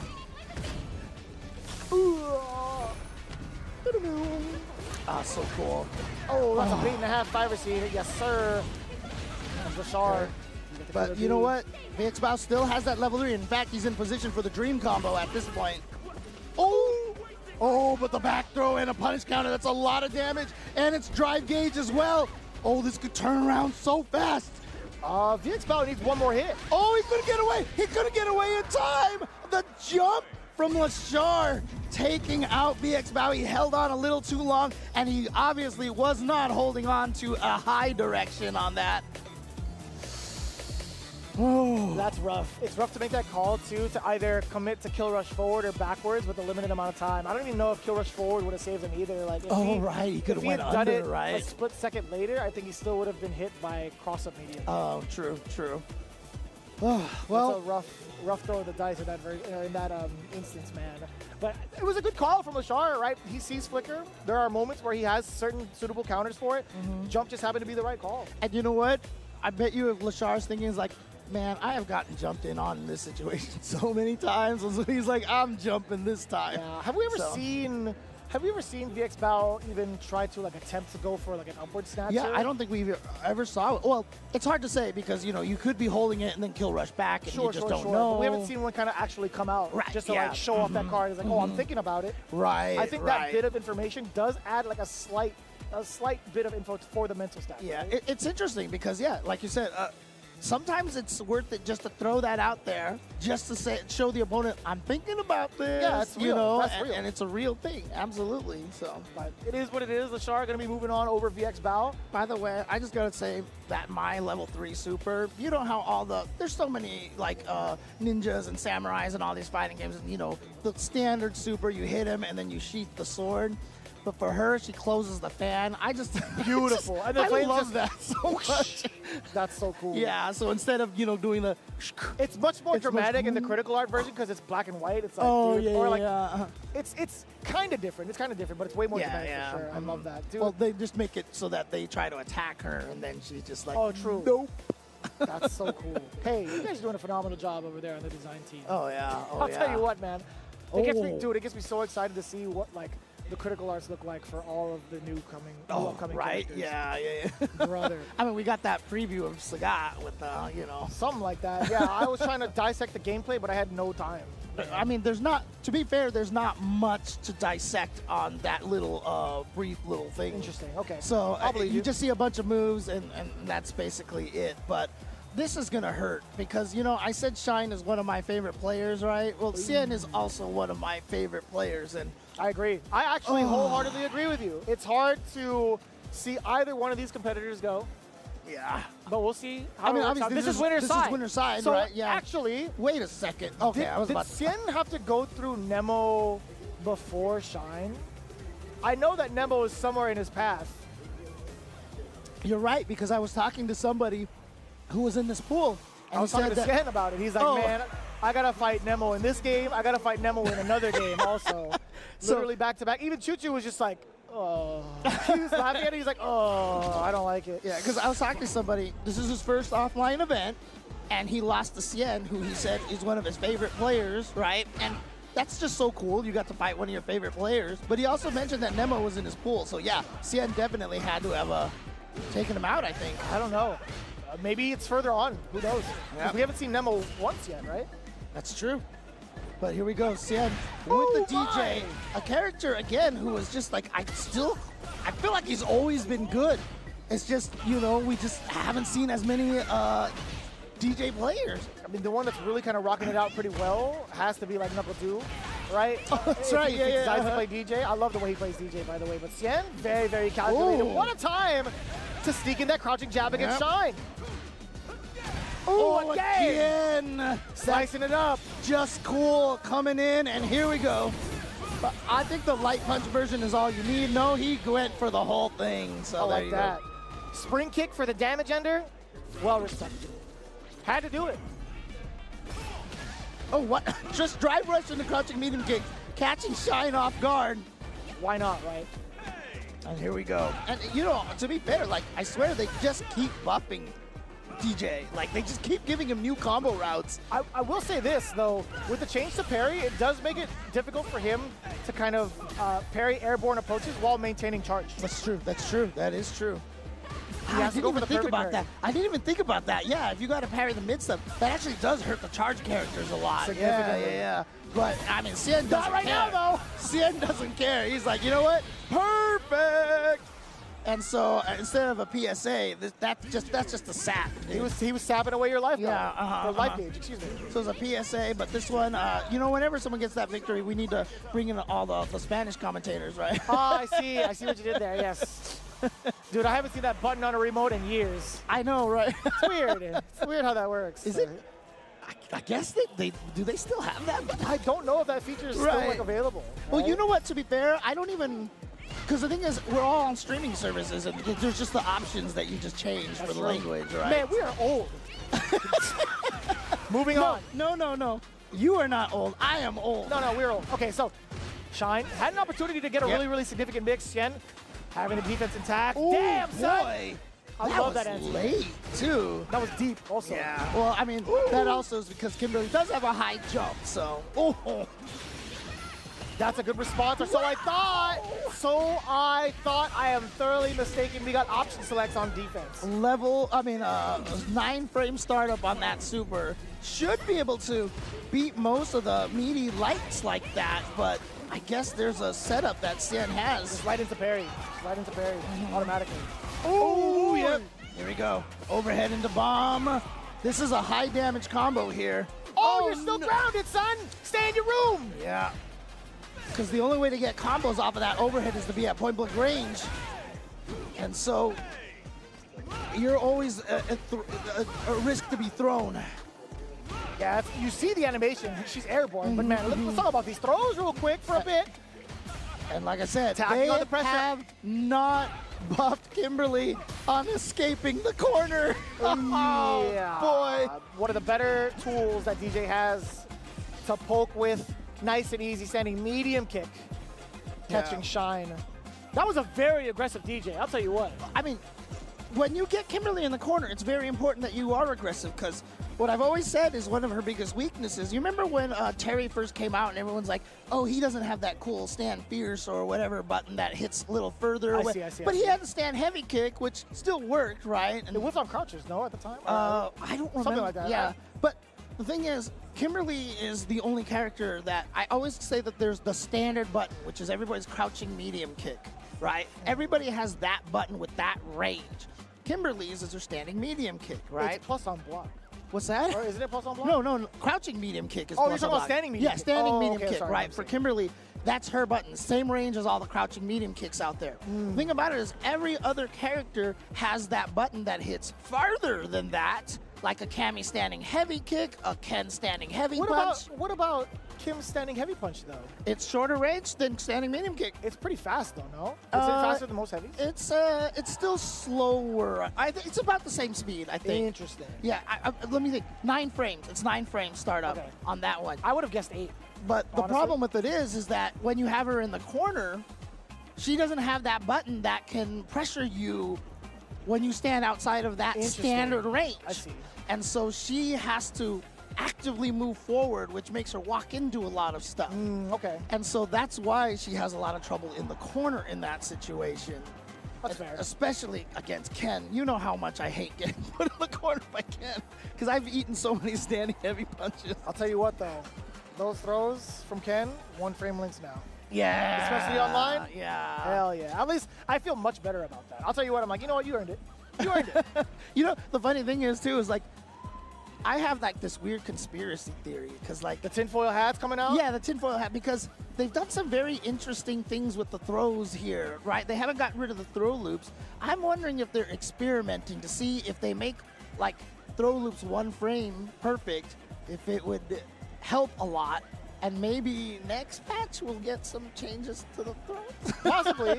I mean, I don't think that's too far-fetched to even like kind of talk about it, but we will put that conversation to a pause a little bit. Oh my God! No, not like this, son. Why are you guys gonna play each other? There's I mean, literally, these are best friends. These are best friends. Dual Kevin and Knuckle Dew are like. I'm actually very surprised Knuckle Dew is not in his hotel room ripping cards right now. I am genuinely surprised. So Dew's got this profile picture up, right? And I know who it is. It's my boy Nate Fearless. My man's been hooking up everybody with cards this weekend. He's been hooking up Dew all weekend for cards. And I'm very surprised that Knuckle Dew's here right now. I'll tell you what.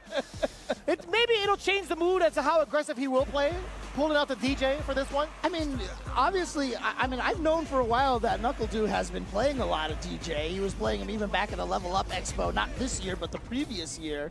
But like, is this like seriously like a main for him now, or? Funny enough, he's juggling 3 characters at the same time. I think they're all up to very much so main standard. Okay. Obviously, that's with the Guile and the Cammy as well. Oh, nice. Okay. And honestly, because these guys are best friends, they know each other so well that, you know, Knuckle Dew just might know that DJ does the best against Dual Kevin's Rashid. It makes sense. Right now, he's having a great time. Missing that conversion off of the counter hit, standing medium punch. It's still fine. Knuckle Dew in control, though. Dual Kevin, he has to find a way to assess and maybe burst out. That's totally fine. Yes, sir. Knuckle Dew try to pursue after that option select. Yeah, but here at corner position, again, as soon as you get that side swap, okay, drive reversal. And as you see here, oh, what a perfect parry! Prevented himself from getting burned out, but then he burned them both out. Oh, and what a block at the last second. Oh, Number 1. No! And I'm glad he was still within range. I was nervous for a second because there's no drive rush behind you. You can't cancel anything. But I'm glad that the roundhouse was still able to clip and you were able to get so by. Yeah, and honestly, the burnout would have made that harder to punish. Free, that's what I'm saying. That's exactly what I'm saying. No drive rush behind it to pursue. A couple of lights into the mixer. And longer block stun too, right? So, yeah. Wow, okay. Ready with the anti-air. Oh, a very early jab from the drive rush. That was very scary. I thought Dual Kevin was going to try to respond. Actually, technically he did. That's how he got hit, right? All right, well, Knuckle Dew looking really solid here. Wow, look at that. Back-to-back drive rushes. First the fake, and then hoping that that freezes the opponent enough that he could sneak in with the other one. Man, so much aggression from NuckleDu, not giving Dual Kevin any space to breathe nor set up. And looking at the drive gauge difference. Oh, wow, just interruption into the level 3. Is this gonna kill? Off of a couple of lights? I don't think so. Off of a couple of lights? No way. I guess. There it is. I let the secret out. All right, here we go. Isar on. Oh, he just got hit. What happened? I don't know what he was trying to do. You know what? That's fine. The damage wasn't too severe. Right. Yeah, I mean, honestly, Dual Kevin's combo afterwards wasn't really... Oh, he cut the backdash! What a tech! You went for the tech! Why not? Oh, it's so scary. Yeah, you don't want to let him get in with that pressure there. Plus, he was waiting for Dual Kevin to possibly throw out an EX spinning mixer. NuckleDu falls victim to the fireball, possibly trying to trade out, or at least maybe press a normal, like medium kick again, to snipe out that itty-bitty life that Dual Kevin had left. Trade or something like that. But, I mean, if he did trade, obviously it would have been a double KO now that we realized that wind shot was enough to kill. That's fair. It is a fair assessment. Ooh. On the forward medium kick. Sunset wheel. So good. Still really good. I love that move. I love the name of it, too. Uh-oh. I like the name a lot, so much to the point that it's one of the ones that I remember. That's fair. My favorite one from DJs is easily Funky Slicer. Oh, yeah. Has such an impact on punish counter, but... Ooh, look at that interrupt. The crouching light kick. And NuckleDu with the just cool into said Funky Slicer. Telling you, man, it sounds great. It snaps. It looks cool. There's a lot that goes behind it. But, man, Dual Kevin has not had time to breathe in this matchup. And maybe this is something...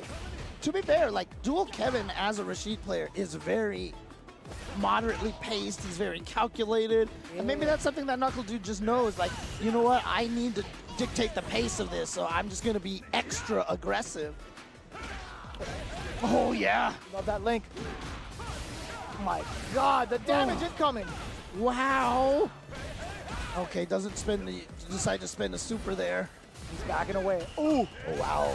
If he was closer, I think that actually would have hit him in time. That knee actually had to drop pretty far, but was going to do that right there. NuckleDu, he is doing some work on Dual Kevin here. He's playing out of his mind right now. Oh, Soulbot just happens to connect. OD spinning mixer. In hot pursuit, very early forward medium punch out of the drive rush from Dual Kevin. Ooh, good, perfect. Oh, God, still recovered in time. This character's pretty good. Punish counter. And probably the side. Oh, no. I don't know what that was. Couldn't tell you. I mean, NuckleDu's problem is that he doesn't have any rhythm, man. I guess so. 2 left feet, according to James. That's literally his win quote from Super Turbo. That's true. Ooh, there we go. Doesn't go for the side switch. Oh, no, too far! A spinning mixer as foretold by NuckleDu, dashing out of the way. I don't even know if that was just cool, honestly, because I saw the animation. Maybe it was just cool. He was setting up for Funky Slicer, but either way, man, that was a good call out from Dude. What is that, 2-0? Yeah, that was a 2-0. And so, you know, like I said, these guys are good friends. And, you know, whenever you have, like, 2 people so close, you always try to, you know, combine the, you know, do the ship name. So Knuckle Dual Kevin, maybe, you know, we could say. But hey, is there... Where the cards at, man? Where the cards at, bro? Maybe look it up. Do we have turmoil in the Knuckle Duel relationship here? Oh, no, never that. As he was walking off. I know. NuckleDu, he was, you know, getting all of his set up. Dual Kevin came up to him, he was like... Yeah, and you know what? What's going to happen, too, is they're going to sit down and talk about it. They're going to be just like, okay, yeah. Not right now. Okay, not until later. Yeah, for sure. But, again, I always tell people, if you have a training partner that you play fighting games with all the time, if you have a training partner, you got to tell them why you're beating them. If you're the stronger partner, you have to tell them why you're beating them, what your mix-ups are, and how they keep falling for them and stuff like that. Because if you make your training partner stronger and you can't okey-doke him or shenanigan them, and I don't think that's ever going to really happen in, like, at least this phase of the pools, no matter how much you know your opponent. Right. But, I mean, it's just in general. It's an example. It's general advice for a lot of people out there, because a lot of times our drive to win, like if you have that one guy that you play with all the time and you beat him up all the time and you just like holding it over them and being like, but you're never going to stunting your growth. Yeah, you're never going to get better. And if they fall for the same mix-up over and over and over again, you're going to run into someone who's not going to do that and you don't know how to fight them. So if you teach your training partner how to not die to it, you have to open up your game to figure out how to beat them, and that's going to make you a stronger player. No doubt, no doubt. When you talk about like advice that you could give to somebody who's just beaten you, I think back to how Justin would kind of give advice. He's changed. He's a changed man now, and I will give him due credit. But man, me and L.I. Joe were talking about it all weekend. My man Justin would be like, just be patient. And I'm like, huh? I tell you, one of the, you know, I've been talking about a lot of this, you know, heart-mind thing a lot. I've been going all off on this, but I'll tell you right now about heart players, because I'm a heart player and all this stuff. I is a heart player as well. What's that? We're really bad at giving advice. Because a lot of times it's like, yeah, just do this. Just play better defense. Because we can't explain it, right? But we got the players ready to go over here. I hate you guys so much. Because I've heard, you know, I've heard that a multitude of times. All right. My friend Derek always makes fun of the fact that Vi one time was anti-airing in Alpha 2 with standing strong when a lot of Ryus would use standing fierce, right? Sure. And Derek asked him, why do you use standing strong instead? And Vi said, hits deeper.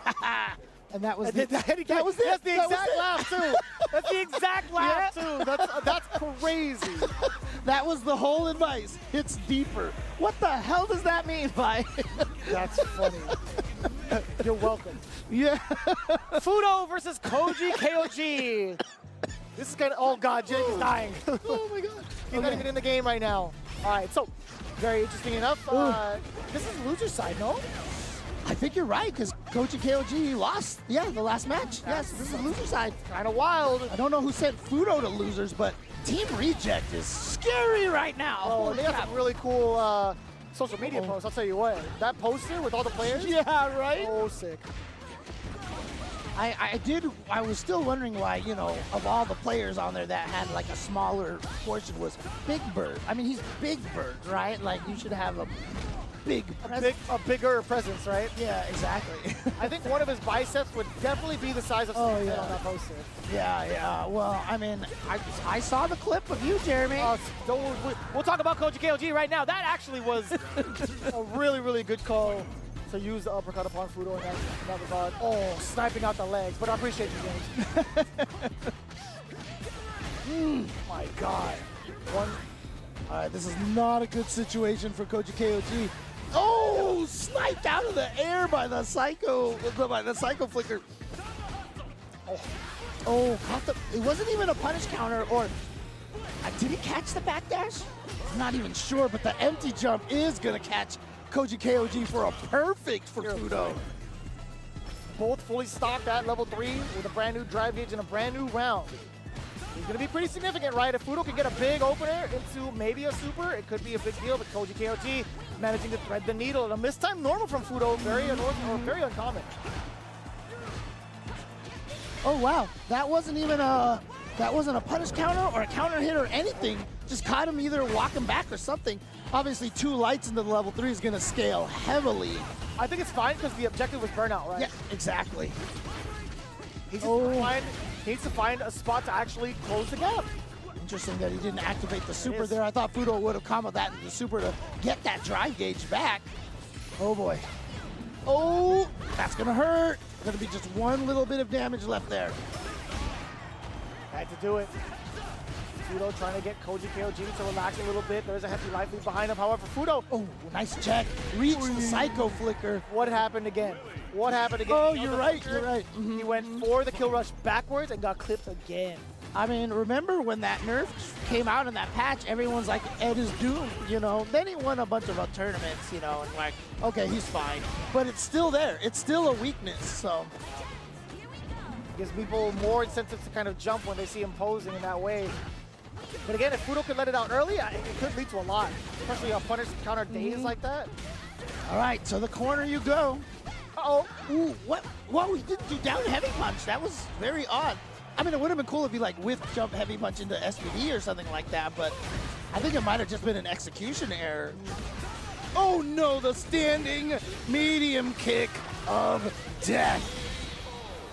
it's so tricky too to see that level 1 do a little bit of damage back to back, and then only to round out for the really big haymaker for extra damage. I'm like, man. Anytime you have a super that has like a haymaker at the end, you have to make sure that's how it works. Because it looks bad if the last hit does no damage. Ooh, okay. Great confirm from Koji KOG. And use the light one right there to set up the mix-up. Got the SVD and the pressure, the link into the level 1.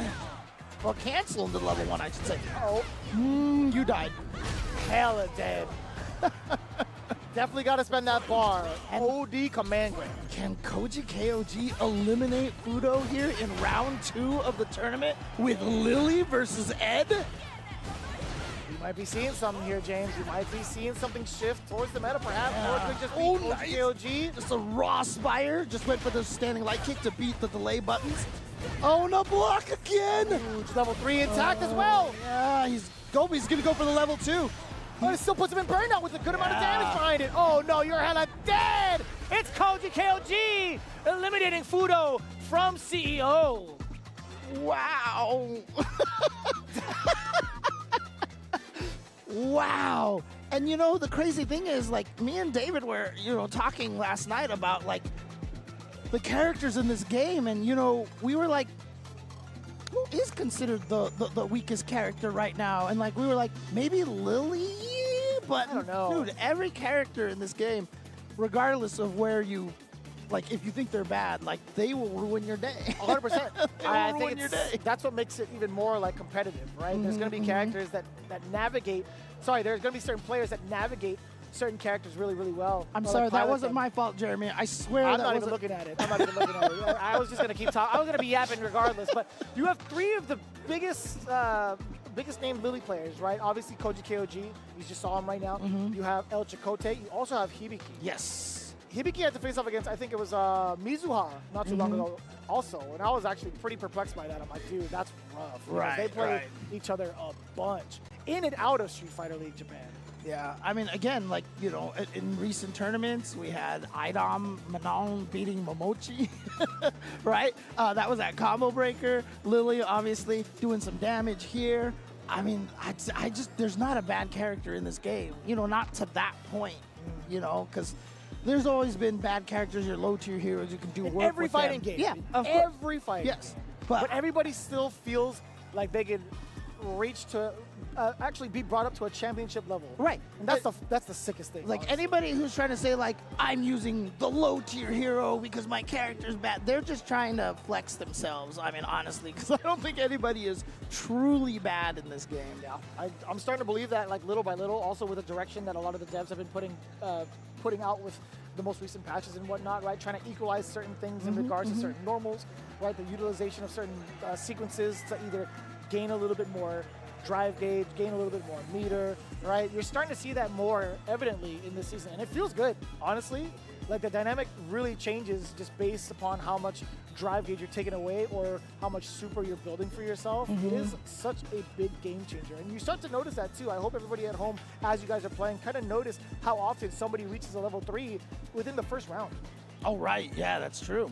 And obviously, they also gave Ryu a gun. So. A whole railgun, by the way. Yes. He is now Colonel Volgin to me. He's no longer Ryu. He's definitely Colonel Volgin. But I'll tell you what, it's about time we actually get to see Nembo on stage. Losers match. By the way, obviously, previous sponsor of a lot of CPT, Street Fighter Duel. They had a battle against the T-Hawk, and the T-Hawk had a move that was literally, he had a gun. They gave T-Hawk a gun. In Duel? In Street Fighter.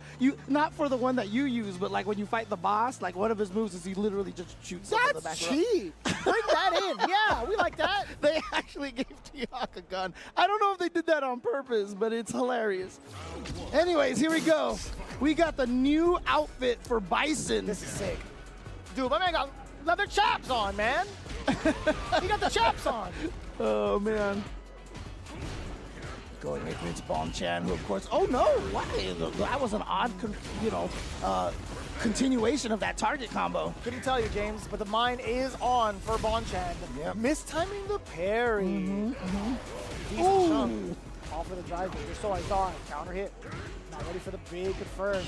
Dude, I was actually shocked they nerfed the sweep timing when you juggle with the sweep with Akuma. I mean, he still gets a chance for Oki. He just has a different route of doing so. Yeah, he has a drive rush, and you can like drive rush in with a button. I think if he's close enough, he gets light Tatsu to medium Tatsu also. Oh, I think that's like a delay cancel. Like, I saw that you have to, like... Uh-oh! Delay this! This roundhouse into death! Yeah, you died. But I think what it is if you hit it with a crouching medium punch, you have to late cancel it. So there's like a 2-frame window, and if you late cancel, then you can do the light Tatsu into the head, medium Tatsu. It's still doable. I've worked on it a little bit. It's still very doable. I've never tried it. I don't know why it works that way, but I will definitely have to experiment with it. I'll help. Listen, if I can do it, you all can do it. I'll tell you that much. I see you do all those Ganesian combos and That's different. That's different. That's different. That's different. That's passion right there. Oh. All right, look at this. Good damage here. Didn't spend any of the meter on that situation right there. He could have killed, I think. Possibly. I think there was a lot stacked against him, but it's fine. Bonchan, he was looking for two things with the amount of life he had left as well. After he got the knockdown, he intentionally let the light rip to kind of force Nemo to maybe spend bar. But with the assessment that Nemo's had, it's like, you know what? I don't even think I need to. I don't even think it would have made a difference, even if he got out with a light. Or sorry, got out with the level 1. I like that little crouch heavy punch, you know, knockdown on the counter hit into the cycle mine. Yeah. I agree with you on that. Oh, real slid. Damn! Big damage incoming because it's coming straight from the Psycho Crusher. Yeah, and you're going to see the drive gauge disparity afterwards. Even though Bison's drive gauge depletion is not as bad as it was when he first came out, it's still a scary thing. And it's going to lead to you taking a lot of damage here. Oh, plus frames all day. I did a chunk of drive gauge. And yet somehow Bonchan has not been burned out. He has managed to save that up, but he only has a tiny bit of life left. He's got one touch. Oh, no. Good parry. Critical art on deck, by the way. If he lands a demon, James, it might be over. Oh, we both flinched. Even Bonchan reeled back in his seat after that crouching jab and hit. Dude, honestly, if Bonchan was able to snipe out that dash, I think it could have been lights out potentially. Yeah. Oh my God! Help me. It just is the shake, the sound effect. It just makes it look like it hurts, man. No doubt, brother. Ooh, I thought he was walking up to get the anti-air, but he just blocked. Good interruption there. Just halting Bonchan from ever moving forward. It's so significant too because of the amount of damage, and now you get to layer the bomb. Oh, whoa, that was crazy. Okay. Down. Gets out of the corner. Keep it safe. Off of the string. Oy, that is a tough spot to be in, man. All right, match point for Nemo. And does this mean 2 matches in a row we see of Bonchan on stream? It's going to be 2 losses in a row. I hope not. I would love to see an extra game, but Nemo making sure that it doesn't happen. That's a nice confirm on the target combo. Yep, and you see the frame kills right there. Very hard to do consistently. Ooh. That Bison standing medium kick always been a good button, but Bonchan's like, I'm going to just parry your standing heavy punch and take you out. I'm still alive here. Bonchan needs to win this round to tie it up 1-1. Else he's out of the tournament, and that's going to hurt. Ow. What a delay. 2,000 damage throw on Akuma is painful. Oh, that feels awful. And then he shook the screen with a punish counter fierce right after. Ugh. That's why he's sitting there with less than 50% health now. So that's 1 touch, right? 1 touch for Nemo. He's going to expose. Oh, yeah. Something out of Bonchan going right into it off of the OD mine. Is this going to kill? Is this going to kill? It shouldn't. But we got burnout. Mission accomplished, Nemo. Throwing out the DI immediately after the level 3. And you saw that as soon as he did the drive impact and hit Bonchan, Bonchan started taking off the headset. He was like, yep, good. And look at Nemo, dude. He's just off the stage. He's like, mission accomplished. His demeanor is looking mighty different. Most of the time, he's pretty somber. He's got like a pretty decent expression on his face. He's just minding his own business. This one had a little bit of a to it. He was kind of Well, I mean, the thing is, He looked kind of agitated to some degree. He usually has a somber expression because he's just thinking about Zangief, right? So. Is it though?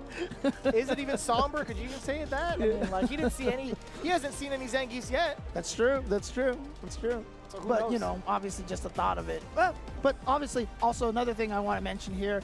Congratulations to Demo on the birth of his new child. Oh man, the dad power-up. The dad power-up. He's got to be in serious business mode, man. Diapers are not cheap. I'll tell you what. Right? Diapers are not cheap. Yep. Brother. That's that dad power-up, man. You know, you go and buy your first box of diapers, and you're like, wait, what? Huh? More power to you. Hey, congratulations to Nemo and his family. Genuinely, it's so cool to see everybody kind of like stepping up in life and doing the things that they got to do. Just even imagining, thinking about the next generation of players fighting each other, like I can't wait till we start seeing the kids battle it out. We're kind of seeing that right now with Online Tony and Online Kale on the main stage right now. So it's wild.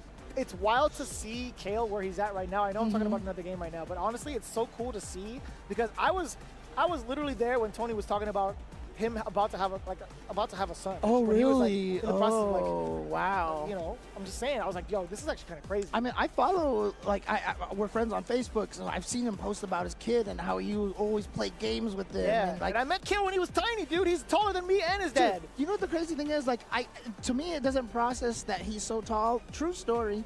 Online Tony, Online Kale were on the same airplane as me to fly out here. Kale sat right next to me, and I didn't realize it was him the entire time. And he was just, I mean, to be fair, he was asleep most of that flight. I told you, I'm terrible with names and faces. But yeah, I didn't recognize it was him. And then we ran into each other at the hotel lobby, and I was like, oh, hey, gave Tony a hug, gave Kale a hug. And Kale's like, were you sitting next to me on the airplane the whole time? He didn't even know it was you. Yeah, and I was like, we were. Bro, he called me by my first name, and I'm like, huh? I literally haven't seen you since you were a child. That's wild. He's like, hey, Jeremy. I'm like, dude, for real? I felt mad honored. Anyways, enough yapping. We finally got some players on the stage. Yamaguchi going up against, so, you know, obviously the Japanese players. I almost called him Kite, but I'm pretty sure he's just Kite, brother. He's from the U.S. I'll kite the conversation on this one. I'm going with Kite. Oh, all right. God. Oh, are we getting a my mirror here? No, no, Jury that's versus Jury. my. Oh, okay. Oh, yeah, we gotta look closely into the screen and make sure. Dude, I'm so happy Viper's coming back in this game, dude. I'm so happy. I can't wait. Yeah. I cannot wait. The Viper players deserve that, so. As my tears run down my cheeks. You know, in Season 3 of Street Fighter V, it was when Manat was introduced, and she's super execution heavy. I'm kind of hoping maybe, you know, Viper there might be a theme. There might be a theme, right? Yeah, but Kite we've seen around the block a good amount of times, too, representing that Jury. But now Yamaguchi switching over from Cammy to Mai. Yeah. A lot of people have been going with Mai. Actually, no, DJ as well. I'm so sorry. DJ. Oh, that's right. That's right. He had that DJ mirror with Fudo in a tournament. That's right. Yeah. My mistake. Oh, good reaction with the DB. Has the DB ready to go. Okay, trade on the fan. That's actually not a bad situation. We do got the fans. Yeah, exactly. But very neutral focused in Smash, but nope. Drive rush cancel the forward throw. It's enough to kill. Damn. Surprise out of nowhere with that drive rush cancel. After the amount of damage as well, what a whiff punish. Coming in from Yamaguchi to get the forward throw. What's the pressure going to be like, though? Yep, really hard to punish that. It's really minus, but it is really hard to punish. Reminds me of Kimberly's arc step. Very similar in that regard. We got a powered up fan state, too. Yamaguchi is trying to press the issue. Kite had to do it, right? Yep, charging up. Oh, did you... This guy's a beast. That 3-4 to the screen, brother. Tiger knee Cho Hisatsu Shinobi Bachi is. Excuse me? Tiger knee Cho Hisatsu Shinobi Bachi is really strong. I don't know what it is. Like, ever since I learned my special move names from like CVS days, like I can't forget it. It's just, it rolls off the tongue. It you know feels what good I mean? to say. Yeah, really exactly. I definitely hit like St. Cola with Kageru no Mai, and he's just like, wait, what? Yeah, Kageru no Mai. I'm like, bro, if you know, you know, right? Ooh, found the counter hit. Nice work. Kite trying to find the timing against Yamaguchi, but he's like, you know what? I'm not going to let you figure it out any further. Back off of me. Oos. Oh, boy. Look, the spacing from Yamaguchi has been immaculate, but that OD fireball from Jury, from Kite, is going to try to find its way through there. Kite's trying to find that exact same rhythm that he found in the first couple of seconds, but Yamaguchi, he's been just all over the place in regards to where his spacing's at, what button selection he's had. Okay, this is a great opportunity for Kite now. This corner right there. Oh no, just gets out of there, flies out of there. Jury knows that too, because Juries do that too. Oh, that's true. Oh, this is big damage. Oh, we could have killed. Yeah, it didn't go into the level 2. He could have gone for like a drive rush, anything into level 1. Oh, that's true, and now it's gonna come back to haunt him. And you know, sometimes when you're at the end of a round like that, and you're just, you know, you get the hit and you didn't plan your route early enough, and sometimes this happens. You kind of muscle memory your way into a less optimal combo. That's fair. Man, taking his turn 3 times over, landing a raw jump in against Yamaguchi. That's so good that one of Mai's combos off of the 3 lights is the light. Yeah. His Shinobi, but she's so much corner carry, so much screen carry. So many syllables as well. Yes, too many. Okay, we do get a big confirm off of the low forward. If I'm not mistaken, if he doesn't drop it, it should be level 3 territory. Yamaguchi immediately getting off, or at least taking the headset off.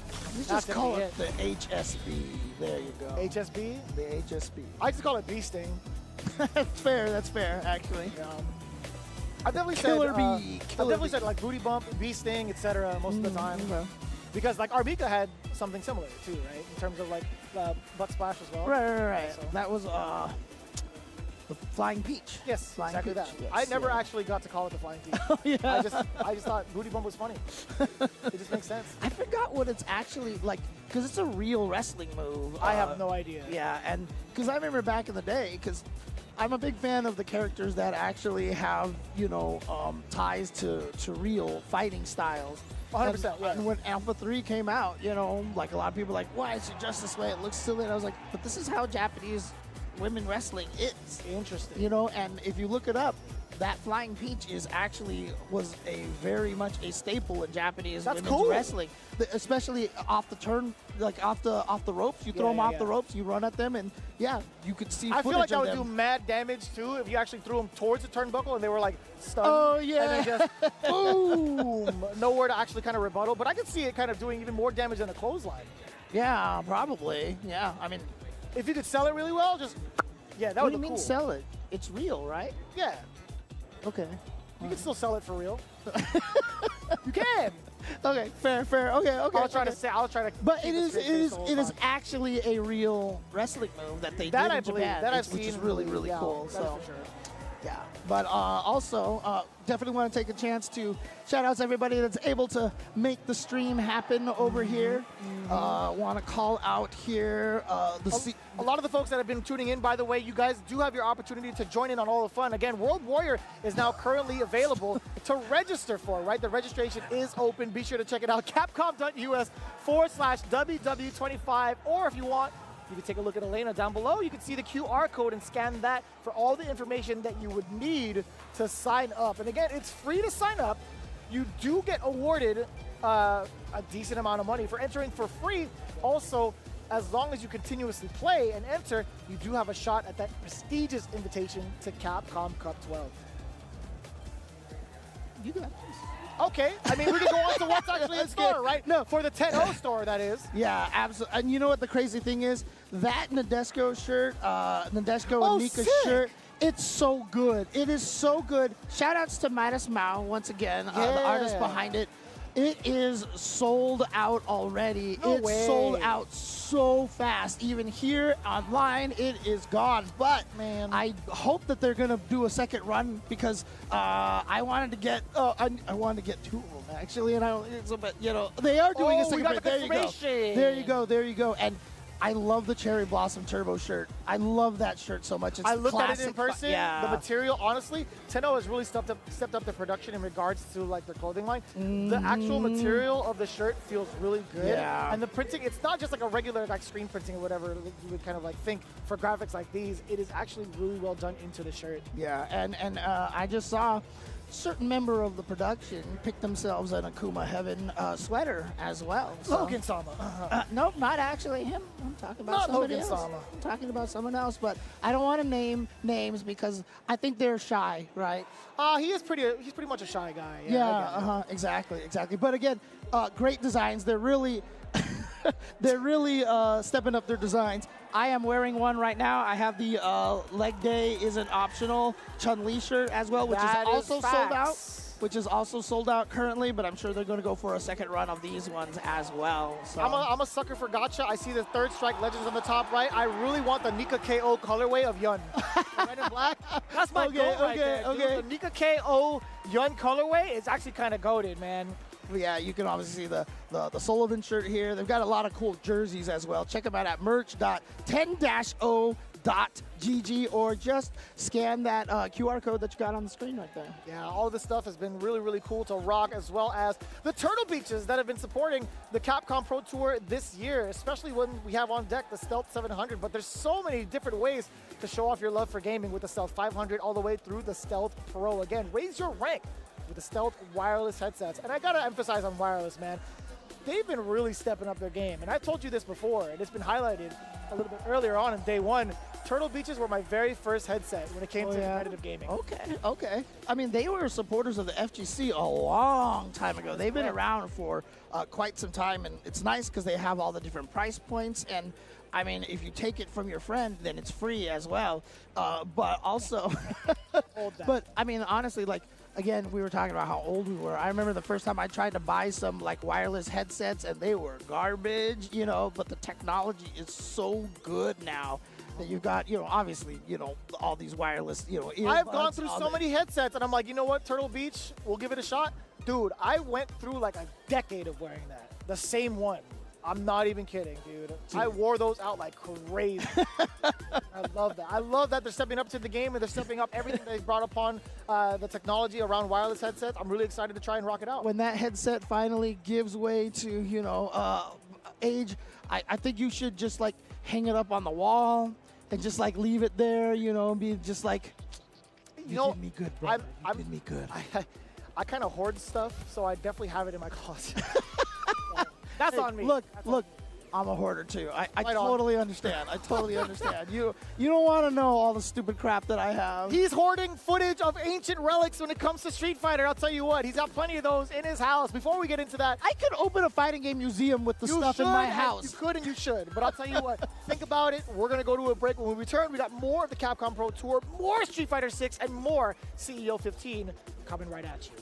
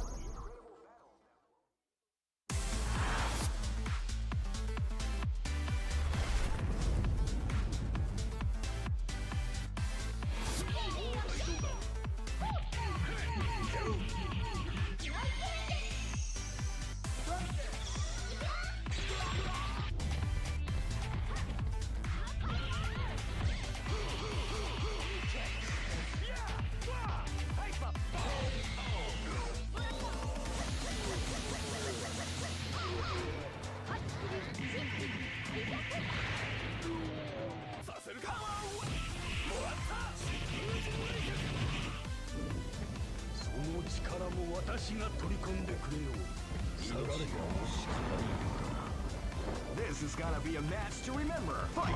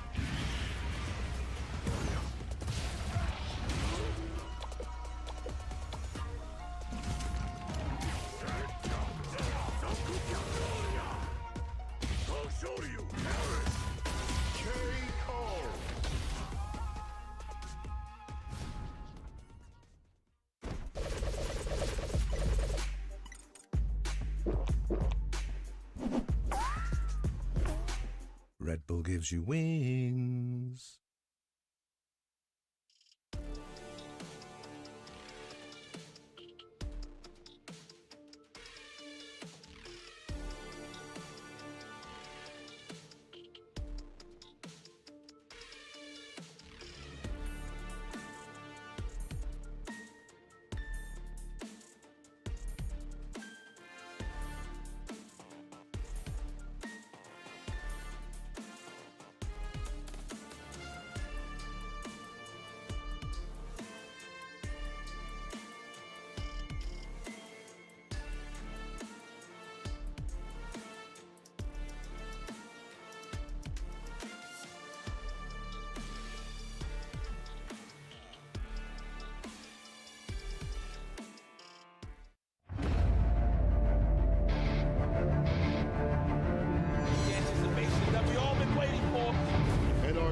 City Convergence Champion. And he gets the brick! The freaking cream! What a long road that was ahead of him. Welcome to the Capcom Cup! And there it is! Punk gets his retribution! The wake up OD! Dragon Punch and Kusanagi! The trophy along with a ticket to Capcom Cup, and Shuto now books his place to Capcom Cup. No one's a part of me!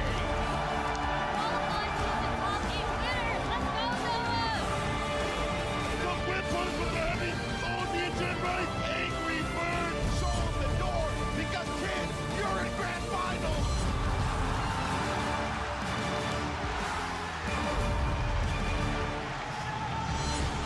Who would have thought? Welcome back to CEO 15, baby. In 2025, we are back in beautiful Orlando, Florida, and I am so excited, so electric to be here calling some Street Fighter 6, because it's not only some Street Fighter 6 time, but I'm doing it with the dog Sankola, and I am Ridge. If you didn't know, welcome to the hairstylings and the commentary fineries of our duo. How have you been, Sankola? Brother, watching this action, killers, no fillers out here. Absolute depth. The demons are out. Bro, Logan said the stars are out, bro. It's all about the demons and the darkness out here. Seeing cats get sent down to losers. Bonchan, people get knocked out of the tournament. Nemo just killing people back and forth, bro. It has been a nasty. We have seen some stuff on stream, some stuff off stream. Of course, can't get it all up here, but we're going to keep it going, bro. We're going to keep it going. When the tournament is this dense, right, Sankolo, when the competition is elite at damn near every turn, it's tough to get everything on stream. But we're getting plenty of it on stream, and best believe you're going to be very happy with the match we're kicking this block off with. It is going to be Angry Bird versus Daigo Umehara. Are you kidding me right now? It's not even tomorrow. It's not even top 24. It's not even top 8. It's not even grand finals. It's right here, right now. Daigo versus Angry Bird. Now, let's first start with Angry Bird, right? That guy came up and told me, listen, only for certain matchups will I go for the Akuma, go for the Goki. But I'm guessing he don't want to run that mirror match or anything like that. I feel that. It's going to be the kid. I feel that. In the Akuma mirror, every mistake is amplified, right? 100%. Because of the low health, because of the damage output of Akuma himself, but it looks like we're already going to get into it. Reject team kill coming your way. Oh, that is true. Who will be the reject out here? Yes, indeed. Oh, damn. For real, for real. He ain't winning. That's what you got to do with the fireballs. Continuously place those out. That is your footsie tool against the likes of Ken. Now we're getting in with the low. Ooh, and Angry Bird, he wanted that. That counter poke crouch strong, right? It's definitely very good from Ken. Right there, though. Daigo was ready for that and easily whip punish. Now we're getting the Loop City. Oh, and you thought we were going to stop, and that's exactly what we did. Nice and medium with the stand medium, the trade. Trying to get one further hit with the forward medium kick, that snap kick, and the OD fireball. The variance is too much to deal with up in the corner. There's so much you got to worry about with the Akuma. Snap kick, fireballs, the aerial approach we haven't even seen yet. Exactly. That forward medium kick is one of the best round enders in the game, right? It doesn't convert into a lot afterwards, but man, it is so difficult to deal with. And you can see even just peppering it in to punish anything that he can. That kills the drive gauge too as well. As he does so, Shinrai Ender too far out to do anything. Wants him to hit with the ODDP, but not biting his Daigo. Jump back away from the throw. Exactly, and both of these players playing clean so far, right? Of course, I'm sure y'all have talked about the various changes. You can see Daigo not even committing to the crouch medium kick drive rush cancel right there, right? Definitely reward is much more skewed in the favor of the defender in this patch. Yes, sir. Going after the top two, light one for that Oki. No problem, though. Daigo readjusting right back up in the corner. I like decision. Daigo going straight into the throw as well, right? Not doing the crouch medium kick and the jab, which we saw nerfs to in the latest patch. True. Drive rush back throw. Positions. Anyone's game. Oh, this time. Into the demon! He just cancels right the demon! Turn off the lights! It's bedtime! That is how you turn a change into your favor, fam. Like we just talked about, right? The crouch medium kick jab, you get less Oki off of it as the offender now, right? But Daigo used that. He was like, you can't tech this demon. Go ahead and try, bruh. Can't block, can't tech. Wow, that was so smart. Yo, just to be able to switch it up like that. Yeah. To me, I think that shows how strong that Akuma is. All these tools to maneuver around the nerfs that have happened to him. The toolkit from a character. DI, not going to hit anything significant to get the pushback, though. Man. Throw. Oh, no, yeah, again, he walks back. Again, it's changed that change. Yeah. Don't try to commit. Oh, and the DI on the roundhouse. He's going to use the level 1 to burn him out as well. Beautiful calculations from Daigo. Oh, stuffed him as well. The fireball, he ran straight into it with the run. Just followed up with the driver's cancel, and now we are at the sweet spot where you can't do nothing. Daigo, set point already. Just got here. I want more games.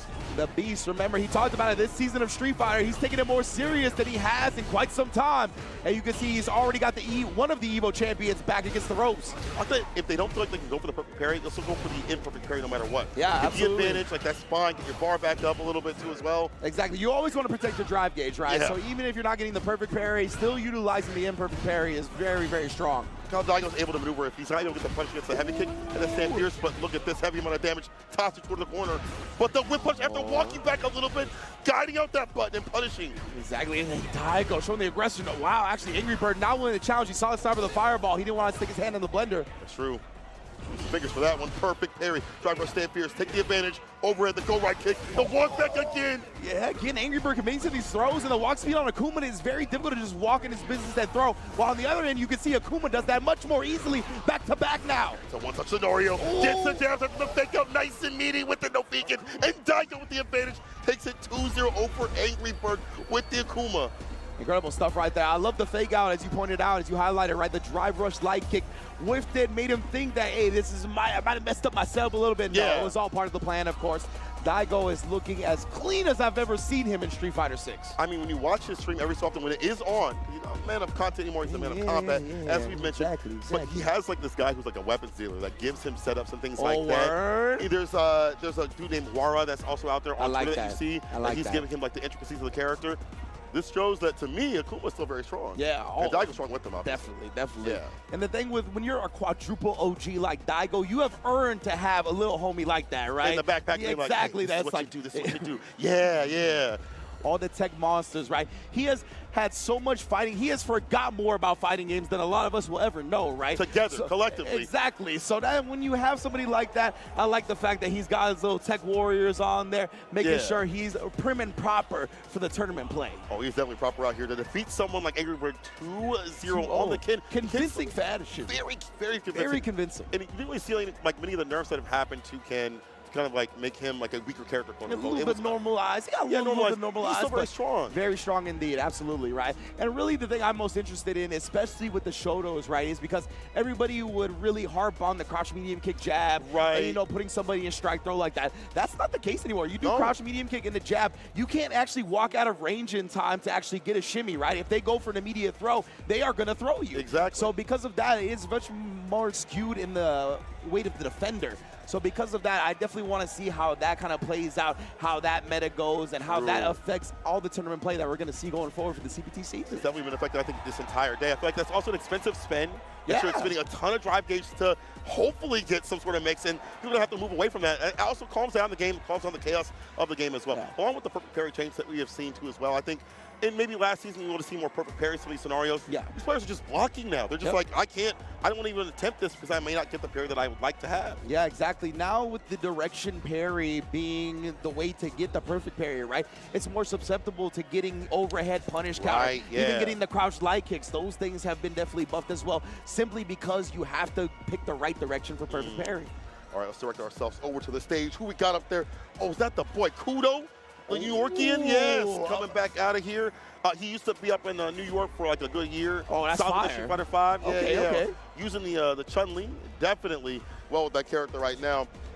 Going up against Kills You, a cat that people got to put some respect on. I was listening to the Ike talk about this.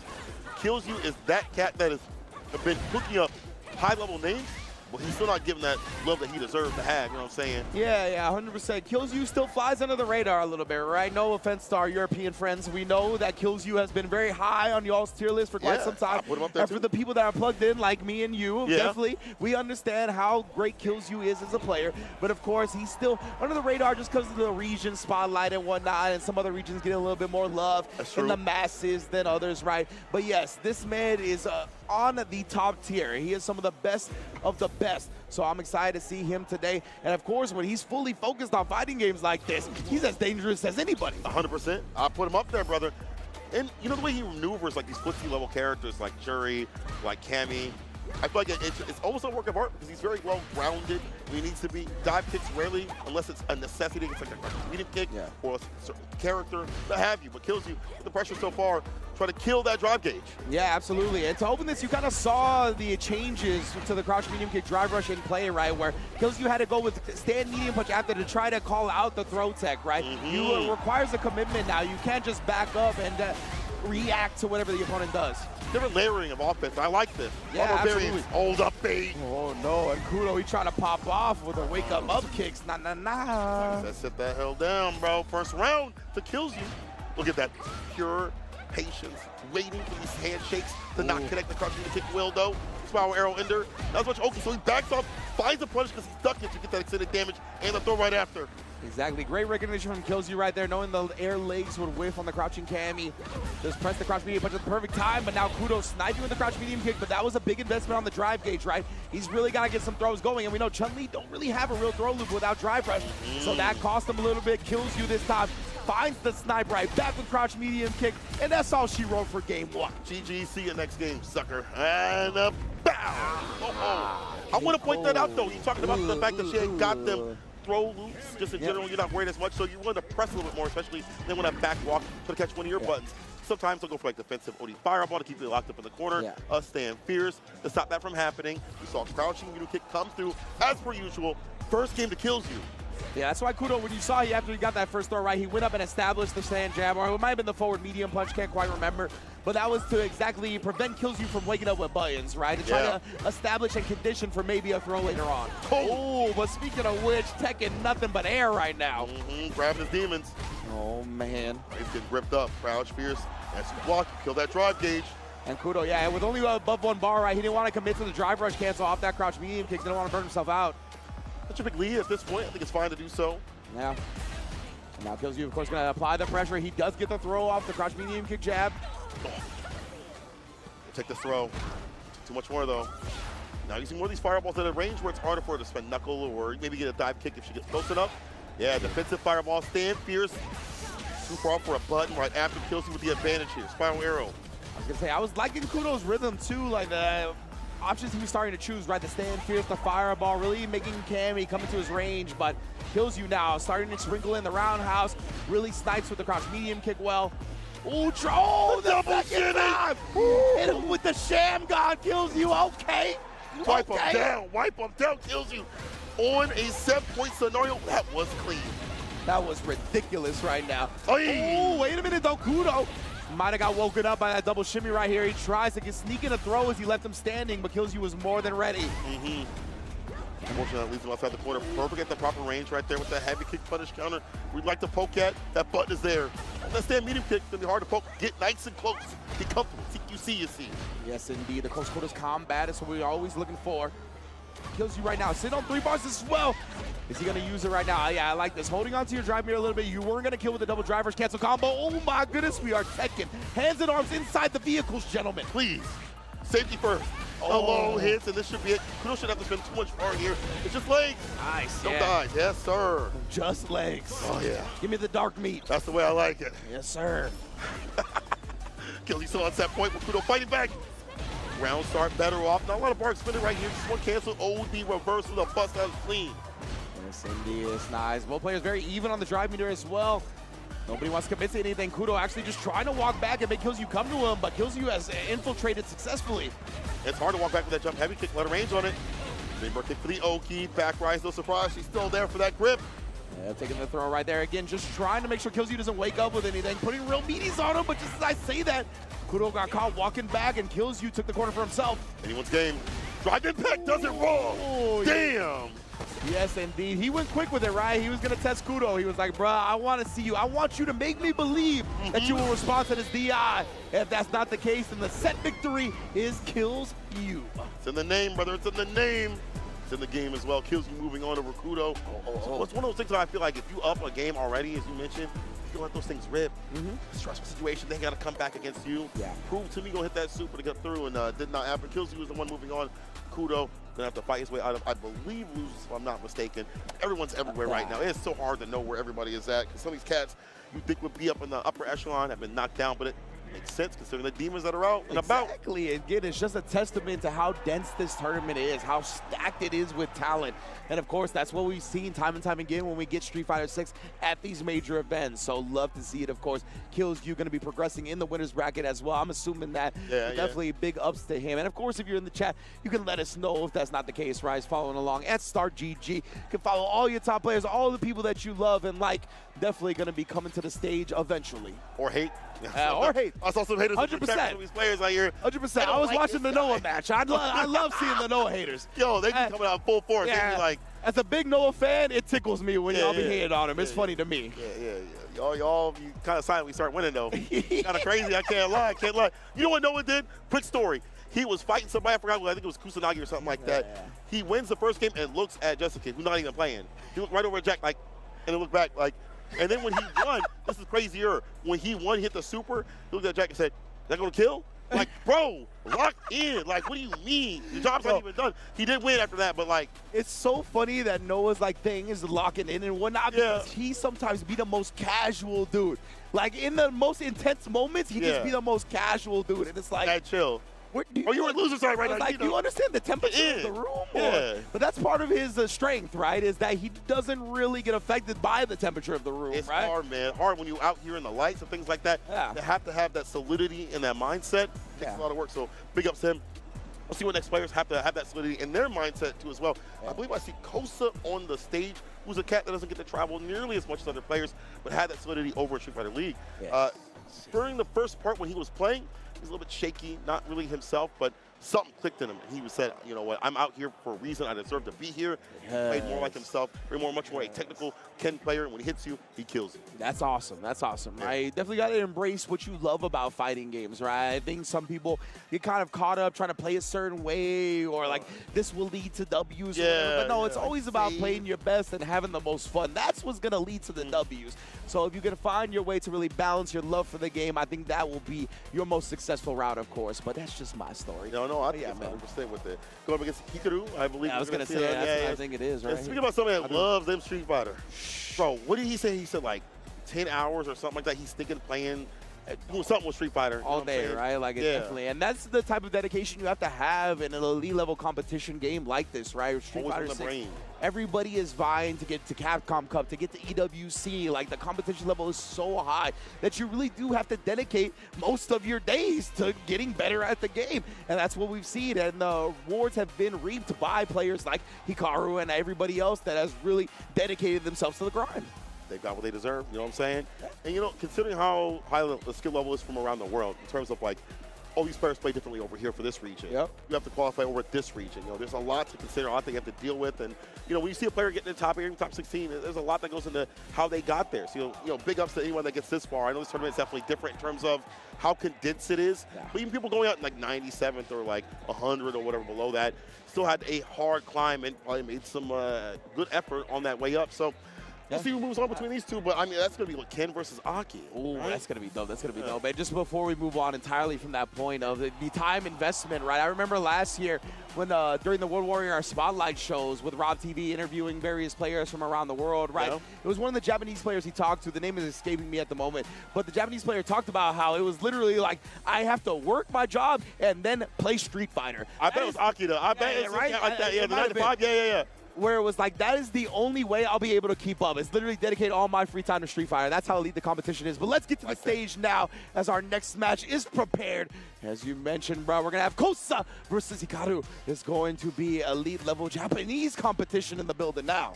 Yeah, look at the names too as well. Zeta out here, Hikaru, and then for Kosa over at Saishu Kanso Komoto. Hopefully get to see both of them at Street Fighter League this year. They haven't announced all the teams, so I don't know who's on what. I know that we saw a Reject Team. Saw that trailer. Oh, yeah, definitely. Yeah. I was going to say, everybody know about Reject Team. I said, I could name those off any damn day. Oh, yeah, man. Honestly, I'm looking so forward to SFL. I know it's just, like, looming in the shadows, right? Like, it's definitely about to start coming. So I'm very excited for both. I mean, all of the regions for SFL, Japan, Europe, and U.S. Can't wait to see what everybody brings to the table this year. But, of course, we are at CEO 2025, baby. We back in Orlando, and we got elite-level international competition. The most international participants in CEO in years. And we got two of them right here with Kosa and Hikaru. Let's get it, bro. Aki and Ryu too? Nah, stop it. Oh, he playing the Ryu? He playing Ryu. That's Ryu right there. Said, I'm not kidding enough. Not enough. Not today. Not today. Take a turn back? No. He actually backdashes away. I'm surprised. Kosa letting that go. And, you know, from what he had told me, he was investing time in Ryu in the background. He pulled out like this. His top spot. But here we go. Let me see that Ryu. Raw sweep off the feet. And of course, he's got to use it first, right? Just in case he does lose and he doesn't feel comfortable with it. That way he can still switch to the Ken. But I love him committing to this character right now. Obviously extremely strong, but that time blew up the defensive timing. Beautiful stuff from Hikaru. Oh, look at that. Light lash ender, put the poison on as the ender. The fake out. Oh my, he's a lot faster than last season, you know what I'm saying? So that definitely helps out. I like that a lot right there. We even saw Kosa try to whip punish it with a sweep, but he was too late. And look, he's looking for a lot of sweeps right here, even with the changes to them. Oh, he jabbed it. Oh, this guy. Jab anti-air on the cross-up. All right, 235. Yeah, for real, though. Talk about that same fears, too. I was going to say, he's fishing for that bad boy. Yeah. Oh, crouching light kick as the opener, but no commitment again. New with the character, so maybe not prepped with the combos properly. Yeah, he'll leave some damage on the table, but Hikaru, he is very much a Aki specialist, right? He's not going to leave anything on the table. Big sweep, though, to get the poison off, as well as hit Aki, obviously. Chill, good. Oh, the cool thing, as soon as I say that, he goes in, he gets his win. Tri-Fresh Heavy had more than EPS victory. Hikaru. That fate is so cruel, brother. Oh, yeah, it is. Good round start, good closer as well. Over fireballs if you ain't careful. And Kosa, he tried to load up with the OD donkey kick right there, right? Put it away immediately, though. Hikaru putting too much on the screen for him to deal with at the moment. Too much too, I'm telling you, brother. Target combo, no commitment because you got to find the hit. Don't want to give him 2-. Donkey kick, he slides underneath. That ball buster. So clean from Hikaru right there. Low profiling the donkey kick. Oh, what an amazing preparation from him. Matchup knowledge that if you're not playing that character enough, you're not going to have it. It's a one-touch scenario. Equal fake, he breaks the throw. Yeah, that's the thing, right? Ryu might have been put it to the back seat for a little while, but he is very much in the spotlight now, right? A lot of players are going to be studying how to play this matchup. Big DI, he's going straight to level 3. He didn't get the full animation, but does get the burnout regardless. Take that, but the wake-up's even better. He knows that's fake. Without a drive rush behind or something heavy, let's stand fierce at least. Hikaru knows the matchup in totality. We've seen the ball buster going up underneath the donkey kick. He's been avoiding the fireballs, and Kosa looking a little bit lost on what to do. And again, it's only been a few weeks he's had with this Ryu. Wow, and he committed to it. He actually hit the rematch first. Yeah, just off of the little flubs that we saw, like the non-light confirm, that level 3 at the end, I figured he would have went to his tried and true, but hey, believing in the Ryu feels like maybe, you know, this tournament isn't about winning it. It's about getting the Ryu ready to win something later on, right? Right, the reps. Exactly, so that might be what Kosa's looking for here. That's kind of what he's committed to at this point. Or maybe he just snaps and actually takes it back 2 games straight. But Hikaru, the caliber of Aki this man is, it's not going to be easy. Nice jump, though. Tatsu driver stand medium. Hikaru backs away from danger. Knows how to go for an anti right there. Would have whipped it completely. There we go. Take back the turn. Sweep. Raw stuff. Yes, indeed. What a tight throw as well. Oh, again reaching. Hikaru, he didn't even approach either. He just waited to see what Kosa was going to do. And yeah, I mean, it's tough, right? When you got a character that you're not that familiar with and going up against somebody as pressing as Aki, things like that will happen. All right, going to ODDP the driver's forward heavy kick for the plus frames, denying that from happening. Hikaru, again, back in that proper range where they can just kind of counter poke, see what Kosa's going to do. He's good at sweeps, I'll tell you what. That's definitely something he's been practicing with the Ryu so far. He's a janitor right now. Yeah. Mopping it all up. Right here, slow and steady. You can tell he's not throwing many fireballs with Ryu either. Of course, Aki does have some anti-projectile tools, but I would like to see him establish it a little bit at least. Yeah, just to initiate as a poke. Yeah. You know, help you get your way in. Both in burnout. Better for Kosa with the trade. Too far for the crouch with the kick to hit. The super immediately blocked out. Punished with the heavy. You know what's ready? A level 3. Yeah. Lash into the finish. That girl's poison.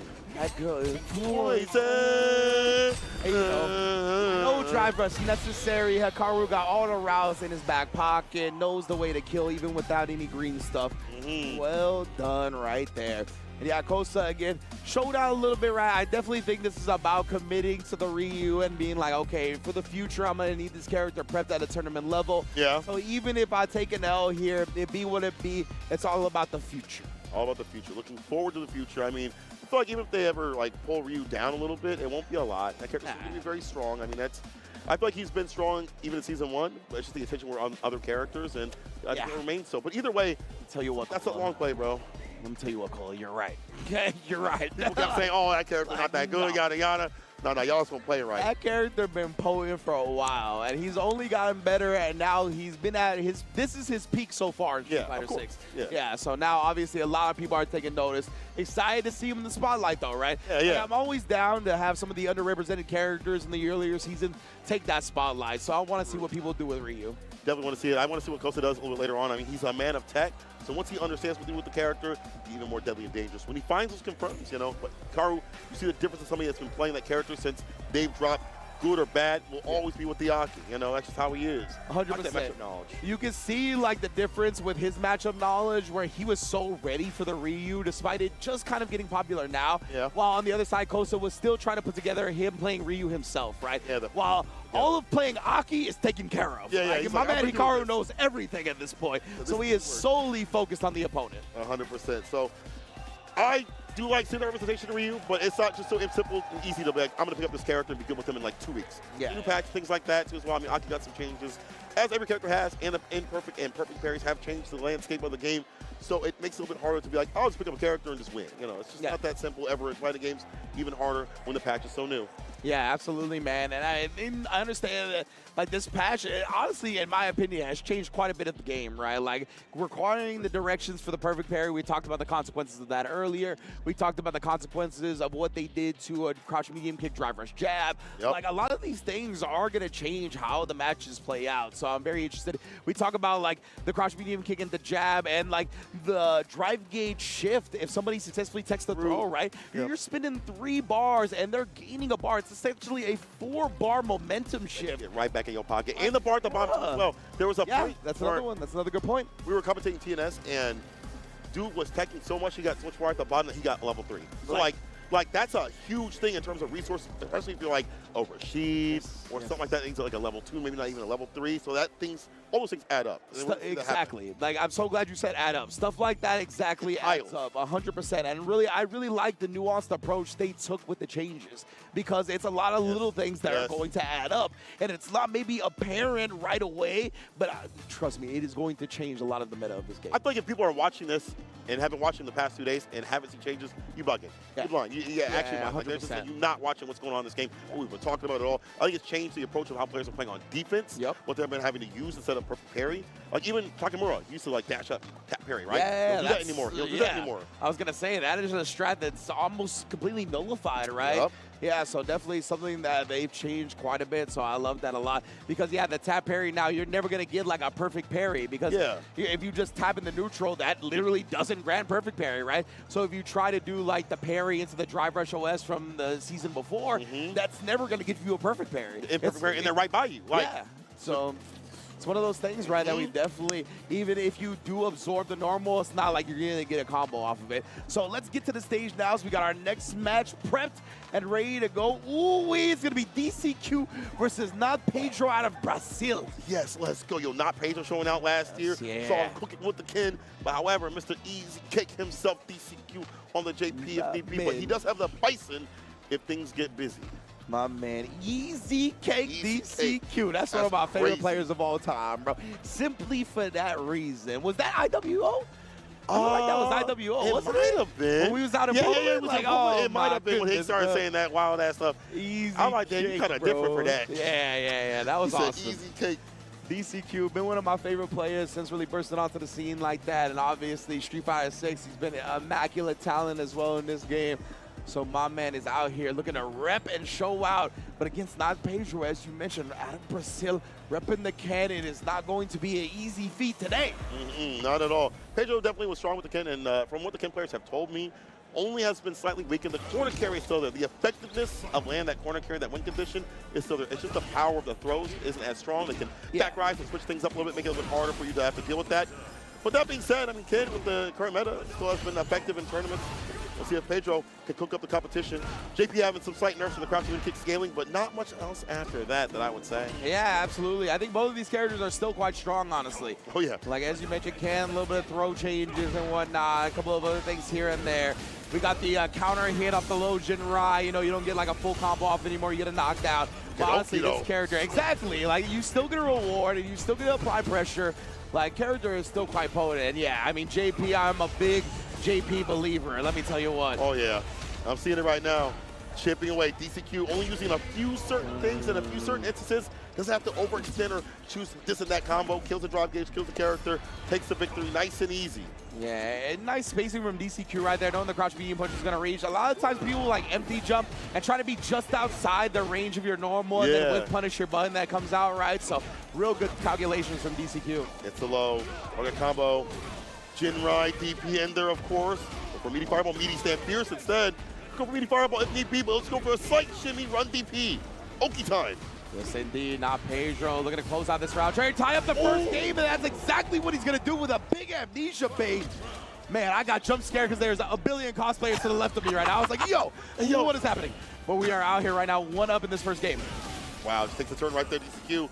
But now the Porter right after, that's the strongest thing. I remember when you said that with JP in like the first season, that Departure is the strongest part of his toolkit. And I can't see any different, right? It's the truth, right? I understand Amnesia was the thing that everybody shiny red balled on at the beginning, but nah, man, Departure is really an absurd special in the land of Street Fighter. But right now here, not Pedro, not hearing any of that right now. Still working with Ken. Turn back with a bigger Sam Fierce, Crystal Slash Ender, Departure, the long one. Toss him. Departure again? No, it's the fake out Fireball. I like that. Faking out the ghost a little bit, maybe trying to bait something out from Pedro, a parry, maybe drain the drive meter that way. Recovers just in time to not get punished, and we immediately establish the throw. Dash forward instead, just goes with the jab. Again, it grants you other things, right? You can still play mind games in the corner, best believe. Oh, 100%. Oh, DDP. Do not dash up on me. I don't care if you go green or normal. Yes, get it done. Now Pedro was like, nah, you got to make sure that is a true block string or else the ODDP is coming out to stuff it. And that's what we talked about, right? That's some of the balance changes in this game is where a lot of the time now where you do go for a true string off of a medium driver's cancel starter, you don't get much Oki off that anymore. You have to commit to an option, whether it be throw or strike. You can't just walk back and play that type of game. So we can see it on full display here. And if you try to sneak something heavier in and it's not a true block string, you get OSODDP. I like that Pedro's defense is very immediate in terms of like, I need to live the corner. I need to interact immediately instead of just waiting for like the first throw or first normal, whatever it's going to be. While in reverse, we see some similar in terms of like, I'm taking a few throws here and there and I'm getting baited for Amnesia on the side of DCQ. Usually DCQ has some of the best defense in the business, so it's magnificent to see Pedro break that down. He's done his homework, he's done his studying. Yeah, definitely. I feel like DCQ tends to try to block it out a little bit more than most JPs without relying on the Amnesia as much, right? So that usually means his Amnesias are very successful because he doesn't use it that often. But we saw the one Amnesia that came out, baited perfectly, punished even harder. Yeah, now Pedro is on his game right now. Right. Stay on that bullet. First game to him so far. OD Fireball interrupted. Pierce, big waste of bar. Like that help parry. Getting some back. Stay in the green as much as possible. Driver stand Pierce. Medium kick if need be, OD Fireball. Oh, we're in with the big butt. My goodness, the slug just caught him in the jaw with that one. He's been trying to put the run step kick in. I like that up against JP, honestly. He likes to play far away, so sprinkling that in is a good idea. Right, the anti-airs right there. Perfect parry in the low Fireball. DP. Go for the throw this time instead of the stand Fierce. And now Pedro immediately responding, right? As soon as he bugged that crouch medium punch, he was like, all right, you're in range for the reversal crouch medium kick. The departure teleport, trying to backdash. Oh, but DCQ was out of range of the crouch fierce. I don't know if that's what he wanted or it was an execution error, but either way, now Pedro's on set point now. I was going to go into like a target come after that wake up heavy kick, that banana kid special. Did not happen. Oh my goodness, my man's is swanging. He's swanging right now. I like that. The drive rush cuts it short. Gets the summon spike and gets the back throw as well. Oh, no one punished the stand Fierce. No big deal. There's the connection off the Fierce starter. Fierce, no departure until now. Long range. Lock him down to the corner. Walk him down. God damn. The confidence. Yeah, and that crouch medium punch is usually pretty hard to whip punish, but not for the stand Fierce of JP. But now Pedro has found his way out of the corner. Maybe his way back into this round. Oh, but again, that stand Fierce is so potent. What up in the reach? Perfect parry into the drive rush, though. We are here. That's a CA. That's going to shift this drive gauge momentum heavily. Sit down and shut up. Oh, let him know, Sankola. Oh, yeah, the bar is all nice and green. OD Fireball if you want it. Nice and safe, solid style if you'd like to have it. The perfect parry. Q takes the turn back. He's trying to DP. He's trying to dash up and DP. Ah, Pedro. Chill, fam. Yo. Chill, dog. I'm going to make a cutscene out of you, brother. Oh, man. He tried to make a hug like Broski. Be like, come on. I seen that clip, Broski. Yeah. That was hilarious. I'm sorry, dog. You ain't deserved that, though. No. You ain't deserved that, though. You got to be kidding me. My goodness. You kids are not all right. Back throw.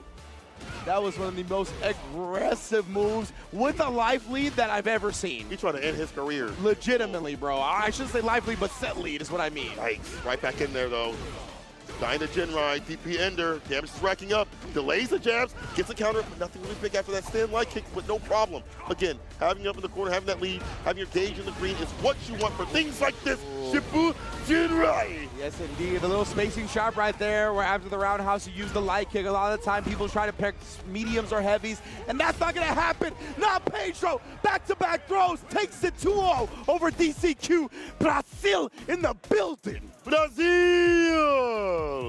So Brazil's on the chat. I see the Brazil people in the back too as well. The Chilean also cheering for not Pedro taking over DCQ. Champion mentality.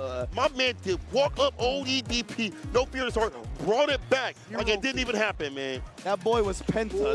Cero miedo on that joint right there. Zero fear, walk up ODDP. And even with that not working, bounced back in the very next round and still took the W. That's a testament to this man's confidence. And Ken not dead, bro. Ken not dead. If you a Ken player out there, that should enlighten you how to play that corner play. It's still very deadly. And these knockdowns, you have to go for more things that Ken has, which he's had since Season 1, Season 2. You still have more mix. Absolutely. Knockdowns. As long as you have your gauge in the green for OD Fireball for the variants, especially against JP with Ken Amnesia, you're picture perfect. I gotta give a shout out to production putting us out here, by the way. I love that we out here with the crowd. You can see CEO behind us, bro. Orlando is out here. The electricity is in the air. It's a beautiful day for fighting games. Oh, I love it. I love it. I love it. I love being able to see the players in the back, people that are coming up, seeing the audience start to stack up as we get closer and closer to the finale of today. You know, some of these people are already kind of knocked out of the tournament, or they salty as hell. Yeah. They're trying to help their friends that are salty as hell, too. You know, you like that, so it's time to sit down. Players turn coaches real quick. Yeah, you know what I'm saying? Hey, man, I would have checked that, though. You know what I'm saying? Like, hey, man, don't talk to me. That's players turn peanut gallery. Yeah, ain't even right, coaching. right. In the background. Honestly, aren't you Diamond, bro? Like, come on now, relax. Like, it's honestly way more players turn peanut gallery than players turn coaches after they leave. 100%. That's how it be. It's yeah, okay, though. Yeah. I understand, right? 100%. You want to get your mind off the game a little bit, perhaps. But, man, we are locked into this Street Fighter 6, baby. Thank you all for joining us here on Capcom Fighters. This is just day 2, of course. We know the top 8 is going to be tomorrow. We're going to be ridiculous.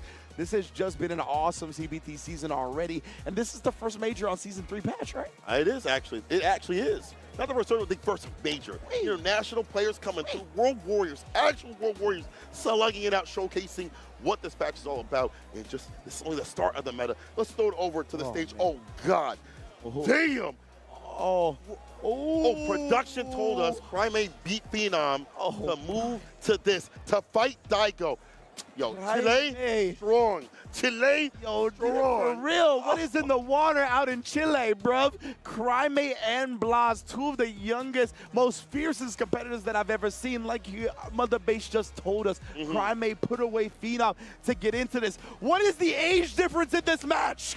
Bro, what's in the applesauce? What is the age? Is this like a 30-year age gap? Bro, it must be. It's got to be. It's got to be close to that, right? If not more?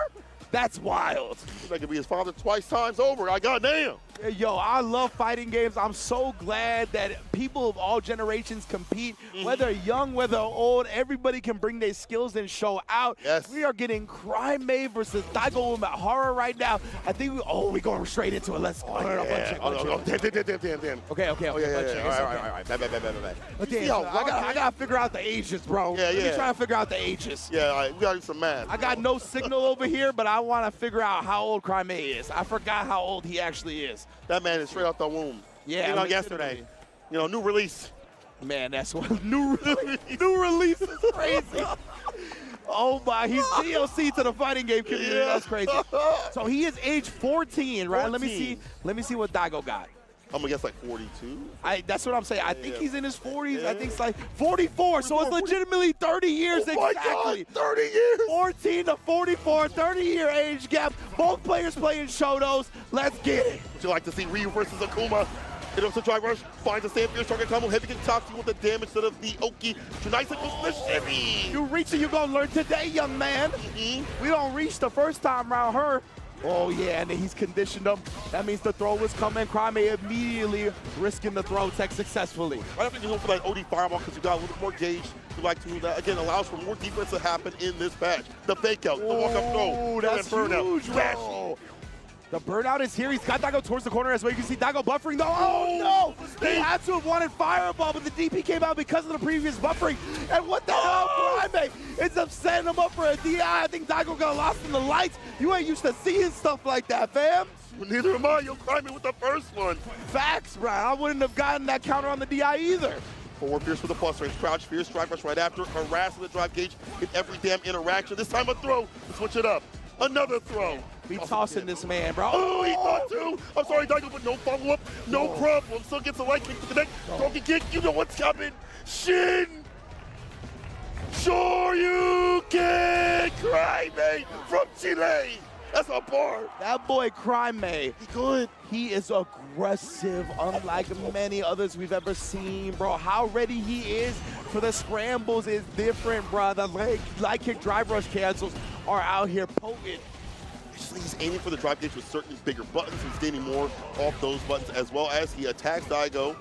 Daigo on the offensive now. OD Fireball. Admin offensive get the pick up right after it. Medium punch. Yes, sir. Hella plus. And don't get it twisted. Daigo's fundamentals and footsies all that are immaculate. But this man, he is great at playing in the mud, as you see here, right? Perfect. He understands the tempo, the chaos that Crime-May is bringing. Daigo can match that, best believe. Then we help out here with that Dinjin charge. It's a reversal rip, though. Crime-May back to full screen. Or go band to band with the fireballs to land, but nothing expensive with that OD gauge, possibly the anti-air is there with the DP. Walk up throw. Can we get a band for band Chile and Japan version? That'd be hard. Oh, that'd be fire. Hold up now. Oh, the fake up with the Hashokeki. Yeah, he's done that a couple of times, right? We saw the drive rush jab as well to fake him out into the drive rush parry, or excuse me, the drive parry. Donkey kick to finish it off in terms of the drive gauge. Another donkey kick. Man, Crime-May has abused Daigo's drive gauge and set up shop for this into the reset with the eye to put himself on set point. Crime-May. Yo, Chile's strong, I'm telling you. Demons out there, you just give them a chance to travel, this is what happens. 15 years old. Thought Boss was the only one. No, it's not done. Nah, definitely not. Chile got killers lined up. Best believe Daigo, though. Make sure we go into the level 3. I'm too low on the drive gauge. I need that built back up. Oh, no. Back in the green. Flip that Calamity. The 7-11 sitting in the heaven. Yeah, overhead. Holding parry in the super right after. And the way Crime-May immediately goes into level 3, right? He wants to keep Daigo very low on the drive gauge. He's had round after round where he's been able to burn him out. And now Daigo doesn't have any meters. So if he can get there quickly, that is going to be in for him. Look at the chunks it took. Daigo actually putting himself in burnout round to try to stay offensive. Did not get the DI. Stand fierce, donkey kick right after it. Interrupts the drive rush. Careful, that button was extended as hell. Oh my goodness, and now Crime-May, he's slowly but surely bullying him to the corner, but Daigo's about to recover the drive gauge. We're back in the green, the government bailout. Shout out Slogan-sama. All right, Green Goblin right now. Use the bar, the back throw. Oh, that's over the corner. Worry about the DI. Also the OD Fireball, drive rush becomes a fireball, the shimmy, the finesse, and bless to put this kid to rest, at least for a game. They're all evened out. And that has been Crime-May's big weakness in this set, right, is his frequency of teching the throw. Yes. He's looking forward a whole lot, and he's gotten shimmied multiple times successfully by Daigo. And Daigo, this is so good for him because he's weathered the storm, right? That big momentum outbreak from Crime-May to start the set. He has been able to take that and bounce back with a W. Now the momentum is firmly in his side. To be able to survive in burnout as Akuma is very possible. He's got the big button to do so. The fireballs keep you out. He gets his drive gauge back as he gets aggressive. Those are things that Akuma can definitely do. He has a strategy for that, but then jumping after that perfect parry was clean. 1/4 of your life gone. Wow, and Daigo's risking the OD fireball. He might have died if that got blocked, honestly. You ain't lying. Like, it actually could have been the round. Try to stick in the overhead right there, but Daigo confident in his call out, waking up with the light button. South the drivers with the sweep, even stronger this season for many characters. Man, yo, he be attacking that drive gauge. He is a drive gauge assassin. Puts himself in burnout here for the pixel of light, but Daigo's still wigging up with buds. He's not scared. The jump back jab. The fadeaway, the Mamba mentality to clean that up. The attack, Daigo, very active on defense so far. And it makes sense. Again, another shimmy, as you mentioned, it's been killing Crime-May now. That has been his big weakness in this set. That is where Daigo's bread has been buttered. Enough hits. And just like Daigo, right, willing to put himself in burnout on his own terms, Crime-May doing that exact thing with the DI here. Careful now, you keep tapping parry. So many. Timings, the Hashokeki, the variants, and now the Shinshoryu coming through. Crime-May dumping out the damage. This is Chile strong, not enough to kill. It's not enough. Crime-May does have his drive gauge back, but Daigo has CA on deck. He reacts. Oh, he got clipped, but he teched the throw afterwards. One touch, the jump, the tip, that's it. Crime-May takes down Daigo. Crime-May from Chile. I love that. Oh, the pop-up. I love that. He knows who he is. The primal yell. That's what I'm talking about. From the depths. Oh. The human soul. The straight primal yell that he let out. Taking down one of the greatest of all time. Crime-May is here. And I see a lot of people, I saw a lot of people in the chat talking about best Ryu, yada, yada, yada. You gotta put this man in the conversation. I know he hasn't had a lot of showings before this point, but trust, this boy is ridiculous. He is on the level of the Blazes, of the Inning Walkers. He is one of the best Ryus in the business, point blank, period. There's a reason why we have these World Warrior regions to have these players stand up. There's a reason why we have these tournaments all around the world, because there are players that aren't able to travel, but are obviously incredibly strong, given the chance to dance out here on this main big-ass stage with the lights, with the points, with the qualification on the line, with the money on the line. They're going to stay fine. Stop playing on their name. Chile strong. Oh, man. Come on. Street Fighter 6, baby. This is what we live for. Great to be back out here in Orlando, Florida. CEO, like we said, some of the most international competition CEO has seen in years. Everybody is here trying to claim their spots for EWC, trying to claim their spots for Capcom Cup, get as many points as possible, because we know we all want to go back to the Kokugikon, baby. Yes. You already know. Oh my God, you said it right too. That's how I know you godlike. That's how I know you godlike, baby. God damn. Man, it's going to be all it's just hitters after hitters on stage, by the way. We'll get to it in a second. But, man, it don't stop. I know everybody's favorite players keep coming up. And best believe, with the elite level competition that's here at CEO, it's not going to stop anytime soon. 100%, 100%. That's why I like to see, once again, offline action. Regionals are cool. They're great. I love the World Warriors. I'm glad we have those. But it leads up to things like this, the offline, to establish them so they can fly out, fight it out. The international battles you don't get to typically see on a weekly basis. We come out here to catch the real deal, the offline. We touch that grass. Both are a necessity, right? They feed into each other. They make each other better, the online and offline cycle of things. And yes, best believe this offline electricity, this offline atmosphere is unmatched when it comes to esports, period, not just fighting games. So I love seeing this here, man. And we have another barn burner ready for y'all upstage right now, bro. I can't wait to see this, bro. I'm so sorry. I'm knocking everything. I don't know. I'm not sorry. Hold that. I don't care. Let the energy flow, baby, because next up, we are going to have Tokido versus Kills You. Again, this could be a top 16, a top 8, a top 4. It could be a grand final, Seiko. You already know, baby. But look at this right here before the final day happening. Kills You Tokido. Now, I asked Tokido, I was like, hey, man, after this, you going to switch it up? He said, I might stick to Ken, though, with it. Okay. You know what? I said, hey, man, hit that Akuma sometime. He's like, but I think Ken is still strong. He still thinks that Ken is still strong. I like that. And for him to get this far, obviously the character is still cooking, as we just saw multiple times. As well, man. Tokido has believed in his Ken for quite some time. And, man, I mean, he's been one of my favorite Ken players in Street Fighter 6. And immediately after that, representing the perfect parry. We actually saw the perfect parry right there, right? So Tokido managed to put the back into the parry input to get it out, and he's built so much momentum off that. Look at this boy go. He has awesome continuously trying to step in, impact. That's a sweat, and that's a wrap. Wrap it up. And that's a win-win for him either way, right? Even if Kills You responds with a level 1 right there, he has such a life lead, and the burnout timer was still going to have so much time to go. That would have worked for Tokido either way. Drive rush, hits the brakes, gets the throw right after the jab. Stand fierce, trying to find a home, as my boy Brandon would say. Oh, but a little too defensive right now. Back thrown. What's the defense like, Tokido? Gets to the corner. Ooh, he tried to pick him out right there. I like that, too, because Ken is privileged in the sense that he has a really easy side switch combos, right? At any point. Yeah, you don't have to just go for a back throw when you want to side switch with a driver's cancel out. His BMB itself will do that just fine. Hits the brakes again, so one more hit to end things at level 3. Oh, no, wait a minute, though. Kills You found his mark here early, and a crouch heavy punch connects afterwards. And the throw, he's brought himself very much back into this match, even with level 3 as well. Yeah, Tokido, he's faking out the fireball. You see the buffers, but he doesn't want to commit to it right now. He understands the danger that could be happening. Back throw, up and over. Driver's crouching light kick. You think that could have killed?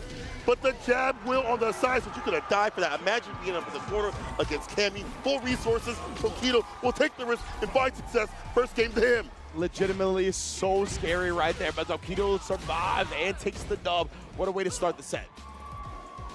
Right, Kills You, trying to find the proper range to poke with. It's hard because I feel like crouching medium punch, even though Nerf is still a very strong element in this, but right now, Kills You gonna take him to the corner with the target combo, meaty crouch fierce, all the gutty works. So indeed, it Kills You, just trying to establish the throw right there. Tokido more than willing to press right here. And look at him willing to walk forward on the Cammy as well, trying to get himself some space, some real estate out of the corner, but Kills You not gonna let that happen. Puts him right back there. The level 1 put him on life support. On your speed, the speed. Oh, hold on now. Out of hospice. He just needs, get this. Exactly. He just needs to get him to the corner, right? Kills you. He will build that level 1 by the time he gets there. And man, this dude's neutral shimmies on another level. We saw that in the previous match on stream as well. And that Stamina kick of all things too as well. Most people go for a low. The Stamina might whip. Very good range right there. The Stamina kick as a closer tool for kills you. Round on the board finally. Love that, man. His recognition of when he can pull off some shimmies in the neutral and not just off his offensive sequencing is extremely impressive. Drive impact, we hold back against that. Driver step back in, careful of the drive gauge. And that's what I'm talking about back, though. You spent so much drive gauge at this point. Now you're in burnout. Oh, heavy with the heavy kick and the punish counter. Shimmy, for the opening, no! And now if you went for like stand fierce like level 3, you would have been able to bust out. Even level 1 would have gotten that done, but now you're watching the cutscene. Exactly. That was really unfortunate button choice from Tokido, right? The stand medium kick has got a long recovery on its own. It also has a target combo attached to it that players like to try to convert.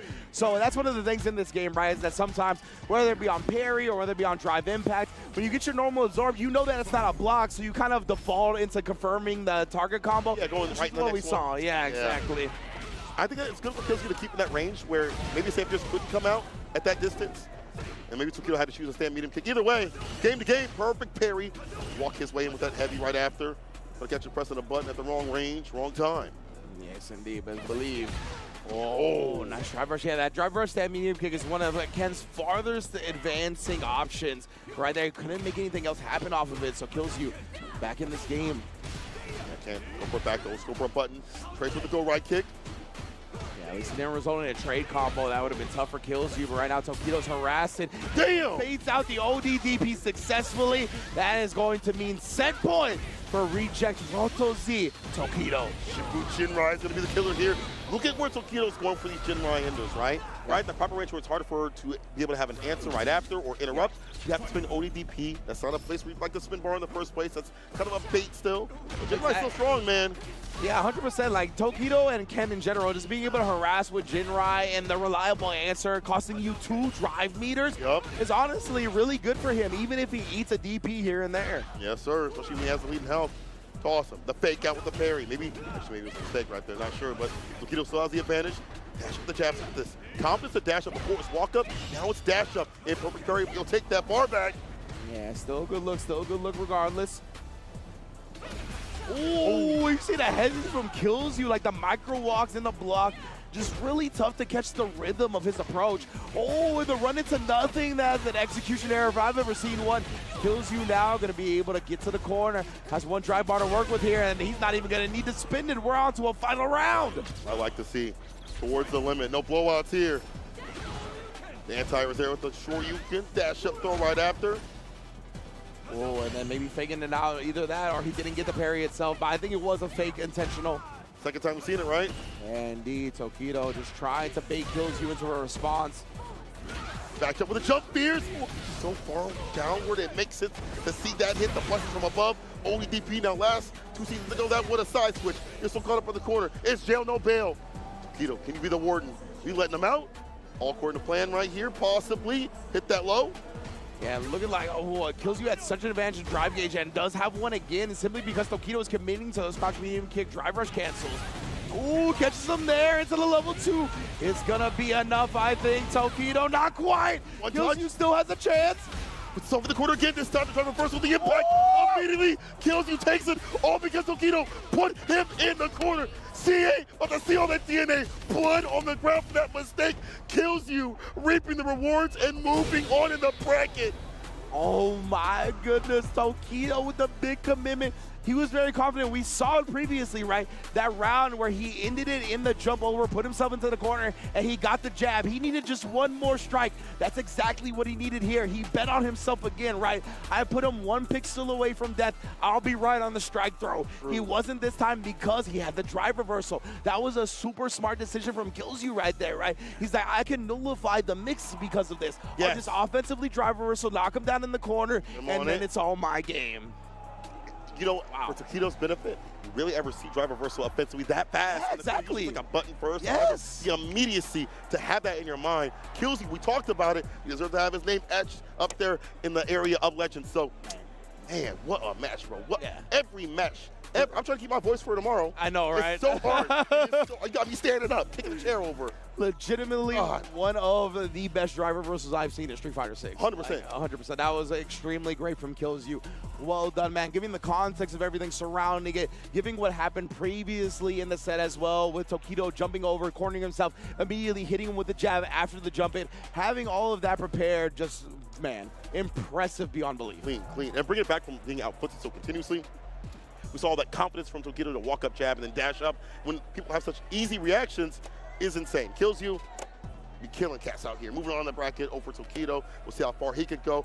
But we want to see how far you could go in your World Warriors. Go sign up right now. Check this out. Reg is open at capcom.us/WW25. You can figure out where you can play and mark your name in the annals of history. Most definitely, the World Warriors. Always love seeing how much love World Warriors has been shown, and it's going to be no different this year. Make sure you get signed up for your region as well. That's going to be the online side of things. But, of course, offlines are back, baby. We are here at CEO, but there are plenty of more CPT offlines happening across the world. Next up is Blink Respawn, one of the most electrifying tournaments you will ever witness. Hopefully everybody can get out there in person because Blink Respawn, the Dominican Republic, does things differently, baby. It is the weekend of July 18th. Registration is open, so sign up now and compete to win your ticket to Capcom Cup 12 at the Ryugoku Gikka. Damn, that was fire. That was fire. The Say Jam Slam. Come on, Slam. Welcome to the Jam and the Say Jam Slam streaming soon. Round robin. June 25th, the team finals, the 29th. We'll be seeing those teams soon, full of streamers, competitors, and Street Fighter players all around. I cannot wait to catch that action once again. Yes, indeed. Of course, I want to show big love to Victrix, baby. You know what it is. The Victrix KO Leverless, the Pro KO Leverless, was the winner of an EVO Award at 2024, including the best tech, right? Fully remappable buttons with a 16-button layout. It is the ultimate esports peripheral, competitive fighters for PS5, PS4, Xbox, and PC. It covers everything, baby. Victrix got your back. Got your back on not only the stick, but also the Leverless, as per mentioned. Great quality. I actually have this one at Leverless home. Goes hard. Yeah. Leverless goes super hard. And this one also, I've had this one for actually maybe 3-4 months. No problems, no issues. Nice. Immaculate quality. And you got the handles on the side right here. If you want to set that sucker down and just rest simple and easy like this. And once again, button ASMR, because y'all keep asking for it.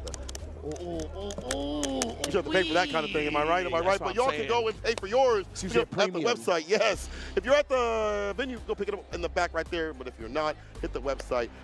And as we continue to hit buttons, we have to take a quick break because my heart is going absolutely crazy right now about that stroke out of here. Yeah. So to prevent that from happening, let's hold tight for a quick 5, come back, and just like that, will be more Street Fighter action. Don't go nowhere.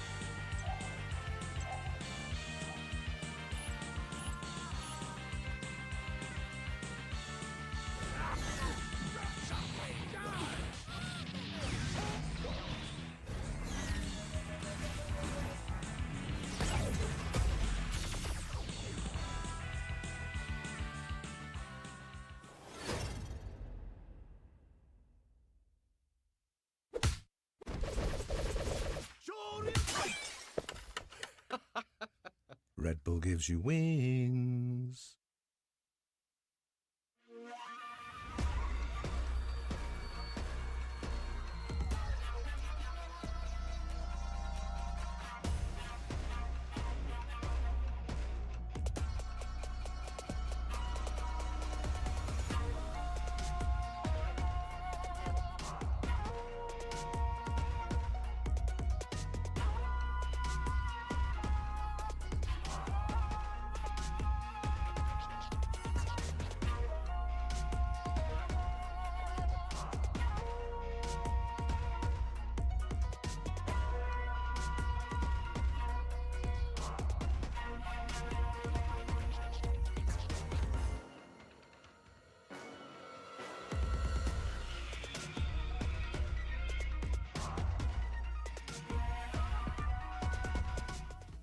And we are back with more CPT action offline. I do mean offline. My name is Seiko from IG Bridge. Yo, let's get it, baby. Offline. Yo, we can touch the depth. We can see the players. We can feel the electricity. Ooh, CPT. Nothing like the offline, baby. I love seeing it right now. At CEO, we got the point system back in full effect as well. God. Everybody chasing to make sure they get in the Capcom Cup. Nah, man, we've already seen some incredible matches, right? To kick this off, we saw Angry Bird versus Daigo. Yes, sir. And then before we went to break, we saw Daigo fall to Crybaby, bro. Oh, my Nah, God. That's wild, bro. These cats out here are fighting. Again, as you mentioned, for points. That qualification, get that first place spot on the dot for EWC, to be out there and get that, you know, for money. There's a lot of things that you have to think about, and a lot of killers, no filler out here that are trying to find out just as hard as you, if not harder, depending on. And you have to think about it like this: new patch, hard to adjust to the meta. Are you switching characters, as we've seen for some people? Sometimes it's been good, sometimes it's been terrible. But again, a lot to consider, a lot on the line right now, so you better stay fine. Appreciate everybody for watching. If you didn't join us this year, come through next year. We're in beautiful Orlando, no Daytona, baby. Like, go outside and be myself and not get, you know, thrown at me. We don't got to worry about nothing. And to be fair, the venue is so OD that we don't even got to leave this actual premise. That is true. Like, there's everything you could lying. possibly, except for Waffle House. We got to get to Waffle House. Yeah, but that's beside the point, of course. We are going to continue on with this Street Fighter 6. We saw some immaculate matches. We're going to continue that trend because you know this competition is out of this world. So I'm very much excited to get back into it when we can. But man, St. Cola, it is very different being offline again. It is so good to feel it, and it is amazing to see what level of competition these players are bringing. It is incredible to see them also, even when they get knocked out, just to hear what their ideas are for the new meta, their strategies, the arguments. Bro, I love hearing players argue back and forth. This character's strong. No, this character's strong. No, you're wrong. But there's so much information to gather out here. So if you're a player, I feel like it's good to go offline so you can get that grind for, you know, playing top-level players, getting a lot of casual sets in. I was here till like 12 last night playing, and the Jabali world also had like a 24-hour area to play too as well, man. Like, baby. I gotta It's go a there great again. look. It's a great look. And yeah, that's a great point I think that you bring up with the fact that you can talk to people offline. That is a very much a much more nuanced conversation than we see on X or Twitter, right? With the character limit and all that. Actually getting to talk to these people in person, ask these questions, get genuine, sincere responses out of people being in real life, rather than our little jaded internet world that we live in a lot of the time, right? Yeah. So yeah, best believe you could tell it. You could see the testimonies from a lot of people, how nice a lot of these players are and personalities are in person, how willing they are to have conversations with anybody, play anybody. So yeah, man, it is a dope world offline. If you can make it, please do.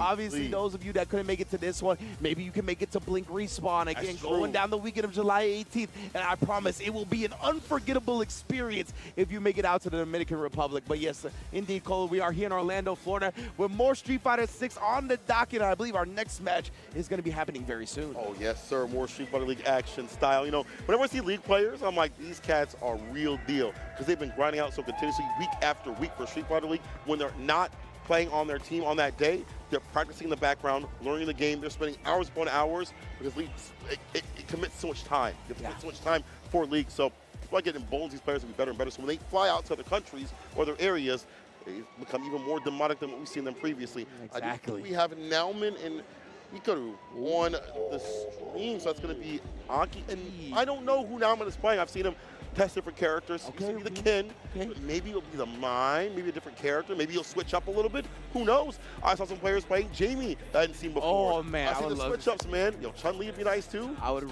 really love to see some Jamie. Chun-Li would also be nice. You know, I'm a little biased against Chun-Li, but honestly, she deserves some spotlight. She's been kind of underrepresented in the first couple of seasons of the game. I think, like, in Season 1, she was a little, like, underrated. I think she was kind of quite strong in that season, but that's beside the point, of course. So I would like to see some Chun-Li players. And who knows? We saw Kosa on the Ryu earlier, right? Maybe now, man, is experimenting with everybody's newest favorite Shoto, which is everybody's oldest favorite Shoto. That's the true, funny part about it. But yes, everybody has definitely been getting a refresher on the Ryu. And again, Hikaru has been the Aki loyalist. He's been the Aki specialist since the beginning, an extremely deadly competitor no matter what territory he's in. And yeah, we're going to see it today, right? He is very much always on at the forefront, whether it be of the tech, whether it be of the conversions, whether it be just how to play the character in neutral. He's a pioneer. But Nauman also, on his side of things, his defense, when he wants to bust out, whether it be like a reversal DP or a super, is so nuanced, and when he commits to it, I feel like he is really about reading the person rather than like the player or the situation. Like, I know this player likes to do this, this, and this, and that's going to have some situations over at Street Fighter League when he fought Tokido. It's also led him to acquire way more points in his team for Team Detonation over there and be a shining star for them. And he saw on Team Detonation focus me. And when players are like that, right, I kind of take a look at that first match, and I want to see if a lot of it is intel for them, right? Yeah. The ones that really try to play against the player and try to expose the habits of the player rather than try to, like, abuse character matchup things. Oh, and you might looking like the right call. It's looking like the my. The my guy. My Shirai. Oh, yeah. In the building right now, going up against Aki. This is some femme fatales if I've ever seen them. Yes, sir. The waifu battle happening on the screen.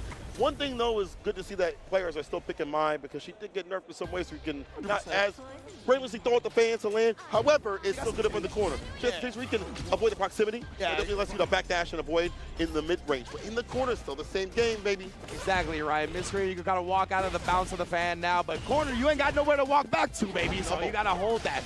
And right now, he kind of already off to the race with a punish counter. He's going to knock down Nauman in the corner. And the overhead follow, of course. Slight little delay on that, too, as well. Make it a little bit harder to read. And this thing puts in the poison right after frame kill with a meaty crouch and meaty kick. Don't press a button, asshole. You're dead. Oh, my goodness. Hikaru completely shutting down Nauman in the opening round. But this is what we talked about, right? Again, the first game for players like Nauman is often intel, right? And that puts them behind the A-ball, obviously, in the set. But honestly, when those players like that, they gather so much that they can take 2 games straight. So it's all about what he does from here.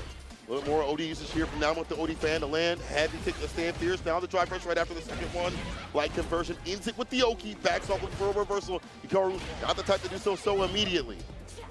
Yeah, 100%. Hikaru is very much a non-flincher, right? A lot of the time, he doesn't just freak out because of movement or the opponent being close. As you can see that, right? Willing to take the throw. He is not trying to bust out. Number 1 gets the stocks up at the end right there. Throw, but you're still caught up in the corner. Those fans get even more dangerous. He gets the empty crouch kick, catches the recovery of the snake kicks. Now chooses the right button to land with. Yeah, I thought Hikaru honestly would have recovered in time, but Nauman definitely seeing that opportunity and making the most of it here, tying up the set. He's doing everything on every fan, every link to the fans.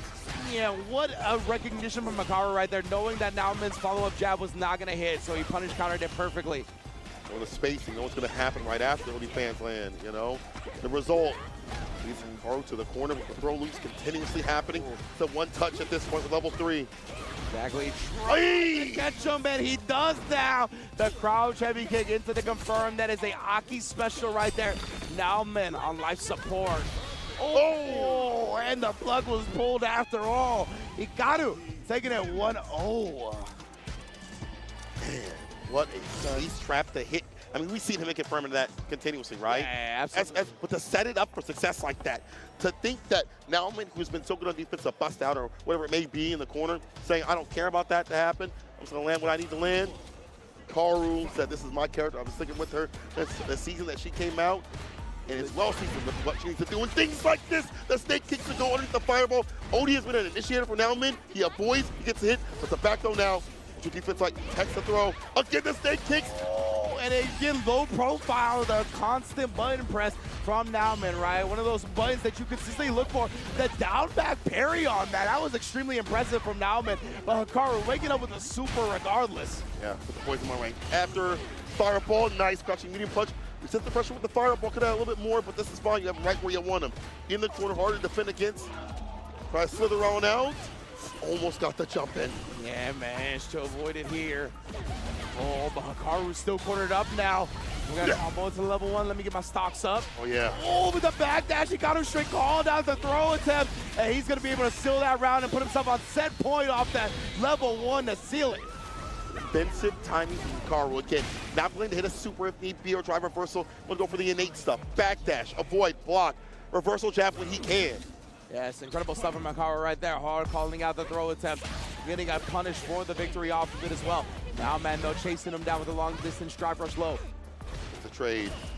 Fan Pierce the fan right back at him, though. OD. Block him down as much as possible. Try to go for the overhead. Now finally makes a breakdown. The shimmy. And the super, again, this is going to allow for more of the extension, for Dhalsim able to find a combo.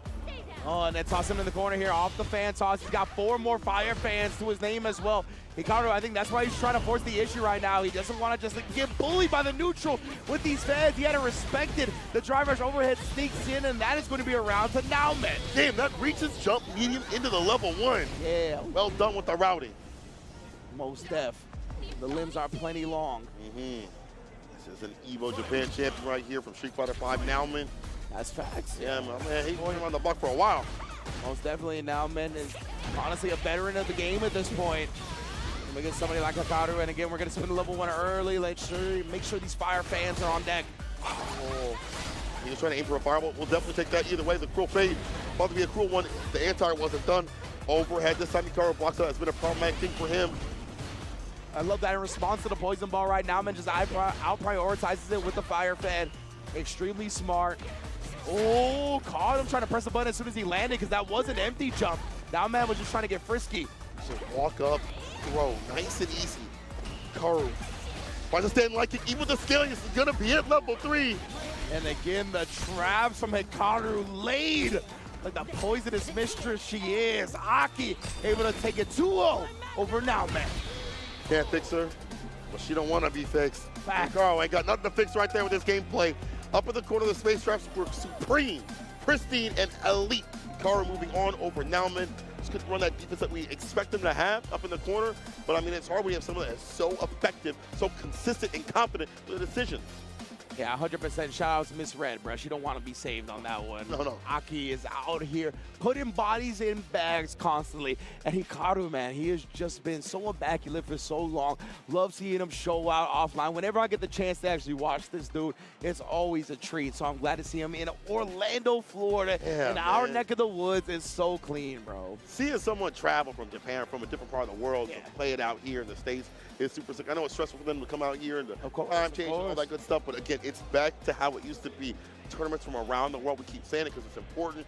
Seeing people offline, grinding it out, playing it out, the results of the fruits of their labor, showing out, ain't nothing better, bro. And again, as you mentioned, the online had to enable that. Absolutely, Good online play, be able to grind consistently, playing in regional tournaments, playing in tournaments maybe a little bit further out too as well.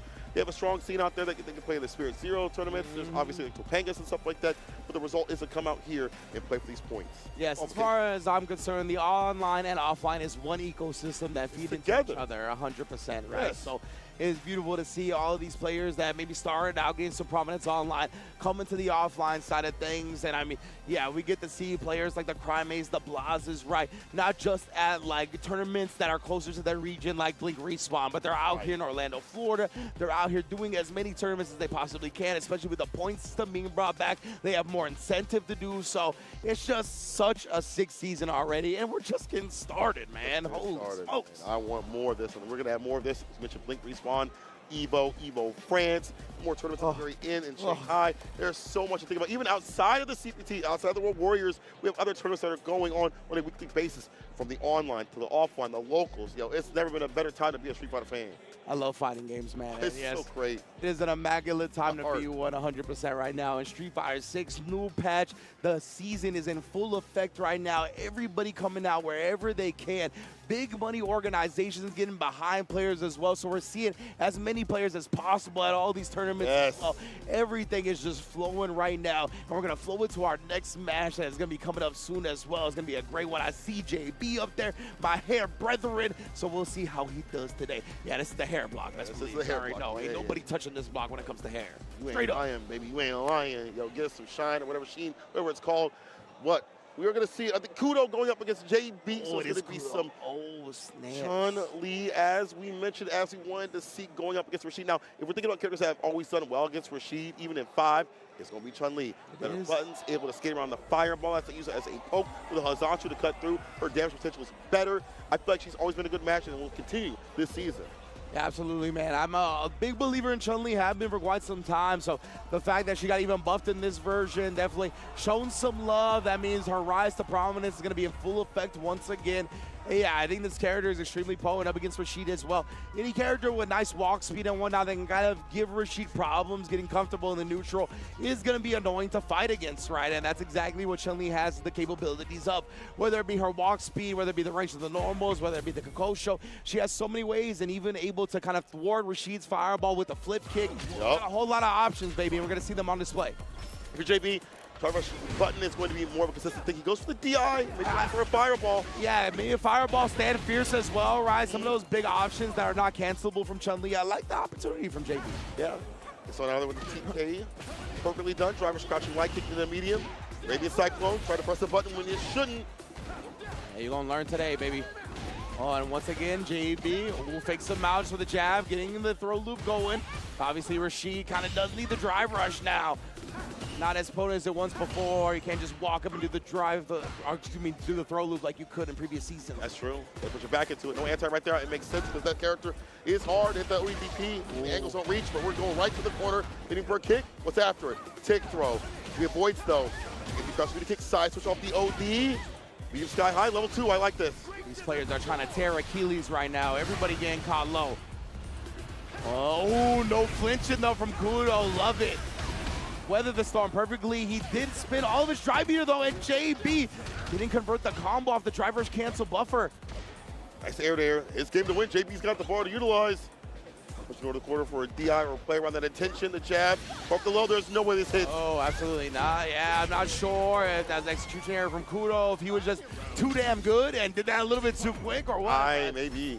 Either way, that's going to cost him not only in that round, but in this round as well, as 1 meter is down the drain. Not having level 2 at the beginning definitely sucks because you don't have that pop right after for the mix. You know, things like that definitely help to stall some damage. Perfect parry and the punish right after. That's a very good perfect parry. The screen free, the punish. Yeah. Throw. And from that angle, like the level 1 might have worked honestly on that jump, and I wonder, yeah, I don't know. I think he just got kind of lost in the lights a little bit. But JB, of course, almost to that level 2. The win condition is lurking in the shadow. It's a scary sight, but Kudo snipes with the crouch medium kick beforehand. Kudo's objective is to stay as much as possible, but he's going to be pushed away. Yeah, fireball, dash up level 2. There we go. Proper knockdowns have to be done to get that level 2 so it's not punishable. Or interrupted, I should say. Kicking the tornado again and getting him with the empty mix-up low. Nice stuff from JB. That's going to result in some damage. He establishes the throw as well. Drive rush in to try to fake him out. Does the whiff the light kick into another one. And remember, preceding that was the whiff drive rush light kick into the throw. So beautiful stuff from JB, switching it up right there, showing Kudo that I can still put my Oki on you after a throw, best believe. Gotta use a little green to get it going, but that's A-okay. The great thing we've seen, I feel like today from Daigo, from JB, from other players, is using that drive rush up that you mentioned, with the other light behind it, the same light behind it, the chain right into it. JB with a good corner pressure, gotta keep that bar up to do so, but he does so, keeps it nice and green. First game to him, Kudo adjust.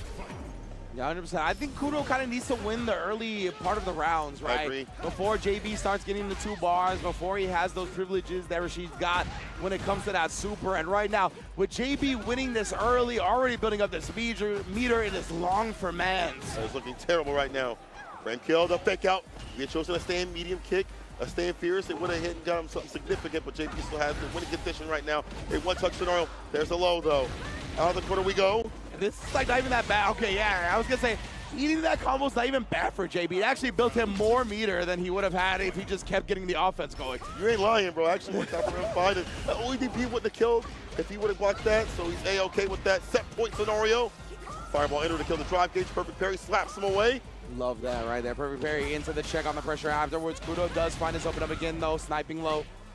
Medium stand medium. Goes for the throw right after. Could have went for a little bit more, but that's fine. You have the lead right now. You can't throw the Fireball. You get the level 2 Kudo. Could definitely let that rip if he needs to. Yeah, I think he thought that jump was going to be across him as well. Maybe even JB did. As it seemed like he wasn't able to capitalize quite as heavily as he usually would. And Kudo closing it out with a throw. There's the bar in the bank. Got level 3, level 2 if you want to throw that out. It's a Fireball. OD creates some variance. Hard to react to. JB spent a lot of bar on Kudo trying to take advantage. Aim to the jabs. Oh, overhead reset. Into the level 2. He said, I want my damage for real. I don't like this scaling. Yeah, medium fierce. Ender. Blade crouching like kick. Fireball. Ender right after. Interrupts the drive rush with JB. So coming from the corner. The anti-air is there. Attention. Falls up the overhead again. Almost found the Fireball, man. He would have got a pickup. I would have lost my stuff. I know, right? 100%. Esports. JB here. He actually finds the Eagle Spike confirmed. Gonna give him some space. He's got 3 bars on deck, plenty of meter, and he might not get to spin those this round. Kudo, all he needs to do is close out with a level 2, and that's exactly what's happening here. Follow up, not even necessary. 1 up here in round 2 block J. Once he gets close, he stops the activation situations from happening, using jabs, chaining them to keep JB from pressing buttons on his side of things, trying to walk back. As he does that, it's a crouching medium kick. He ends strings with fireballs, making him waste bar, and even JB's opening gambit is making him waste a lot of drive gauge where he can't interact right after that. He has to build up his gauge, and he was like, cool, you in the orange, I'm going in. Yeah, that drive gauge war takes place over the course of the whole match, right? And now JB, what a jumping. You saw the little micro movements at the beginning, right? Really encouraging Kudo and baiting him into that fireball in the first place. But man, covers the perfect parry, not letting JB do anything off that. Back throw. Switch it up a bit. Gonna advance. JB will hit that reversal if he needs to, or crouching medium kick reversal. It's a shimmy. Walk up jab again has been the tail of the tape. Hey, yeah, the counter hit jab, being able to combo to crouch medium kick just naturally like that is so privileged from Chun-Li. It always has been in this game. It's really good. You get the pick up of the crouching medium kick off the OD Fireball. Lightning kicks on the wake up as the anti-throw tool, and Kudo brings it back from the brink. He usually gets like he was getting sauced up in the first game, but right now he's the one saucing. Set point for him. Exactly, 1 round away here. Remember, Kudo, yeah, he's definitely feeling himself a little bit. We saw the overhead reset in the middle of the combo. Like, this man is confident. And JB here, I need to see the same confidence. I need him to match that type of self-esteem, but the perfect parry comes out, and the DI straight through to rest.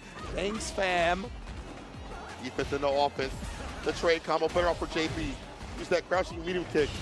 Radiant Cyclone, not the most perfect parry, imperfect parry, but you'll get your bar back. Here we go, another DI in the same scenario. Kudo with the pickup. Another Arabian Cyclone completely shut down. Now JB, I wonder if he's just gonna try to use the level 2 early to hopefully build one back up in this final round, but he's not looking to that just yet. He's trying to play compact, he's trying to play confident. Please don't throw out fireballs, man. Bar at the bottom, let that loose against the level 2. Level 3 if need be, the jabs as the starter. Hella scale, but the corner advantage is what you're looking for right here. Yes, indeed. Oh, man. Kudo has been harassing with those stand jabs. Finally catches them a bit, but not for a significant hit. And immediate up kicks as well, shutting down the air approach from JB. Damn! Down again, even with the Arabian jump afterwards.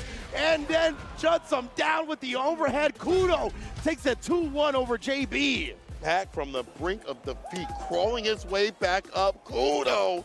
Listen, he has spent some time in New York. That's why you see these nasty little overhead resets come. America sort of thing. He's bringing it back to America with this Chun-Li. Fantastically done. Honestly, even though JB wasn't caught with any, I threw out a bad fireball in level 2. The idea of that prevented him from establishing pokes with the fireballs first. He would advance right after. Yeah. You saw him walk up, jab, jab, jab, and then handshake with the forward medium punch to also establish damage as an opener. 100%, and also Kudo's consistency up against parrying the Arabian Cyclones, right? Like, huge in the final round right there, giving him 2 huge hits.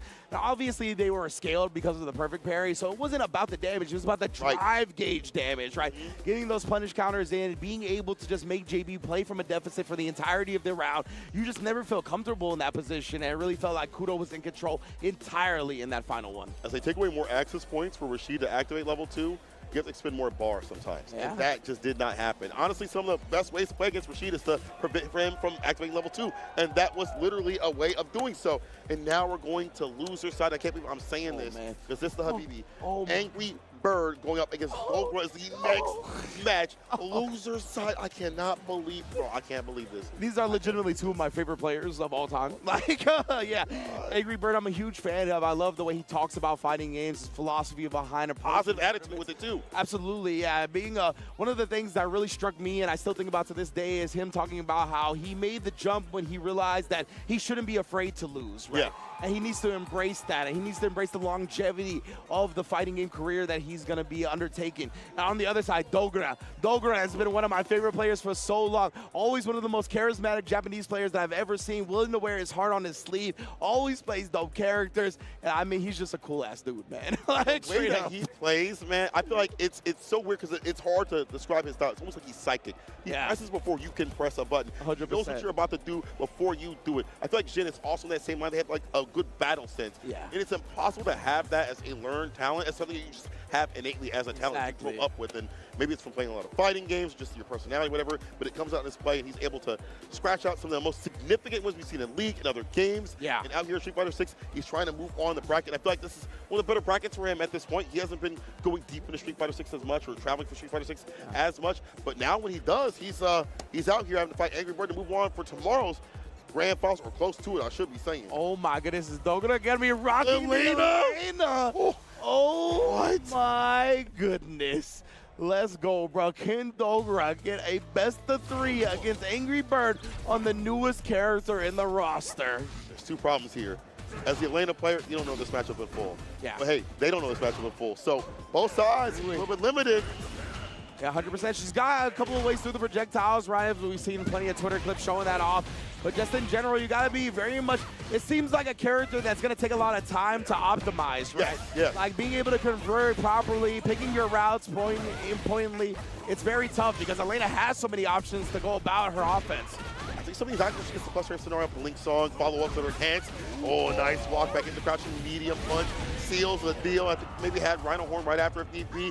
Either way, victory for Dogra. Shouts out to my boy Femi. How's that for, dog? Angry Bird here. He wants to prevent Dogra from getting his rocks off at all, like we saw in the last round. He looked a little lost up against this character, which is understandable considering how new she is. Yeah.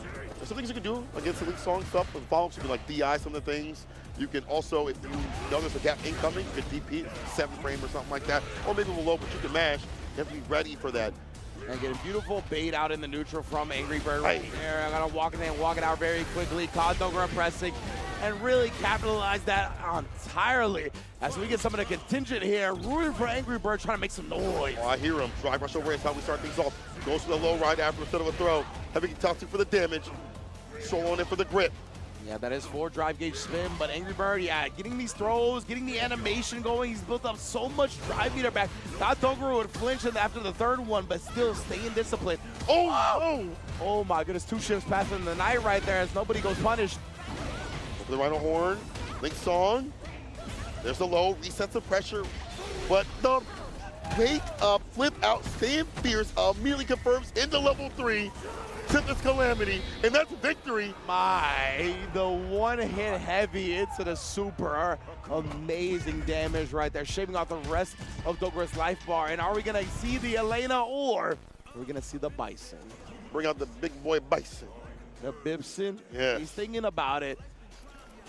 There. Yeah. He said, I didn't throw all these bands out here to fly out playing this new DLC character who could be strong, but as you mentioned, he's time to grind out, bro. Like, I ain't spend money out here, you know what I'm saying? 18-hour flight. Yeah. Get my ass kicked 0-2.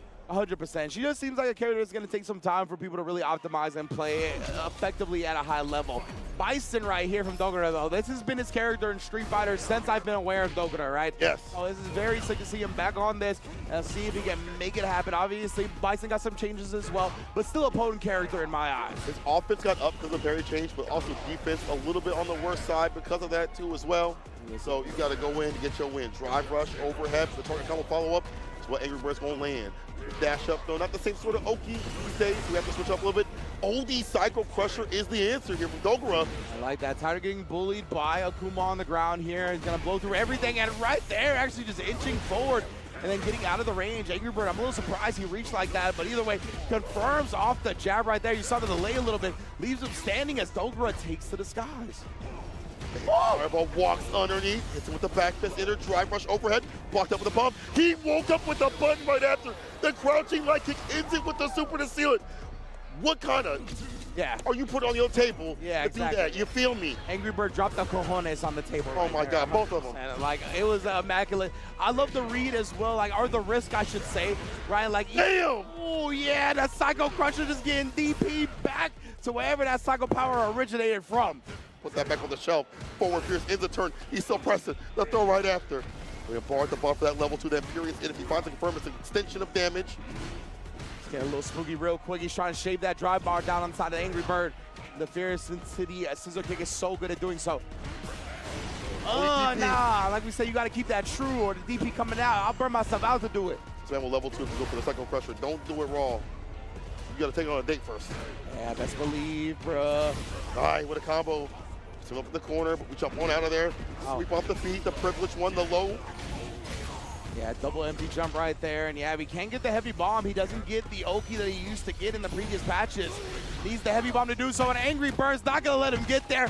Closes out the second game with the confirmation of level 3, surviving and thriving in the loser's bracket. This man, Angry Bird, has some of the best defensive choices with his heart, with everything else that he puts on the table. Lays it down. That man is just putting it down, all right? The fact that he did crouching like kick when the bomb is on, ODP to DP normally against an OD Psycho Crusher, like, you got to be different for that. Yeah. Like, the people like that are so demonic they will not see the gates of heaven. 100% right there, bro.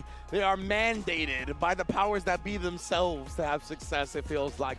And Angry Bird on display right there. Well done. And yeah, I love the risk he took after blocking the drive rush overhead, right? Obviously, the drive rush overhead is plus in that instance, but he went with the light. And honestly, to beat that from Dogra, it was going to be like a light himself, probably. Maybe a medium could actually beat that, but it wasn't going to be enough damage to kill Angry Bird outright, right? So he decided to take that risk, because if it works out, he gets the kill. Really love the risk-reward management from him right there. Evo champion for an obvious reason. It makes sense. It makes sense. Angry Bird moving on in the bracket. So I see El Chocote on the stream with Momochi. That means this is losers, bro. This is losers, bro. Hey, yo, Momochi? That cat that was like top 8 Evo? Momochi. And who did it to him? Who did it to him? That's what I'm saying. I don't even know who did it to him, bro. Who put him down there in the first place. Now going up against Chocote, who's also been repping hard body, still on the Lily, I imagine. I don't know if he's even messing with anybody else. He's been a long-time Lily loyalist since this game has come out. So yeah, always has that aspect that's working for him when it comes to the unfamiliarity in the matchup, right? Not many people out there that you could really count on to be on the level of El Chocote when it comes to the Lily gameplay. Who was it that used to play in Japan? Was it Koji? I don't remember. Koji was also one of them, but Hibiki. Hibiki, there you go. Thank you. Yeah, Hibiki, I think he's still on the Lily or not? Oh, he is. Okay. So the fact that they still have Hibiki means a little bit trouble for El Chocote, I think. But of course, that's always one that's going to be a different brand. He could act as a curse more than a gift when it comes to the matchup experience. Can be, because you might expect something from that Lily player. And that's kind of what happened in the first round, I think, when Daigo fought El Chocote. Was that Daigo lost, and he was like, oh, okay, you play like this. Exactly. And then ran it from there. He started to understand the type of Lily that he was. Because all those players were getting ready for Lily, because it was a very rare character over in League. So if you play League, you were getting ready for that character. I would have to imagine that Mochi, also in League, has things for Lily. But again, if you're El Chocote, that's a benefit. You might play different where he's not expecting that. And El Chocote, maybe have watched that thing with Kochi Kong, down Pluto, and got some notes from that to fight the Ed. If it's Ed. Yeah, if Mochi, it's Ed, right? It could be the Mai. Could be the Mai. We'll see what Mochi brings to the table here momentarily. Obviously, lethal on both characters. But yeah, I always like seeing what he decides to go with. Very interesting to me, considering he's so good at both characters, and he's pioneered, honestly, both characters, especially the Ed, obviously, with the Dream combo and whatnot. He's been one of the premier frontrunners on that character. And I mean, he's a legendary Ken as well. We don't see him play that character much in this game, but he is a legend when it comes to Shoto play. So 100%. We can always bring one of those out as well. But Ed is my favorite character that he plays, so I'm glad that we're seeing that right now. Beyond the Dream combos, his spacing, his hit confirms, always immaculate. Adjusting to the change to a stand medium kick is more whip punishable. He is always ready to not be in a range where it's problematic, but be where he needs to be. Yes, like that. Like with a stand for your starter. Already caught him reaching. Momochi making him pay for it. The empty low setup afterwards into the throw. My man's got his chef apron on right now. He's not going to go for anything ridiculous right there. Perfect parry. Knows the gaps. Up off the parries. Back up in the corner. No throw loops for the character, but you're in an effective range. You can drive, rush up. You can fireball. You can flicker. Do whatever you want. Another finesse and bless. A perfect KO from Momochi. Hands and arms inside the vehicle. Stick him out. Sorry. You might lose him. I'm sorry. Oh, nice job there. Able to shut down the drive rush attempt. Come on, this is normal. Yeah, he's going to have to try that a lot, but Momochi already 2 perfect parries here in this match. I don't know if we've seen 2 perfect parries in the rest of this block, honestly. That's actually true. You know, they have the confidence and the wherewithal to understand which version to use. Yeah. It's going to be high continuously. Great calls right now, Charles. Chocolate might have to hit like a crouching medium kick if need be. Switch it up a little bit. Oh Whip punish! My God. That's what I'm talking about. So I walk back to be outside the range. Nah. You might think, nah, get got, asshole. Momochi is ridiculous right there. Chakotay tried to change up the strength of that attack as well to throw off the parry timing. And Momochi was like, nah, I'm just going to backdash and punish you instead. Nice try. Like, actually ridiculous, staying 1 step ahead of his opponent constantly. Just whipping in the night completely. Wow, man. Chakotay lost to the sauce and trying to find anything, something. Yeah, that's a tough one to respond to. Like, when you immediately switch up the timing after you get perfect parry to try to throw the opponent off, and they read that you're going to do that and stay 1 step ahead before you even gain any ground in the first place, it is very demoralizing, 100%. Oh, my God. I don't even know how you come back from that. El Chocolate, show me something.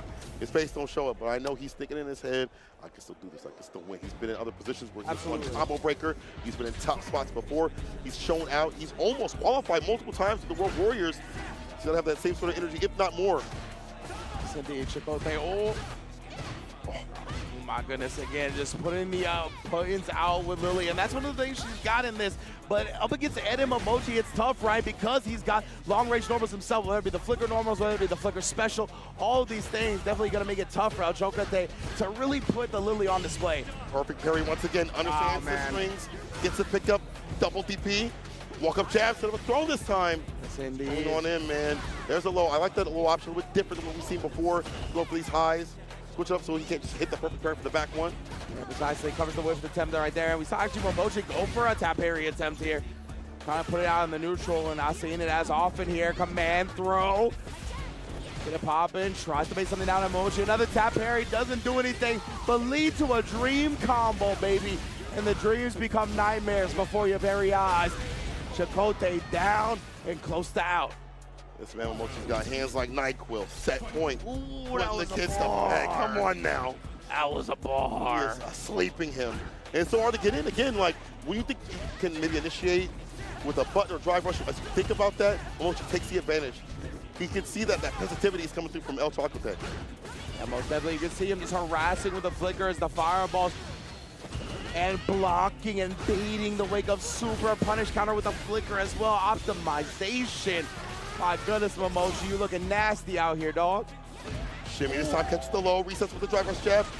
There's the storm. Tay, empty throw, finds the crouch spear, splits completely. Momochi got a little ahead, trying to go for the perfect parry forward, Fierce into super. All right, can we get some damage here? Yes, sir. Chakotay definitely coming back, roaring into this match, baits out the ODDP as well. And man, Momochi, he just didn't get the drive rush cancel that he was looking for. That actually ended up costing him the round. Chakotay able to bring it all the way back. This momentum, trying to go for the command grab. No, it's a jump over, it's a knockdown. A jump setup, stand Fierce trying to find sort of advantage. Crouch Fierce, knockdown, drive rush, OD reversal from Momochi. That from Momochi, right? Knowing he got punished for it later on in that last round, willing to risk it here, thinking that El Chocolate would try to not bait it out because of the successful punish before. Almost have to recover the stand medium kick. Fake us with the fireballs, the kill rush back, the flickers every so often. Oh, and again, just harassing with those flickers, making sure that Chakotay's got to think twice before approaching. You can even see him do it a little bit, right? The micro walk blocks, not wanting to commit to too much forward advancement at one time because of stuff like that. Oh, with punish. Catch the rare button. Wake up jabs, though. Get dreamy with it. Indeed, he's going to look like going to take this all the way to the corner here. Builds the level 1 in the process as well. Not going to use it because it won't kill. Win for the empty jump setup yet again, but Chakotay does not fall for it. A single button. Get thrown. The backdash is clean, pristine. Crouch Fierce to the level 3. Oh, with the C8, extra damage on the way. Indeed. Oh, yeah. built to the CA. I think it did start with light and a drive rush though, so Momochi is alive still regardless. Scaling saves the day for a little bit longer. Tay and burn up, but not out of options. How much more chip can you take here? It's back in the green. So Chakotay has weathered storm and has come out on the other side with a life lead as well, so he doesn't need to actually approach, but as soon as he sees the flicker charge busting out with the Condor Spire, what an answer. LJ, B3, I can hear my man in the back rooting for his homie. Yes, sir. I just hear from Tape to switch up the flows every so often. Unfortunately, let that charge up a little bit too much. Damage, yeah, you got your stuff, but once you get his stuff off right now with the punch on that drive reversal. Exactly. Momochi is so patient when it comes to that, right? He doesn't actually swing into the wind attack pretty much ever. And I like just taking the throw on the punish counter with the drive reversal, right? Ed's a punish for the drive reversal is not that great, so just takes the throw, wants the optimal Moki. More fears. Mochi not blocking right after. Does it again. What he's looking for there. Not sure why he keeps getting hit. Crouch Fierce is able to catch him on the way out. I'll tell you though, the one down in a deficit of health, and now down around if we can finish the combo. Level 1, yes sir. Set point with Mochi. Chakotay not too far off though. Absolutely, absolutely. Chakotay still very much in this match. Mochi with the fancy feet to finish it off. Oh my goodness, bro, that was already scary. That's one of the things that is really good about Ed, right, is he's, because of that heavy kick, you can kind of set up the heavy kick drive rush cancel. You don't have to worry about like the medium. He gets a little bit more oaky off of the drive rush cancel pressure than a lot of other characters in this patch. Definitely helps out quite a bit for him. The fireball to lock down. El Chakotay takes the throw. Again, harassing with that stand medium kick is one of the best buttons in the game from Ed. We're that 4 fierce, stand fierce, the flicker, not catching a button for no crumple still skin. Ooh, now if that flicker would have hit that though, there we go. But too far for a drive rush conversion, you'll just take the damage. Yeah, exactly. Like Momochi was already committed to the fireball follow up and then checks the approach. Double drive rush canceled, builds to the level 3 at the end with the blitz. And that's all she wrote, baby. Zeta Momochi gonna be moving on and loses bracket. Chakotay's tournament run comes to an end, but always one of the fan favorites, and always hope to see him continue to show out in the future. 100%. Yo, shouts out to Tay to move out here and keep playing these offline tournaments. We like to see. But this Momochi moving on again, we talked about how he had prepped and prepared for Lily so much, so often for League that he's had something ready for that character in the proper range to bait out some of the things that she likes to when she wants to stock up, and at least right after, ready to find these punishes and not stick out the buttons in a bad sort of way. Yeah, standing mini kick got clipped and hit sometimes. It's going to happen. It's absolutely fighting games, man. Absolutely, 100%. And that's what we talked about. Something we highlighted at the very beginning was the fact that a lot of the time when Chakotay goes up against opponents, he has that advantage of the character being underrepresented, right? So he kind of has like usually a better semblance of what the matchup looks like, but that actually doesn't apply to Momochi, right? Yeah. As Hibiki in Japan, has played against the Lily plenty, and we saw it on display. Him just waiting for the wind attack, just completely backdashing, getting into the perfect spacing to whiff punish it. He had been immaculate with pretty much every angle in regards to the Lily matchup. So big ups to Momochi, big ups to Chakotay as well. Always a big fan. 100%. Good to see that variation in terms of characters that we see in this CPT situation. Seeing all the characters represented out here has been great. We've seen Marisa throughout the days. We've seen a lot of Keith and things like that. Hondas, maybe not moving through, maybe sometimes moving through. We've seen Modern a lot. We're not going to stop in terms of variation. The Chun-Li's, you know what I'm saying? Yeah, the Chun-Li's out here. Might be seeing some more Ryu. This is loser side, and that means that Xiaohai is in losers, as we have Xiaohai versus Kosa coming up. Kosa was on the Ryu, if you remember. Yes. That put him in losers. And then we have Xiaohai. Who knows what he's going to play? Mai has been a consistent character for him throughout the brackets, but he does have the Bison, the JP, the Kid if he needs it. Exactly right. I mean, Xiaohai was off to the races with multiple characters early on in this game. Really, I think was able to represent multiple characters at a competitive tournament level before a lot of the other player base could get there. So yeah, always, and that's a testament to his experience in the game, right? How quickly he learns fighting games, how quickly he learns characters. He's a multi-time EVO champion. This man has reached the pinnacle. He's obviously an EWC champion for Street Fighter 6 as well. This man has reached the pinnacle of fighting games, gone down to the slopes and reached the pinnacle again. So if anybody can do it here today, it's gonna be Xiaohai with whatever character he chooses. He confirmed God, walk forward master, confidence that we saw in EWC, we've seen it in other tournaments. So we'll see it out here. Loser side, I'm really wondering who took him down here, though. I know, so man. That's curious, man. Being out here means it's hard for us to be able to look at the bracket. I'm sure y'all can hit that exclamation mark bracket and find out on your own. But either way, there's probably a very strong player. Take someone like Xiaohai down, as we saw with Kosa.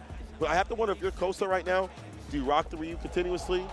We talked about how you're using this for a little bit later on to prep for a little bit later on, maybe for League if you're in there. Maybe you're doing this for other CPTs and things like that, your regionals. Or do you hit the Ken? And yeah, that's what I think we're really going to find out now, right? Now that it's loser's bracket, we're going to find out if he's really trying to prep for the future, hard body, and go all the way into it. Yeah. Or if he is going to choose the Ken, the tried and true, and try to get these dubs and move on in the tournament. Stop giving out free wins. Don't farm me, bro. We'll see, though. Farm me. You ain't going to farm me, dog. It is going to be the Ryu, though. I hope that he had some more practice, optimize some of the conversions that he had. He had openings. It shouldn't lead to a lot, right? In terms of like the win condition for the character, stuck with the Dinjin, he stuck with the fireballs. It didn't really happen. Hey, letting it play out. Oh man, there's a crowd too behind us. People are stacked up to watch some Street Fighter. All right. Xiaohai on the Mai. Yes, indeed. Here you can see Kosa keeping it compact right there, already threatening with the light kick. A very potent button for Ryu. Man, Xiaohai, though, he's trying to call out a projectile and then backdashing the donkey kick for the easy whip punish. Toss him, the throw, nice. Easy up in the corner, almost got the crouch to the punch, will catch the recovery with the light. Anti-air is there, delayed it just a little bit to make sure the DP's able to hit. Yeah, Xiaohai with such a significant life lead here, but wait a minute, it might not be so significant now as Ryu starts to get to work. Oh, could have been more, could have been more. And again, more conversions, more combos going to be coming through from Kosa. The bust out saves the day for a little bit longer, but nighttime is coming.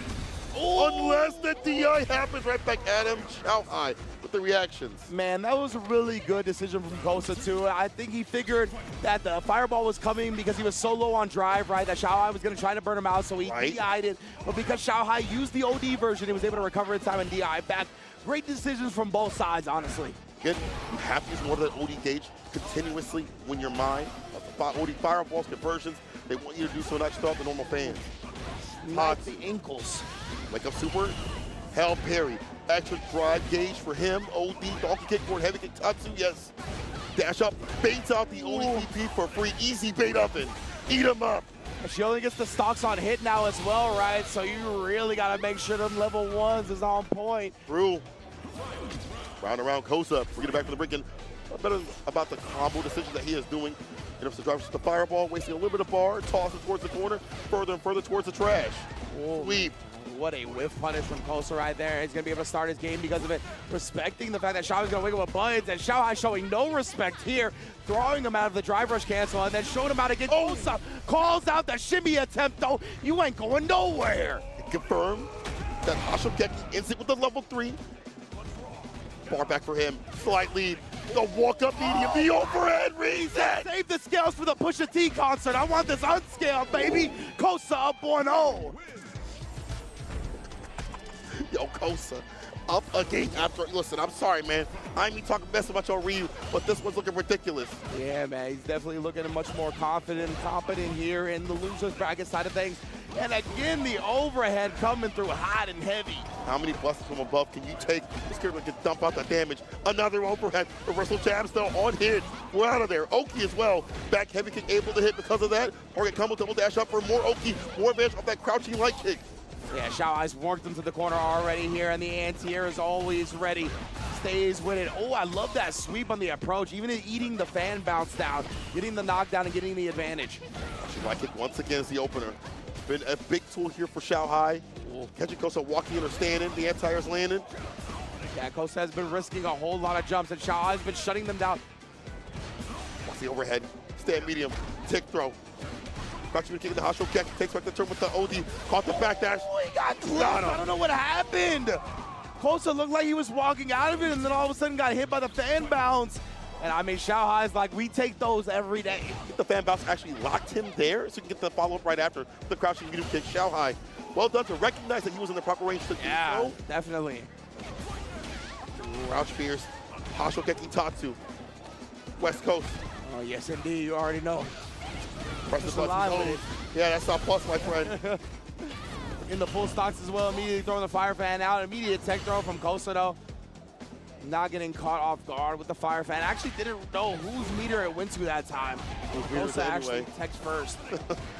Drive rush medium. Gets the throw right after. Kosa on the verge of putting himself on set point. You know how he plays this. Breaks the throw right after. That's far back. The anti-air lands. The flame fireball able to recover a little bit quicker, so he's able to do so.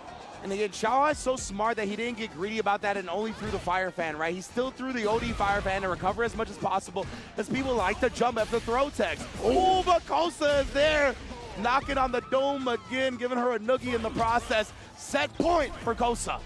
Beatdowns from the blessings have been so continuous, and even if it doesn't work the first time, the other 7 times it will. Kosa sets up for success. They're so worried about these lows, so it makes sense. Reversal button on wake up, gets a countering combo. It's in for the crouching medium punch. Ends it with the level 1. Stocks are on right now. Indeed, ooh, nobody trying to commit to anything here. Both players just walking back and forth, trying to bait something out. And Xiaohai's the one that reaches almost to drop the combo. Oh, that would have been so much damage, and now Xiaohai's gonna get a big opportunity to steal this round. Check this damage right here for level 2. The fall for the DP. Stand fierce on the wake up, the jump back. Kosa has to win this and put himself, get that 2. The interruption though. Xiaohai now puts a game on the board. Fighting back. And honestly, one of the things I like to see him do is walking back outside, so he's not back thrown. Walking outside the distance for the sweep. Interrupting with the fans with the enhancements. Wait for him to whip to get his hit. Final game between the 2. Yeah, this feels like another matchup where Kosa needs to win the early game, because when Xiaohai's gotten the life lead and has made Kosa come to him, Kosa has found nothing offensively, right?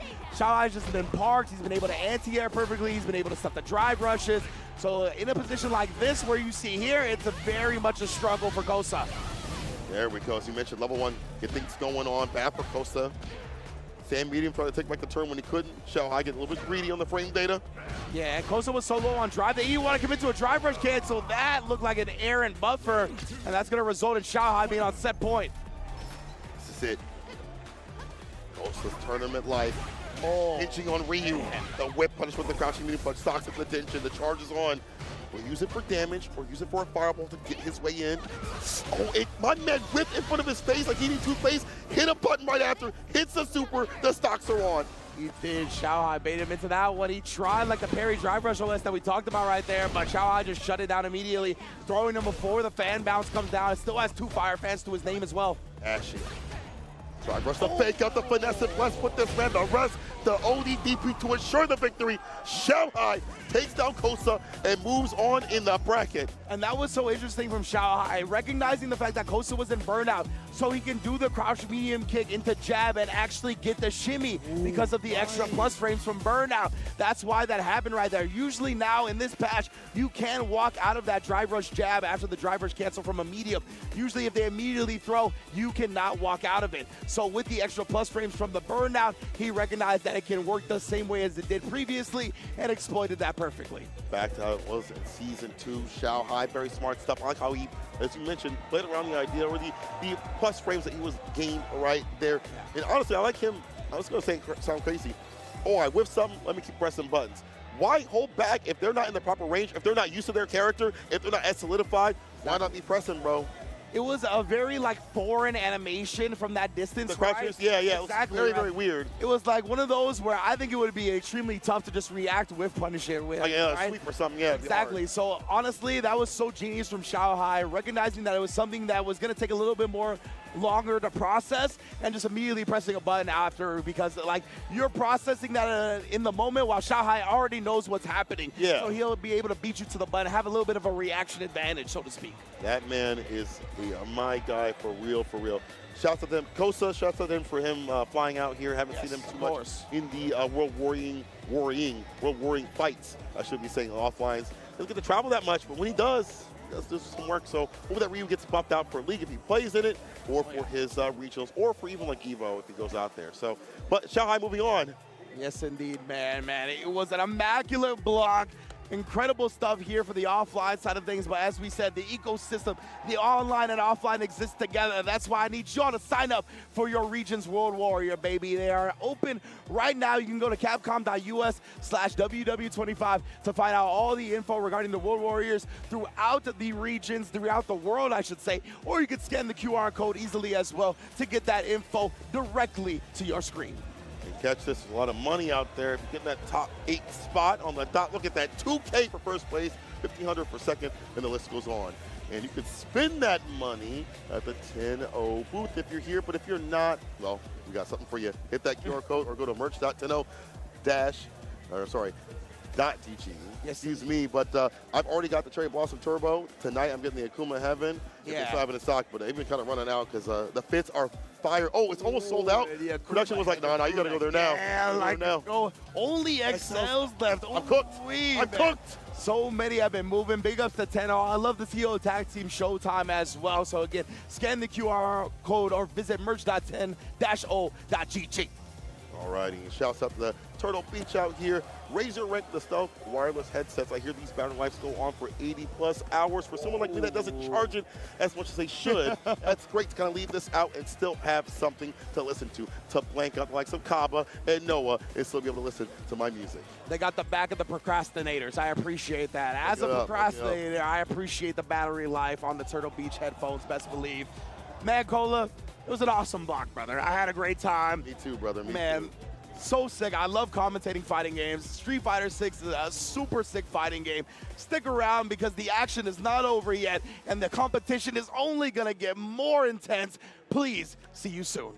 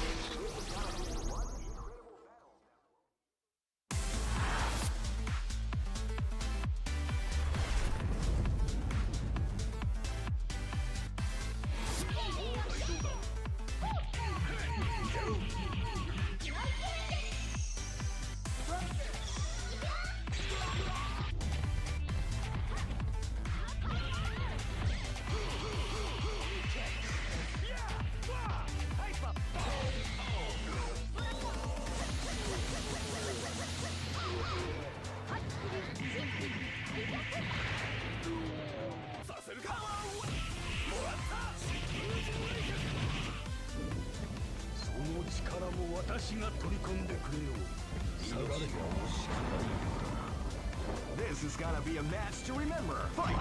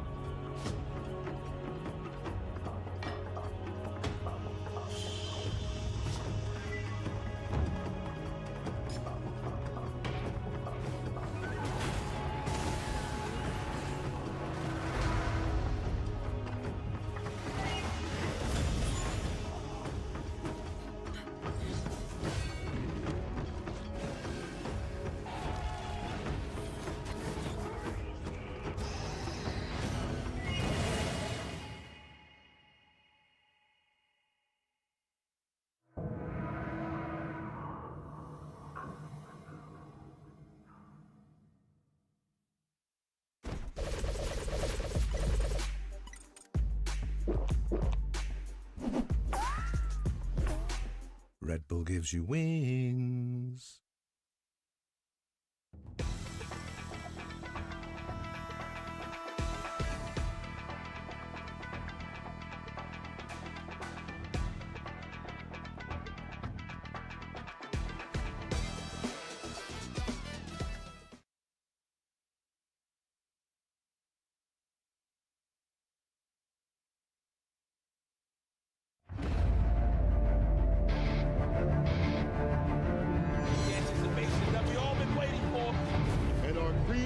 Convergence champion.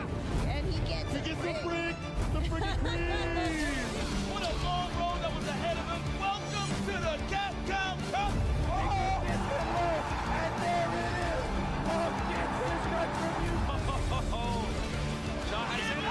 Wake up, OD! Dragon Punch and Kusanagi. The trophy along with a ticket to Capcom Cup. And Shuto now books his place to Capcom Cup. No one's a part of it.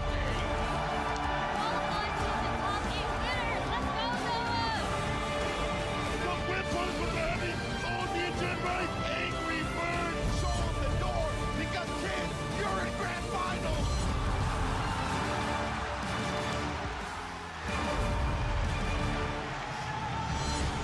Who would have thought? Oh yes, the final block of the evening here at CEO 15. This is Pool 2 of Day 2, and what better way to bring it in with myself, Vicious, here with Cherry Jennings to provide you all of the action. It has been insane. I could not take my eyes off of my phone because, again, you do not want to miss any of it thus far. Yeah, I've been roaming around all the pools, seeing all the action that's going on because a lot of the losers matches obviously isn't on stream, but the talent pool is insane. So unfortunately, a lot of players have gotten eliminated, and this is the very last block of round 2. So after this, the top 48 will be established for tomorrow. And it's been so unpredictable, right? There have been a little bit of nerves kind of happening with some of the players earlier up on stage. We saw Kosa kind of drop a pretty significant combo to get into at least another round in the game with Xiao Hai. However, it could have been a different story. I think it could have been a possible different story. Yeah, for sure, especially in Street Fighter 6 when you've used all your resources, right? Unfortunately, I missed because I missed that very last moment because everyone's been screaming around me. Hi-Fi actually clipped a moment that Cien had. Did you see that? It was like Cien versus Vasily. And no, I missed it. Wait, was it Vasily? No, I'm sorry. I might get the Aki name wrong. But Oh no, I know exactly what you're talking about. Aki had the game-winning combo. He had the stun. He had the wall spat, and unfortunately dropped the game-winning combo. And Cien was like jab jab for the win. All I saw was this. And then Cien did. Yeah, there's nothing else you can do about that. You do the pat.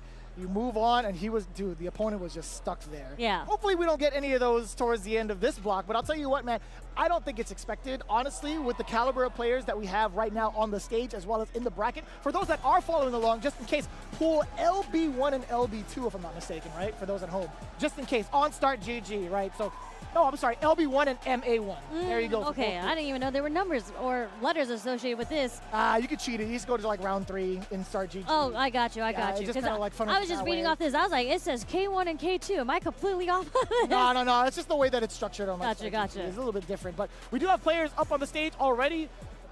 Hopefully ready to fight it out. We are going to figure it out soon. We got Boosly. I'm glad that he changed the name or actually added a little bit more because before... It was just Boost, right? Artist formerly known as Boost. Yes. Is correct. Now he's Boosly. It had to happen.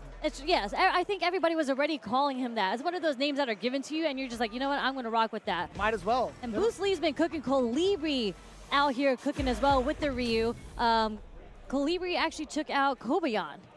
I heard about that. I heard about that in one of the standings that Incross had actually put out in terms of the results.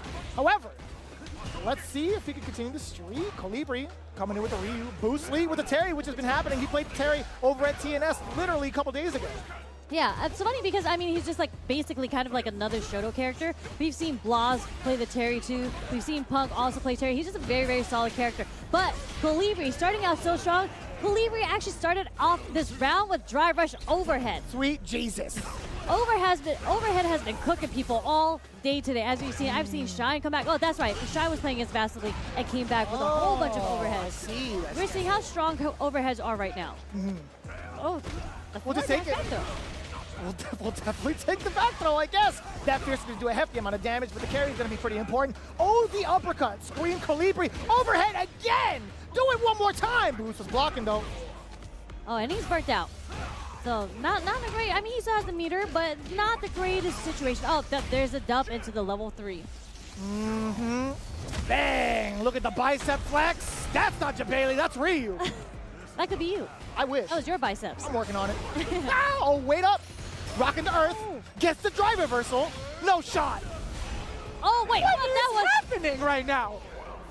That was a scramble for sure. Did we do this? We were like, hopefully this doesn't happen anymore, right? I mean, that was very, very interesting in the like reversal supers that they wanted to do. I agree. I don't know what that was. It was just like a hell of a scramble. Honestly, I couldn't tell you. But either way, looking at the resources right now, Colibri still on the offensive. Nice exchange for the drive to at least get that throw opener against Boost. Driving up on in there. That was a counter hit. Did get the back throw. Okay, keeping him in the corner. Nice lights. Just straight into the walk-up throw. And Colibri, get off of me with the wake-up ODDP reversal. Managing to get a Denjin, and now in trouble. At least getting the side switch, recharge it one more time. We got 2 batteries on him. I'm about to see a bullet come out. Mm-hmm. Load the railgun, Sherry. Okay, forward throw. Nice and easy random damage. As I say, no, not wake up, sorry. But interruption on the string with the ODDP. We count out. Oh, wait a minute, you can't do that. He's got 1 bar, it doesn't even matter. Bruce Lee taking advantage of the current state of the game. Colibri not able to answer back with any projectiles. Kind of awkward. Yeah. Kind of awkward. I mean, that bird knuckle was already pretty much active and out there. Just stuffed the hell out of that super. Oh, that felt kind of. Ooh. This is very scrambly right now. It is. Like, they're not playing it slow whatsoever. They are both very aggro right now. I like that. And they have the same color scheme going on. Did you notice that? They do. I like that. They called each other the night before. I like a nice matching set. I agree with you.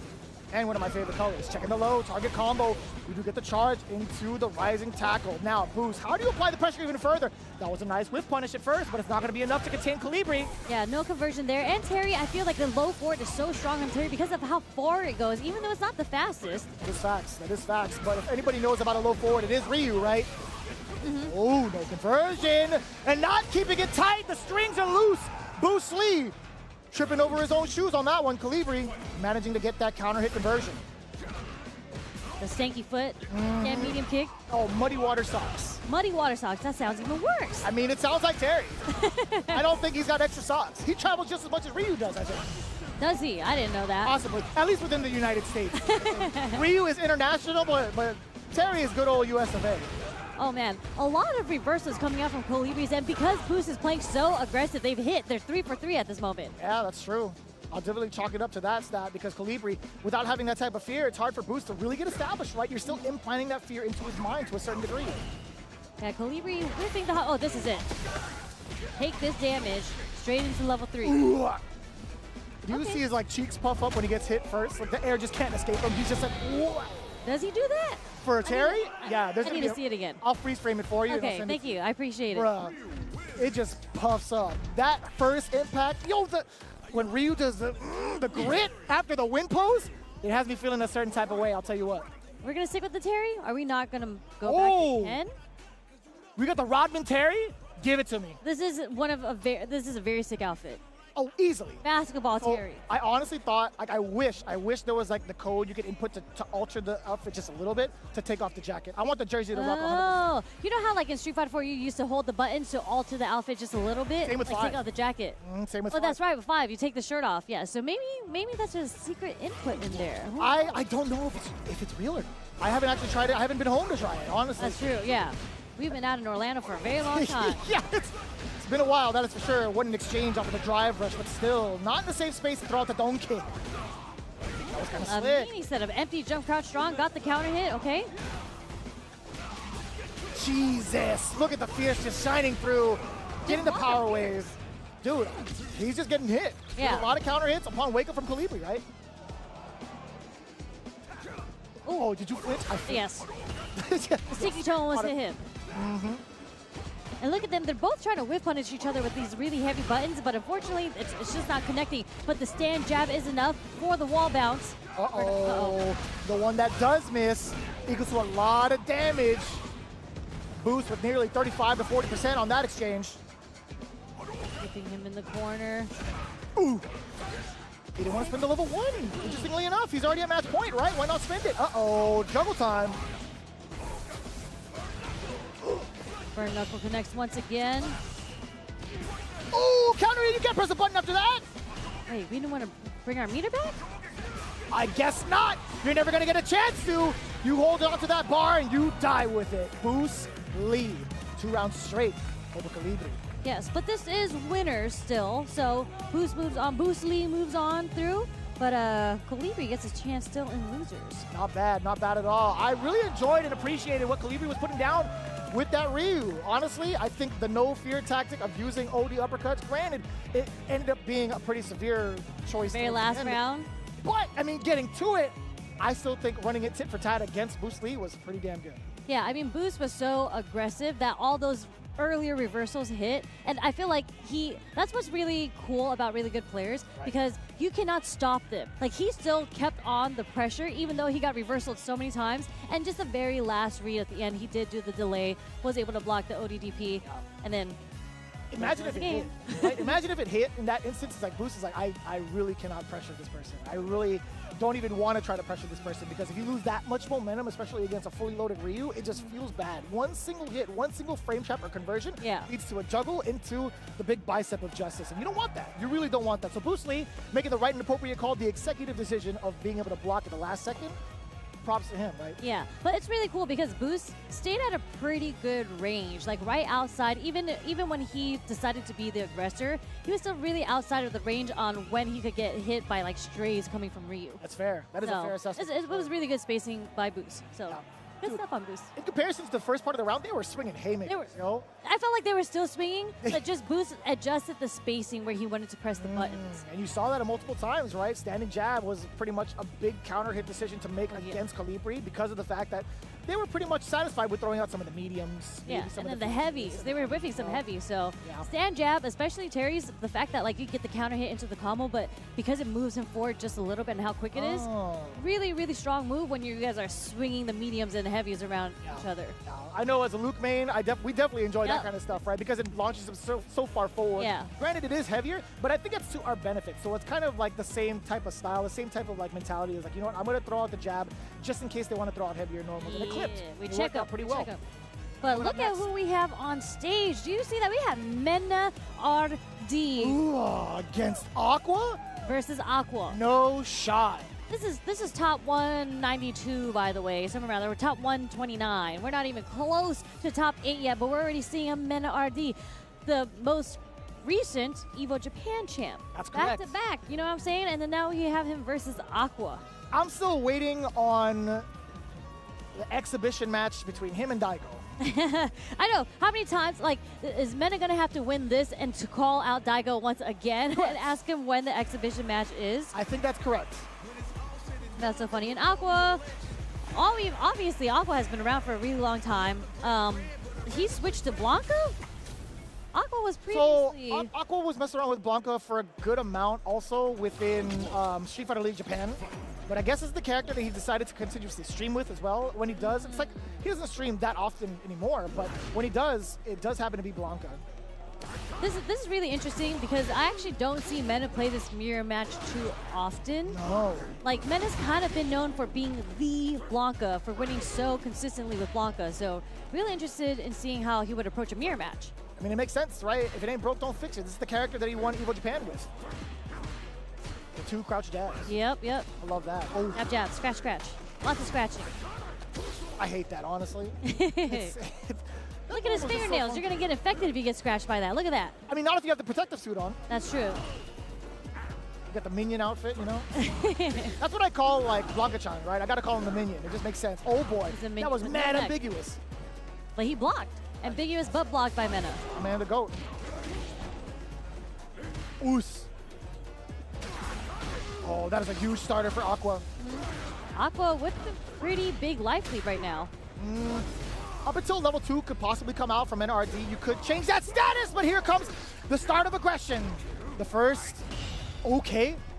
First big command grab there from NRD. Oh my god, the exchange. He wanted to get Blanka activated. It made sense. Aqua, good presence to mind to throw out something light and quick to get the trade. Good stuff. Because if that Blanka was being blocked, that might have been it.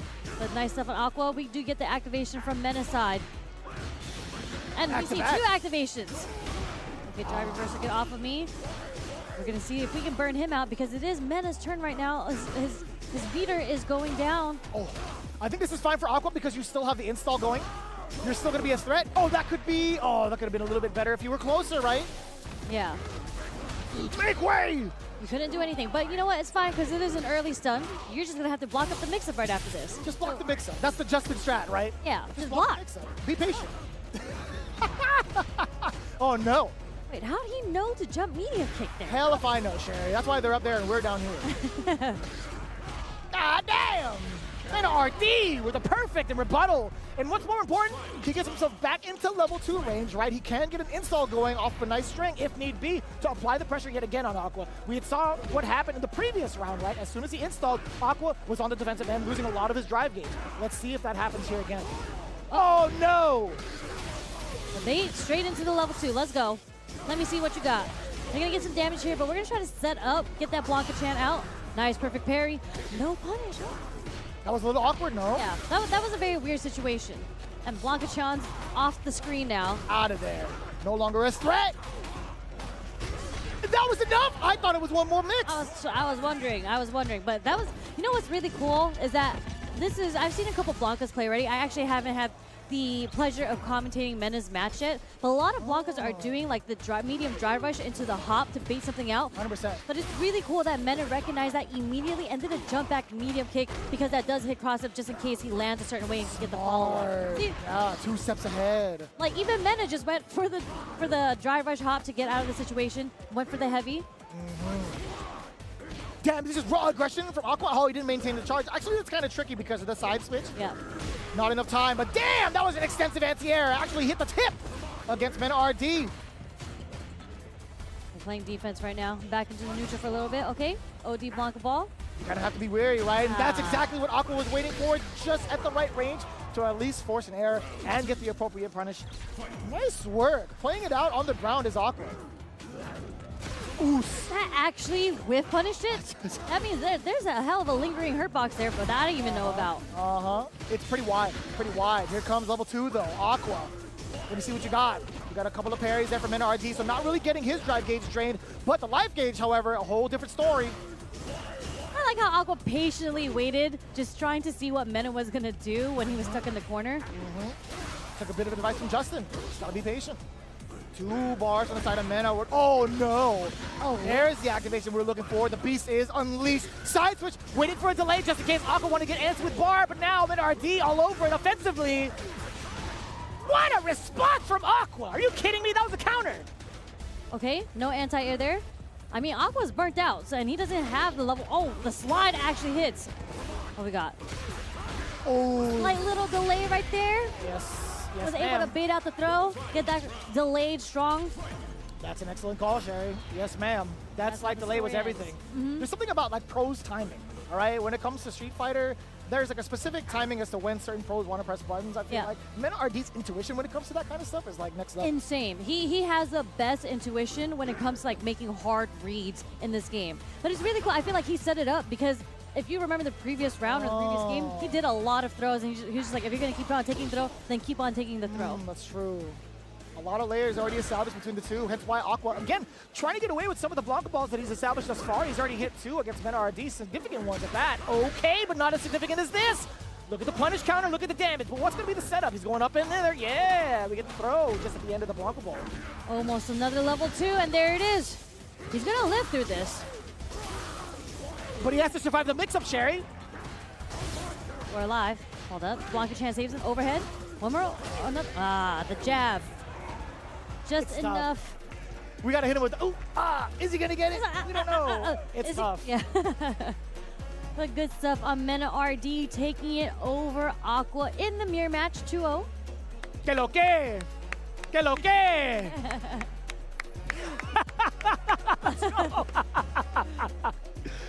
Dude, his smile is contagious. It is contagious. It's contagious. I love. They need to do this more. They need to put the commentary desk out here because we love. It's facts. Shout out That's to facts. number 28. Exactly. We love interacting with the players, like giving them shout outs on stage, especially when they're going up. I love that. I like the setup. I get to make eye contact with all of my favorite players and be like, yeah. And sometimes they'll respond. Yo, Koji KOG went, oh. Oh yeah, hi. Yeah. But it's awesome because look at, I don't know if the camera can see it, but look at the beautiful crowd behind us. Like look at all the fans that we have here at CEO, and they're all here just to watch. We're not even not even in top 8. The crowd is lit. We have Jack about to play against Junior. Oh no. Man, I love this. This is gonna be sick. This is gonna be sick.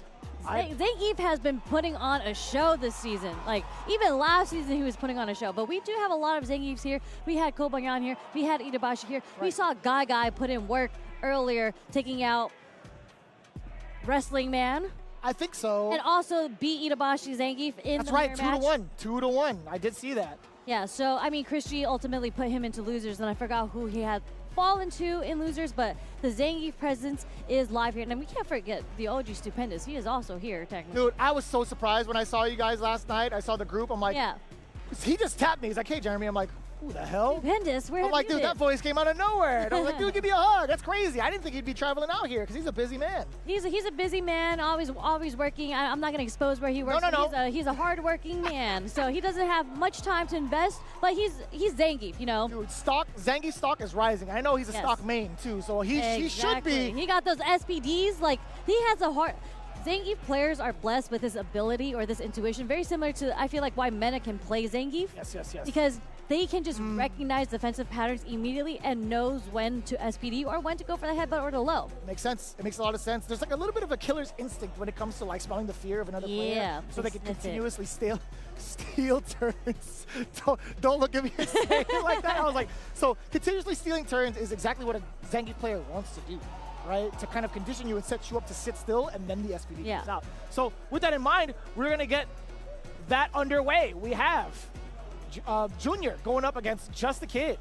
It's so funny because when I was reading this, Junior's name is cut off on Star GG. So you see Riddle and you see Junior. And I got confused for a second. I was like, does Riddle's It happens all the time to me. Junior? It happens all the time. No, Riddle Order is his sponsor. Junior is his tag. And we are going to see him versus the beloved Jack, who got recently top 8 at Combo Breaker. So he's been cooking. And you know what? I will say, experience-wise, Jack is pretty experienced in the Zangief matchup. We have Ramsey, who is like one of the best geeks in the U.S., right? Ramsey is one of the players that Jack trains and plays against a lot. Right. Easily one of my favorite Zangiefs to watch as well. Let's see if that type of volatility will come out from the side of Junior right now. Just a Kid going with the Mai pick and a good color at that. Just immediate sweep. Okay, perfect parry coming from Junior. Ugh. Early double knees, by the way. Oh no, the first Late SPD. He's downloading some information right now. Let's see if Jack can get his party started. No, the whiff punish on the roundhouse too. That was a change to Mai as well. Made a bit more recovery frames on that and also less pushback if you were to block it. So what a delay on the lariat against the second part of the fan. Like most people will kind of just walk away. Not Zangief, no sir. It's gonna be a tough hill to climb, but it's still doable. You have burnout, you have all of your stocks up, or so you did. Yeah, I get hit by that for free all the time. When I see the fan coming towards me, especially on Wake Up, what a DI on the Fierce from Jack against Junior. And we're going to go to another level 1. Yeah, but it is enhanced. Even more so damage on the level 1. Oh, no! Junior survives by the skin of his teeth off an SPD. That was a whiff punish? Question mark? That's crazy, son. Okay. Nice counter hit conversion from Jack, putting Junior into the corner here. But Can you believe it? Oh, hella damage. We're stealing turns, Sherry. What did we say? Yep. And it's so scary after blocking the headbutt because he is so plus, but good stuff on Junior getting the SPD right after that. Just establishing early the SPD game. Oh my God, this guy is a maniac. He's not scared of any fans, bro. What is he playing on, bro? Oh, he's dead. He's dead of the dead. Oh, the SPD. Junior. Dear God! Do you think we're going to see the jury pick? I hope so. I hope so, man. That was kind of rough. That is crazy. My man playing on pad. He be churning. He is playing on pad. Yeah, I was like, yo, how is HBC, he be churning. How these SPDs are coming out so quickly. Let me peep game. Let me peep game on the peripheral, though. Hold up. Let me see. Yo, production, can we get a camera on the peripheral real quick? I just want to see it. If not, no worries. I'm going to do my due diligence. I want to make sure my cable's... Yeah, you're going to peek over. Your cable's good. Your cable's good. You're clear. Oh, free. That's a Victrix. Free. Ah. That's kind of sick. The Pro BFG? That's what he's rocking? Possibly. I think so. It's so scary when you can't even do your B&B strings because the Zangief is so aware of what the gaps are that you're getting SPD between your offense. That's terrifying. Yeah. And again, Mai is definitely of the mix-up variety where those gaps need to happen for her to get established. Yeah, between the fans, between the charge fans, even between the OD fans, there's that small little gap. And if Junior is ready to SPD or whatever width button it may be, insanely scary to start your offense against Geek. You ain't wrong. Oh, we get the DDT side switch. Was that a micro walk forward on his wake up too to get that forward throw? 2+. Gets punish counter thrown. A little bit problematic, man. Oh, I thought he was going to do something crazy. I thought he was going to do a delayed lariat. Overhead does connect. A little bit of a light punish. We do get the flying squirrel afterwards. What's the... Ooh, my God, you saw the attempt at the SPD. Get off of me. We have to be scared now because he is holding that level 2. And I do see him churning. Watch the fans. Oh, don't do it. A little too far to get the sweet punish. Okay, but nice. That stand medium punch moves him so far with the fan, and you get the drive rush cancel after that. That's kind of nasty, right? Hitting the sweet spot right at the fan, being able to get a cancelable normal is everything for Jack in that moment because, again, you had quite the hill to climb just based off of that first game, but I think he's recovering nicely. A lot more of a patient approach from Jack. Oh, help me! That fierce was nasty. And there's that stand medium punch once again. Drive rush pushing him with the tackle into the corner. But wake up crouch short counter hit. Woo! He tried to do it again, Sherry. He tried to do it again, but Jack was ready for it this time. Give me that level 1 continuation. Ooh, nice. No, do it. And Junior knew it as well. He went for the full stick of butter. I spit like crazy. I'm so sorry. That landed on the monitor. But you know what? It's okay because there's no one else on the mics after us, so it's fine. It's fine. Hell yeah. Right up top. Ball up top. Sherry knows ball. But really, really nice adaptation on Jackson. Like the first game, you saw the pockets of where Junior was comfortable doing SPD in the offense, like when he's on defense. So really good stuff on Jack, introducing the neutral jump. Now it's Junior's time to adapt. So I'm wondering if he's going to switch it up. That is a pretty good observation. I think that's one that a lot of fans would kind of question themselves at home. It's just a matter of if Junior is going to do it. Just the kid now getting tamed a little bit. He tried to jump out, but the headbutt was there to keep him in check. Now Junior trying to establish the pace yet again from what we saw in game 1. That is a big, heavy, armored fierce against the roundhouse out of the corner. But for how long? He's chasing him down, Sherry. Yeah, and really nice OD lariat. There's a recognition that Jack started doing the neutral jump to bait out the SPDs, and this leaves him at match point, set point for Junior. Nice with punish with the fierce there.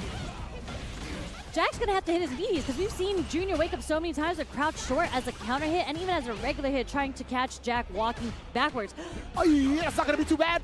Not too bad at all for Jack. That was crouching heavy punch. Now we get the sweep. You try to do crouching medium punch from a further distance. Not gonna scare scare Junior, excuse me. I get the confusion, I get it. My fault, gang. You can't throw the fans now. Level 2 intact. As you had mentioned in the previous game, you tried to running bear him.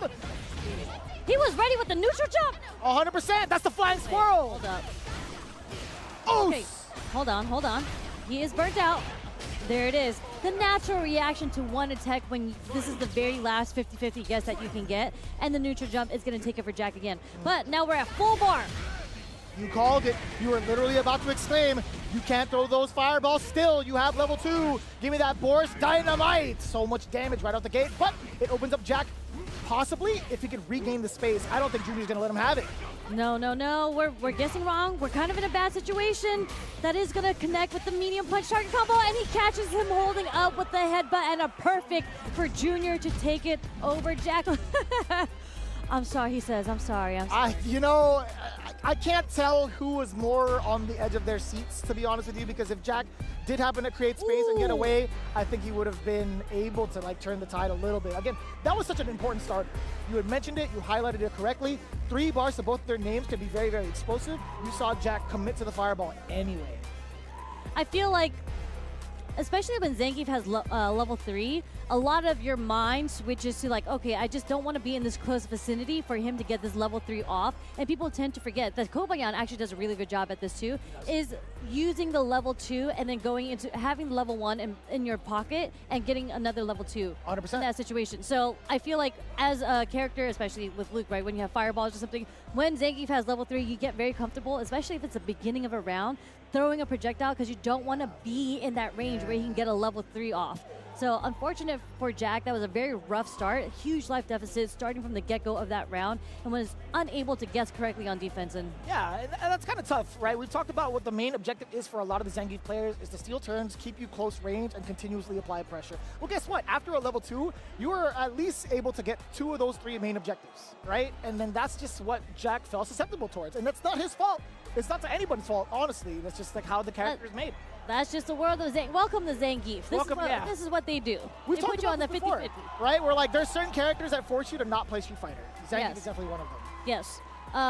It's funny because they're all like classic Street Fighter characters, so it's just like different archetypes. Like, so there's 100%. Zangief that forces you to not play a different game. Dhalsim, Zoners forces you to play a different type of game. I feel like that's why a lot of people tend to go with the Shotos, because you're like, okay, now I have to deal with projectiles, I can deal with the DP as an anti-air, and then we're playing like the low forward crouch strong range. Yeah, at least having like a reversal on deck too to kind of get somebody off you is also pretty important, right?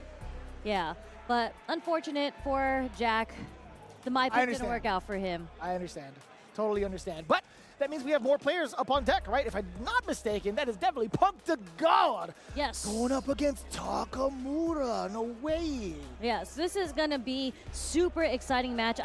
They played each other so many times already. And what's really, really cool about Takamura is I call him the Batman. The Batman. Because Takamura, if you give him prep time, which he always has, especially when you know that you're going to go into an opponent playing Punk. This is the first match of this pool, so he had a couple hours to prep. Right on. He'll go into the VODs and he'll find and figure you out as a player and come out with some really, really unique ways of how to approach you. Okay. But the thing with Punk is he's so solid as a player. He is like S tier in footsies, in like the low forward confirmations and reactions. I wonder how you can really plan against that. That is kind of tough. That is kind of tough. Technically, we're kind of seeping into Pool K2 for those that are following along. Winner semifinals of this pool, Punk versus Takamura. You talked about all the big highlighted attributes that Punk does have. Takamura, he is and can be pretty heavily read-based on that regard. So what happens when your reactions don't get you all the way there, right? If Takamura happens to have the correct guesses and maybe baits you into doing something you didn't want to do, that could change the tide, especially with Ken. But here we go, Punk getting the target combo. We do get established damage in the corner. What's the presence like? Takamura gets away for free. A little too far to get the full confirmation from the stand medium punch there. There was an attempt. Nice confirmation. The wake up, the late throw. Once again. This is going to be it. We're going to go dump it out into the level 1 because we want to close out the round. And I appreciate that from Punk. Not going to be overzealous with the meter despite the very hefty life gap currently. But as it stands right now, Takamura sitting at about a bar and a half. He could get explosive. That's up to Punk. Oh my God. No, with punish? That's wild. We both reeled back in our seats. The big opener from Takamura. We're going to get the big, I was going to say carry. Hello. Playing farted a little bit on that one. But excellent choice on the ODDP from Punk. Create some space against Takamura. Very good establishment on punishing the Jinrai ahead of time, so you're not in the yellow yet before you have to spend the ODDP, but this is where the pressure comes from Ken. Yeah, and he's chunking away at the drive gauge as well. Even if you opt to block, that's a little bit awkward. Takamura tried to get the rest of that. I don't know what it was, but he tried to parry.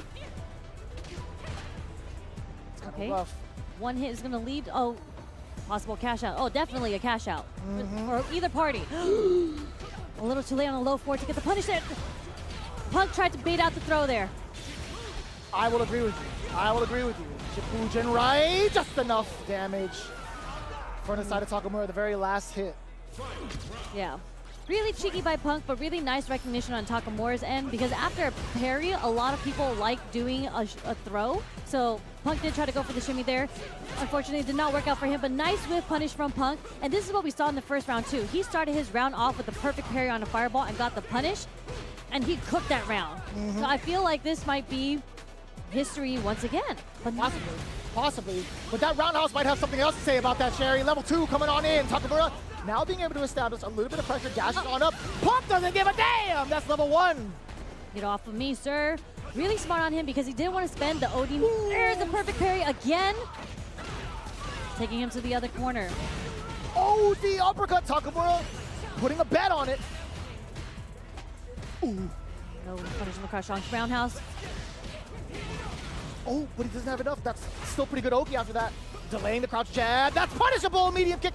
Not big enough of a punish from Punk yet. Meter. Yeah, and didn't go into the level 1. Not sure if that was on purpose. Oh. He could have gone into drive rush if he wanted to, Sherry.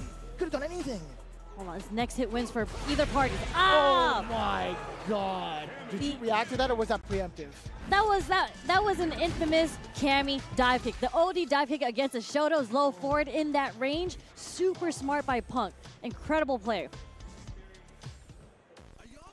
I really like that. It's a very, very smart decision by Punk, though, to do that wake up super level 1. Because I feel like when people's backs are in the corner, we see a lot of wake up OD reversals. Right. And it takes 2 bars, right? But Punk was he was at round 3. So if he had spent that and it didn't read right, he would have been burnt out. That's right. Instead, you can get punish countered. You can still save some drive bar if you spend the super and it doesn't work out. But the super did work out in his favor. So really, really smart stuff on Punk. That's a good call. If you look back at it, there was just about, 2 and some change on the bar, the drive gauge of Punk. So the math definitely checks out. But, I mean, that was a very, very close first game. This is a 2 out of 3, though. So Takamura better wake up. And he heard me. Oh, did he? Oh, damn. Get a head nod of approval. Very, very deep in on the safe jump. Again, just trying to chunk away at the drive gauge. 1 step too many. Punk found a way to escape out with the jab first. Now the back throw is going to be very, very important for Punk to force Takamura into this corner. Unless he whiff punishes something. There it is. Takamura now on the offensive. And the low 4. Oh, no. Missed a confirmation. Drop the combo. Not too bad of a situation yet. Punk is going to have to find his way to fight out the corner. Jump short is going to take it. You know, we'll take what we can get. Jumping back to reset the situation. Takamura trying to get cheeky. Punk, you know what? He already knew how to option select his way out of that drive rush pressure. So with the perfect parries, very consistent on Punk's end here. But who's going to get the next low forward? And still within range to get the back medium punch, the full continuation. Level 2 animation, Street Fighter 2 style. Not okay. I was gonna say, it's always the kick that gets me every time. The backbreaker into a small little kick just to take the extra damage? Unnecessary. He's not even gonna be able to feel it. You know what I'm saying? That's just unnecessary. He should really be paralyzed at that point from that backbreaker. You know, it is what it is. Cam's got an extra spine in his pocket somewhere. He's got it biochemically engineered. I don't know if it works that way. Anyways. Punk already on the offensive yet again to start things off. Very reminiscent of the previous game. This pressure is just too immense for Takamura to take big risks. And now Punk again with a big option select OD uppercut. Takamura, what are you going to do to catch Punk off guard? Can you do it? Okay, we're going to spend the critical art here. Not completely burnt out yet, but if Punk decides to block the next sequence, he will be burnt out. Can you fireball from this range safely? OD? You can OD fireball. Wasn't enough yet. There it is. I mean, Punk has a level 1, so it's not really checkmate yet. Not yet. But what do we see? Are we going to see the DI? I don't think so. I think Punk's waiting for it as well. Takamura knows it. Wait. Not enough damage. Oh, OD. Well, what? He's not going to kill. Help me. Oh, my God. There was a moment in time where he could have done an OD special to kill the rest of that bar. And Punk knew it. Punk got saved by the grace of time. I'm really surprised he didn't dump out for the drive rush cancel to sneak in that extra normal to get it, because that would have been it. You're right. You are absolutely right. Punk the God with a stern face as well, and a very, very close encounter. That was insane. Yeah, that was really, really good play on Punk. And I think... Yo, you got mad Labubu, son. Oh, he does. Hold up. You got a lot of Labubus on there. Oh, he's got like 4. He's got like the whole collection. I think he's got like 3. There's 3 on one chain, and then he's got a 4th one. This guy's nuts. He just walks off just like that. But you know Punk plays this matchup so much because he was punishing with a stand short into the spiral against Ken's it was either a short or stand medium kick. I don't remember what it was. Stand short against one of the Jinrai Enders. Oh, that as well, yeah. That was really what it was. But either way, like a Jinrai Ender off of like low kick still leaves you plus. That's why I was like, how did that even happen? I actually might be mistaken. There was something else that he punished with. You might be It was. right. It was just normals, and I think it's usually like a regular, just first half? Yes. Yeah. So stand medium kick is actually pretty negative. It's just at the tip of the toe. It's pretty difficult for most characters to punish, but because Cammy stands short, goes really far, she can actually punish it. But I have selective memory right now. I can't remember if it was Ken's stand short or his stand medium kick that Punk was consistently punishing. And it's just like a button that Ken uses in neutral so much. So for the fact that he will shut down that one button that's used in neutral all the time that you're used to so typically throwing out to check somebody, insane. Like, Takamura really didn't have a chance to play. To an extent, yeah. I think when it came to neutral, it was a little bit rough. And it's hard to consider trying to play a ground game against Punk because, one, he's so well established in that regard. That's Punk to God. You're right. You're absolutely right. But on top of that, having access to any sort of dive kick in a moment's notice with OD especially, it makes it that much more difficult. It's like Punk 2.0. Yeah. Like we saw at the very first game, we saw the interaction with the OD dive kick that beat out the low forward when they were trying to play like the neutral game. And then we saw in the second game, there was a lot of like regular dive kicks that was clipping like the stand, the little roundhouse that Takamura was introducing at first, the big old roundhouse. Very slow, actually. But yes, as we move on, that means Punk gets to move on in winners. That's correct. And then Takamura goes on in losers. But we do have our next players. Again, we just saw Mena RD play against Aqua, was able to take it over him in the mirror match. But now we see him versus NL. Never lose. For now. Is that what it stands for? No, I just made it up. I made it up a long time ago. I was going to say, that's godlike, though. And NL's name is Never Lose? Never lose. That's a god. Well, you got to say it just like that. Never lose. Never lose. Yeah, there we go. Like Boost. I can't believe I got you to say it. All right, so the Akuma, the tried and true, coming in from NL. Immediately with the wake up OD airball to beat the throw attempt. Honestly, why not? Why not establish it early, right? Interesting. No DI back from NL's end, but does get the parry. But yeah, it's pretty smart. Oh! Nice dive kick. Literally right when you said pretty smart, you know, Mena RD, he's definitely one to try to snipe with the anti-air, and for a good reason, right? That juggle just causes a lot. That's a big stagger off of the punish counter, back heavy, the belly flop. Take the throw, a little random advantage. The low does whiff, but the second one is too far to hit. And now recognizes and able to whiff punish with the crouch strong as the punish counter dumps the meter and takes the first round. Definitely a good call from both ends. Mena RD just a little bit shy on the range. Damn, son. Okay, firing on all cylinders for both ends, right? Mena RD, he challenged with the slide as a punish counter, got the whip punish, but now the lightning beast does come out. NL looking a little bit dry on the bar because of the fact that he had to respond with OD uppercut previously. But Mena RD, don't throw those fireballs too much. He's getting closer. He's now within range for a slide. Lightning beast now on the offensive. Okay, the perfect parry. Okay, into the back throw, putting Mena, and his level 2 is over. So Mena's gonna have to find his way out of the corner, but that crouch strong, his beloved crouch strong, gets him out, but nope, back throw. Now we gotta hold on to all this pressure. A lot of jabs coming in. VP, bam! Boom. There's a lot of damage, not gonna kill, but it's a lot of damage. Jesus, it sounds like a car accident. Will he ODDP or OD upball? Oh, stand medium punch. Get out of me. Get out of my way.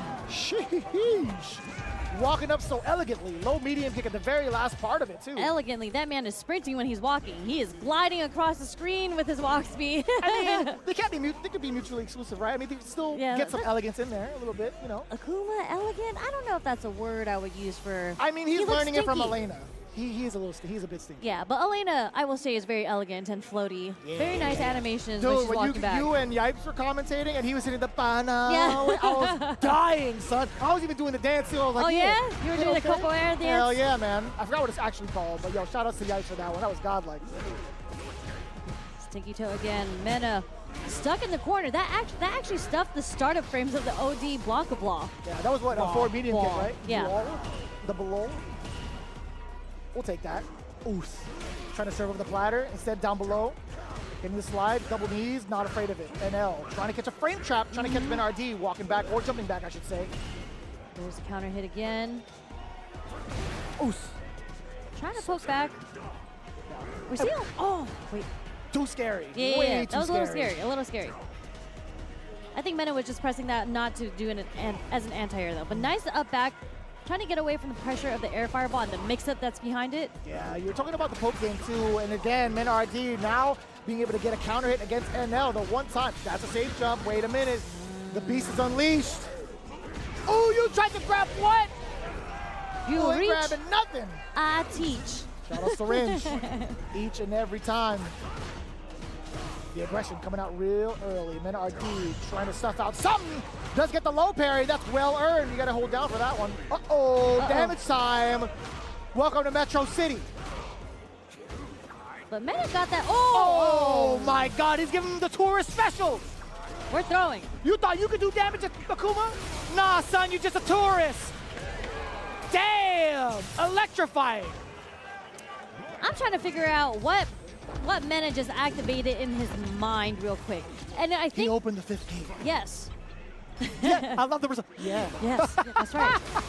I actually think Mena, I think he started introducing more like whiff heavies like the roundhouse. It doesn't have a lingering hurt box, and he was able to get it started because NL tried to whiff punish it, but you can't. Like it recovers very quickly. It's kind of a tricky button to whiff punish against. It felt like it always has been, honestly. Yeah, and that's how Mena was able to get the whip punish, put NL into the corner, and get his mix-ups going. But right now, it's NL who has Mena in the corner. Ooh! All that momentum all down the drain. So I thought that was going to be round 1. Match point for NL. Never lose. Never lose. Even if he does, never lies. Oh boy. There's that crouch on. On the way down, that is a punish counter on the dive kick. It does come with some risks. There is a pause in the air. Level 2 established, level 2 activated. And this is kind of where Mena shines, but if NL is able to defend against all of this, to a degree he was for a second. Oh no, he can't jump that. Wait, it wasn't enough though. Always living by the skin of his teeth, or so we thought. I don't like Blanca's smile when he's doing that. He does a slide, he's just like... Yeah, he's so happily sliding. I guess, but man, that's so devious. Nice block on the overhead. Because he knows he's hitting you. That's why he's smiling. He's like, hey, he's like, I made it under the projectile. Oh, help me. It's a little scary right now because I feel like Mena was able to close out so many rounds with the level 2, but he's nowhere close to having one for this round. So he's just going to have to fight this straight up. That is a very, very fair deduction, honestly. And now with NL, with this much momentum, building up into level 3, this could be problematic. And Mena RD doesn't get out of the corner within these next couple of touches. It might be doomsday. The delayed crouch, strong, works for Mena, puts NL into the corner. NL slowly fighting back. Okay, OD ball, doesn't bite on it now. Oh, did you see how delayed that stand roundhouse was? Dear God. Oh, that's too high. It's his turn, though. Oh, he was too far. That might be it. And that's going to be more than enough. Level 3 incoming. Drag him down into the darkness so that we see Elena only. Bro, Mena's like, y'all not watching this happen to me. You're going to see Elena on the screen right now. But very, very unfortunate. Paused it back. Yo, NL stood up just to make sure. The rest of it, he clutched his chest. He's like, okay, I wanted to make sure that killed. That's wild, son. He went back to pause, and he went to the screen and unpaused it. He's like, oh, it's okay. We can hear the game sound. Like, you guys can't see it, but we can hear the game sound. And that's just such an unfortunate, like, last ender for Mena because the electricity just whiffed right outside of it. Yeah. That's what he wanted to. I'm not sure if he was already burnt out by the time he tried to let that electricity rock, because maybe he could have done like OD electricity because it moves him just a tad bit forward. I think it was a weird spacing because he had flipped out of the previous sequence and tried to do like the toe into the electricity, and it was just like a little too far. I think the normal did clip him, but the electricity again was just too far. Too far. I think that was the pushback involved, right? Yeah. Oh, that's tough.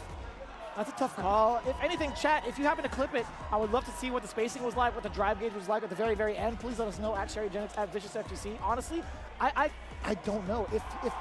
If he had drive gauge, I am almost certain OD electricity into activation would have spelled a different story. Did he have a level 2 built up? I thought he had level 2 built up. By the time he was getting beat, like with how much was going on towards the end of that round, I think he had enough for level 2 because he also built some gauge, finding himself out of the corner because he did crouching, leading a punch. Yeah, he got the counter hit. And still was on the offensive. I think he built up enough because you were getting beat down for a lot, and you get a lot of reward on meter for getting beat up like that. So yeah. So unfortunately, very, very sad. Mena falls into losers. Again, that was. I mean, it's very happy for NL. Depends on how you're seeing it, right? That's right. Right now, it's.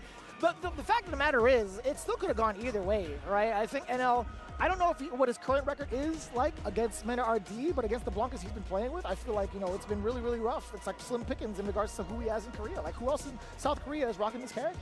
That's right. I don't know, but I mean, NL is very seasoned. He travels a lot, and what's really cool about Street Fighter 6 is the netcode is great. So at least being in Korea, you get the chance to play against Japan a lot. Even like China as well. Yeah, There's exactly. a lot of talented players that we've seen here today over in China as well. But again, I would love to see who the Blanca representation is or the representative is. But I know for a fact that Mena RD is not one to kind of shy away from the challenge, and I'm almost positive when it comes to him and NL, they'd be like, yeah, we could run the set. I don't know if it was in the same weekend or not, but like, the statement still stands.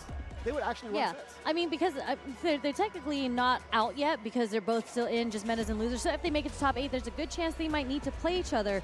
But speaking about everyone all over the world playing online, you still have a chance to enter into CPT if you join the World Warrior because it is back. The season starts next week.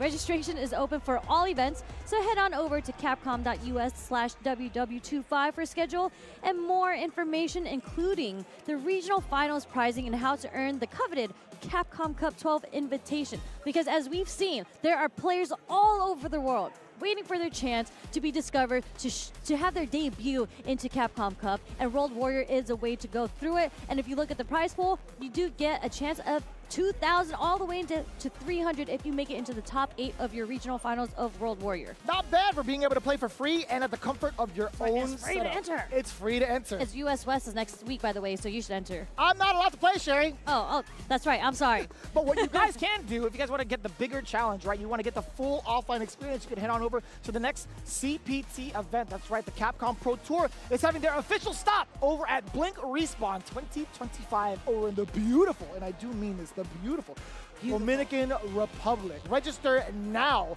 to make sure you are part of all of that energy, all of that action, because I guarantee you, if you take time out of your busy schedule to hit up Blink Respawn, you'll have the time of your life. And I promise you that. I promise you that. It's such a beautiful place. And the vibes there in general, top tier. I mean, I'm trying to go to the beach. To the beach. Well, the Dominican Republic. That's, for the DR. For the DR specifically. Again, Blink Respawn 2025. Be sure to register now. Yeah, and as we're talking about more Street Fighter 6 action, what's really cool is that Save Jam Slam is back. It is right around the corner, Save Jam Slam 5. So instead of competing and whatnot, if you want to watch, you can watch your favorite creators and streamers learn from Street Fighter 6 pros and experts as they compete in Street Fighter 6 later this month. So all you got to do is tune into the round robin matches on June 25th and 27th and the team final matches on June 29th, both on Twitch and YouTube, and all the matches are starting at 3 p.m. Pacific. Damn, I gotta lock in for that because the last one over in Japan, actually everything that led up into the finals in Japan with Reject was a banger. I definitely lost hella sleep watching that event, and you guys do not want to miss it, especially with what's on the line. Sage Jam Simon is doing a great job. Sage Jam, I see you, boy. One of the GOATs. And going into it right now, we talked about some of the peripherals that were up on stage. One of them happened to be a Victrix. You can check it out for yourself. The Pro BFG was on display just a little bit ago with Junior, and you can test it out, especially if you're a grappler main. However, if you still got your own preference, we have the Pro Fight Stick, we have the Pro KO. You guys can also check that out over at VictrixPro.com, and you can unlock a 10% off offer right now by visiting during the CPT. We got those bad boys right on deck. Yeah, I know you have one that's really near and dear to your heart. You got it fully customized. I do. I mean, yes. Very, very fully customized because I got my girl Sea Viper over here. Obviously not this one. This is the one that you can get at the Victrix booth right now. It is the Pro FS controller, the newest one with the little touchpad, and this is the anodized purple. And obviously for every... Anodized? That's crazy. What? I don't know anything about colors. That's cool. Oh, yeah. we can discuss that later. But at all the Victrix booths, if you go, they always have their laser engraving, right? So if you bring them your Victrix stick, you can get your own engraving if you have your own art. But this one is the CPT Pro Tour. That's kind of sick. One. It's sick. It's sick because it's purple and it has a stick. So this is what I would That's do. why you have an affinity towards purple. That's why you know the color. Is this gunmetal black? That's actually anodized black. Oh damn, I am bad at. All their colors are anodized. So it's a. That's a word I need to figure out. Soon. Yes, it's a method of how you apply like a sort of paint color to metals. Okay.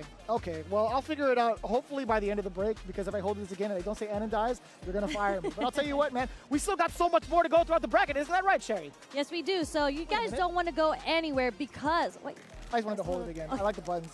I didn't realize it. Sorry. You go ahead. Yes. We're only halfway through the Street Fighter 6 matches, and this is the last block of tonight. So the remaining matches, everyone's going to try to qualify for top 48 tomorrow, and this is it for round 2.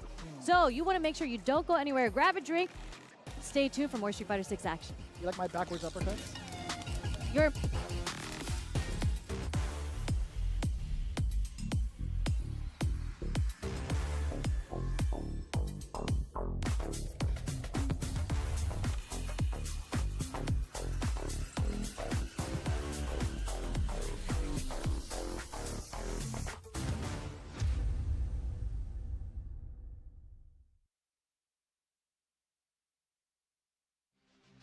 Here comes a new challenger. Hey now, where you going?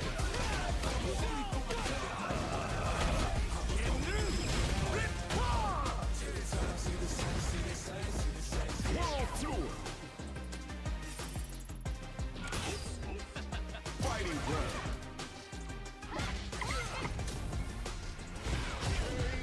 Battle hub.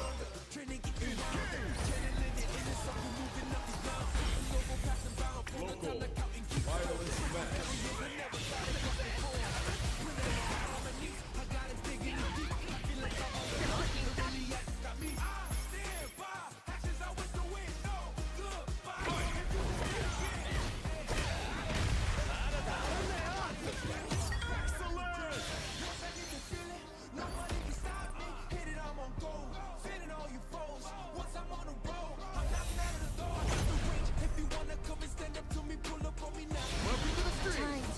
Hope you're part of a fight.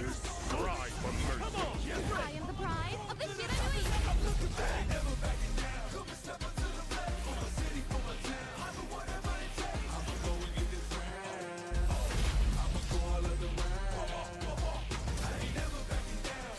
I'm here to help.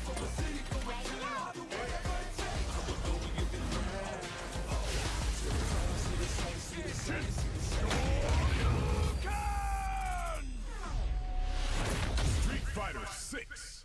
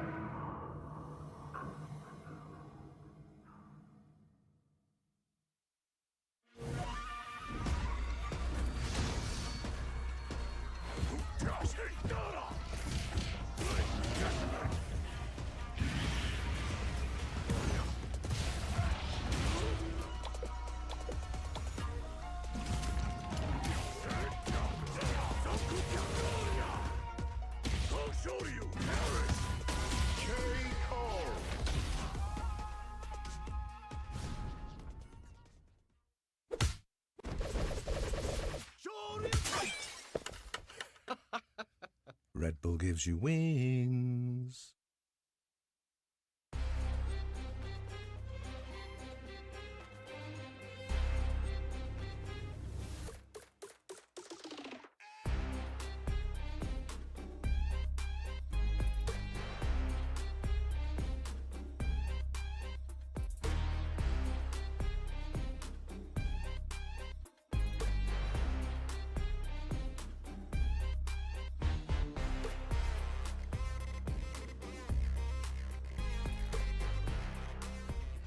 Welcome back for more Street Fighter 6 action. It was just a quick break, so I hope you got enough water, maybe some Red Bull to make it through for the rest of the Street Fighter 6 matches. I don't think you'll need much caffeine though, because the adrenaline is pumping. Things are hot right now. We have the very last block of Street Fighter 6 in the top 129, something like that. But again, these are the last matches. Whoever makes it through this is going to qualify to play tomorrow in the top 48. You don't need any math to know that there's going to be action on the screen regardless of where you're at right now. You guys got to stay glued in to what's happening because we have up on stage pretty soon. Ooh. Yeah, you see it. We're definitely going to cut to My it. Viper God. Oh, yeah? That's a Viper God Sir right Lateef? there. Sir Lateef. Oh, Unfortunately on the M Bison just for this moment until the beautiful Sea Viper comes out. And then, funny enough, Damascus actually tweeted about this. But when we talked to Lateef yesterday, he had just beaten Moke. Oh, and then yeah, that's right. He was like, I just want to make sure that I'm still competing and active and doing well because I don't want anybody to say that I got carried by Sea Viper when she comes out. That's why he's cooking with Bison right now. I was, I saw him win on day one and clutch it out, and I walked up to him. Oh, yeah. I was like, you're carried, you're carried, you're carried, you're carried. And yeah, you were there. Yeah, he gave me the biggest smile and the biggest hug. I know for sure he would have bear hugged me and body slammed me because that guy's buff. But no, I mean, I love Lateef, man. I think everything he's done for the NA scene while he was here, when he was studying in Arizona, man, it was mad inspirational because we never seen Sea Viper move like that. Yeah. No, I mean, like... yeah, preach. Yeah, it takes you back, doesn't it? Yes. I watched so many of his videos, and I randomly watched Sea Viper videos in Street Fighter 4, by the way. And then when you look at how clean his play was, like, it wasn't just him. Obviously, there were other Vipers out there, Wolf Crone, JCA, shout out to Jace. Like, that's right. They Even were Flash all, Metroid at some point, too, that's right? He was Flash. so dominant. Everybody actually touched Sea Viper at a point. Like, Combo Fiend was Sea Viper top 8 in Street Fighter 4 in EVO 2009. Like, there were a lot of Sea Viper players out there, but Lateef really took her to the next level. And when people started talking about how cheap she was, they were either referring to, like, Lateef or Wolf Crone. So I think those are kind of like the two debatable, like, best Sea Vipers in Street Fighter 4. But anyways, we're here in the Street Fighter 6 era. She's not out yet. So... What a way to just cut that off. She's not out yet, guys. I can rant all day about how sick Sea Viper is, but I will wait for her to come out in Street Fighter 6 before I, start ranting about her even more and how, like, the best character she is of all time. Just by default. By default. Easily the coolest character of all time. Okay. I Easily. like that. I think we're going to get the bald guy first, right? I think it's going to be summer 2025. We're seeing Sagat. We're seeing the king come out first. Yeah. It'll be Sagat. It'll be Sea Viper. I'm going to find an eye patch eventually, and I'm gonna wear it on stream. I'm going to wear it on stream at least one time. You can cosplay Sagat if you wanted to right now. Just put the eye patch on. I'm working on it. No, the shirt stays on. All right, it's going to be all costume number 3. Maybe I'll put a basketball jersey. Give Sagat a basketball jersey, too. Why not? He's actually very tall. Isn't he like 6'4" or 6'5" or something? He could be a great basketball player. I think he's past 7 feet. Is he? I think he's past 7 feet. It makes sense based on how tall he is on the screen. Compared to all the other characters? Yeah, that guy's a monster. But then how tall is Hugo? And Abigail? He's huge for me because he is a giant. He's a giant. He's Andre the Giant. Like width and yeah, he's big and he's hefty, but he's all muscle. Speaking of all muscle, dude, I knew it. Sagat 7'5". 7'5". He would without be, shoes. He would be on the Lakers team right now if he was bald and 7'5". LeBron has something else to say about that. I don't think LeBron's a Sagat fan. understands the baldness. He's had that struggle. But anyways, the players seem to be ready. We do have Lateef, as I have been talking so much about. Lateef versus Bruce Lee. Master Bruce. That's what his butler says, dude. That's how Alfred addresses Bruce Wayne. Master Bruce. But we're talking about Bruce Lee. But it still counts. Master Bruce.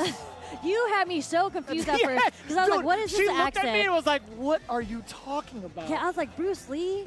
Nah. And an accent? It still counts. So before he was Bruce Lee, we called it just Bruce in general, right? So we thought like Bruce in general. Yeah, that makes sense, yes. But now he's changing. He's changing up on me, man. But we talked about muscular characters. Let's talk about muscular people. We got Lateef down below. You can see him. We got Bruce Lee getting up there eventually. We got Terry versus Bison on the screen. Here we go, game 1.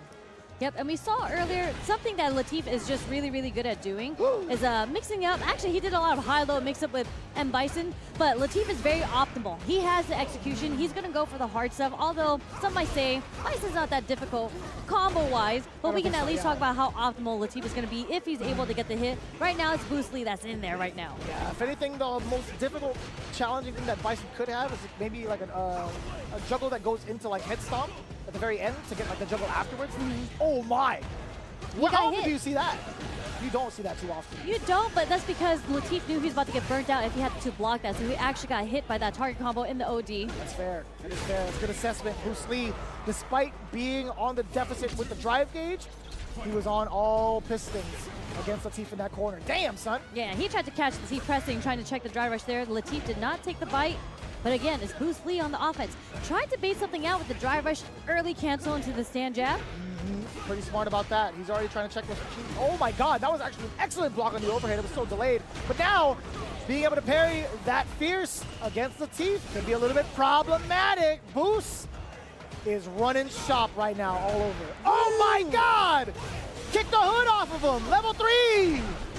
I mean, it's really unfortunate because the range that Boost is staying at, again, we talked about this when he was playing against Colibri. He finds the correct spacing where Terry excels, and unfortunate for Bison, like he doesn't have a true reversal. So when he's taking all these strings, he has to hold all of that, and the one time he was able to get the spacing to get the fierce, Bruce Lee perfect parries it. Yeah, I mean, I think he's been pretty on point with that. I think a lot of the players have been trying to like react to the animation because there's a pretty significant startup on that heavy punch from the side of Bison. So Bruce Lee calling it properly, making sure to pay attention to the screen at all times.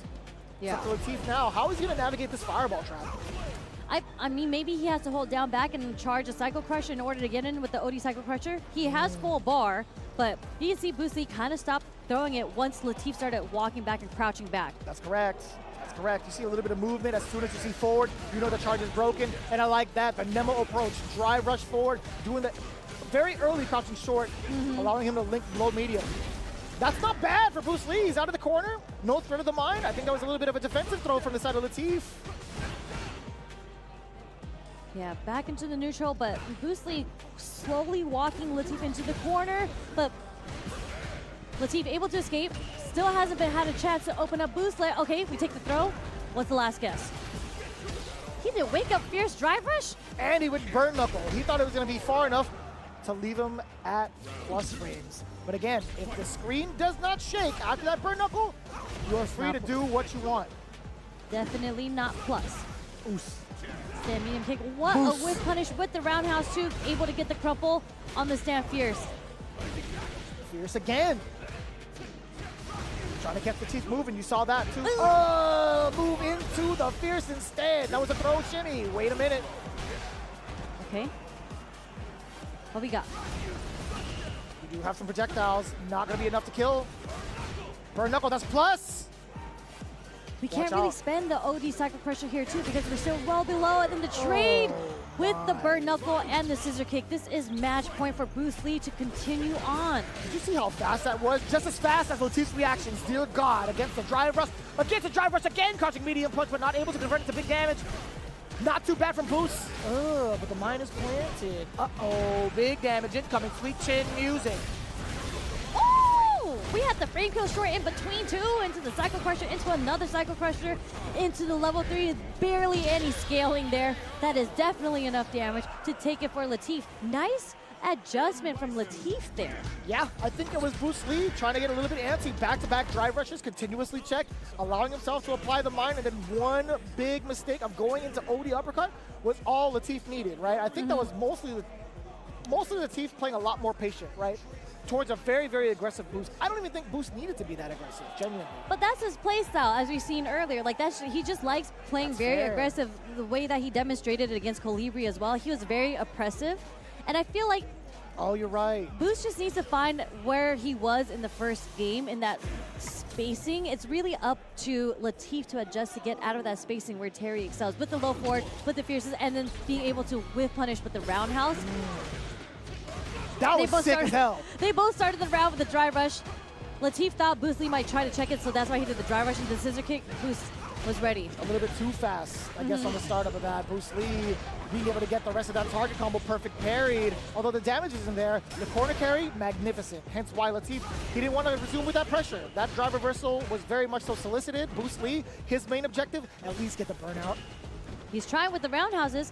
Latif neutral jumps. Bruce Lee thought he was going to try to jump out and what tried to the hell is that? It was on his back pocket. Jump Why back was there a medium hitbox kick? there? Uh-oh. Back there with punish counter.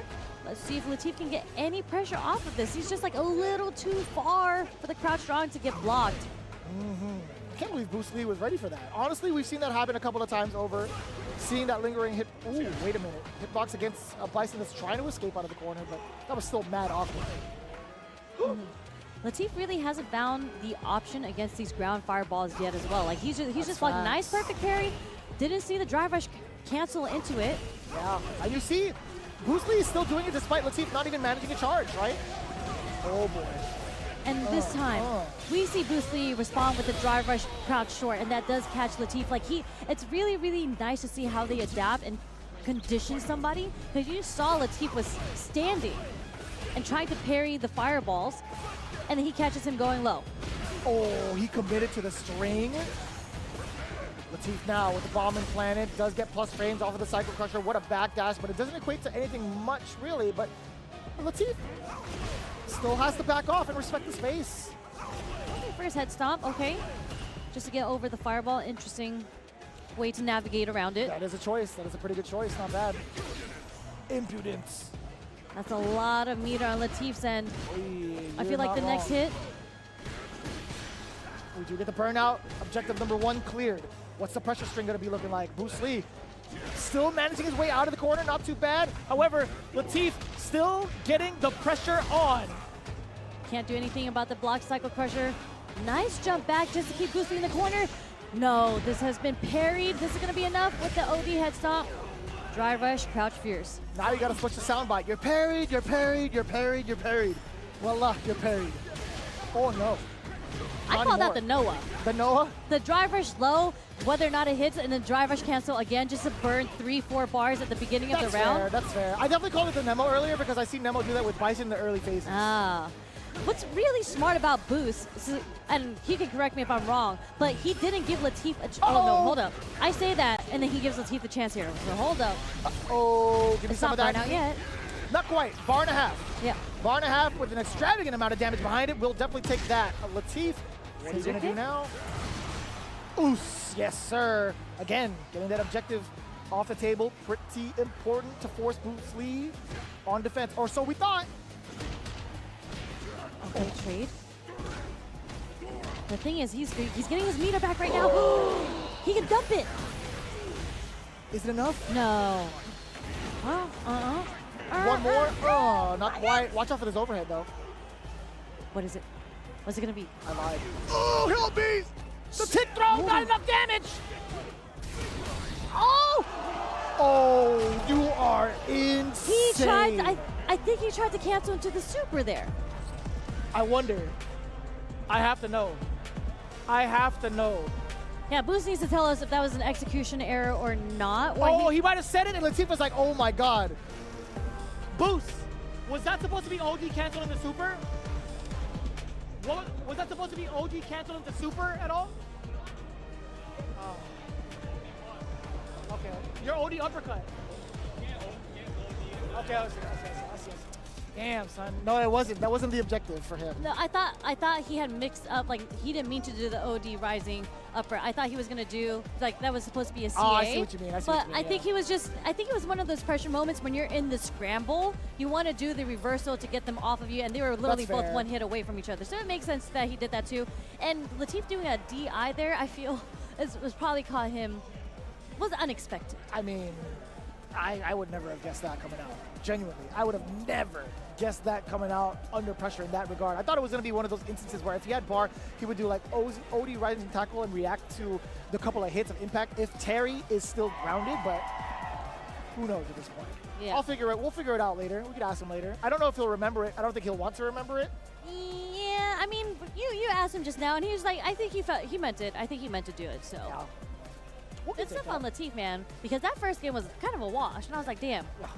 And I felt like the strategy that Boost had going into that very last round, because he played super aggro, I mean, still typical, still standard, but he did see like the 3 bars on Latif's end. So I feel like you really don't want to play kind of the patient game and give Bison a chance to even get the bomb setup started because of all the damage he can have when he gets started. So if you're able to apply that pressure, Latif introduced drive reversal 2 times throughout the whole set. Like, he actually wasn't pushing Boost off away from him. I felt like if he just felt like he smothered him, he wouldn't have given Latif a chance to get that damage off. But all it took was one crouch strong. I think so. Yeah, I think that makes a lot of sense. Like, we're going to have to watch that back for sure. I think there were a couple of moments where there were a few hiccups from the side of Boost. I think trying to recognize when to really go full throttle. I think he had really good shining moments as to when, but I think him kind of letting off the gas towards the end of it was kind of his downfall. Again, letting Bison breathe like that is kind of problematic. Yeah, but I mean, it is we what can say it is.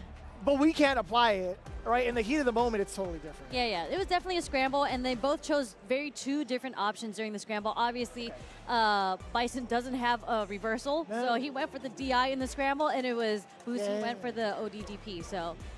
We'll take it. Yeah, we'll take absolutely take it. That's actually one of the changes that happened in Street Fighter 6. I don't think specifically to Terry, but there were a lot of characters like OD Mixer from Rashid. Because it was multiple hits, it was actually breaking the armor of DI as a reversal, and that wasn't really meant to happen. Like, you're going to have to either DI back parry or super in order to beat DI. So I think they took that away from the characters. OD reversals aren't meant to beat DI. So good stuff on the armor there. Worked out very much in Latif's favor. Let's go mechanics. Yeah. We'll definitely take that.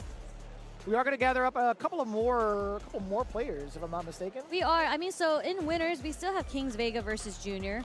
So I think we're waiting to see that. But there's also, that's it for winners. So at this point, we might see some losers matches happen, but we still have that one winners. And I think we're still waiting for players.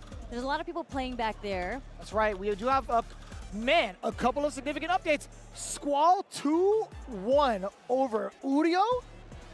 Damn, also son. one of the Viper Goats before he switched to Sakura. But yeah, Squall. That's true. Squall was actually doing really, really well at Combo Breaker 2. Yeah, that's right. Professor Squall. Yes, he is indeed a professor. So. That's actually godlike.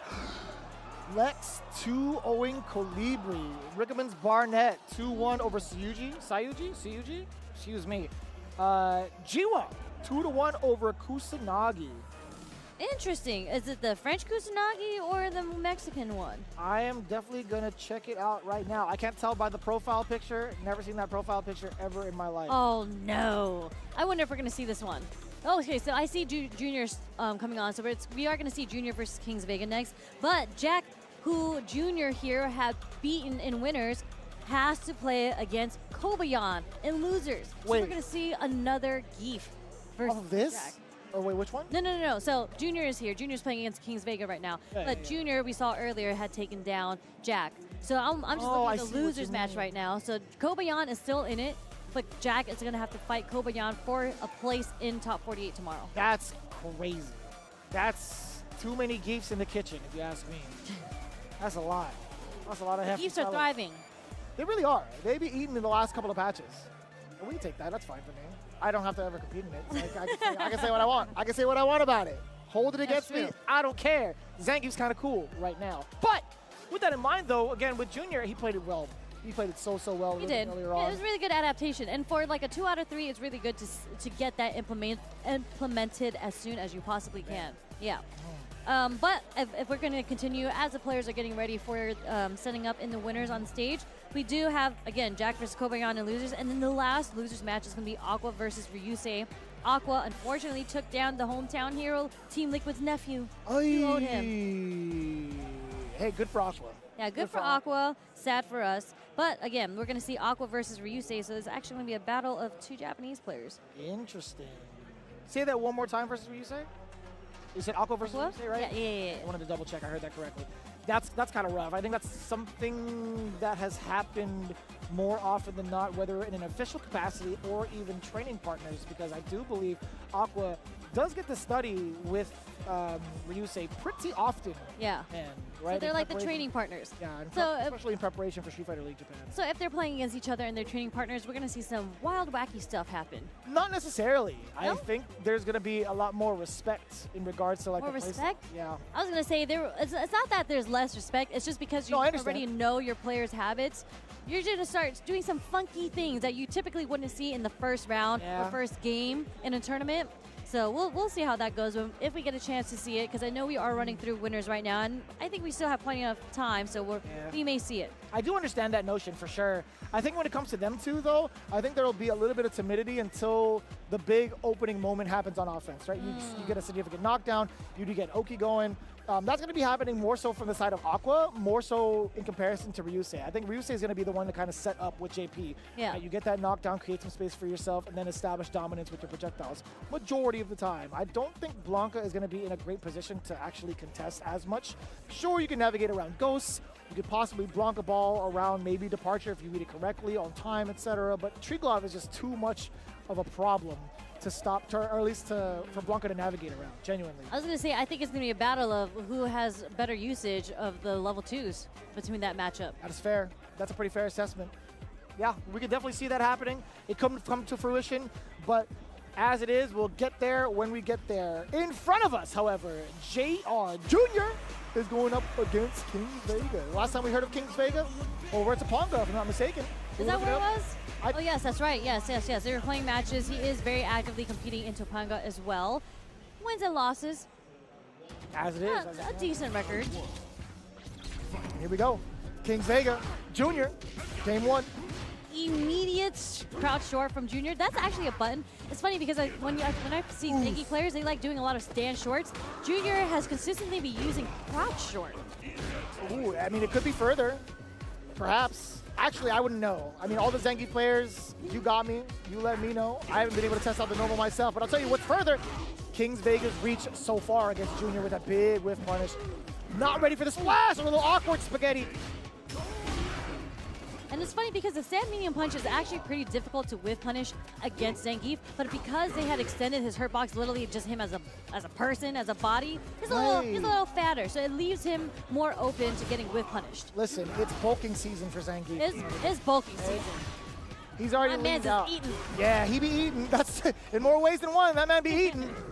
Oh, my man is tired. He doesn't even have one of his arms up. Oh boy. Oh, hella damage. All right, we'll take that. Not at all what Junior wanted. I think he had miscalculated the timing to get Blanka airborne into the lariat, right? Yeah. That's usually what the Zangief players would go for. And you don't see it from Junior's reaction, shaking his head. He had to force the kill with a level 2, but again, not what he wanted. Yeah, not at all, especially when you're holding the level 3 as Zangief. Yeah, I think what it is like after splat, backdash, neutral jump. Yes. It's like the neutral jump, you whiff, and then you do the lariat just to get the second hit. Exactly. And the lariat gets you a juggle. But anyways, Kings Vega activating the level 3 just to build some bar back and just put him a little bit of a life lead against Junior. Maybe a lot of a life lead. Damn. We'll take that gamble. Oh no, we're a little bit too far. Little fella. Not gonna do anything though. A lot of blockage and a lot of stunnage. Are we gonna get it this time? There it is. I lied. Forward dash, jump back. That's how you know I'm not a Zangief player. Safe jump, or so we thought. What happened there, Sherry? Man, it was just too early on that. Was able to get the back throw punish counter, and that's very, very unfortunate for Junior.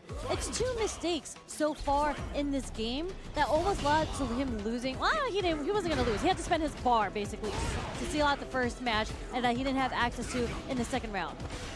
Oh, tried to parry. Burns himself out. A little bit dry in the knees. Still managing to get a throw. Activate little buddy. You know it. And a following suit behind him. The platter. Okay, raw level 2. What you got? It's building him enough time to get his meter back though. So it's some usage here with the level 2.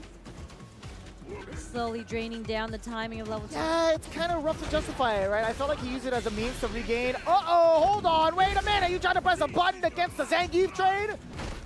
Get run over. We're back to being even now. He actually still has level 2 left, yeah. Let me take him into the corner. Is he ready? Oh, he got hit.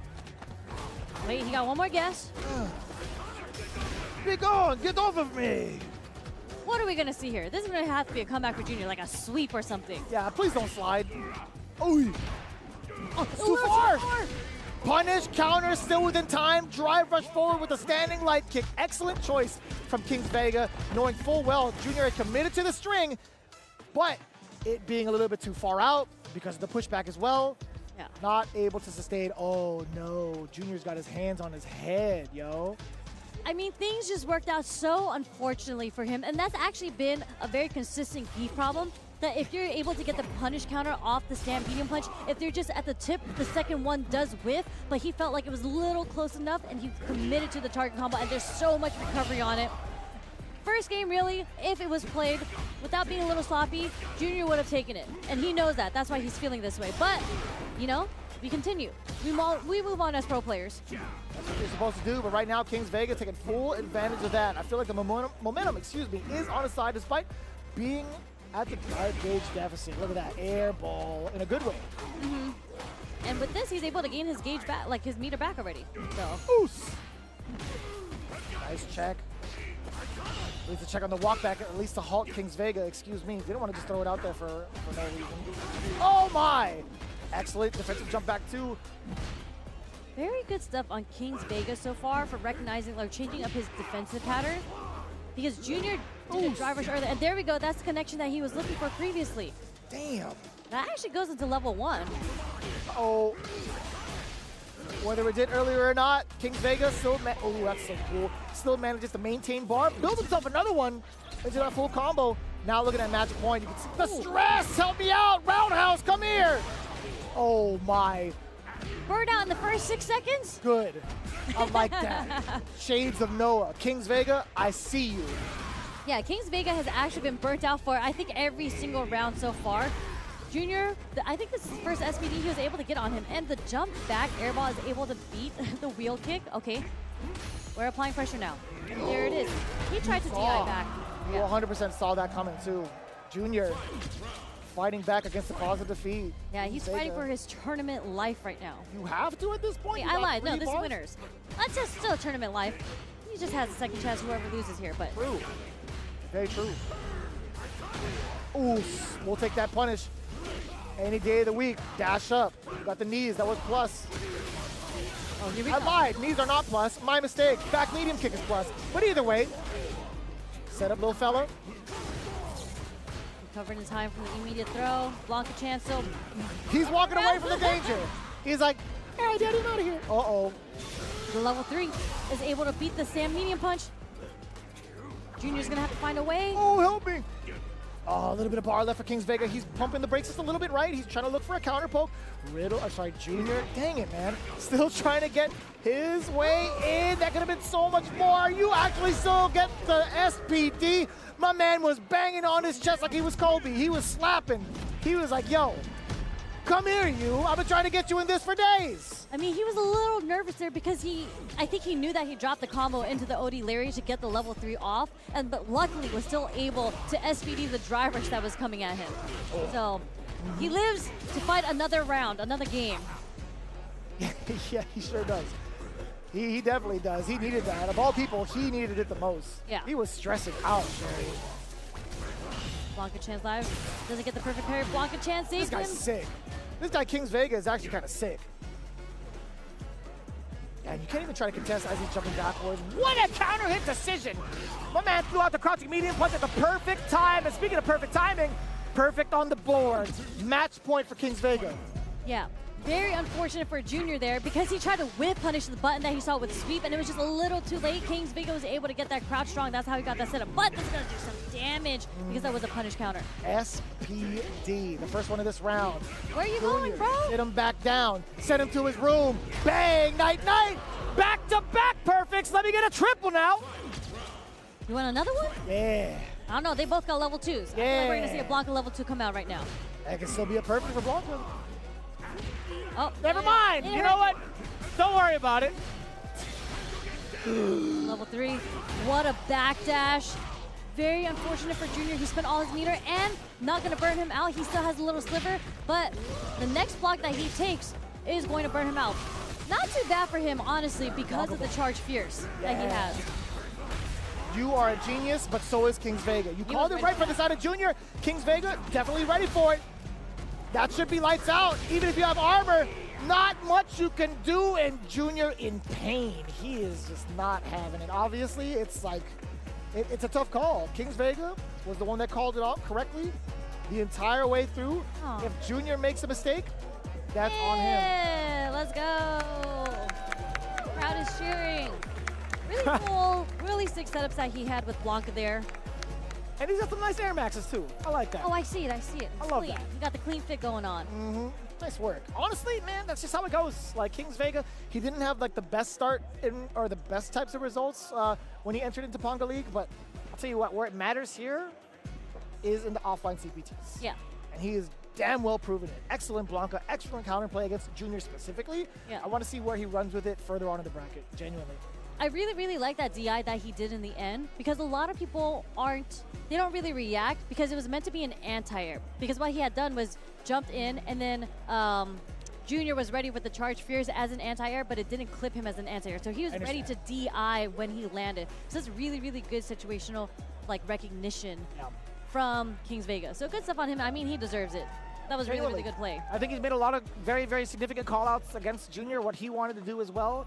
And I think he played it damn near perfect. I mean, we've seen what he was utilizing with a lot of his meter. We saw him kind of go through that early aggression to kind of force Junior off a really unorthodox pace, and that's something you don't get to do too often against someone like Junior either. Like, he's most of the time trying to adapt to your pacing and your speed, but honestly, at the speed that he was playing, most people see red when they see a burnt out character. Yeah. They're thinking aggression, aggression, aggression. But with the type of mobility that Blanka has, on top of being able to maintain charge mid-air and go for airball, how many times did he get clipped by that, first and foremost, right? So that eagerness to kind of abuse or like eagerness to kind of punish the mechanics of burnout led to a lot of the demise in the first game. Yeah. I mean, it's very unfortunate for Junior because he like technically had the right reads. He just kind of missed the execution up just a little bit. A little bit. Yeah. Again, we talked about it earlier. We had to spend the level 2 because he dropped the combo to get the juggle in order to seal the first round. And then just like at the very last round, it was just a really good read on the backdash that Kings Vega did there against the level 3. Yeah. And very unfortunate for Junior because he, you know, as Zangief, you kind of bet it all. You bet it all on black, or you bet it all on green. You're a heathen if you bet it all on green. Let's usually bet it on black. No red? I bet it on black. I'm surprised you went for green instead of red. Because that green is crazy. No, that's what I'm saying. You're a heathen if you bet it all on green. Because that's really, really making the hard read there. But it worked out. That's fair. I was so surprised when you picked green instead of red. I'm like, damn, that's a mix-up. That's ultra degenerate. There's actually a story with L.I. Joe there from EVO a couple years ago. I'm just going to go through it real quick because the next match is coming up. But Joe, we were all betting on black per usually on roulette. And then Joe randomly comes here and puts 100 on green. 0-0. That's not nice. Immediately hits 3,200. There. Oh, that's evil. Just walks away. That's actually mad evil. When you see all of the homies betting on one color, most of the time you'd be like, yo, let me in that action. Well, we should have believed in Joe. That's what would have happened. It's not that he bet against him. We should have believed in Joe. What? Let me ask you, did he bet last? No, he just walked by and whatever was available, he did it. Okay. But speaking about Zangief, getting back on track, this is the match that I was excited to talk about or wanted to see at least on stage because, again, this is the losers run because we did see Junior put Jack into losers earlier. We saw the same exact matchup, the Mai versus Zangief. Yeah, well, we'll see if he's going to be able to find the adjustments necessary. But I'll tell you what, man, Kobion, he's got insane killer instinct when it comes to how he operates as Zangief. His understanding of characters and players is that of the caliber of Irizan. Bro, he got third at EVO Japan. I'm just saying, man, he almost could have taken it all the way. Oh, no. And you're in burnout? Sweet Lord Almighty, send help. You're mine! That was so far. That was more than like the half screen away on the stage because it was past the counter. But you saw how he walked to block the sweep from Jack? Earlier when Jack was playing against Junior, that's actually how he got his like sweeps pokes in the beginning. Oh, I see. Representing the sweep. So really good, nice walk. Nice neutral jump from Jack, being able to make that call against Kobion. And you are rewarded heavily. You get corner pressure, or so you did, at least getting the option select. But enhanced Mai will 100% take that. We getting the stock backs. Nice up back from Kobion to get away from the pressure there. Very important. We still have 3 stocks on Jack's end. You got a frame trap. We saw a counter hit. More than enough damage, perhaps. Yes, it is! with the final enhancements. Jack clutching it out with a very, very high damaging combo. Nice work. Uh-oh. Bang, that's one. Makes me pretty nervous. No more fans available on the table, by the way. Oh, what a flying squirrel at the very end. Very smart recognition on Jackson, but he did lose the first round that way, so it's a little scary if Kobayan recognizes that's how he wants to jump in on him. Spinebuster, headbutt. Level 3 is so scary. I mean, anything is scary now against Kobayan. Striker throw, what can you do? Drive rush for the knee, mad plus. What can you do? You have to guess. That was black or green, Sherry. That is black or green, yes. That was black or I mean, it was because the level 3 was there. Like, was Exactly. he ready for the commitment to the level 3? No. I mean, are we really going to see the jury work, like, come out here? Because we've only seen the Mai come out against Zangief. But honestly, I don't think Jack likes the jury Geef matchup, I was which just is about to ask, right? I was going to be picking at a little bit of the personal relationships now. What is it about Jack when it comes to the matchup? Like, why is he so reluctant to play jury? I mean, I think in the general matchup, they don't really like the button play that has to go on in neutral. Like, Jury does a lot off low forwards, and she likes throwing the fuhas, which are low, right? Zangief usually hops over it, able to get a conversion if there's a counter hit. Fair. But I can see that. I can see that. In certain ranges, it's not going to be as effective towards the game plan you would want to lock Yeah. somebody down. Mhm. I could understand that. But that's one of the many aspects that could maybe foil Jack's plan as jury, but he is going to commit to it, right? Jury is going to be the choice for tournament life. the second hit confirmation, nice stuff from Kobayan there. Forward heavy punch is going to be covering a lot of space. So is that roundhouse, but damn, again, sniffing out the ambitions of Kobayan using that OD running bear grab. Yeah, and we saw that earlier when Jack had to play against Junior. He also neutral that. So, okay, we're seeing the pressure work out because this is where Jury shines. But the crouch short, again, getting the counter hit. Meanies, yep. Can't do anything about that. This is it. Up the meter. Not even going to need a level one. Had plenty of drive gauge left in the store to get an OD. Get a little bit of the kicks in, get a little bit more of the drive rush cancels in. Just a kid looking a lot healthier in this game in comparison to all the other Zangief matches he's played. Yeah, nice backdash, no whip punish on the. Oh, we get the whip punish on the stand.